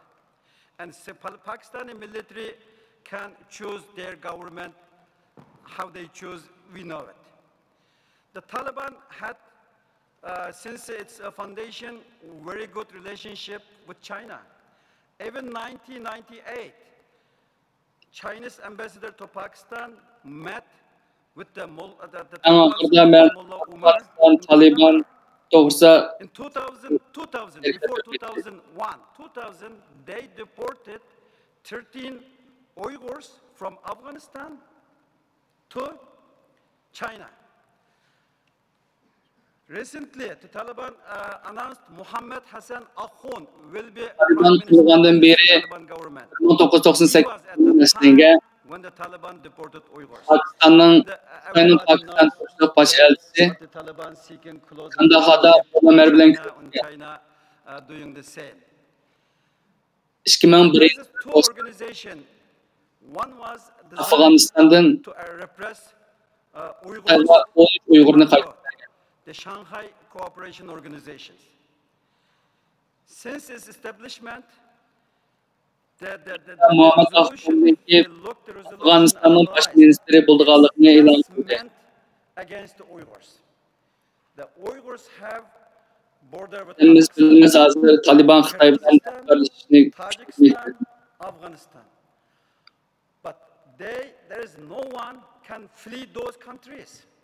If they flee those countries, even in Pakistan, they give them back. So the Uyghur refugee, what we today have in Turkey, they went through China, went to Southeast Asia, come those countries. What means that? That means those Central Asian countries already under Chinese control. Xitoy o'rnashtirib harbiy xizmatni O'rta Osiyo uchun ochdi va Turkiston tizimini bormoqda. Bu davlatlar Shanxay hamkorlikda imzolangan bexatarlik kelishimida Xitoyning talabini o'rinlamoqda. OIC, Organization of Islamic Cooperation. They, 2019, early 2019, there were direkt berildi. Bu demek, yani O'rta Osiyodagi davlatlar Xitoyningki aylanib qoldi. In this delegation, there were some diplomats from Central Asia, especially from Kazakhstan. Hüseyin Celil, Xitoyningki turmusida ömürlük jazoga mahkum bo'ldi. This situation in Turkestan, it was in the Dubai summit. The China interferes through Saudi Arabia. 2019 İslam Birliği Teşkilatı davanç Ürümçi'ye barıp ziyaret kıldı. Bu ömekte bazı diplomatlar O'rta Osiyodan kelgan, Buluk Kazakhstan kelgan diplomatlar var. Ular qaytib kelgandan keyin Sharqiy Turkistondagi bu qilmishlarni boykot qilgan. I believe there were some particular facts you wanted to highlight because I discussed it with you. But if he's covered them, then it might be time for the Lekin Saudiya Arabiston va boshqa davlatlar qaytib kelgandan keyin o'zlarining gaplarini qaytarib oldi. Ask those questions, but otherwise I yield that to the panel. Yes, thank you. There will be questions from the panel now. Yes. Just before you start, Professor Kaur, Mr. Idris, we are drawing you to a close now to answer questions. We fully understand your commitment to the cause and the passion with which you speak, but you must understand that we are completely dispassionate and you will be asked questions of fact, and it will help us if you are able to be as... Sual cevaptan ahırda eğer vakit olsa yani sözlüsünüz buldu. Thank you for your testimony. Could I begin with a question about yourself? You grew up in Xinjiang and you left a few decades ago. Why did you leave and when was that? As you know, my testimony is all politics, because I am a victim of Chinese policies in Turkestan. I left Turkestan in 1986 after my parents put me in underground madrasa, studied 5 years in hotel, because at that time the Soviet Union invaded Pakistan. So China gave us a little bit freedom to build our mosque, learn a little bit about our religion. So I want an underground mosque, underground madrasa. My teacher will be prison in Chinese prison over 20 years. Ben 1986'da çıktım. Actually, that was my wish, because if you sit in madrasa, read the books, you know, first to come in the mind is Al-Azhar, Cairo. Al-Azhar University in Cairo. This is every Muslim's desire to Bu vaxtlarda Xitay ma'lum jihatda mesaj qatorliqlarga yo'l qo'ygan. Men madrasada o'qigan. Because we couldn't go back to Turkestan. So then we immigrated to Europe. I came to Germany. Men madrasada o'qigan chog'da o'ylasak, hamma musulmonlar Al-Azharga berib o'qishni xohlaydi. Shuningdek, ota-onam from Egypt we went to Hajj to Saudi Arabia. Men Misrda 4 yil o'qidim. There were many people from Turkestan came to Hajj, but with them we know him in our city in Holland. And he was very close. 1990'da men Germaniyaga in Arafat more than 17 students from Pakistan at the time and from Egypt, and he told us, you know what, 1986 yılı hac üçün Saudiya Arabistan'a bordi. Bu vaqtda Shariatdan nurg'ulg'an odamlar hajga ketdi. You will teach true religion in our country. You will put in the Vaqtda alimimiz var idi. our people never benefit from you. Ve şundaqla o kişi o'quvchimizdan yaqin edi. With Chinese government, and that is in that case our people will never benefit from your studies, and maybe you will go to hell. And it was like a stone in our heads. And we figured out almost 1 year. At that time, the Soviet Union were still there. And we decided, okay, we have to go to West, to Europe, to Australia, to America, to O vaqtda o alimimiz bizga mandaq degan. Agar chet eldan qaytib kelsanglar, ikki yo'linglar bor. Birisi haqiqiy dinni o'rgatsizlar, lekin uningki bo'lish demisi yuqori bo'ldi. Ham Xitoyninki hukumatiga mana degan flattering China for its successes on human rights, and then it increased to 50. So can you elaborate on, first of all, these 37 countries that supported their human rights record and the increase to 50? Yes, in 2019, it was almost 2 years. More than millions of people were in jail. 2019, it was 2 years. I didn't spoke my parents. As me, thousands of Uyghur people lost the country. Siz bergen bu adımızda 2019 yılı Birleşken Milletler Teşkilatı Komisyonu Xitoyni so'zlagan. To'g'risida harakat qilib beramiz. It increased almost 50 to 57. I think one is withdraw his signature in Qatar. The rest are the 50 countries. 19 yılı mağatanı bilen görüşmekli 2 yıldan artık bağlan vakti edi. Ellemesi uygulama alakışamaydı. Urgulgan devletler bu vakıtta Xitoyninki Türkistan and recently joined just one Muslim, we call it Muslim country or Muslim lives there, Bosnia and Herzegovina. The rest of them o vaqtda 50'den kendi 57'ci devletler Xitoyninki bu Türkistan siyasini tanqidlagan ekanda belki Qatar bo'lishi mumkin. O'zininki atgan imzosini qaytarib olgan. Are they all countries with BRI investments? Of course, there are BRI investment, and if you look what they have to go. Hazırda Uyghurlarni qo'llab quvvatlayotgan davlatlar biz Amerika va G'arbdagi Yevropa davlatlari, lekin Müslüman bo'lgan Bosniya Herzegovina some of them member of the BRI.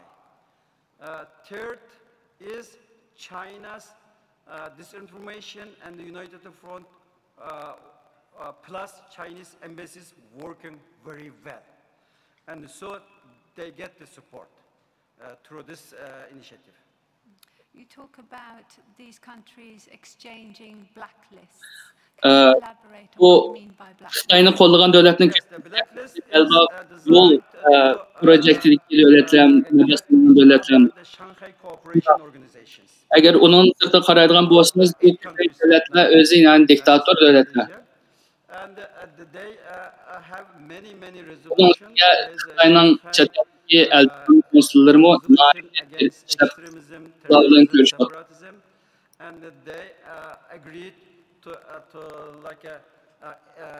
Siz bayağı devletler Xitoy bilan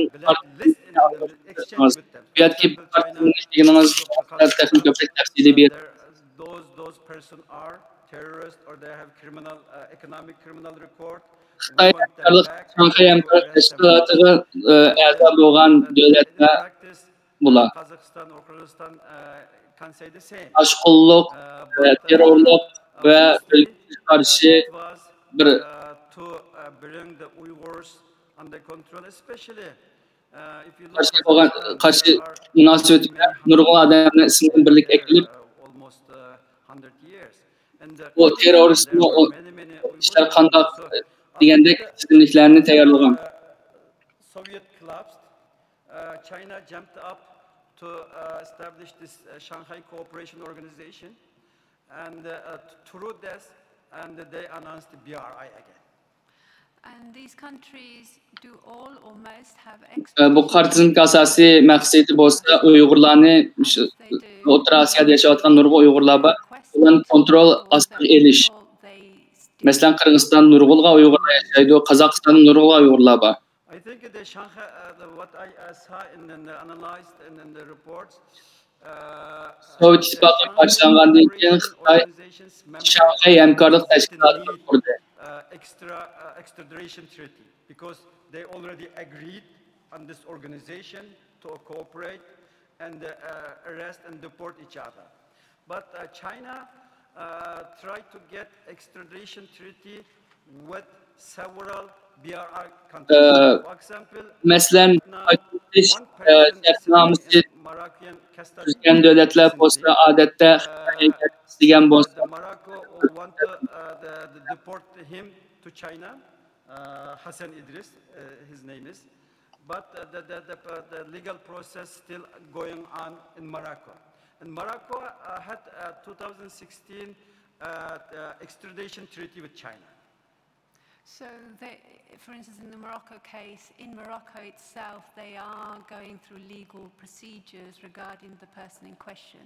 So that person may not be extradited. That is that Mesela yakında Marrakeş'te Uygur ismi Hassan Idris o hazır şu yerde tutuluyordu. Kanuni resmiyetle Marrakeş'te elip yer alıyordu. Neçe yıl ilgili Marrakeş Xitoy bilan imzaladı. Are very cooperative with the Chinese government, and the Central Asian countries are, of course, binding their hand in the Shanghai Cooperation treaties, and even Egypt has deported many Uyghurs. And in Saudi Arabia, there were belki Marrakeş'te yol buluşu mümkün, Orta Asya'da ve başka Suudi Arabistan'da mümkün. Mesela Arap Birleşmiş Devletleri Xitoyga ait çok hamkorligi bor. Orta Asiyodagi devletlar bo'lsa-mu Shanghai tashkilotiga beqinda Mr. Muhammad Saud Arabistonda nurg'unlagan Uyg'urlar Makkada yashaydi. Ular ko'pincha uyatqinlik ijozatnomasini o'tkazdi. Elchixonasi ularning pasportini uzatib bermadi. Ular ba'zi kishi Uyg'urlar Saud Arabistondan Turkiyaga va boshqa yerlarga qochdi. Xitoyning nazorat sistemasi, kuch sistemasi orqali Uyg'urlarning ham chet eldagi yashayotgan Uyg'urlarning asosiy turlarini egallab bo'ldi. Masalan, Saud Arabistonda yashayotgan Uyg'urlar gerçi masalan Saud Arabistonninki vatandoshi bo'lgan bo'lsa-mu, ular yana Buxoriy yoki Turkiston deb bilinadi. So are you saying that the PRC are also buying their silence? Yes. China has invested more than 40 years in Mesela Afganistan'da Mazar-i Şerif'te nurg'ulgan Uyg'ur ailesi yaşaydı. Lekin shundan hozir qo'rqib Talibanninki Xitoylarga o'zlarini o'tkazishni ansiraydi. Big companies CEOs or their wives or their employees are from China. So if you have today like a Hilton company, Hilton Hotels, building a hotel. Siz bayı degan Xitoy Xalq Cumhuriyati degan g'arbdagi cho'ng shirkatlarniki qilishni oldimi? Evet, shunda. doing it because fear of Chinese money. The same is in Hollywood, NBA. And I Nurgulgan çocuğun şirketine karaydıgan bolsak, nurgulgan Xitaylar işe sığınıp kirgen. Mesela genocide history. Yakında Hilton mehmanxonasi o'zbektilgan bir mehmonxonani salmoqchi bo'lyapti. Biz ularga unda qilmaslikni chaqirdik. Denying that anything is happening regarding alleged crimes against humanity, or are they ignoring the information or evidence out there?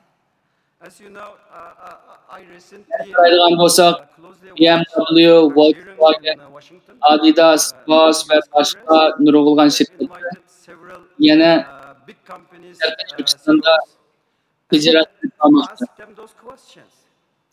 They didn't answer. They were so silent on China. Demek ki doğunumuz bu çoğu şirkette şirayını bulatkan insana karşı cinayeti görmesi vatamdı ya ki They come to China, they are very silent. I think they will lose their own money. Yakında Amerika Kongresi'nde stat anlaşmaları Bringing them silent. biz onlardan şu sorularını sorduk. Olympics are upcoming next year. Ular Xitay üstüden ait çoğun çıktı. A similar argument for them that they are the PRC Adette Amerika'da yoki G'arbda, Yevropada bir ish bo'lsa, ular shu an so'zlaydi. Lekin Xitoyga kelgan chog'da ular gap qilmaydi. I'm so happy you're asking me this question. Look, 2008 there was a Beijing Olympic. Belki shu ularningki sukutni sezib olgan bo'lsa kerak. From that time on, they said, okay, we 2022 qish kelish oldi. the Western country, we can influence them. And from that time on, they see Olympics like Sizce ular Uyg'urlarmi bo'lgan? 2008 Beijing'da olimpik bo'lgan.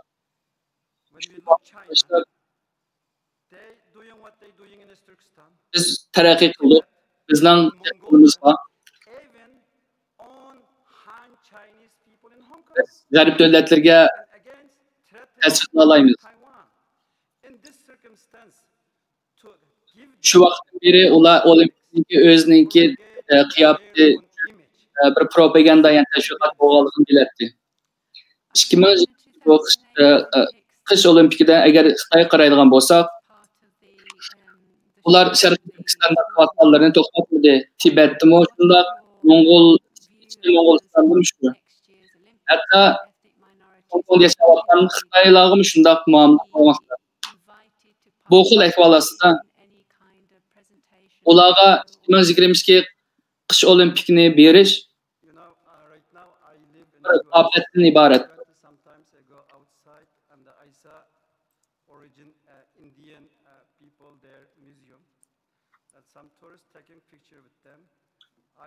Bilishim 2008 yildagi olimpiyada vaqtda asonlik millatlarmi shu vaqtdagi ularning yurgizilgan. Sizcha yili bo'lgan olimpiyada asonlik millatlarga qatishishi mumkinmi?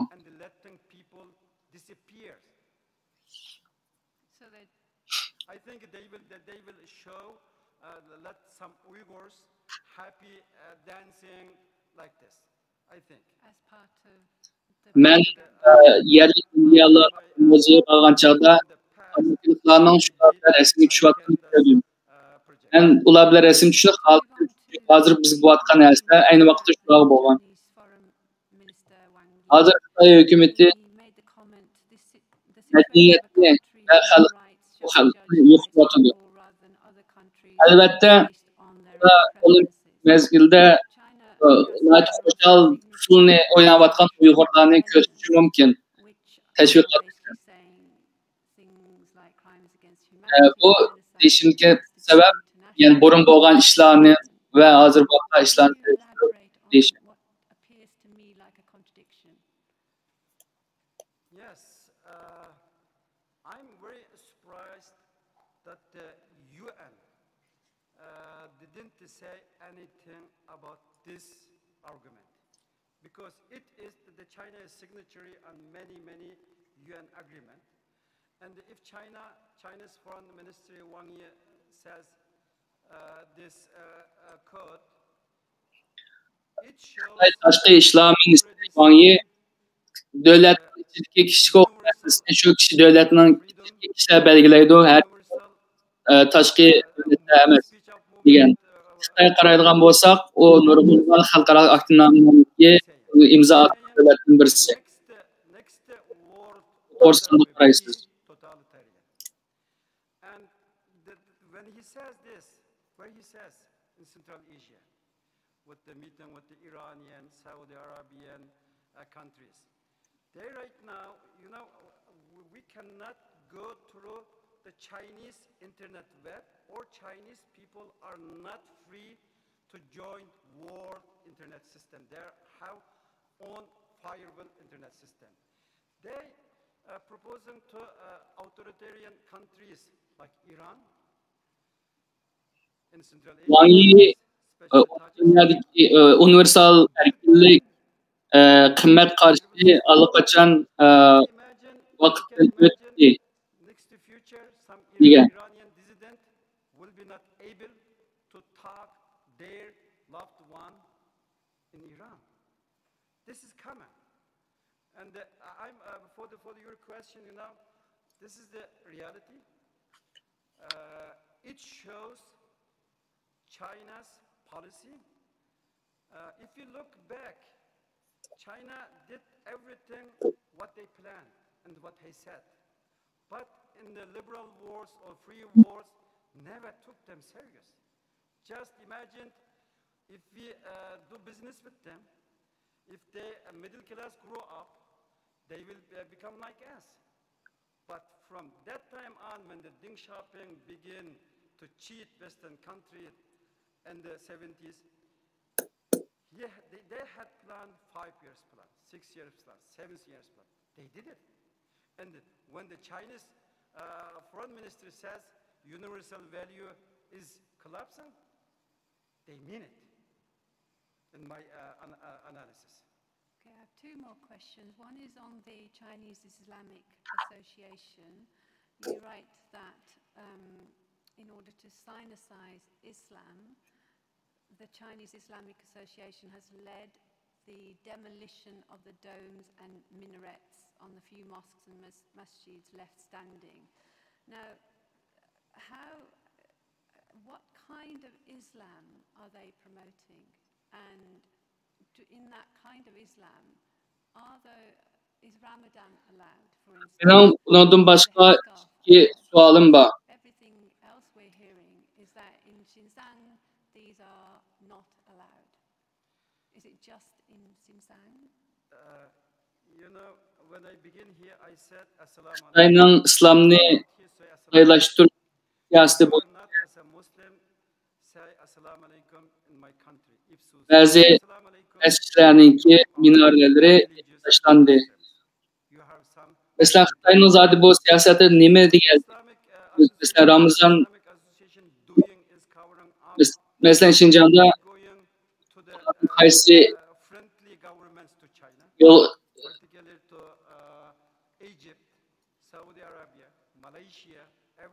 men baya mesela degandek bu yerda men assalomu alaykum deyapman. Lekin Sharqiy Turkistonda agar assalomu alaykum desangiz bu sizni oshqun deb qaraydi. 2 weeks ago, I live in Virginia. There is a Adam Center as a big Islamic society in Virginia. They have 10 to 20 mosques to run. And they mesela Malayziya, Mısır, Saudi Arabistan'a kelaga biz degan İslamni çekirdeğimiz Hui Muslim, neydi? so-called Hui scholar Muslim, went to them, said, look, the China and CCP and the Uyghurs have problem. Uyghur Muslim are separatists. We Hui Muslim are not. Right now, Chinese government repression them, but they threatening us very good.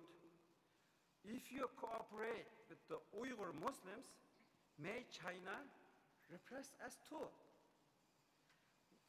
What's this shows? This shows Chinese United Front Religious Department sending their employee on the so-called Islamic scholar, not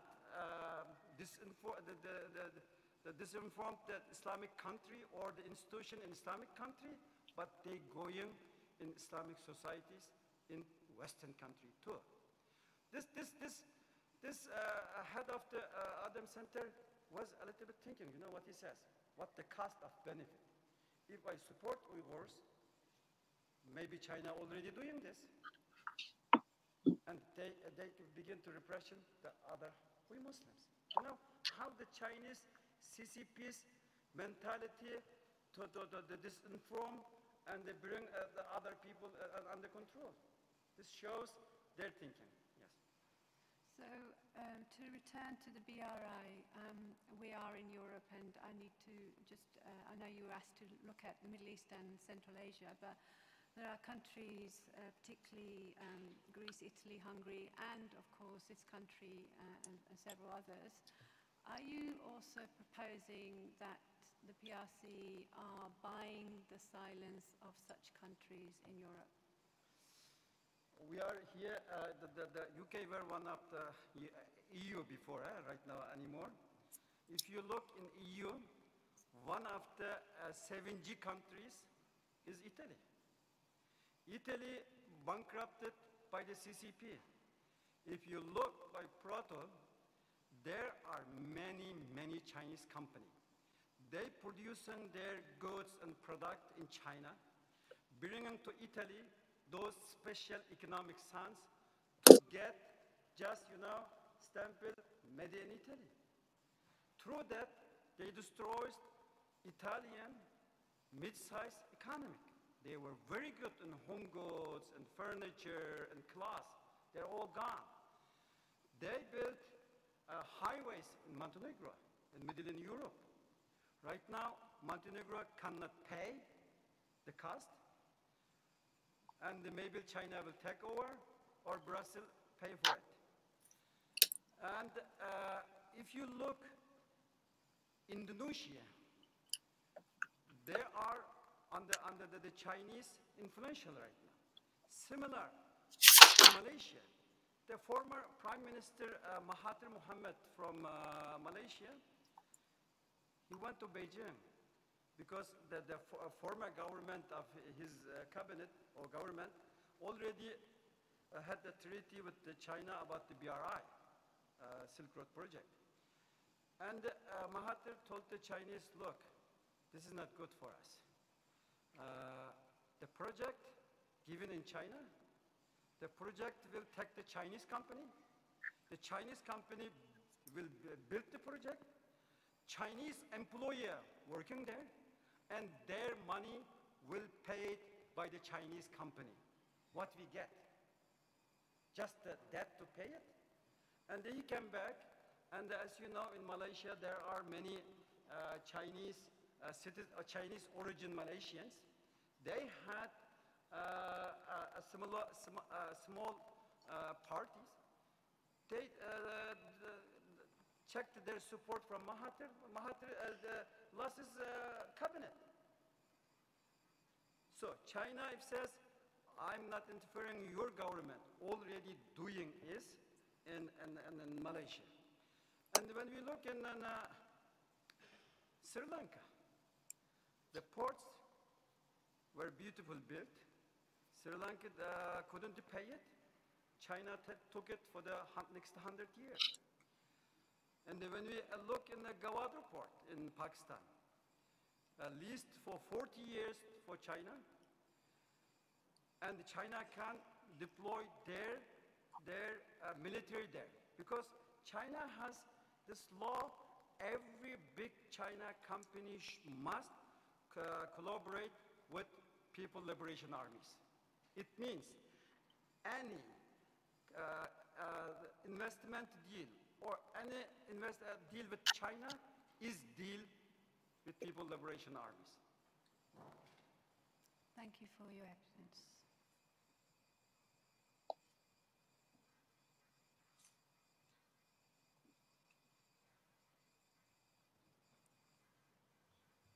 The Uyghur people are in the way of the Belt and Road Initiative, aren't they? Yes. Let's use the word persecution just for the purposes of this question. Are they being persecuted because they're in the way of the Belt and Road Initiative? Or are they being persecuted because they are the Uyghur people? They are persecuting, I think, in my analysis, because the Uyghur people knows from their heavy paid experience how to warn other countries coming danger from China. To conquer Central Asian, they have to destroy Uyghur people, because Uyghur people, we are in the Silk Road. We had many religions. Sizin soraygan sualım tüvendikte. Uygurlar bir belbağ bir yol projesiga joylashgan. Shundoq bu. Uygurlar şu sebepten ziyankesh kuchrayotamdi yoki Uyg'ur bo'lganlik. They are persecuting because they are owner of this land and they blocking them to go west. Let me try and get to the same topic. Imagine an area of China away from all the Tajikistans and Kazakhstans, no minerals, and there's the Uyghur people. Would China bother to persecute them then? Gapingizni o'zgartirganim uchun kechiring. Demakchi bo'lganingiz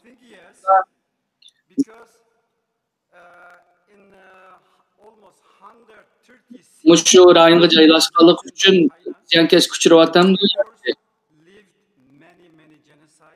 Ya, mushu tuproqniki egidir bo'lg'ashqa, shu yerga chiqqan bo'lg'ashqa.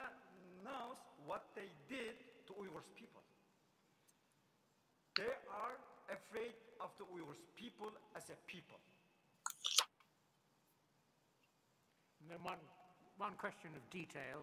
You spoke of successful efforts by the PRC to extradite people back into China.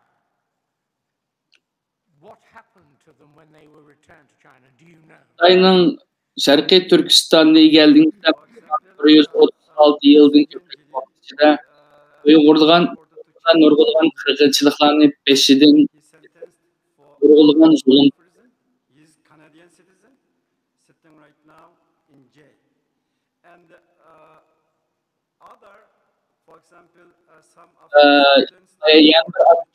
Tafsilroq so'rab, siz masalanga o'tkazib berish qatnamasi to'g'risida so'zlab o'tdingiz. Ular o'tkazib o'tilsa, qaytarib o'tilsa, fojia mumkin.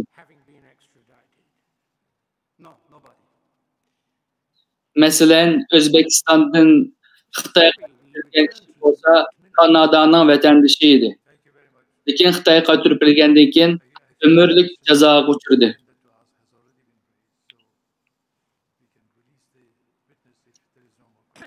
Ular qaytarib etilsa, ya bo'lmasa jazo lageriga ketadi, ya bo'lmasa turmaga solinadi. Qaytarib etilgandan erkinlashgan birasi bormi? Yo'q, hech kim yo'q. 15 minutes, ladies and gentlemen. Thank you. Hocam tabii sizge 8 minut vaktimiz var. Ben sormakçı olan soruları sordunuz.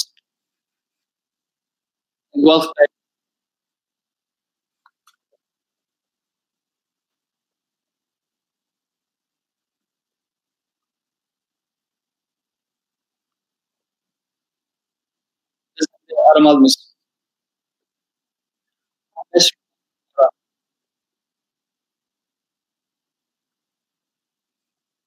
Soti bugün ettigen London vakti ettigen saat 9'da.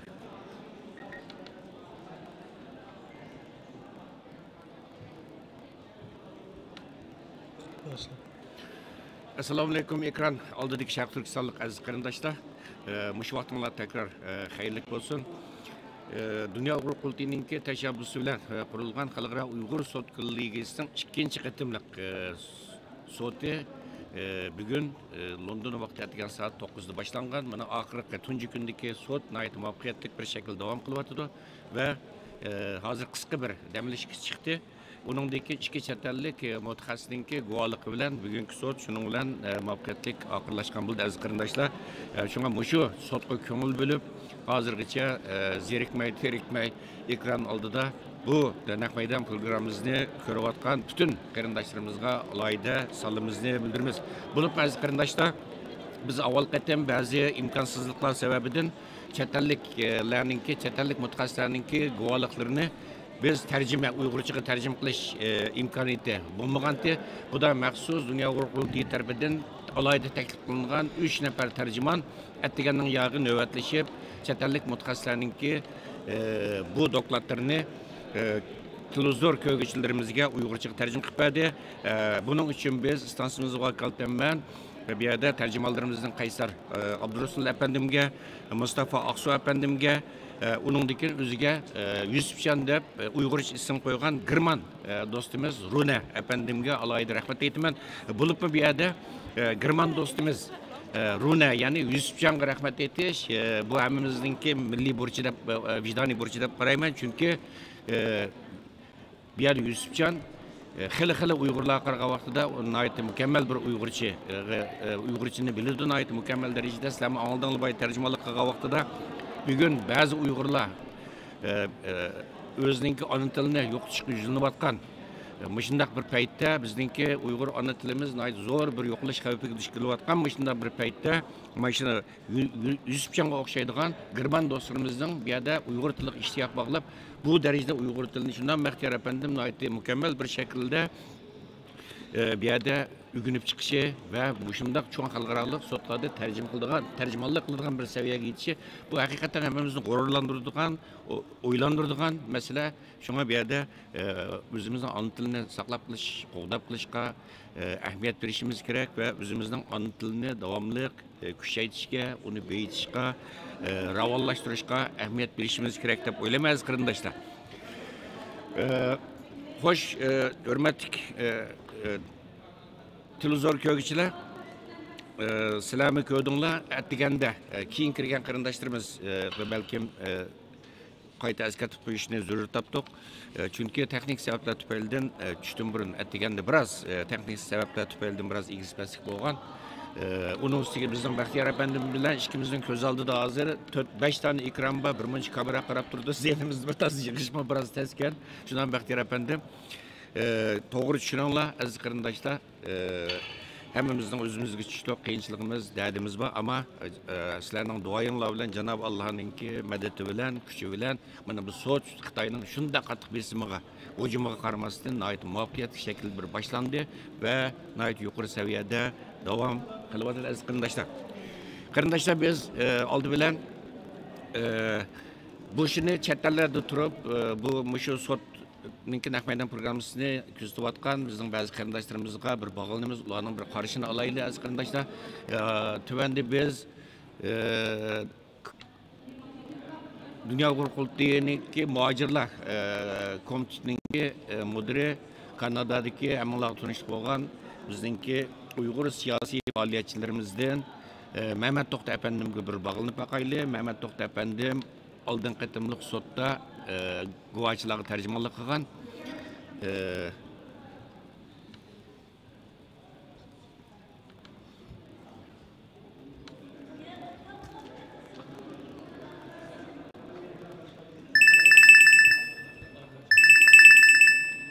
Aziz qarindoshlar, biz hozir Kanadadagi siyosiy faoliyatchilarimizdan Mehmet To'xta apandimga bog'lanyapmiz.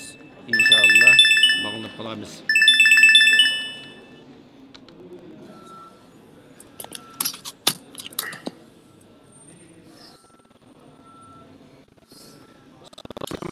Assalamualaikum. Ovoz chiqadimi? Assalomu alaykum Muhammad efendim. Men mana nimani tushuntirasan bo'g'ri.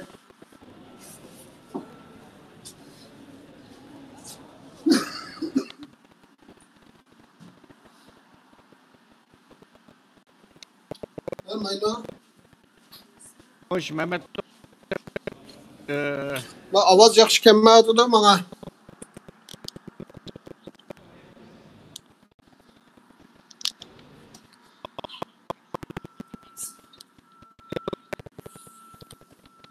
Enak nima quloq solmi? Bunda biraz sabır qilib turaylik.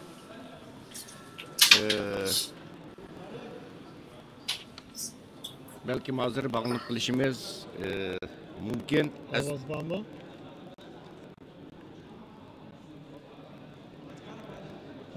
Ekranni to'g'rilagan bo'lsangiz.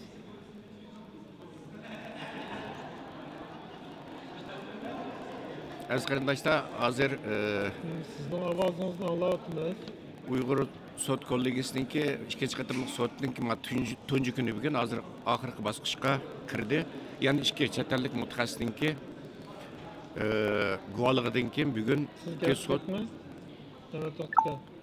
oxirlashgan bo'ldi aziz qarindoshlar. Bu sotni Amerikadagi bizning yosh aktivistlarimizdan, fidokor yigitlarimizdan Mustafa Aqsu apandim sizlarga tarjima qilib berdi hozir.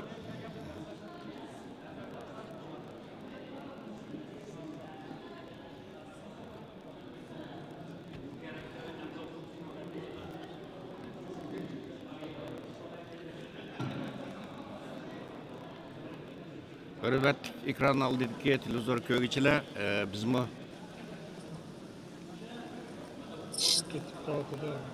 Hello. Ettiğinin yağı erketimlik bu sot arlığındaki demilişlerde, kısa demilişlerde ve çüşlük demilişlerde bizler qaysi ellerdeki siyasi faaliyetlerimiz bilen, tadqiqatçılarımız bilen, mutaxassislarımız bilen Uygur.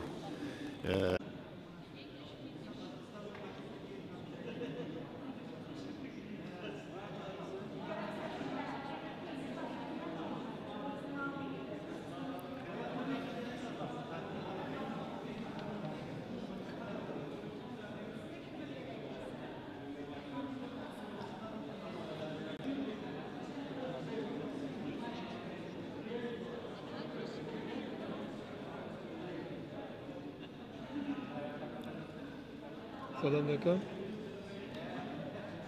Assalamu alaykum aziz qarindoshlar, ekran oldidagi özür so'raymiz. Texnik sebepten biraz masala chiqdi, chunki bu biraz internet ulanmasida biraz masala var.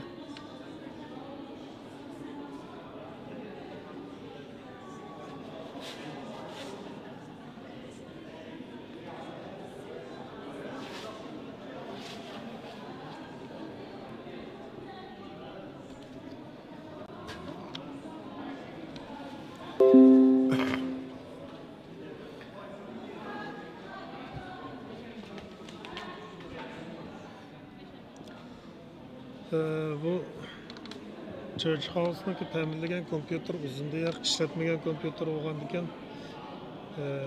Qayta sistemini yangilaydi ekan. Oraliqda nurg'un qatam uzilib qolishlik sabab shu hozir 4-qatim bo'ldi. Kompyuter o'zini o'zi yangilab qayta qo'zg'alib ketib bordi. Shuning bilan yana programmani qaytadan boshlashga to'g'ri keldi, kechiringlar.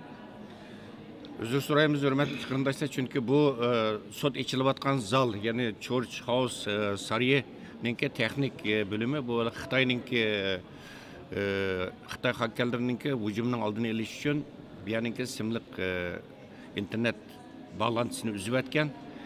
Uningdan keyin bizningki Dunyo Uyg'ur qurultiyi tor televiziyasininki uskullarini, kompyuterlarini buyoqqa akirishga ruxsat qilmadi. Uning uchun bular faqat bulardan kira olishimiz kerak ekan va kira oldik va bu kiralagan kompüterlarga programlarni qayta yüklashga majbur qoldik.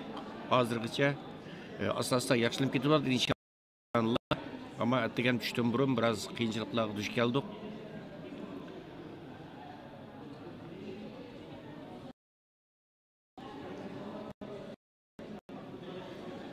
biz yana qayta hazır bağlanğandık Kanadadaki bizning Uyghur aktivistlerimizden, siyasi faoliyatchilarimizdan Mehmet Toqta efendimge bağlanıp onun bir qarashlarini alaylı degandik. Yana bir bağlanıp baqaylik ana, agar mumkin bo'lsa.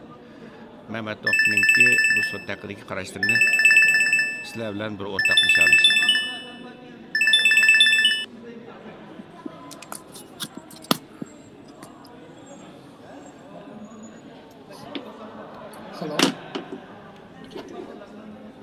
Assalomu alaykum Mehmet Toqta efendim. Ovoz bek bo'sh kelyapti sizlardan.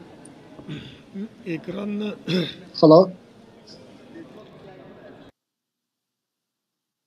Uzun sig'imi? Ekranni o'zgartgan bo'lsangiz Mehmet Toqtika. Endi-chi?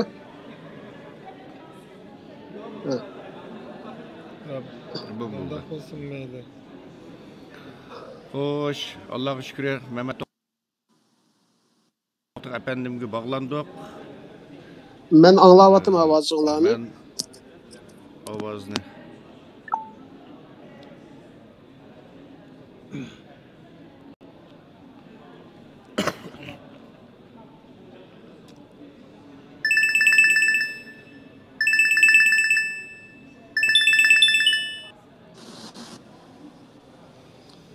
Hello.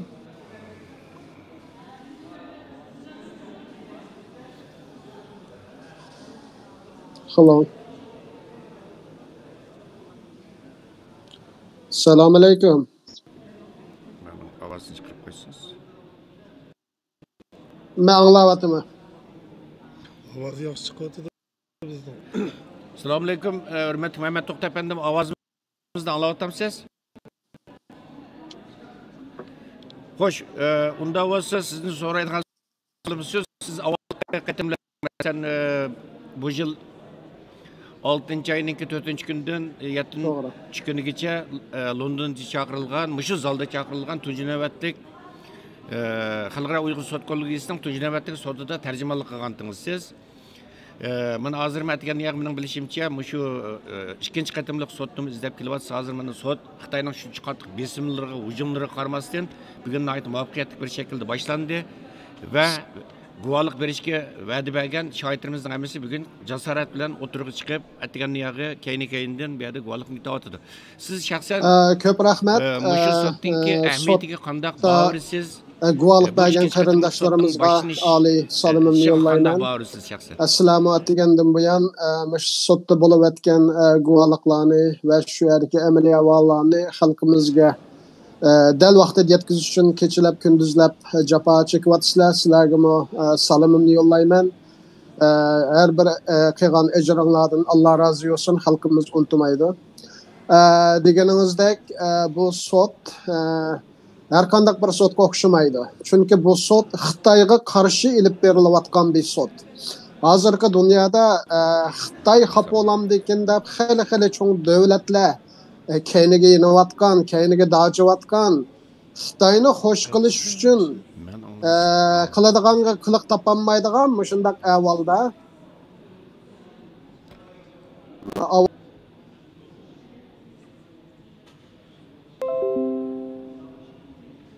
kechikib kelgandikan.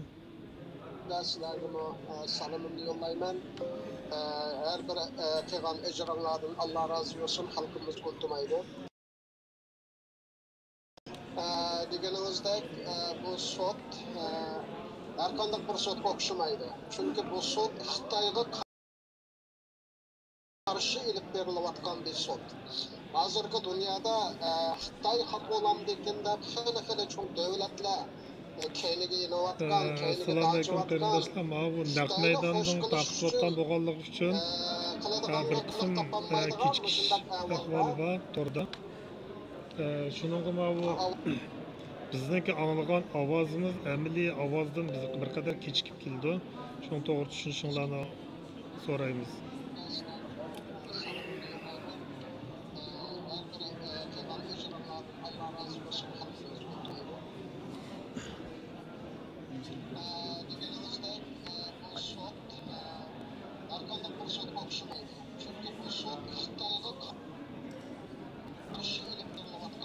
Doğru yaşmaz mı?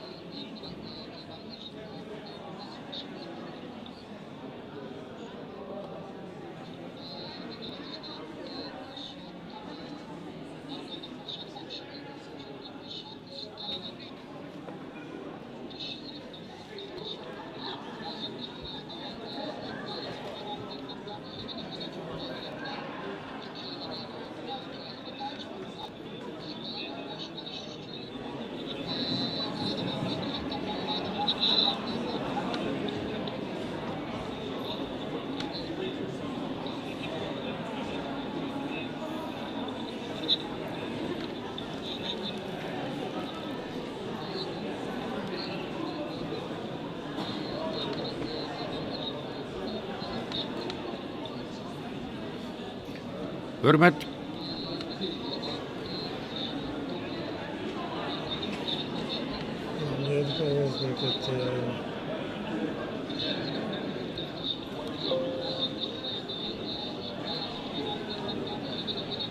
Hürmetli Mehmet Toqta efendim, rahmet sizge çünkü bu kısa demleş vakti uçap kılıp hazır sot bağlaş ayıtı sotçular özünün orunu elişki başladı. Sizni avar kıldık, sizge köp rahmet. İnşallah erte ögün sot jarayanda sizler yani tepsili şu demleş ağırlıkları paranlaşıktır işimiz. Bugün biraz teknik cihetten cek meseleler çıkıp biraz kıynaldık. Doğru düşünüşünüzü ümit kılımız ve ikra aldıdaki kırındaşlarımızın bu doğru düşünüşünü ümit kılımız ve apı sorayımız inşallah bunun asla teknik cihetteki kıyınçılıklarını el kılıp yetiştirişimiz. Rahmet Mehmet Toqta efendim sizge rahmet. Rahmet. Az kırındaşlar sot başını aldı durdu. Sotun ahırkı baskışı bugün. Yani iki guvaçınınki guvalıqdan keyin ikki chetalik tadqiqotchiniki guvalıqdan keyin bu sot oxirlashdi. Bugungi sot oxirlashdi. Sizni avar qildik, sizga ko'p rahmat. Inshaalloh erta o'gin sot jarayonida sizni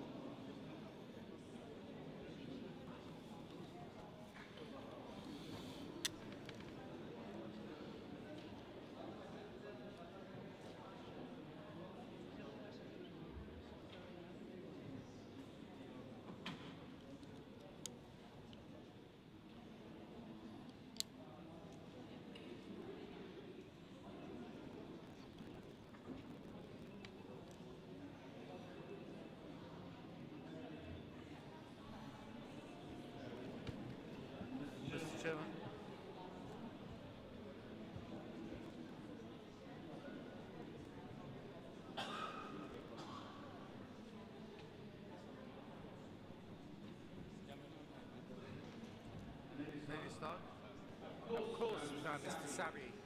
I'm very sorry to have been a little late on parade.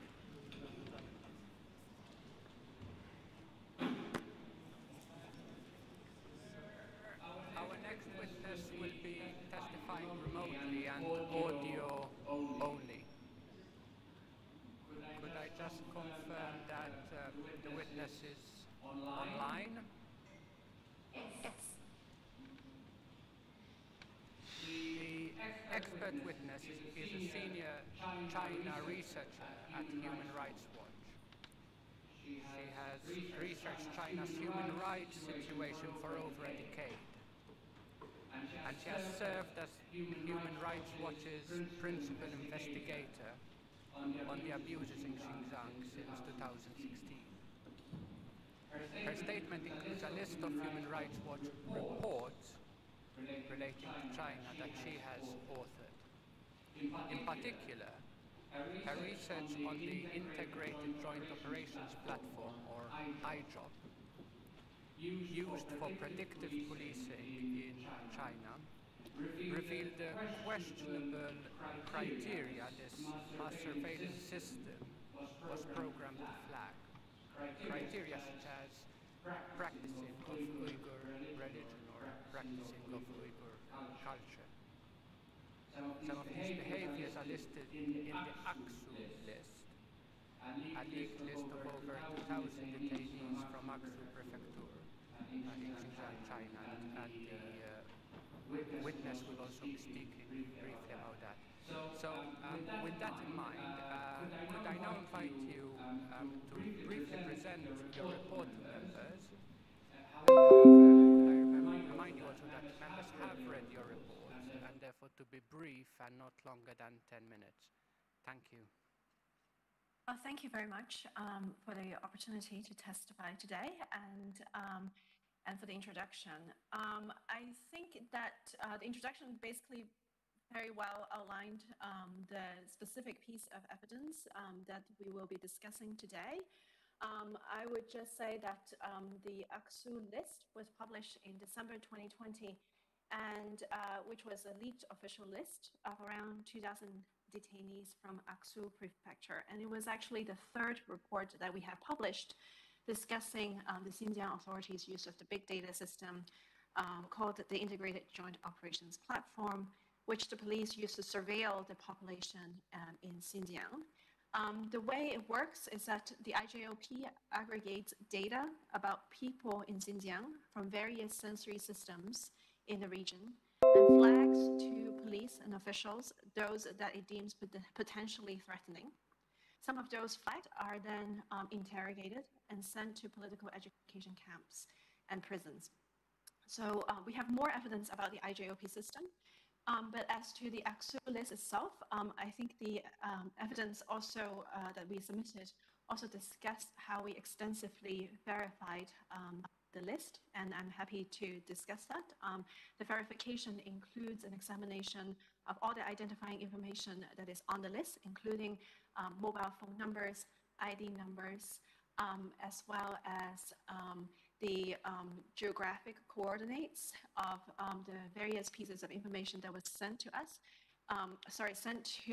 Sent by the source that submitted the information. And I will talk a little bit about what the Aksu list shows. It shows that the authorities are examining, or the IJOP system flag people's relationships, their communications, and their movements. Ve başka elementler arkalık bunu ispatlap çıkıyor yani sözü. Şundaqla Aksu tizimligilerinin bağlılığını sözleyimiz. Forgive my interrupting you. I just wondered if you could speak just a little slower, because although the sound reproduction here is good, it's not perfect. And so sometimes at the present speed, it's just a little difficult to hear every word. Sorry to interrupt. Sure. No worries. So the examination of the Aksu list suggests the authorities consider the following behavior suspicious, such as practicing Islam in ways that are not authorized by the authorities, such as studying the Quran.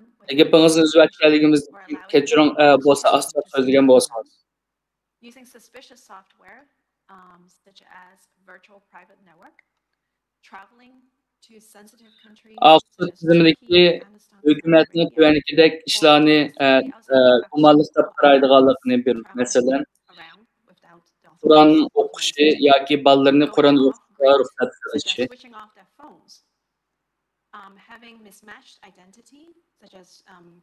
Ve shundaqla Türkiye, Afg'oniston, Saudiya Arabiston qatorliq davlatlarga sayohat qilish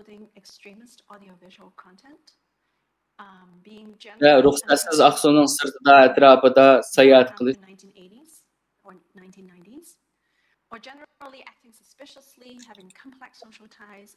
Bundan başqa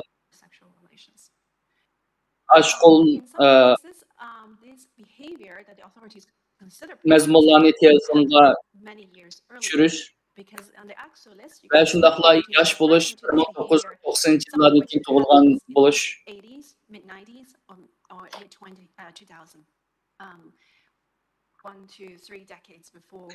Ba'zi misollarda bo'lsa,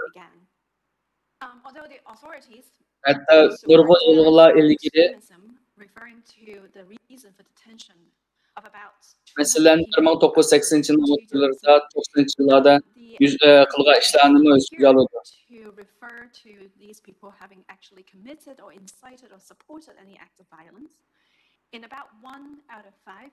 Gerçi hükümet tarafı terörizm, bölgünce degandek atalg'ular ishlatgan bo'lsa, 200 odamda tizimlikdiki. Bular hech qanday bir ish qilgan yoki bir zo'ravonlikqa qatnashgan emas.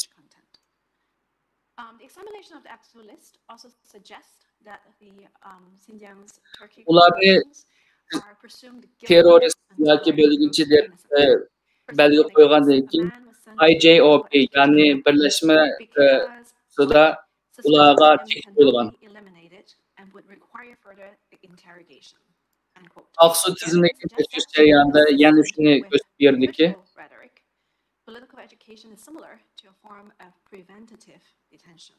masalan, bir odam tarbiyalash o'rni jazo lag'riga avatilgan.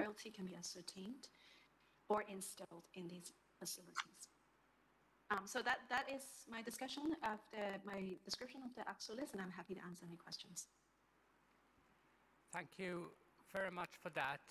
I'll begin with a few questions at this end, and then I'll pass you on to the members, who I'm sure will have several questions.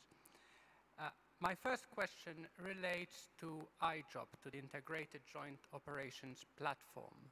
Bakso sizin to'g'risiga gapirim olacak. Suallarına cevap verishga My first question, I'd like to get a sense of how much of the extent of information that this system IJOP collects. Benim birinchi sualim IJOP bilan munosabatli. Goes out, whom they meet, where they eat, until they return home, for instance. From, to the best of your knowledge, how much of these daily activities are captured and recorded on IJOP? To the extent of my knowledge, a person's daily activity. Benim sualim IJOP zaten qanchalik darajadagi sistem uçurunu yığalaydı. Mesela oğanga vaqtdan başlap keşke qanchalik xalqlarning harakatları toplanıdı. Capabilities as well as Wi-Fi sniffers, data doors, which when people Ularınki bilanlar hamma harakatları, yani göz aparatları arqali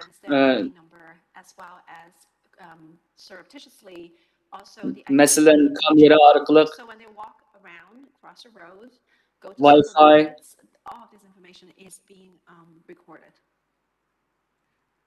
Thank you for that. And qatarlıq narsalar bilan va shunday ID numarini yig'ish, ko'z pardasini skanlash qatorliq usullar orqali yig'ildi. Ular mangan chog'larda masalanga, hatto marketga, ya'ni bozorga borgan chog'da ular ularning usullari yig'iladi. Toplanadi. It is only the Turkic peoples whose information is o'xshash usul ham lagim ishlatamdi. First of all, they are under greater scrutiny, and as I said, they are essentially. Albatta, tabiiy holda u yerda yashayotgan barliq odamlarning usullari toplanadi. Lekin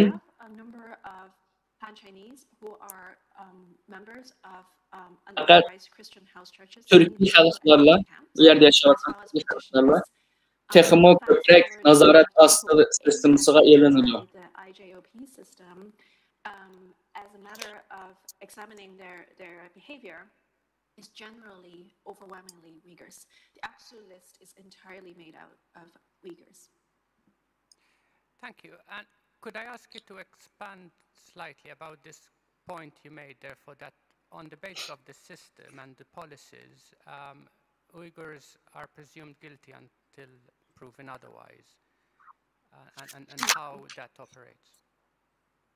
Aqsuv tizimligi bo'lib, nurg'ilgan kishilar hammasini Uyg'ur.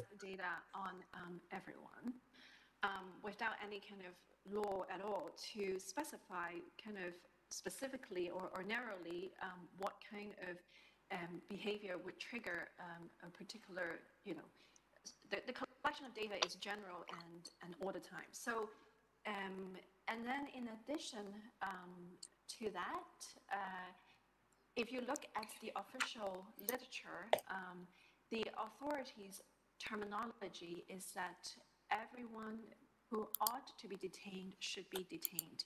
So it does not presume that people are innocent before they're proven guilty.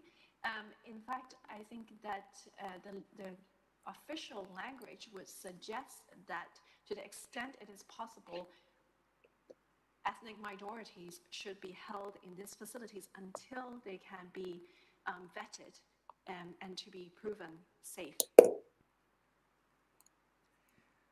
Thank you. In your report, you also mention, however, that this system, and I quote, arbitrarily selects Turkic Muslims for possible detention. And could you very briefly tell us what you mean by arbitrarily, and why you think the system arbitrarily focuses or has a bias towards Uyghurs and Turkic Muslims? Well, first of all, the implementation of Dokladığınızda mundaq deb ekansiz. u yerdagi Türkiye Müslümanlar xalığanca tutup solanganda. Nemish bu sualim nemishqa bu faqat bu sistema Uyg'urlarga Türkiye Müslümanlar qartilgan. And then second of all, the term arbitrary refers to the fact that much of this behavior under surveillance. Masalan, Türkiye xalqlar tekshirish punktlarida uzun o'chratib turgan chog'da Xitoylarga bundaq bir shart qo'yilmaydi. Xohlagancha tutish bo'lsa, say that traveling outside of the Aqsa region or going to Afghanistan or Turkey is against the Chinese law. So all these Xitoy qonunda masalanga WhatsApp ishlatsang yoki boshqa narsalarni applarni ishlatsang qonun xilof degan gap yo'q. Masalan, Aqsuning sirtiga chiqib başqa yerlarga borgan bo'lsa, bu qonun xilof. Shuni bular shuni tushuntirib beraladiki, garchi ba'zi narsalar qonunda bo'lmasa-mu, ishlarni qalayimqon tutganlik uchun bu yerda ishlarni xohlagancha tutdi deb deyalaymiz. What's the purpose of targeting, of designing a system that targets specifically these minorities? Yes, I agree. I mean, the word arbitrary refers mostly to the fact that it is completely outside of the law, both in terms of the workings of the the mass surveillance system and also the use of political education system.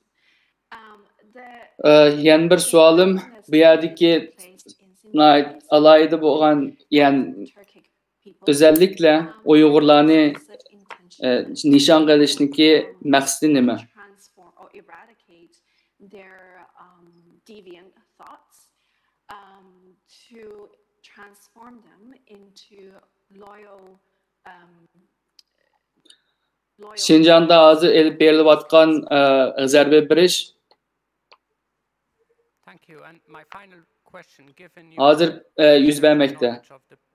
Hamda bu nihoyat aniqki Uyg'urlarni nishonga olganlik. Turkic minorities and Uyghurs in Xinjiang is a leg in a broader plan towards total Mening oxirgi savolim bo'lsa, of these minorities in the area.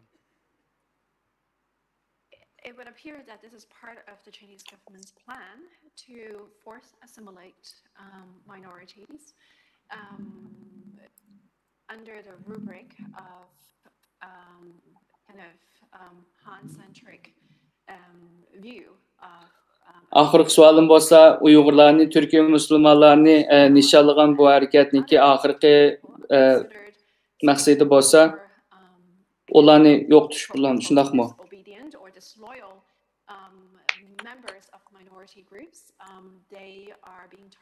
Ularning plani bo'lsa, Uyg'ur va boshqalarni assimilyatsiya qilib, ularni Xitoyga yaqin bir Türküm toplum qilish.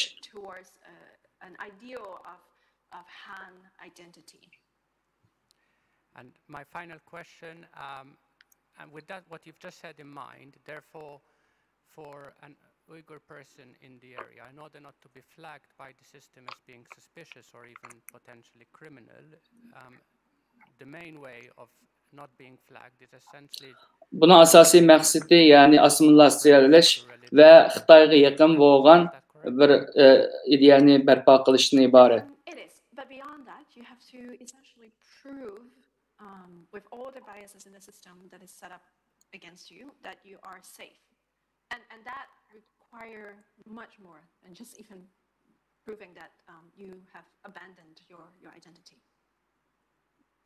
Thank you. I'll pass you over to the members now. Thank you.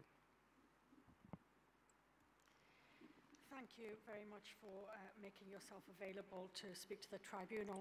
I have structured my questions under two heads. First, and I want to speak to you in relation to the Aqsa list in particular. First, I want to... Ben hem de sizin başka hizmetdaşlarınız soruşuna yollayayım. questions on its specific. Sot kolegisize sözler bergeldiğiniz için köp rahmet. Sizge bir qancha sualım var. The verification of the document first. When you received the document, presumably your first step was to think about how you might check and satisfy yourself as to its veracity. Can you tell us what steps you took to do this? Yes, absolutely. So we received this list from an anonymous. Sualım, siz bu Aksu tizimlikini qolunuzga algan çağda 2018. In fact, it was sent to the Radio Free Asia's Uyghur service. siz qandaq qadamlarda bo'ldingiz bu tizimlikni tekshirib isbotlash uchun?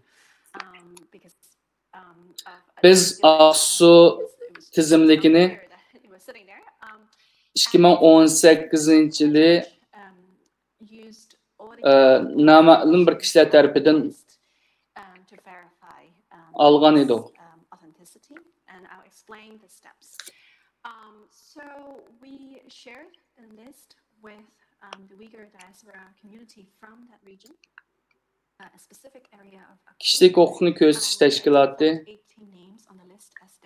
tizimlikdeki uçurlarını tekşirip bekitiş için monolarını kıldık. Biz avval Uyghur diasporasidagi ziyolilar bilan aloqalashib Ondan keyin ular 80'den ortiq o'zining tuqqanlarini topaladı. After the publication of our report, another policing database was leaked by a separate person, and it was reported by the Intercept. We checked all the 200 IDs as well on this database, and onun sırtında kimlik numarasının bir qanchisini biz onu tekshirib aniqlay oldik. The list also contains 27 unique mobile phone numbers. 14 of them were able to look up and match on WeChats. And in most cases, the photos, names. Yani biz Intercept tarafından qo'lga tushgan ba'zi uchurlar orqali yana tekshirib chiqdik.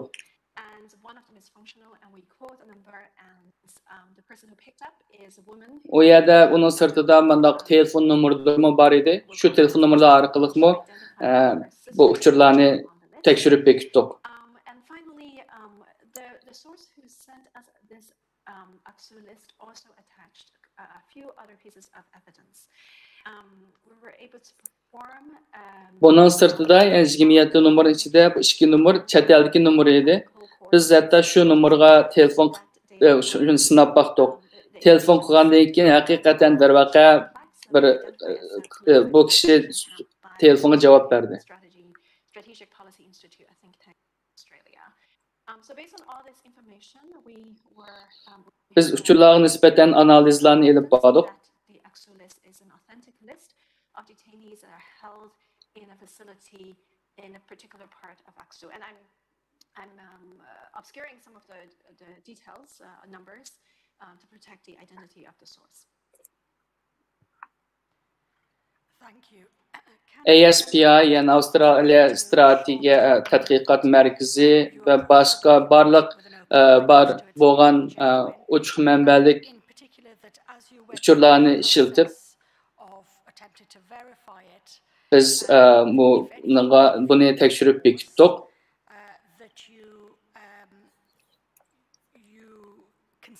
Whether you might be experiencing a certain degree of confirmation bias, or whether indeed your mind was open to the veracity of the document.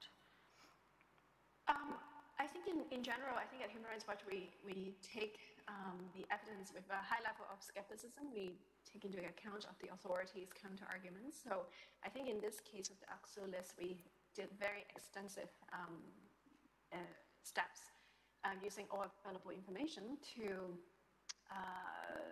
verify the list.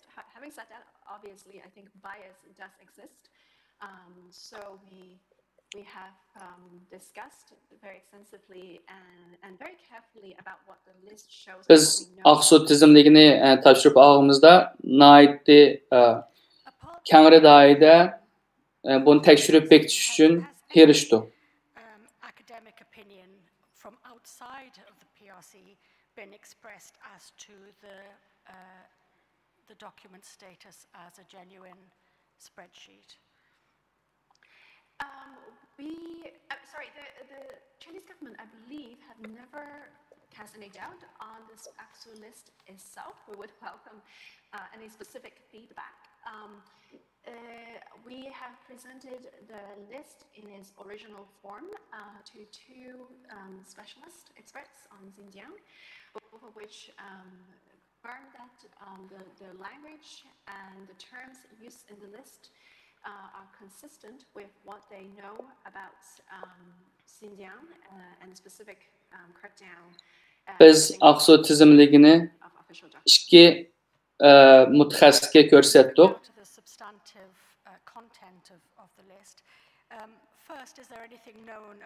Tizimlikda ishlatilgan huquq va til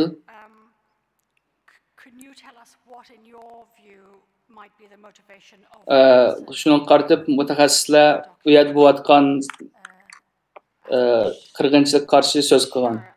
I'm afraid I can't describe very much of the source, obviously, and would have to stick very close to what we have published. It would appear to have come from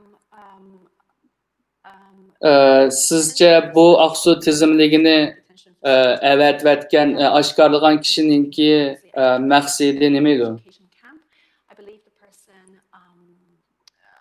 has some capacity as a worker in that facility, and there's no message attached to any of these information, but I believe that it is possibly that the person thinks that this has to be exposed. Belki bunu aşkarlığa adamınki şu yerdeki terbiyeleş ceza lagerlerinde işleyen tecrübesi bab oluşu mu mümkün?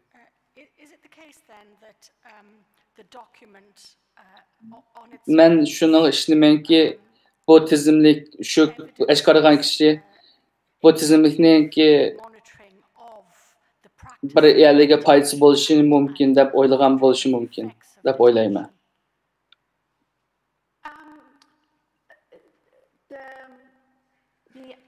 The list itself would suggest that the authorities take meticulous records of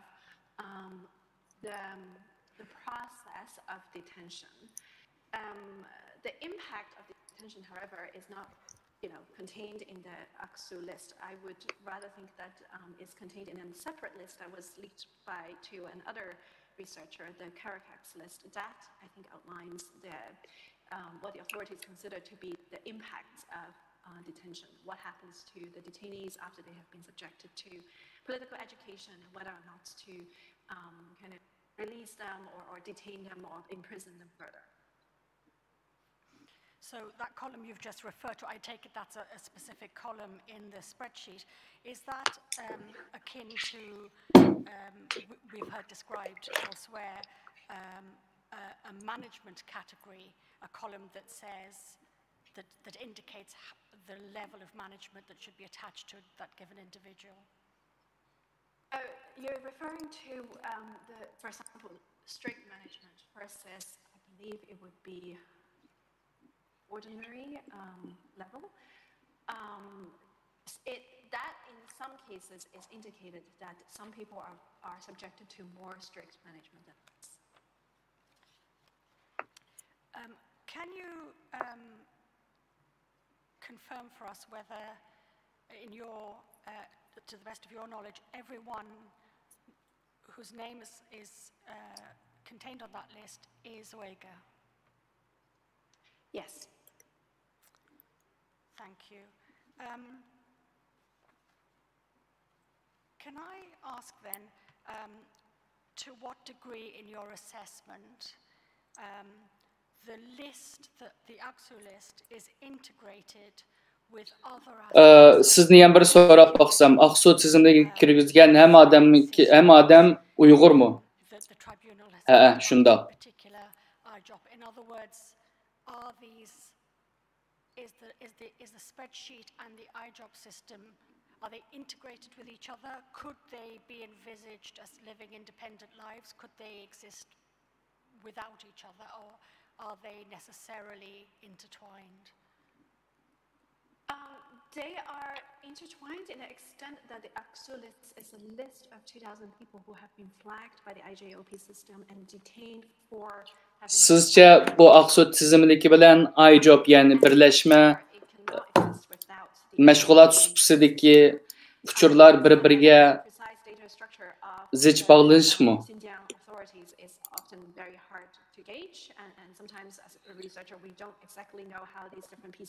Aqsu tizimligidagi 2000 kishi IJOP'da ko'rsatilgan kishilardan iborat. Thank you. So we don't know a great deal about the authors of the list, but what we can presume is visible to us here is administrative micro-mechanics, the mechanics of how people are administered through a penal and a quasi-penal system. I wonder if you could say anything to the tribunal that would help us to reflect on what the role of the judicial system is here. So Article 37 of the Constitution states that Aqsu tizimligiga qaragan chog'da biz ko'ralayimizki, bu boshqarish, yani mikro mexanizmning qaysi darajaga yetib borganligini bilamiz. But is it the case that neither of those agencies are involved in the detentions here? Is this a record of extrajudicial practices? None of the judicial system is referred to or involved in the detention of the people listed in the AXU list. It is completely extrajudicial. Thank you. That's the end of my questions. My colleagues may have questions for you. Before any of my colleagues ask you questions, first of all, can you see us? If not, can you see us? Yes. Okay. Yes, definitely. So there's something I must ask of you and read into the record. There is another Human Rights Watch report this year called Break Their Lineage, Break Their Roots. You're probably aware of that report. Xizmatdoshlarim sizni savol so'rab bo'lishim bilan so'rab qolgan. Bizni ko'ryapmisiz? Ha, ko'ryapman. Sorry, that's a different report. Yes, we published this report about crimes against humanity. Sorry. Yes, let me ask let me read. Thank you.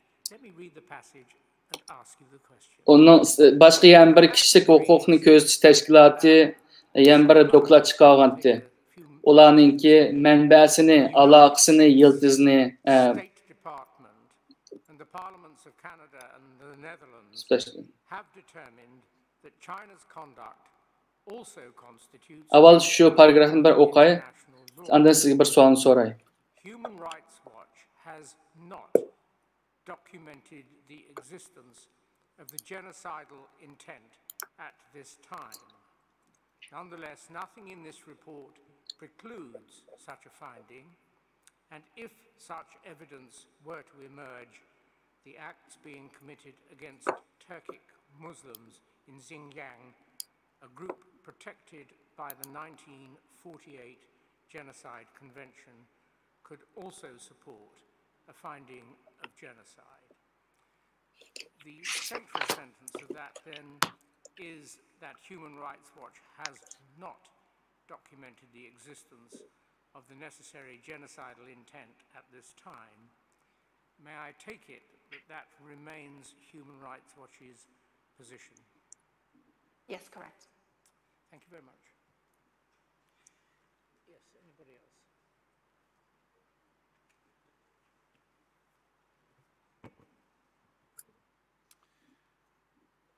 We've heard wide-ranging evidence, opinions, as to the intent and the motives of the state in regard to its treatment of its minority populations in Xinjiang, and inter alia, and it's not necessarily an exhaustive list, it has been suggested that that might include a desire for land and resources, a sort of Lebensraum, the BRI and the strategic policies there around it, a perceived lack of loyalty, or the other side of the coin, an inability for the state, or the state party in this case, to brook any kind of competition for its sole loyalty. And then lastly, a desire, and it may be interlinked with all the above, for homogeneity in terms of its population. Do you have a view on any of those, or are there or specifics in regard to priorities, in your opinion? Sorry, forgive me, and just indeed anything else that would come to mind in terms of motives or intent? I mean, of course, the Chinese government is incredibly opaque. I would say that this is consistent with deepening repression under President Xi, that the region of Xinjiang has been very repressive for a very long time, a particular part of China that has been more repressed than kind of any other regions. So as China becomes more repressive, it also kind of go further into that scale. Having said that, I think the Chinese government, as it has to kind of invent itself as a great nation, it is using the minorities to reflect themselves as a kind of a greater group of people by kind of subjugating another group of people to its power. So I think that is the general purpose of the crackdown, general reason of the crackdown. But I think crackdown in China generally has a life of its own. So what that means is that police departments claims and tries to get greater resources by claiming that there is a big problem in Xinjiang, and is raised to the bottom everywhere in China, where initially small problems have been invented as a bigger problem. And so this is how we see the human cost of a completely unaccountable government system, where crackdowns are being held up as a governance model, and in order to get promoted through the party system, whoever comes harder at the minority groups get promoted faster. So I think this is generally the mechanics behind the situation there in Xinjiang. Can you throw any light? So it's been suggested that the region has essentially become an open-air prison, and indeed IJOP, the IJOP, is an important component of that in terms of being able to survey its entire population. Is that something you would recognize? In other words, the difference between incarcerated between four walls, as we would conventionally understand it, and what actually occurs in the region is narrower than it would be in the United Kingdom or the US or where else? Of course, being imprisoned in Xinjiang is, probably a pretty difficult experience. Having said that, I think that the description of open-air prison is probably quite accurate. I think one aspect of the crackdown in Xinjiang that hasn't really received as much attention is the variable levels of movement controls that are being made possible by the IJOP system. People are flagged in the system not just for detention, but for different restrictions on their movement. Some people are labeled to be only allowed to move around in their village or in the town where they reside. If they have to go from the village to a town to go for work that day, they have to seek permission in order to commute. Other people are only allowed to be in that prefecture. They're not allowed to move out of the prefecture or go to Urumqi, the capital. Yet most Uyghurs have their passport confiscated, so they are not allowed to leave China. So these are different levels of movement restrictions that are accorded to different people depending on their relationships and their level of threats to the authorities. No other government, I think, in the world or in history has been able to have such a kind of categorizing people according to threats implemented across a region that is so large in landmass. So I think the significance of Xinjiang also lies in the ability of the authorities to exert such fine control over such a large population of people in such a short time. Thank you. And last question. In your experience, and you've been researching this issue in this country for many years, is it conceivable in your mind that the policies that are being enacted at regional level could have emanated anywhere other than at the center of the state, Beijing?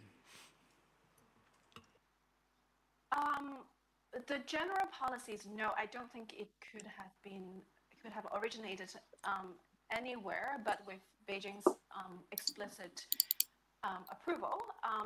Having that, of course, the specific,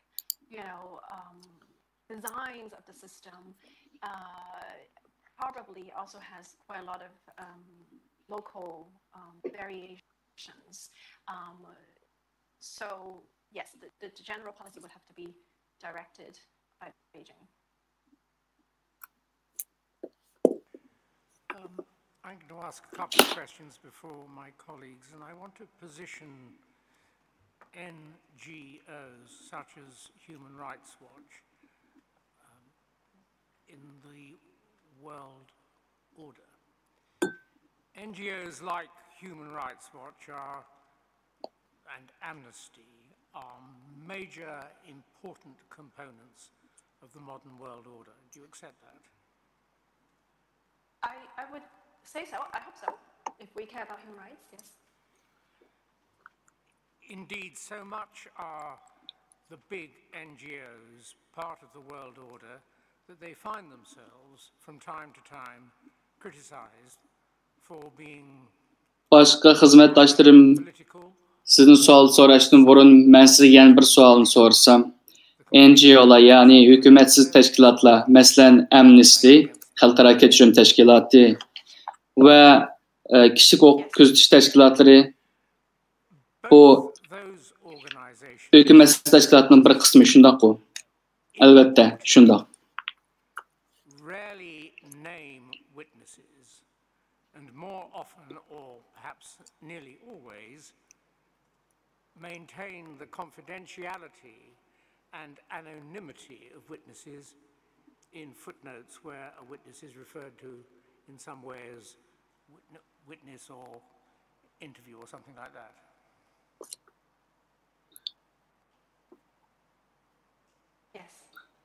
Meyli insan hukukunu kechirim qilish teşkilatı yoki kişilik hukukunu kuzatish teşkilatı bo'lsin, dokladlarda asas jihatdan guvohchilarning ismini olgan emas. Shundaqmi? Against the People's Republic of China in respect of the Uyghur people?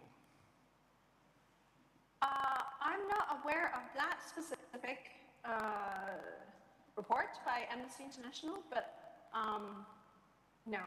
But the use of the pseudonym has been a long-standing practice for the region of Xinjiang, for the repercussions that would Kişilik hukuk közetiş teşkilatından başqa, yani Amnesty sizlarga o'xshash shaklda bir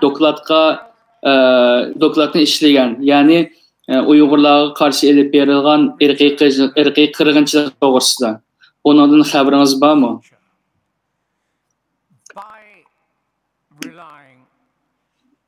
By quoting anonymized witnesses, the big human rights organization rely on the public reposing trust in them to be honest and accurate in their reporting.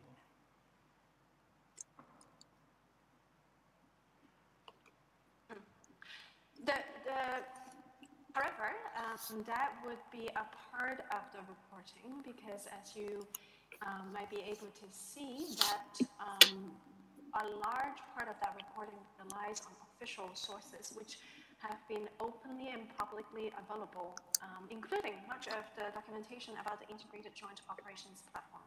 Yes, I'm dealing only with the evidence coming from individuals and their anonymization. Are you aware also of two... Agar ko'p dokladlardagi tafsilotlarga qarasangiz, nurg'unlagan isbotlar, guvohlar, ya'ni rasmiy manbalardan kelgan. British Bar Human Rights Committee dealing with allegations of genocide. I have to say that I have not seen others specifically on the issue of genocide. Very well. Let's return then to the generality of the way in which Human Rights Watch and Amnesty prepare their reports. Bunun bu dokladlaringizning sirtida yana ikki doklad bor. Bu to'g'risida anglab boqqanmi? Masalan, birsiga London Advokatlar Jamiyati, yana birsiga Britaniya Kishilik huquq komitetiniki. Bu to'g'risida bilgingiz bormi? Rost gapni qilsam bu to'g'risida bilmaymanman. Human Rights Council by Justice Kirby from Australia, retired judge of Australia's top court, Mr. Darasman and Sonia Biserko. Are you aware of that report? I am aware of it, but certainly I don't study North Korea, so I can't be... Yes. I've not studied it. Are you aware that to prepare that report, Justice Kirby held open public evidence hearings with witnesses giving evidence? 2014-yili Birleşken Devletler Teşkilatı'nınki Kişilik Hukuk Konsulda Şimali Koreya bilen münasebetlik bir doklad verilgan. Bu to'g'risida xabaringiz bormi? To'g'risida anglab tikaman. Justice Kirby was changing United Nations practice, which was rather opposed to such openness. No, I haven't been following that. No, that's fine. This tribunal, as you know, is hearing evidence in public with witnesses almost all appearing with name and image available for the public to view. Do you accept that in the modern world, this form of tribunal Bilginizdek bu sot kollegiyasida açık aşkara anlayı aldı. İspat anlaş elip beriyapmiz. Mesela resim ve onun sırtıda şahitler degandek.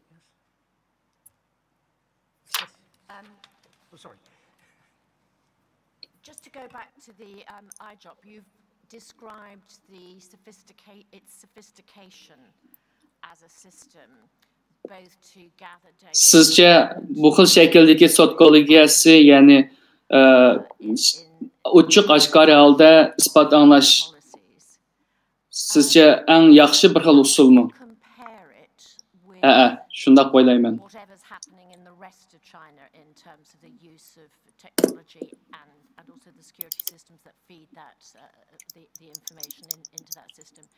Is it much more advanced? Is it similar? Sorry, I would just first by starting to push back on the idea of these systems being sophisticated or advanced. They are intrusive. They are full of problems because one cannot possibly say that the use of WhatsApp is any valid indication of terrorism. So the only Mening sualim bo'lsa, IJOP bilan selishtirganda Xitoyning boshqa yerlarida ishlatilgan texnikalarni qanday selishtirasiz? Variables are even used to valid indicators of a particular crime. So let me just start with there. The Xinjiang both reflects the use of mass surveillance systems elsewhere in China, but also differ from the use elsewhere in China. Nowhere else in China, as far as I know, that the mass surveillance systems are directly kind of plugged into the detention system. In Xinjiang, it's very clear that the use of surveillance is a feature of the crackdown. Is a feature of the use of surveillance. Xinjiangda ishlatilgan keng ko'lamdagi ko'zitish nazorat sistemasi Xitoyning har qanday yerlaridan cho'ng farq qiladi. Big data systems known as police cloud that identify, track, monitor people of their movements, relationships, and to set parameters, certain behavior. Xitoyning boshqa yerlarida, o'liklarda bunga o'xshaydigan sistemlarni ko'rdik. Masalan, son nomborlarni toplaydigan, kimlik adresini, uchurlarni toplaydigan degandek. So I think the consequences are very different, and it would seem to me that the intrusion, for example, the collection of biometrics in Xinjiang requires that anyone between the age of 12 and 65 submit their biometrics, including DNA, and without consent. I don't think that kind of collection is happening elsewhere in China. Some other forms of collection is taking place, but not to that extent and not for everyone.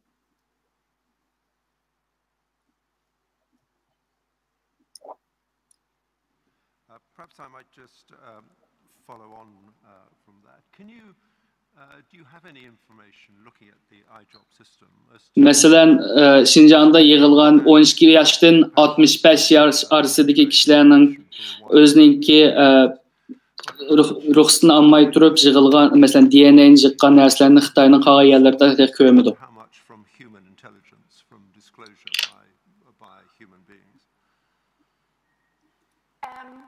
It would seem to me that it's a mix of automatic sensory system inputs as well as humans, primarily police officers, but also kind of low-level officials. IJOP sistemisindeki uçurlarniki qanchiligi texnik usullar orqali toplanadi. Qolganlari kishilarningki axborot berish orqali toplanadi. Understand the IJOP system is because we obtained a copy of the police mobile phone app that communicates with the IJOP system, and we reverse engineered the app to understand how it works. So it is odatda aholi komitetidagi xizmatchilar va tuvan darajadagi soqchilar kishilarningki bu uchurlarini yig'ib IJOP sistemasiga, ya'ni birlashma mashg'ulot supasiga kirgizadi.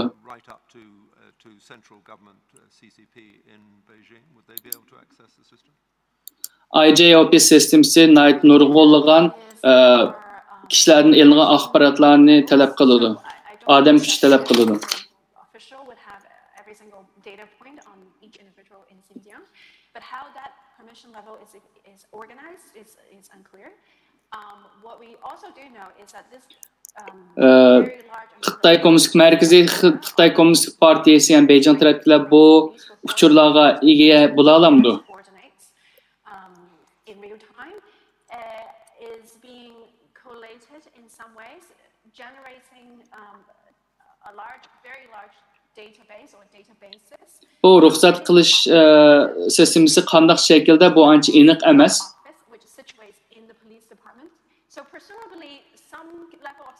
Lekin bu uçurlar IJOP sistemasiga kirgizilgandan keyin soqchilar tarafidan nazorat qilinadi.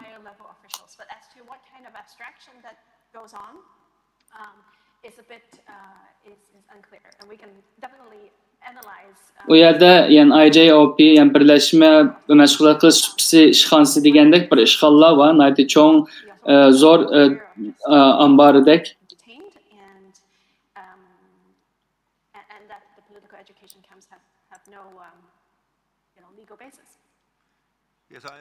Lekin pay degandek hukumatning qanchalik darajada bu yuqori darajadagi amaldorlarning bu sonliq ma'lumotlarga erisha oladiganligi to'g'risida pek aniq emas.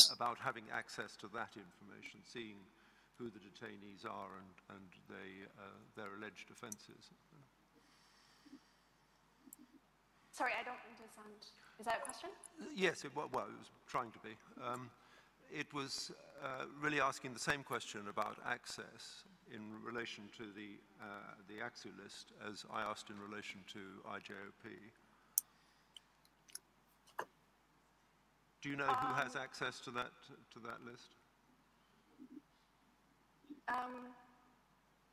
As I said, I would imagine that the particular camp authorities have that list, and that the IJOP office, that is part of the Xinjiang police, have the information. The list is pooled. Yani o'xshash bir savolim, xuddi IJOPga kimlarniki kiralaydiganligiga o'xshash. Aqsu tizimligiga kimlar ishlatalaydi?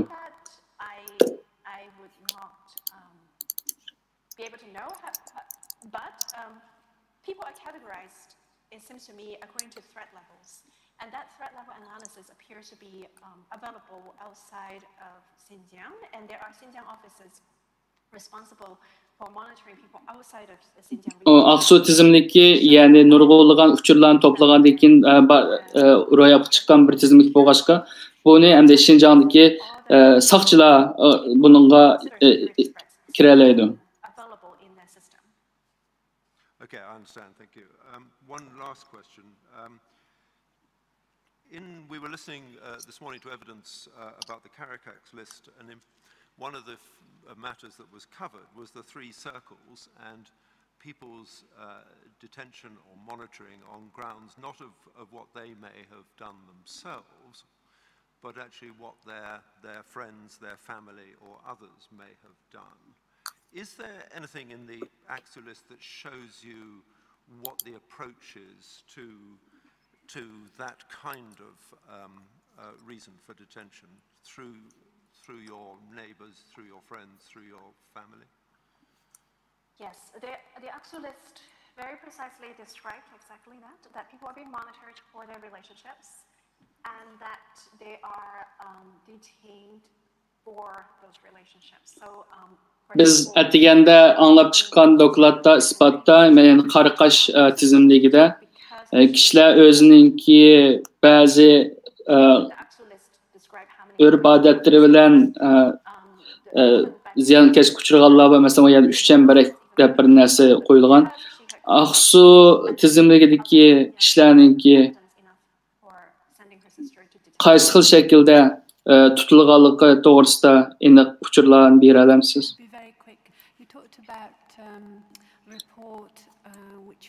On reverse engineering a police mass surveillance app.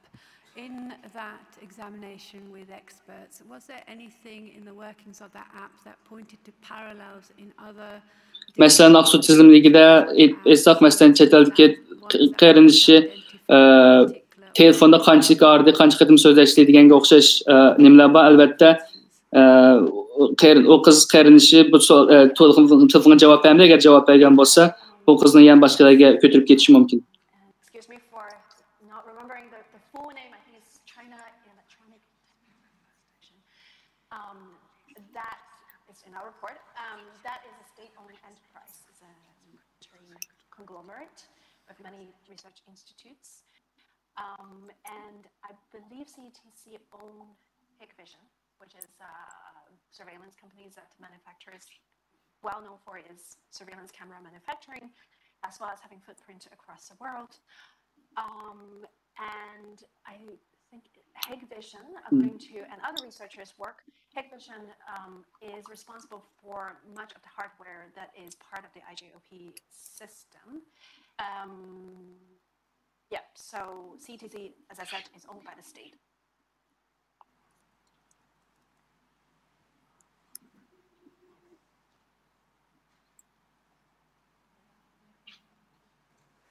Thank you very much. Can I just ask, just continuing really with, I think part of my question has been answered, but not entirely. It's about the list. I just wonder now, really, we've got the list and we found sort of various data there, and I suspect it wouldn't take the PRC long to find out who the source was, because only a few people would have access to that list. But what I really want to know is, having got the list and knowing what's going on, Ben sizden tizimlik hakkında bir soru sorab baksam. Going to Human Rights Watch going to do about it? What's your next step? And also corollary to that is, what has been the implications of the list on the relatives of the people whose names have been published? Thank you. Mening bilmekçi boğunum. We have not shared the list itself, but precisely the reason to Bu Aksu tizimdeki kolonlarga tushgandan keyin qadamlar qaysi qadamlardan iborat? Information and also very poor at analyzing. So we continue to keep that document and share it with only very selected researchers. Biz elbette bu tizimlikning o'zini ismlarini oshkorlamadik. As to the families, there are only some that have identified their immediate family members, and because the information in there is not, it doesn't give information. Biz faqat bu tizimlikni bir necha tanlangan mutaxassislar bilan, tadqiqotchilar bilan o'rtoqlashdik.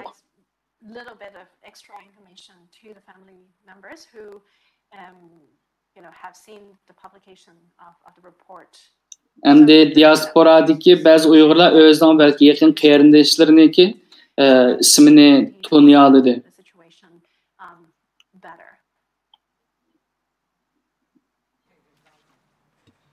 Faqatla bu tuqqanlarninki to'g'risida uchurlarni ta'minlayoldi bu tizimlik. Keyin qadam bo'lsa, yana davomli bu bo'layotgan ahvolni to'g'ri tushunish, texnik yaxshi tushunish uchun bir qancha mutaxassis tadqiqotchilar bilan bu tizimlikni o'rtoqlash bizningki keyin qadamdagi vazifamiz hisoblanadi. On the question of genocide and other crimes arguably committed by the PRC against the Uyghur people, the three reports of MacDonald from Essex Court Chambers, of the Human Rights Bar Watch Committee, the Bar Human Rights Committee, and Amnesty have all been subject of requests that authors should present those reports, and in each case they have declined. It's not exactly as you mentioned. Declined, I wanted to use a neutral word. We invited Ms. MacDonald to give evidence. She did not refuse, but she said, I cannot add anything more than my statement. And the others, we have not requested the sources. Well, no, I'm afraid that's not correct, Mr. Savi. One was certainly at one stage willing to attend, and in the event neither of them has been willing to attend? As Ms. MacDonald said, that because they haven't done any factual investigation, so the report is purely legal issue and can be read, and there is no need for her to give any further evidence. Yes. As to the other two, they have both been requested to attend, and neither is going to do so. Neither has accepted. Thank you. Next witness, please.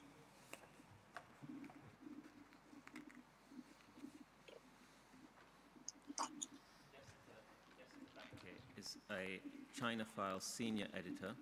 She researches China's domestic and social affairs and served as the US State Department's Bureau of Intelligence and Research analyst for approximately 8 years prior to joining China File. In 2016, she was a visiting academic fellow at Merrick's in Berlin. She holds a BA degree in linguistics from Pitzer College in America and an MA in East Asian Studies. Әмді guvalıq berdiğen kişi bolsa Jessica Batbey bu. Jessica China File'ın baş təhriri, o Xitayning dövlət içidəki siyasi və ictimai işlərini tədqiq qılıdı. Həm də Xitay China File qoşuluşunun 8 yıllığa yaxın vaxt içində Tashqi İşlər Ministerliğində axbarat və tədqiqat analizçi olub işləyən. And how the officials in charge are appointed. She states that she's not attempting to explain who exactly formulated or signed off on any specific policy, but rather how power flows through the PRC's governance apparatus, highlighting those official positions with oversight of and responsibility for the policies allegedly being implemented in Xinjiang today. Ms. Batke refers to and utilizes 2 organograms, one an abstract one of her own and another a de facto organogram produced under the auspices of the Uyghur Tribunal that relates to state, party and PRC structures. Ms. Batke, thank you for appearing today. I understand you'd like to make a short presentation, and we'd ask if you didn't mind trying to keep to 10 minutes, and I'll have some questions for you, after which the panel will have their own questions. Thank you. Thank you for having me here today. As you said, I've been asked to address the role of CCP in governance and decision-making in the PRC generally, and I'm also trying to identify key decision-making positions within the Xinjiang. There's a difficulty with hearing you. Now, there are maybe 2 reasons for that. Ms. Batke, bizga 10 minut vaqt bera olamiz. Undan keyin savol-javob shaklida bo'ladi. And the other may be that you're not addressing the microphone head-on, or rather face-on. So have another, if you wouldn't mind going back and starting again. Is this any better? Yeah. Great. The key ideas that I would like to leave you with today are, number 1, that the CCP permeates all levels of governance, ensures key party and state positions are held by the same individuals, and that the CCP has an explicit guiding role in setting national and local policy. Secondly, even though the party state is notoriously opaque, which means it can be difficult for us Bugün sözməkçi olan aşqışlıq ideyalar bolsa, still able to assess the likelihood of a department's or an individual's involvement in policy formulation or implementation by looking at the party state's intertwined bureaucratic structures. And thirdly, there are a number of bureaucratic players that bear responsibility for policy formulation and implementation in the Xinjiang Uyghur Autonomous Region, and that includes both party and state organizations at the central and local levels, and all major appointments in those organizations are made by the party. So first, let's look at the party's relationship to the PRC's governance structure. On paper, China's governance apparatus has a clear separation between the party and state and government structures. There's one exception to that rule, which we will set aside for right now. And even though there is this nominal separation, both the PRC Constitution and the CCP Constitution both mandate a leading or guiding role for the party with regard to the state. In practice, it's this leading and Aldı bilen demekçi oğlum, Xitay'daki hükümet aparatları birbirine ait ayrılgan şekilde. Party entities that set policy courses and issue directives, while state and government entities enact them.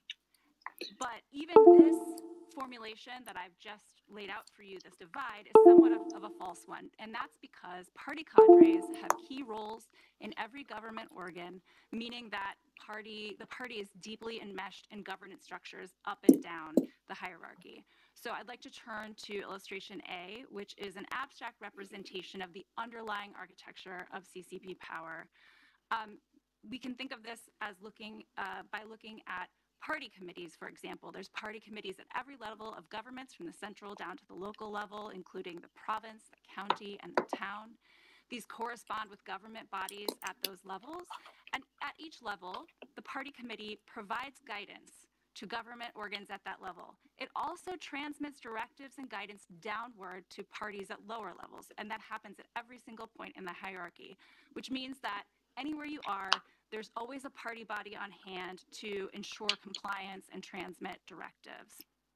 And yet, if anything, this still understates the degree of fusion between party and state bodies. And that's because party institutions and party personnel are even further intertwined with state and government institutions. So in addition to these party committees I just mentioned, there are also party committees embedded within government organs. So if we, for example, were talking about the Ministry of Education, that means that there is a party committee embedded in the Ministry of Education, and the person who is the head of the Ministry of Education is usually the deputy party secretary of the Ministry of Education's party committee.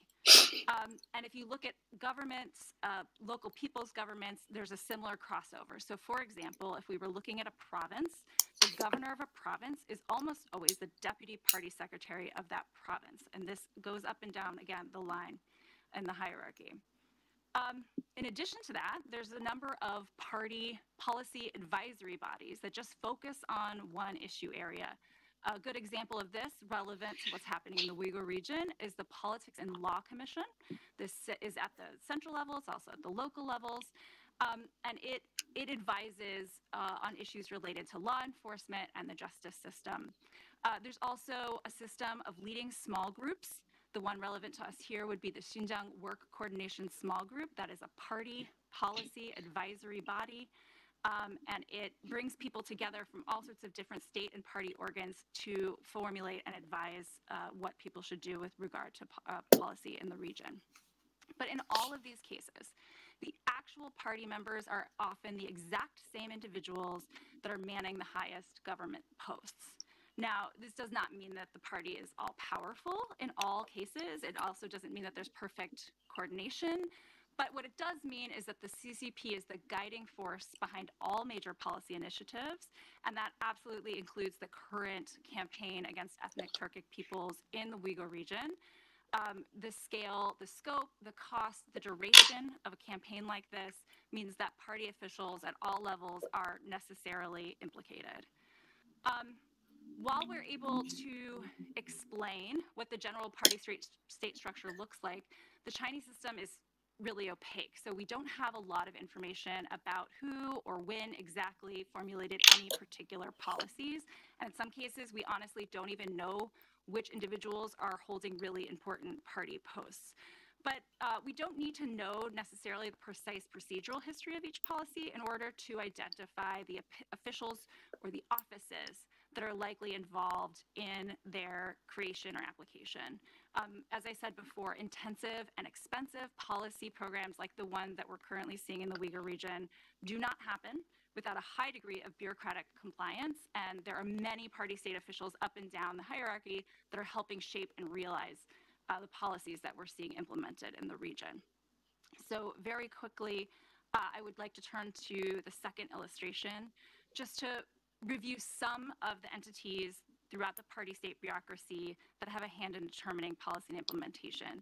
And I won't have a chance to go through all of these, and this illustration is necessarily incomplete, but hopefully we can just review some of the key ones. So at the apex at the top is the Politburo Standing Committee. This is headed by... I'm not sure whether I'm sorry, I'm not sure whether the image is up on the big screen for the people in the room to see or on the slightly smaller screen for us. The answer is it isn't. So let's see if we can get it displayed. Now it is. And I can see that it's on the big screen. It's even so not entirely easy to see.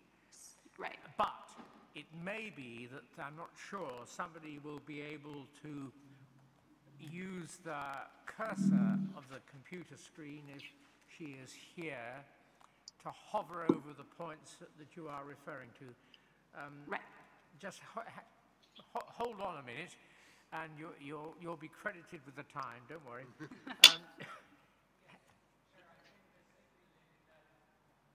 Your microphone, please. Pointing at the relevant part. Right. So if you could, thank you very much. If you could have in mind that everyone in the room, apart from us, is seeing this for the first time, that we can barely see it because it's such a complex diagram that we've seen it in different formats, but it's still quite a long way away. And somebody is going to be pointing to the bodies or individuals to which you refer with nothing more than the cursor. It might be a good idea to go at a reasonably cautious speed. So off you go. Sure, and we don't have to, spend a long time on this. I actually think the point that you made about that it's very hard to view, it's so complex and large. Bu ekrandaki diagramni biz hammamiz tunji qatim ko'rishimiz of entities both at the party and state that have a role in this. And a lot of individuals that yani bu diagramni so'zlagan chaqda sal astroq gap tushuntirgan bo'lsangiz. Then that is I'm happy with that. But I'll just very quickly point out a few entities and then turn it over to questions. So as I was saying, at the very top in the middle is the Bu diagramda devlet ve partiyaniki nurg'ulg'an aparatlarini ko'rsatib bergan narsalar bor. There's no way that this could happen without the approval of the top leadership. And similarly, again, kind of reinforcing the idea that a lot of structures are echoed at the central levels and at the local levels. If you go en üstündeki diyagramdan en üstü oturukisi bolsa CCP Standing Committee. So this is bu partiya politbürosununki komiteti. Yani Xi Jinping baş reisi. And it will have similar sort of oversight and responsibility for policies in the region. I don't want to point out too many because I know this is complicated to look at. But eğer mesela diyagram pastga tushib qarasak, Atalmış Şinjan Uyghur Abnum Rayoni Xitoy Kommunist Partiyasining komiteti ko'rsatdi. This is up at the central level. This is a body that oversees Siyaset belgilashki kishilarninki tartibimi asos jihatini o'xshab ketadi. Representing Ministry of Public Security, the court system, the procuratorate, the Justice Department, the people. Masalan, sol tarafga qaragan bo'lsak, Siyosiy va qonun komissiyoni ko'rsatdi. Organs which are going to be implementing policy, and I think it's probably best to leave it there. I look forward to your questions.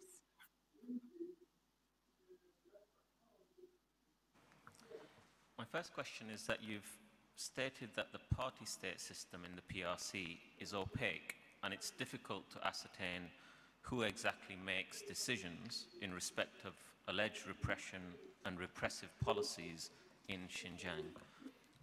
Can I ask, with what degree of certainty could you say, if at all, that the Politburo or other central bodies would have formulated these specific repressive policies? Oh, I would need a specific example of the policies. I would say on any specific policy. So, for example, let's take the quote-unquote re-education facilities. I cannot say with high confidence that that was formulated at the Politburo level. I can say with extremely high confidence that it was approved of and signed off by at that level. I cannot speak to where exactly that was formulated, whether that was at the provincial level or whether that was above. Be a little bit more precise. Could the Politburo have given broad policy direction or provided, for instance, approval, tacit or express, for the commission of crimes to fulfill those policy goals?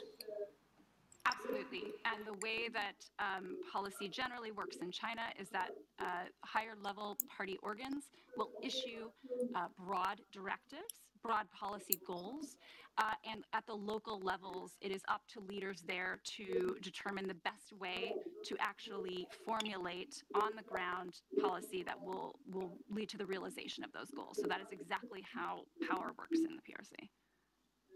To what extent, if crimes were being committed in Xinjiang, would knowledge and information Adette Xitayning siyasetinde back up the bureaucracy to the yuqori dereceli amal organlar qonun buyruqi tushirdi keng jihatin, ondan uni tuyangi bo'lgan chog'larda o'xshamagan holatda ijro qiladi. There's a lot of incentives all the way up and down the chain to only transmit positive news back up.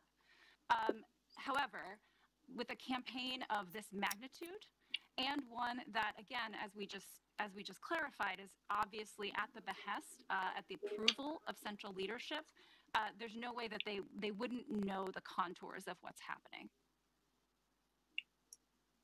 The CCP is the guiding force behind all major policy initiatives, including the campaign against Uyghurs in Xinjiang, stating that, and I quote, "The scale, scope, cost, and duration of which necessarily means party officials at all levels are necessarily deeply and directly implicated." I have 3 questions in respect of that. My first question, how possible is it for people lower down the hierarchy to resist or refuse policy direction from above? Each one in turn, if I may. Sure, thanks. Again, I can't speak to any specific person or any specific level, again, because of the opacity, both of the Chinese state and in particular to what is happening in the region. But I think that it would be very, very hard for anybody, let's say at the provincial level or below, to... Benim 3 sualım var. Birinci sualım, tüven derecedeki rayonlardaki kişilerin, əməldarlarınki yuqorunun buyruqlarına qarşı turuşu qaysı xil derecede? And they were then also themselves sent to camps or to prisons. So it is not an easy task to openly defy such dictates. And how possible is it for people lower down the hierarchy to take actions on their own initiative, such as the commission of crimes in pursuance of broad policy? Again, it depends at what level of specificity we're saying. If we're talking about, let's say, a prison guard, I'm sure that there's some latitude in their day-to-day life to commit abuses against inmates in a prison. But in terms of larger policy campaigns or directives, so again, let's talk about the camp system. It's hard to imagine that that entire system was thought up and executed without higher level approval. So it really depends on how minor or micro we're talking about abuses. But large scale abuses that require planning and cooperation for execution will not have been completely independently generated, or maybe a better way to say it is they won't have occurred without higher level buy-in. Is there any evidence of directions being given at any level of hierarchy to stop the commission of alleged crimes in Xinjiang? I am not aware of any, but I also, again, don't have access to all of the policy directives that the center is giving down to the regional level. And my final question before I hand you over to the panel, can you explain why Han Chinese cadres, rather than Uyghurs, serve in the highest level party positions in Xinjiang, and to what extent do Uyghurs themselves have autonomy to shape their own policies in Xinjiang? That's a great question. As far as I know, this is not explicitly stated anywhere. We just know that this is what happens because people who track Chinese leadership have noticed over time that it is Han officials holding the high party level position and Uyghurs that are Немишқа hükümet oralarda işleydiğen Xitaylar, yukarı orada işleydiğen Xitaylar Uygurlardan köp. It's actually a slight reversal on the Russian practice, which is how the Chinese government used the Russian system as the Soviet Union system as its model. So there is no explicit statement of why this is. My interpretation is that the Chinese government views these individuals as less trustworthy. They don't view them as the same as them. O uzun zaman vakitten beri bu atkan bir hadise. When they have quote unquote one of their own in the position. There was a second part to that question which I've now forgotten. Bu doğrusu pek bir eniqlama yok. Lekin benim düşünümce Xitay hükümeti bu kişilerini yani Uygurlarını işençlik emas deb qaraydı. Özlerininki siyasi ko'rsatmalarning vaqtida ijro qilishni xohlaganlik uchun Xitoylarga bakrak ishindi. Once you are in the government system, particularly higher up, so like looking towards the top of the regional government, to Şinjandagi Uyg'urlar qaysi darajada o'zining avtonomiya huquqidan foydalana oladi? Nihoyatda az darajada. But if we're talking about regional policy, it would be very, very difficult. If I might hand you over to the members. Before Professor Osler asks questions, Mr. Sabi, can you confirm two things, please? The larger document referred to by this witness was the document also referred to by Dr. Tobin this morning. Yes, it's the same document. And has this document yet been made available to the People's Republic of China's ambassador in... If I might clarify, Dr. Tobin was referring to the... sorry, bear with me. He was referring to the de jure organogram. Yes. Ms. Back is referring to the de facto organogram. Well, thank you for that clarification. So that because Dr. Tobin didn't need the other document, that has yet to be displayed in public. Thank you. We better put that right at some stage and in some way, if not today, soon. Both documents could be provided to the People's Republic of China via their ambassador for verification or comment. Has that been done yet? Not yet, sir.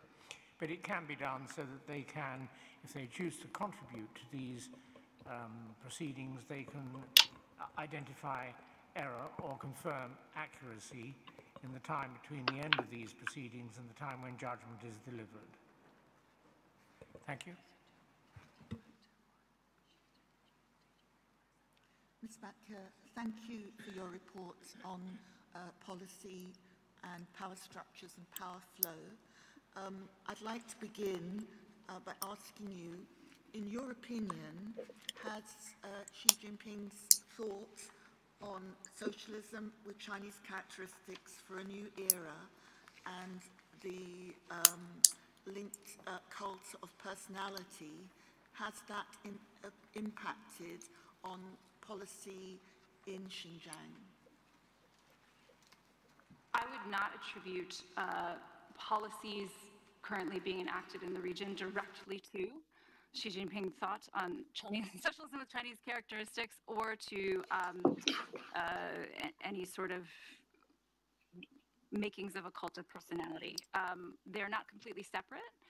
However, the issues that the Chinese... Sizden sormoqchi bo'lgan sualim shuki, Xi Jinping'ninki Xitoycha alaylik, Jungo alaylik ega sotsializm shuari Xinjiangdagi siyosatga ta'siri bo'ldi. Would view as more authoritative than the Chinese Communist Party. and in this case, they are very concerned that Uyghurs and other Turkic peoples' ethnic identity or their own sense of ethnicity or their religion constitute something that they believe in and has more authority than the Chinese Communist Party. And I think that is the root of what's happening, and not as much Xi Jinping's publicity campaign. Okay, but can we assume then that President Xi has overview and oversight of policy as it's developed in the region? Absolutely. Thank you. And in relation, following from that, could you say a little bit, please, about what the specific contribution of Chen Quanguo as first political commissar is in relation to policy? Chen Quanguo is the party secretary of the region, and he is also as you said, the first political commissar of the Xinjiang Production and Construction Corps, also known as the Bingtuan. He has a lot of leeway, I would say. Onun sırtında Chen Quanguo'nun bu siyasetki bo'lgan ta'siri to'g'risida hozir so'zlab bersangiz bo'ladimi? To what extent he himself formulated any given policy in the region. A lot of what we're seeing implemented, or I shouldn't say a lot, some of what we're seeing implemented mimics what was happening when he was party secretary of Tibet from 2011 to 2016. So it is likely that he has had a large influence in the particular policies here. Chen Quanguo'nun rayındaki küçük hukuki naiti çoğun. O o'xshash vaqtda ishlab chiqarish diviziyasining komissari hisoblanadi. You refer to dual-hatted individuals with both party and governance roles. And, for example, Onun albatta siyosatga bo'lgan ta'siri cho'ng, chunki 2011-yildan 2016-yilgacha Tibet avtonom rayonida ishlagan.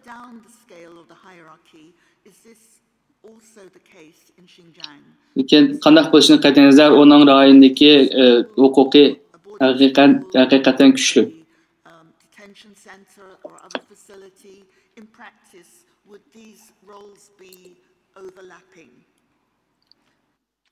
That's a good question. I don't know the answer to whether individuals in charge of a given prison, camp, or school would have roles, particular roles in the party. And if there were two individuals involved at any stage, does the party always, in practice, in your experience, take precedence?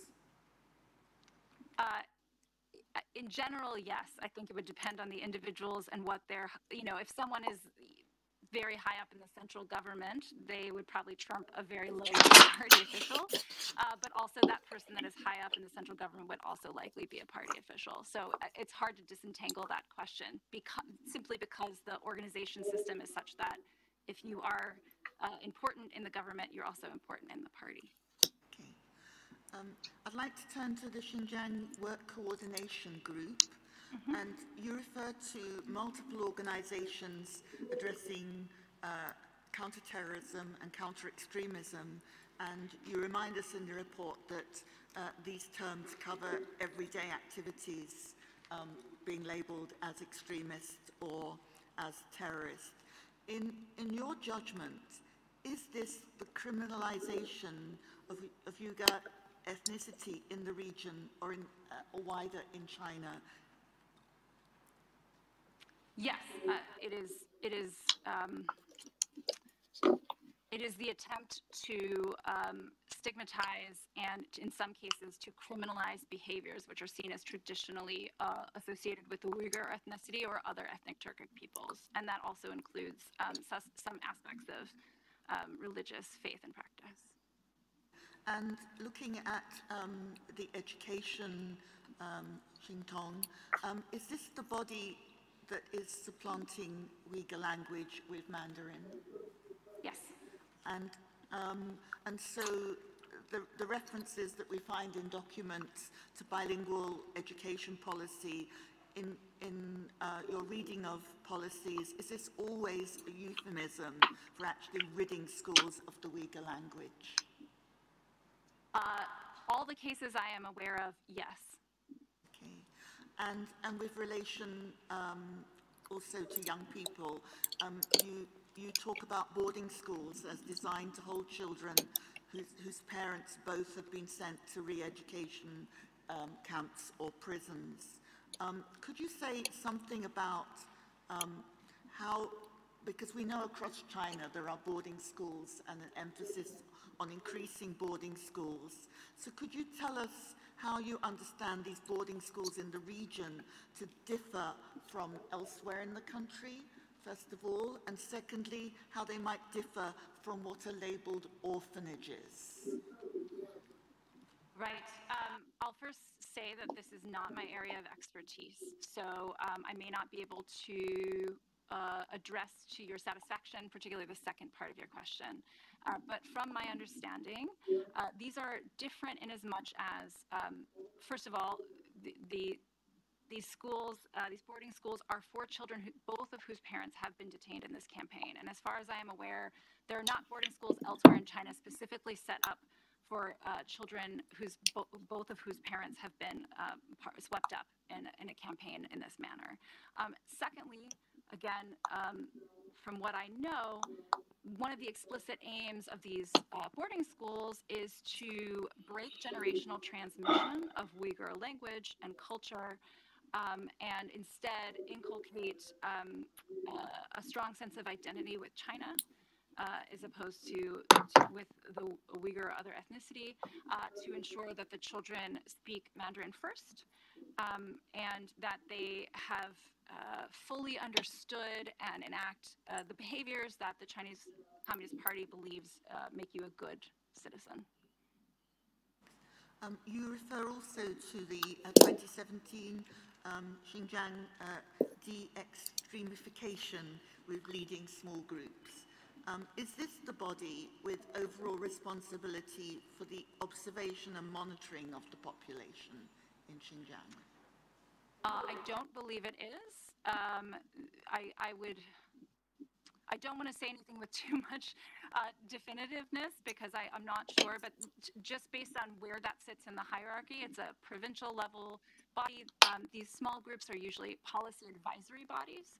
They're not usually sort of day-to-day implementation bodies. And perhaps as this incredibly complicated chart shows, there would be a number of different institutions that would have some hand in surveillance, although I believe the vast majority of surveillance is undertaken by public security officials. I'd be happy to have someone else tell me that's incorrect. Thank you. And you refer to the mission to keep sufficient Han Chinese in Xinjiang relating to justice, prisons, re-education camps. So do you understand the re-education camps, the prisons, the justice system in the region to be part of this mission to move or change the ethnic balance in favor of Han Chinese? That is, to disperse the Uyghur population within the region and from the region?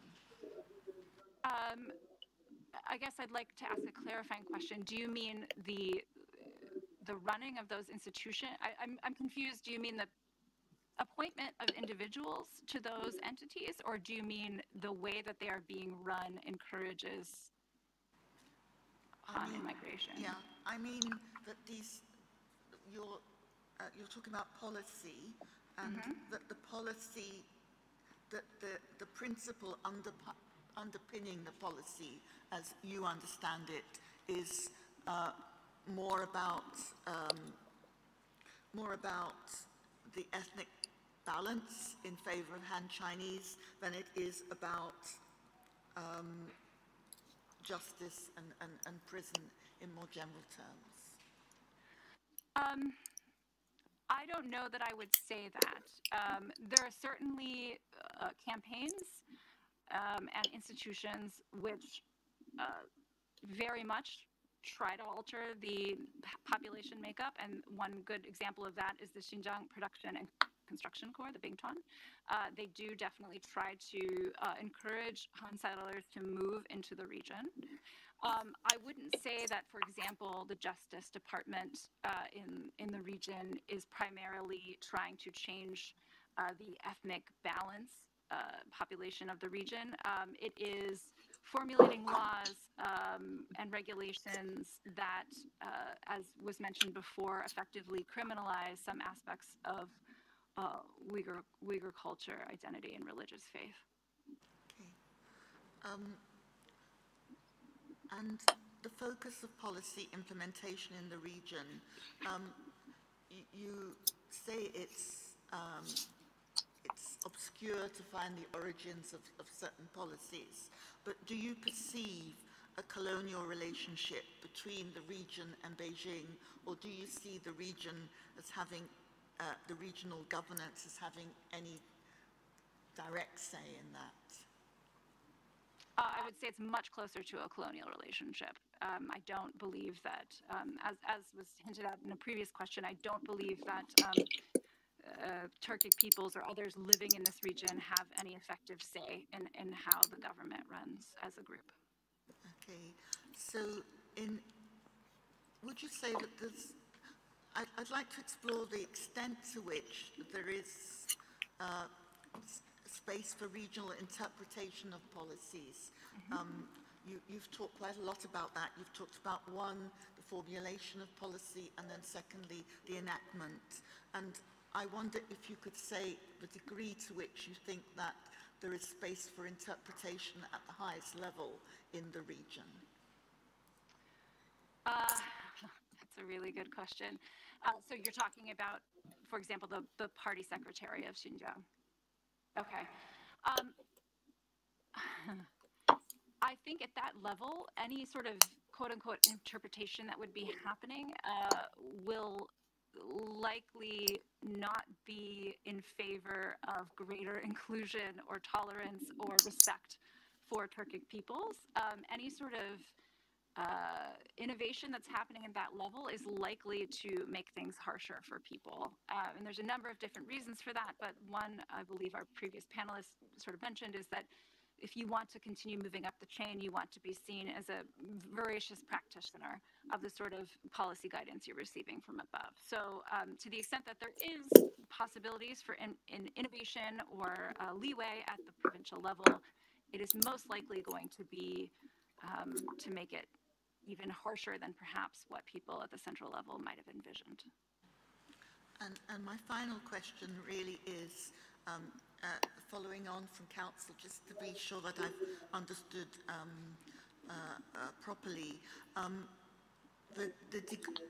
you've talked about alleged crimes taking place at a low level that are possible without reference to Beijing, but could you estimate or say at what level alleged crimes can be committed without reference, or what amongst senior officials, how much reference would there be to Beijing?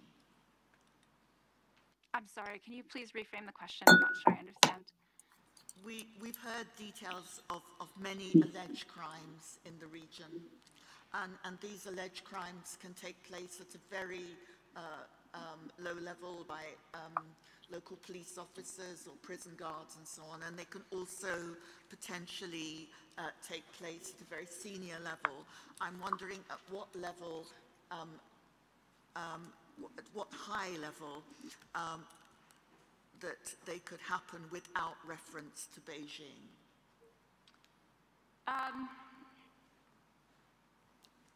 In terms of overall, again, large-scale policies such as opening up a camp or sending people to factories, I don't think that sort of high-level policy would happen at any level without reference to Beijing. But again, if you're talking about really specific implementation in terms of, okay, this village, we're going to round up X number of people and send them along, they may not be saying, Beijing told us we had to round up 20% of the township and send them to camps. But they would be saying, we're getting directives from above to make sure that we are, I think the quote is, locking up everyone who needs to be locked up. if that makes sense. It's a matter of specificity. Okay, thank you.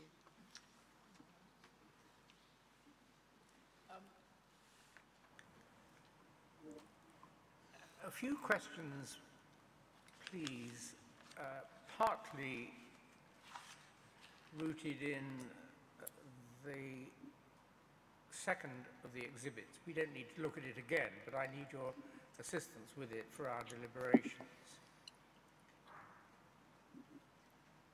Before I come to the document itself, would it be sensible for people assessing how things work in China to avoid altogether drawing comparisons with Western democracies? There is no comparison, nor need there be. No similarity, nor need there be.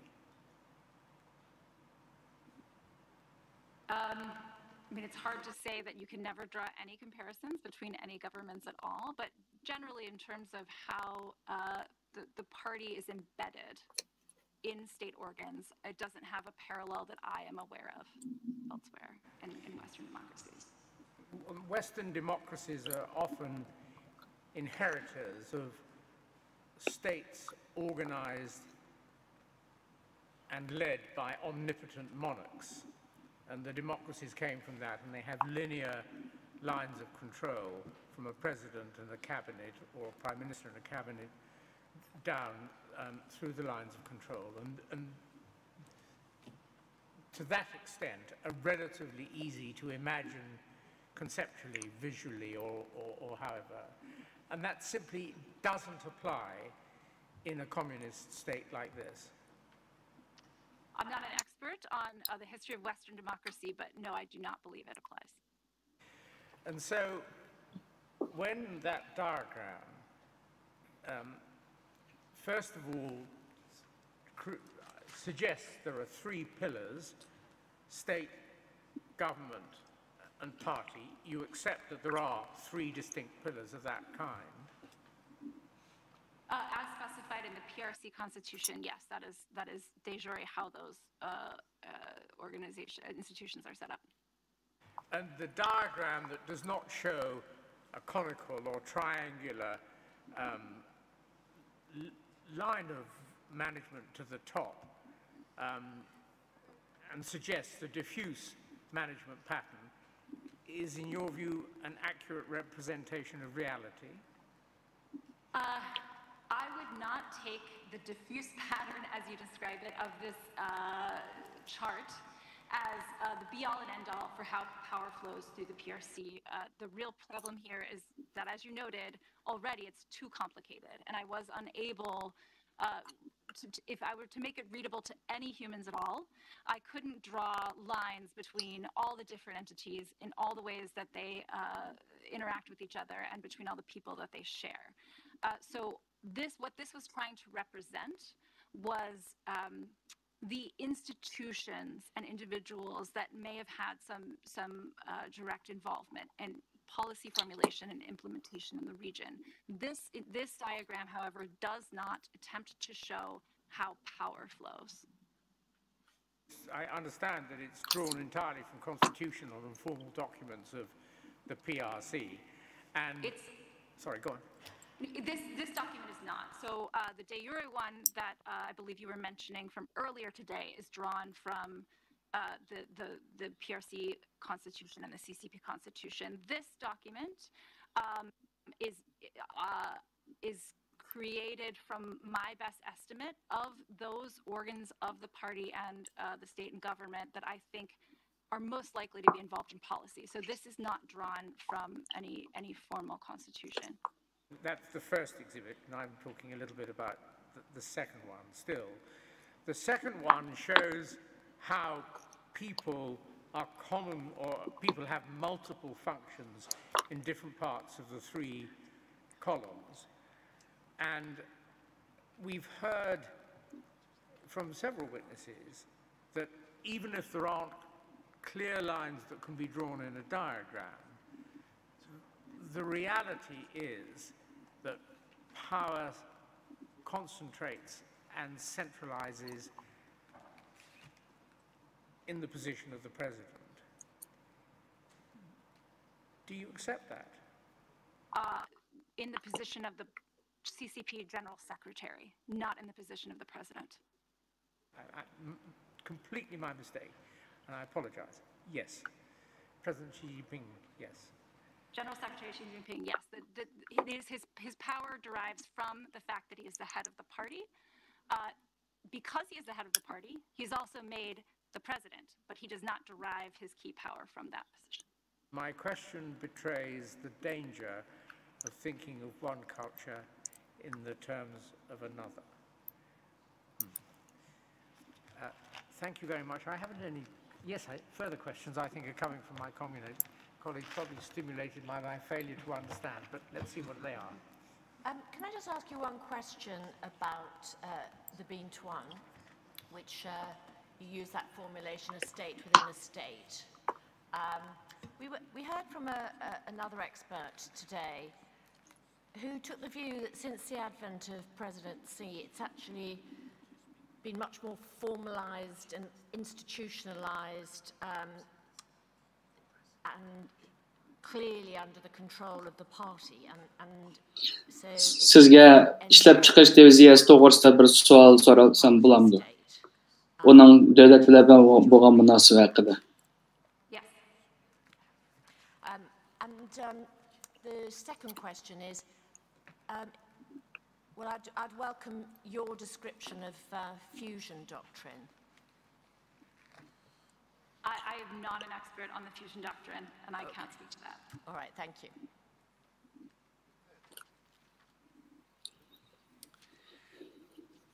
Do you have any sense in regard to political policy being subverted to some degree to motivations driven by personal gain and enrichment? So it could be by the appropriation of land and property or benefiting from forced labor. I mean, put simply, is Chen Quango getting rich?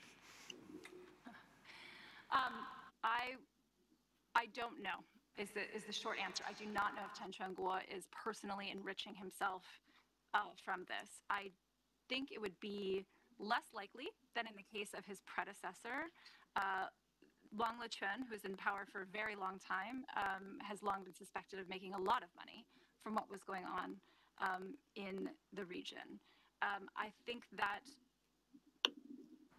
it's certainly not impossible that he is getting rich off of this, but I would assess that his primary motivations are not personal gain, and they are political in nature. Certainly, there are a number of other people throughout the system that I'm sure are getting rich. One thing that is not shown in this chart and that we haven't talked about are state-owned enterprises which function in the region. I'm sure you've heard from others about so-called poverty alleviation programs, which aim to employ Uyghurs and others and pay them well below market rates. So those sorts of institutions would be well poised to find monetary gain in what's happening. But I would assess that for higher level leaders, their goals are political. They are not personal enrichment. Thank you. You use the metaphor of water filtering through this organogram, which I found quite helpful, but I need more clarity in terms of who's making certain decisions. So we've heard from various people about their experience of detention. Would that body, who made that decision, would that body be the Department of Public Security? I've got 4 categories. This is the first. That made what decision to detain someone in particular? Again, this is really difficult to know, and it may be different in any given situation. I've heard, I'm sure others can speak to this in more detail than I can, but I've heard from Radio Free Asia reporting that in certain areas, local leaders will give them quotas of people that needed to be sent to camps. Whether that was the public security officials that were going over lists and deciding who that was, whether that was the local party committee or whether that was someone else, I don't know. Certainly, I do not believe that public security is in charge of the camps themselves. They're in charge of initial detention stations, but I believe it is the Justice Department that is running the camps. So in any given individual's situation, depending on where they were and who was making that decision, it could be someone from any of those bureaucracies. Okay, so if someone was to go to prison, from your knowledge of this system, which body would be immediately responsible there?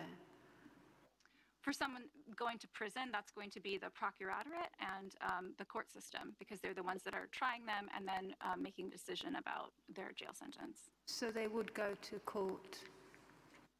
For the formal prison system, I believe that's the case.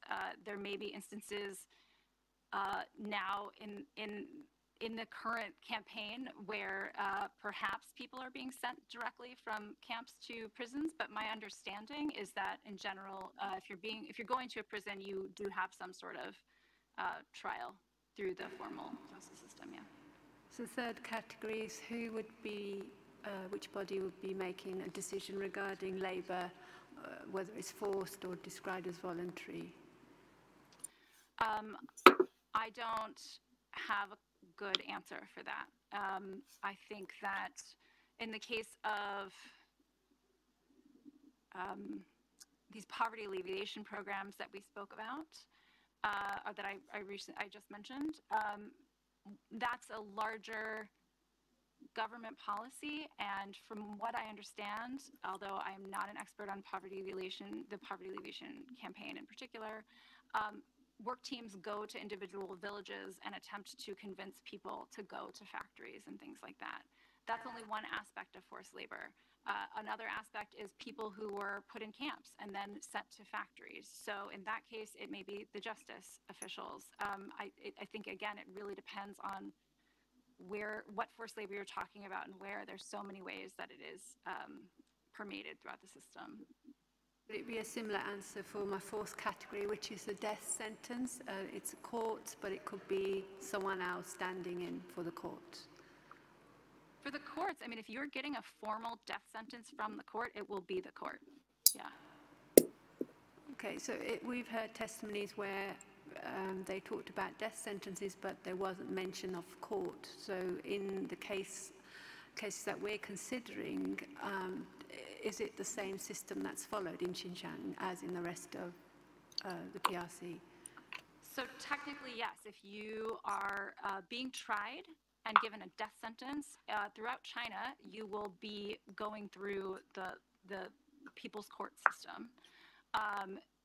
Whether or not there are additional extra legal sentences handed out in some of these camps, I am not aware. My understanding is that if you are given a death sentence, you are going through the formal court system. Thank you. I wonder if you could help us to perhaps make the diagrams with which you've presented us a little bit less static. So I'm thinking about not so much how power flows through them, but a different kind of kinetics would say, faced with these structures, if you hold the institution stable, how would an individual flow? So what would an ambitious individual looking at this say to themselves about how to climb? What would they need to do? So you might, for example, give us an example of an individual. What would they need to do? Would they need to be zealous in their implementation of policy? Would they need to show off excellent work in relation to poverty alleviation? What sorts of things cause people to climb up? And might they climb up might they be cross-posted as a way of climbing? So might they leapfrog, for example? This is a very good question. Yes, so there are a number of different ways that you can climb up, and your question about leapfrog gets right to the point, which is there is a system by which, as you climb up the ladder, there are ceilings on your age. So if you want to get up to a certain level, you have to be younger than a certain age to be able to take that post. And there really isn't a good way, if you start at the very bottom of the ladder, during one's natural lifespan, to work your way all the way up to the top. And so people who are at very high positions in the central government generally have leapfrogged. There's two mechanisms by which they do that. I won't go into it in great detail, but I can talk about it more if you like. One is through the Communist Youth League, and one is simply by being associated with other leaders that have moved up, and they bring you along with them. That's similar to almost any place in the world.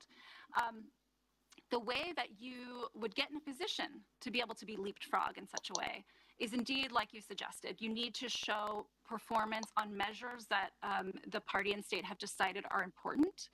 I'm not up to date on the exact percentages of each category of performance measure, but I know, for example, that local leaders are judged on economic growth in their area. They are judged on poverty measures. How much of, have they brought people out of poverty? More recently, there's been other measures that have been added in terms of, pollution or other environmental factors. Certainly, leaders are judged on how much unrest occurs in their area.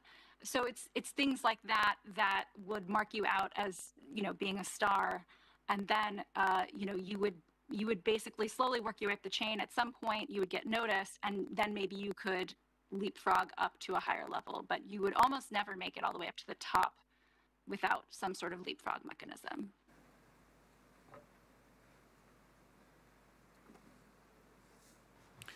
So almost a matter of interest is how far up the hierarchical tree are there women represented? Yeah, so there are women on the CCP Central Committee, and I believe there's one woman on the Politburo, which is a 25-member body, although I'll be very embarrassed if I just said that and it's not true. There are no women at the CCP Politburo Standing Committee, which is currently a 7-member body, nor have there ever been.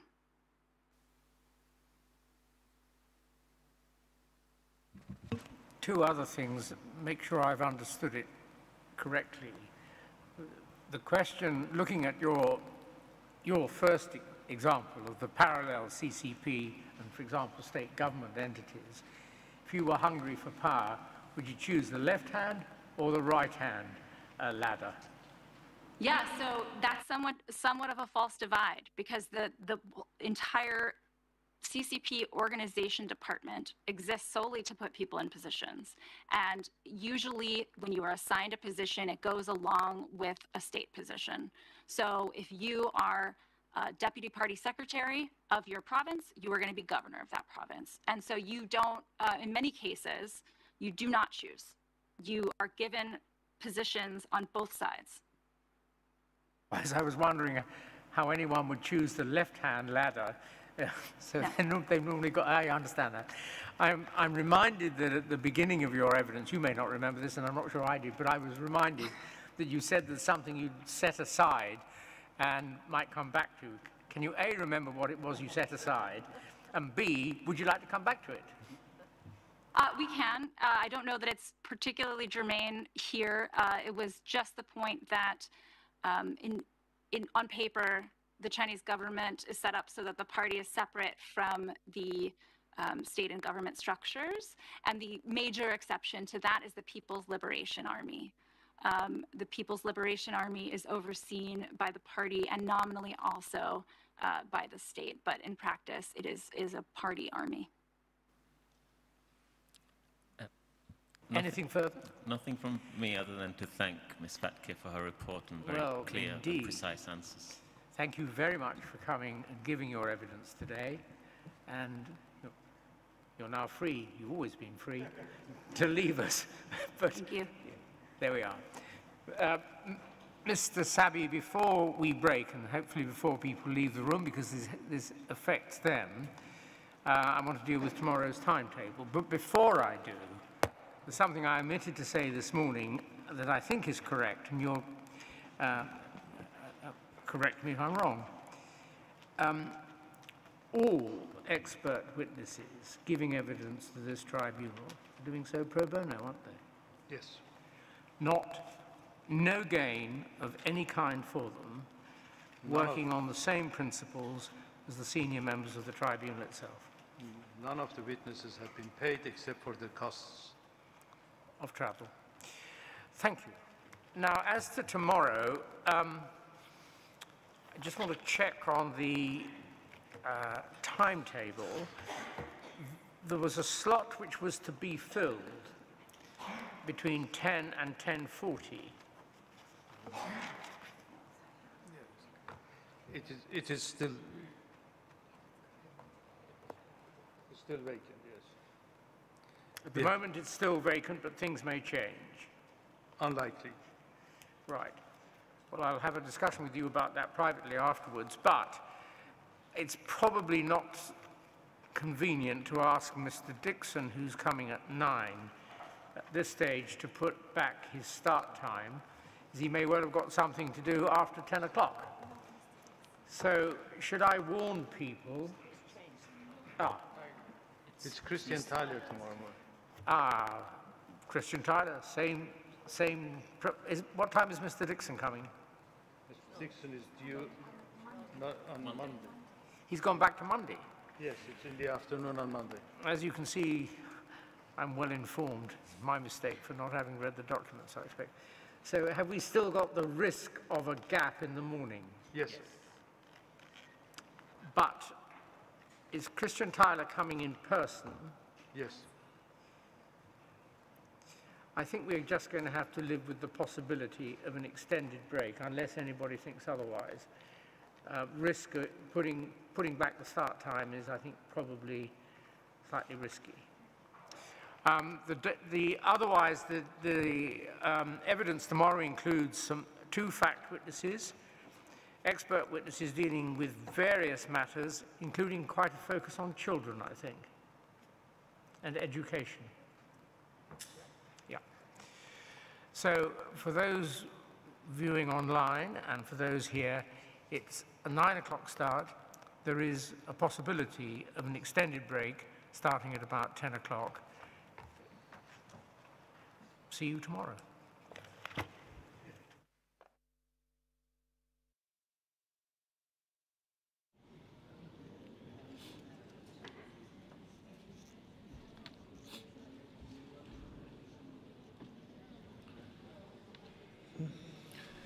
Assalamu alaikum ekran oldidagi Sharq Turkistonlik aziz qarindoshlar, aziz ko'ruvchilar, ko'rayotganlar Dunyo qurultiyi to'r televiziyasi.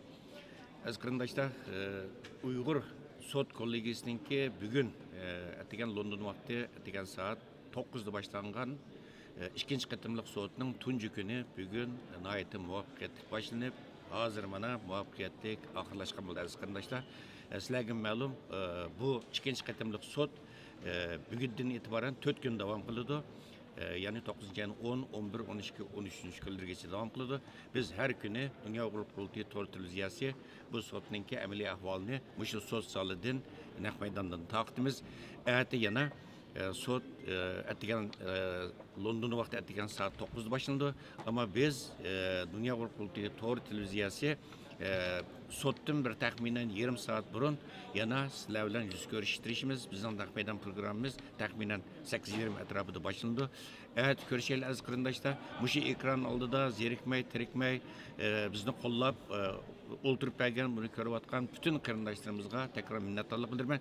Shundaqla men Dunyo Uyg'ur qurultiyi vakolatan mushu Uyg'ur sud kollegiyasining qurilishiga yordam qilgan, Uyg'ur sud kollegiyasini moddiy va ma'naviy jihatdan yardım bergan, onu destekleyen ve onu qo'g'digan bütün qarindoshlarımızga tekrar minnatdorligimni, rahmetimni bildiramiz qarindoshlar. Erta atigan London vaqti taxminan 8:20 ko'rishaylik. Ko'rishgacha omon bo'linglar, xayr qo'sh. Oxirlashtirishdan burun bu tercümanlarga bir rahmet etmesek de qo'yildi. Aziz qarindoshlar, baymo rahmet etgandim 3 nafar tercümanımızga. 3 nafar tercümanımız bugün mana 9 saatni ortiq davom qildi. Bugungi soat 9:20 saat davom qildi. Bu 9:20 saatgacha bizning 3 nafar tercümanımız Dunyo qurultiyi tarafidan taklif qilingan mushu naq maydon programmasida mushu bu qatimki bugungi soatda guvohlik bergan, doklad bergan chet ellik shohidlarninki, tadqiqotchilarning, olimlarninki butun dokladlarini tarjima qilib Uyg'urchaga tarjima qilib berdi. Az qandaylar bularga takrar men minnatdorligimni bildiraman. Ya'ni bulardan masalan Shvetsiyadın atoydan bugun shu sotqa kelib tarjimonlik qilgan bizningki Uyg'ur ziyolilaridan Qaysar Abdurrasul apandiga rahmat aytaman.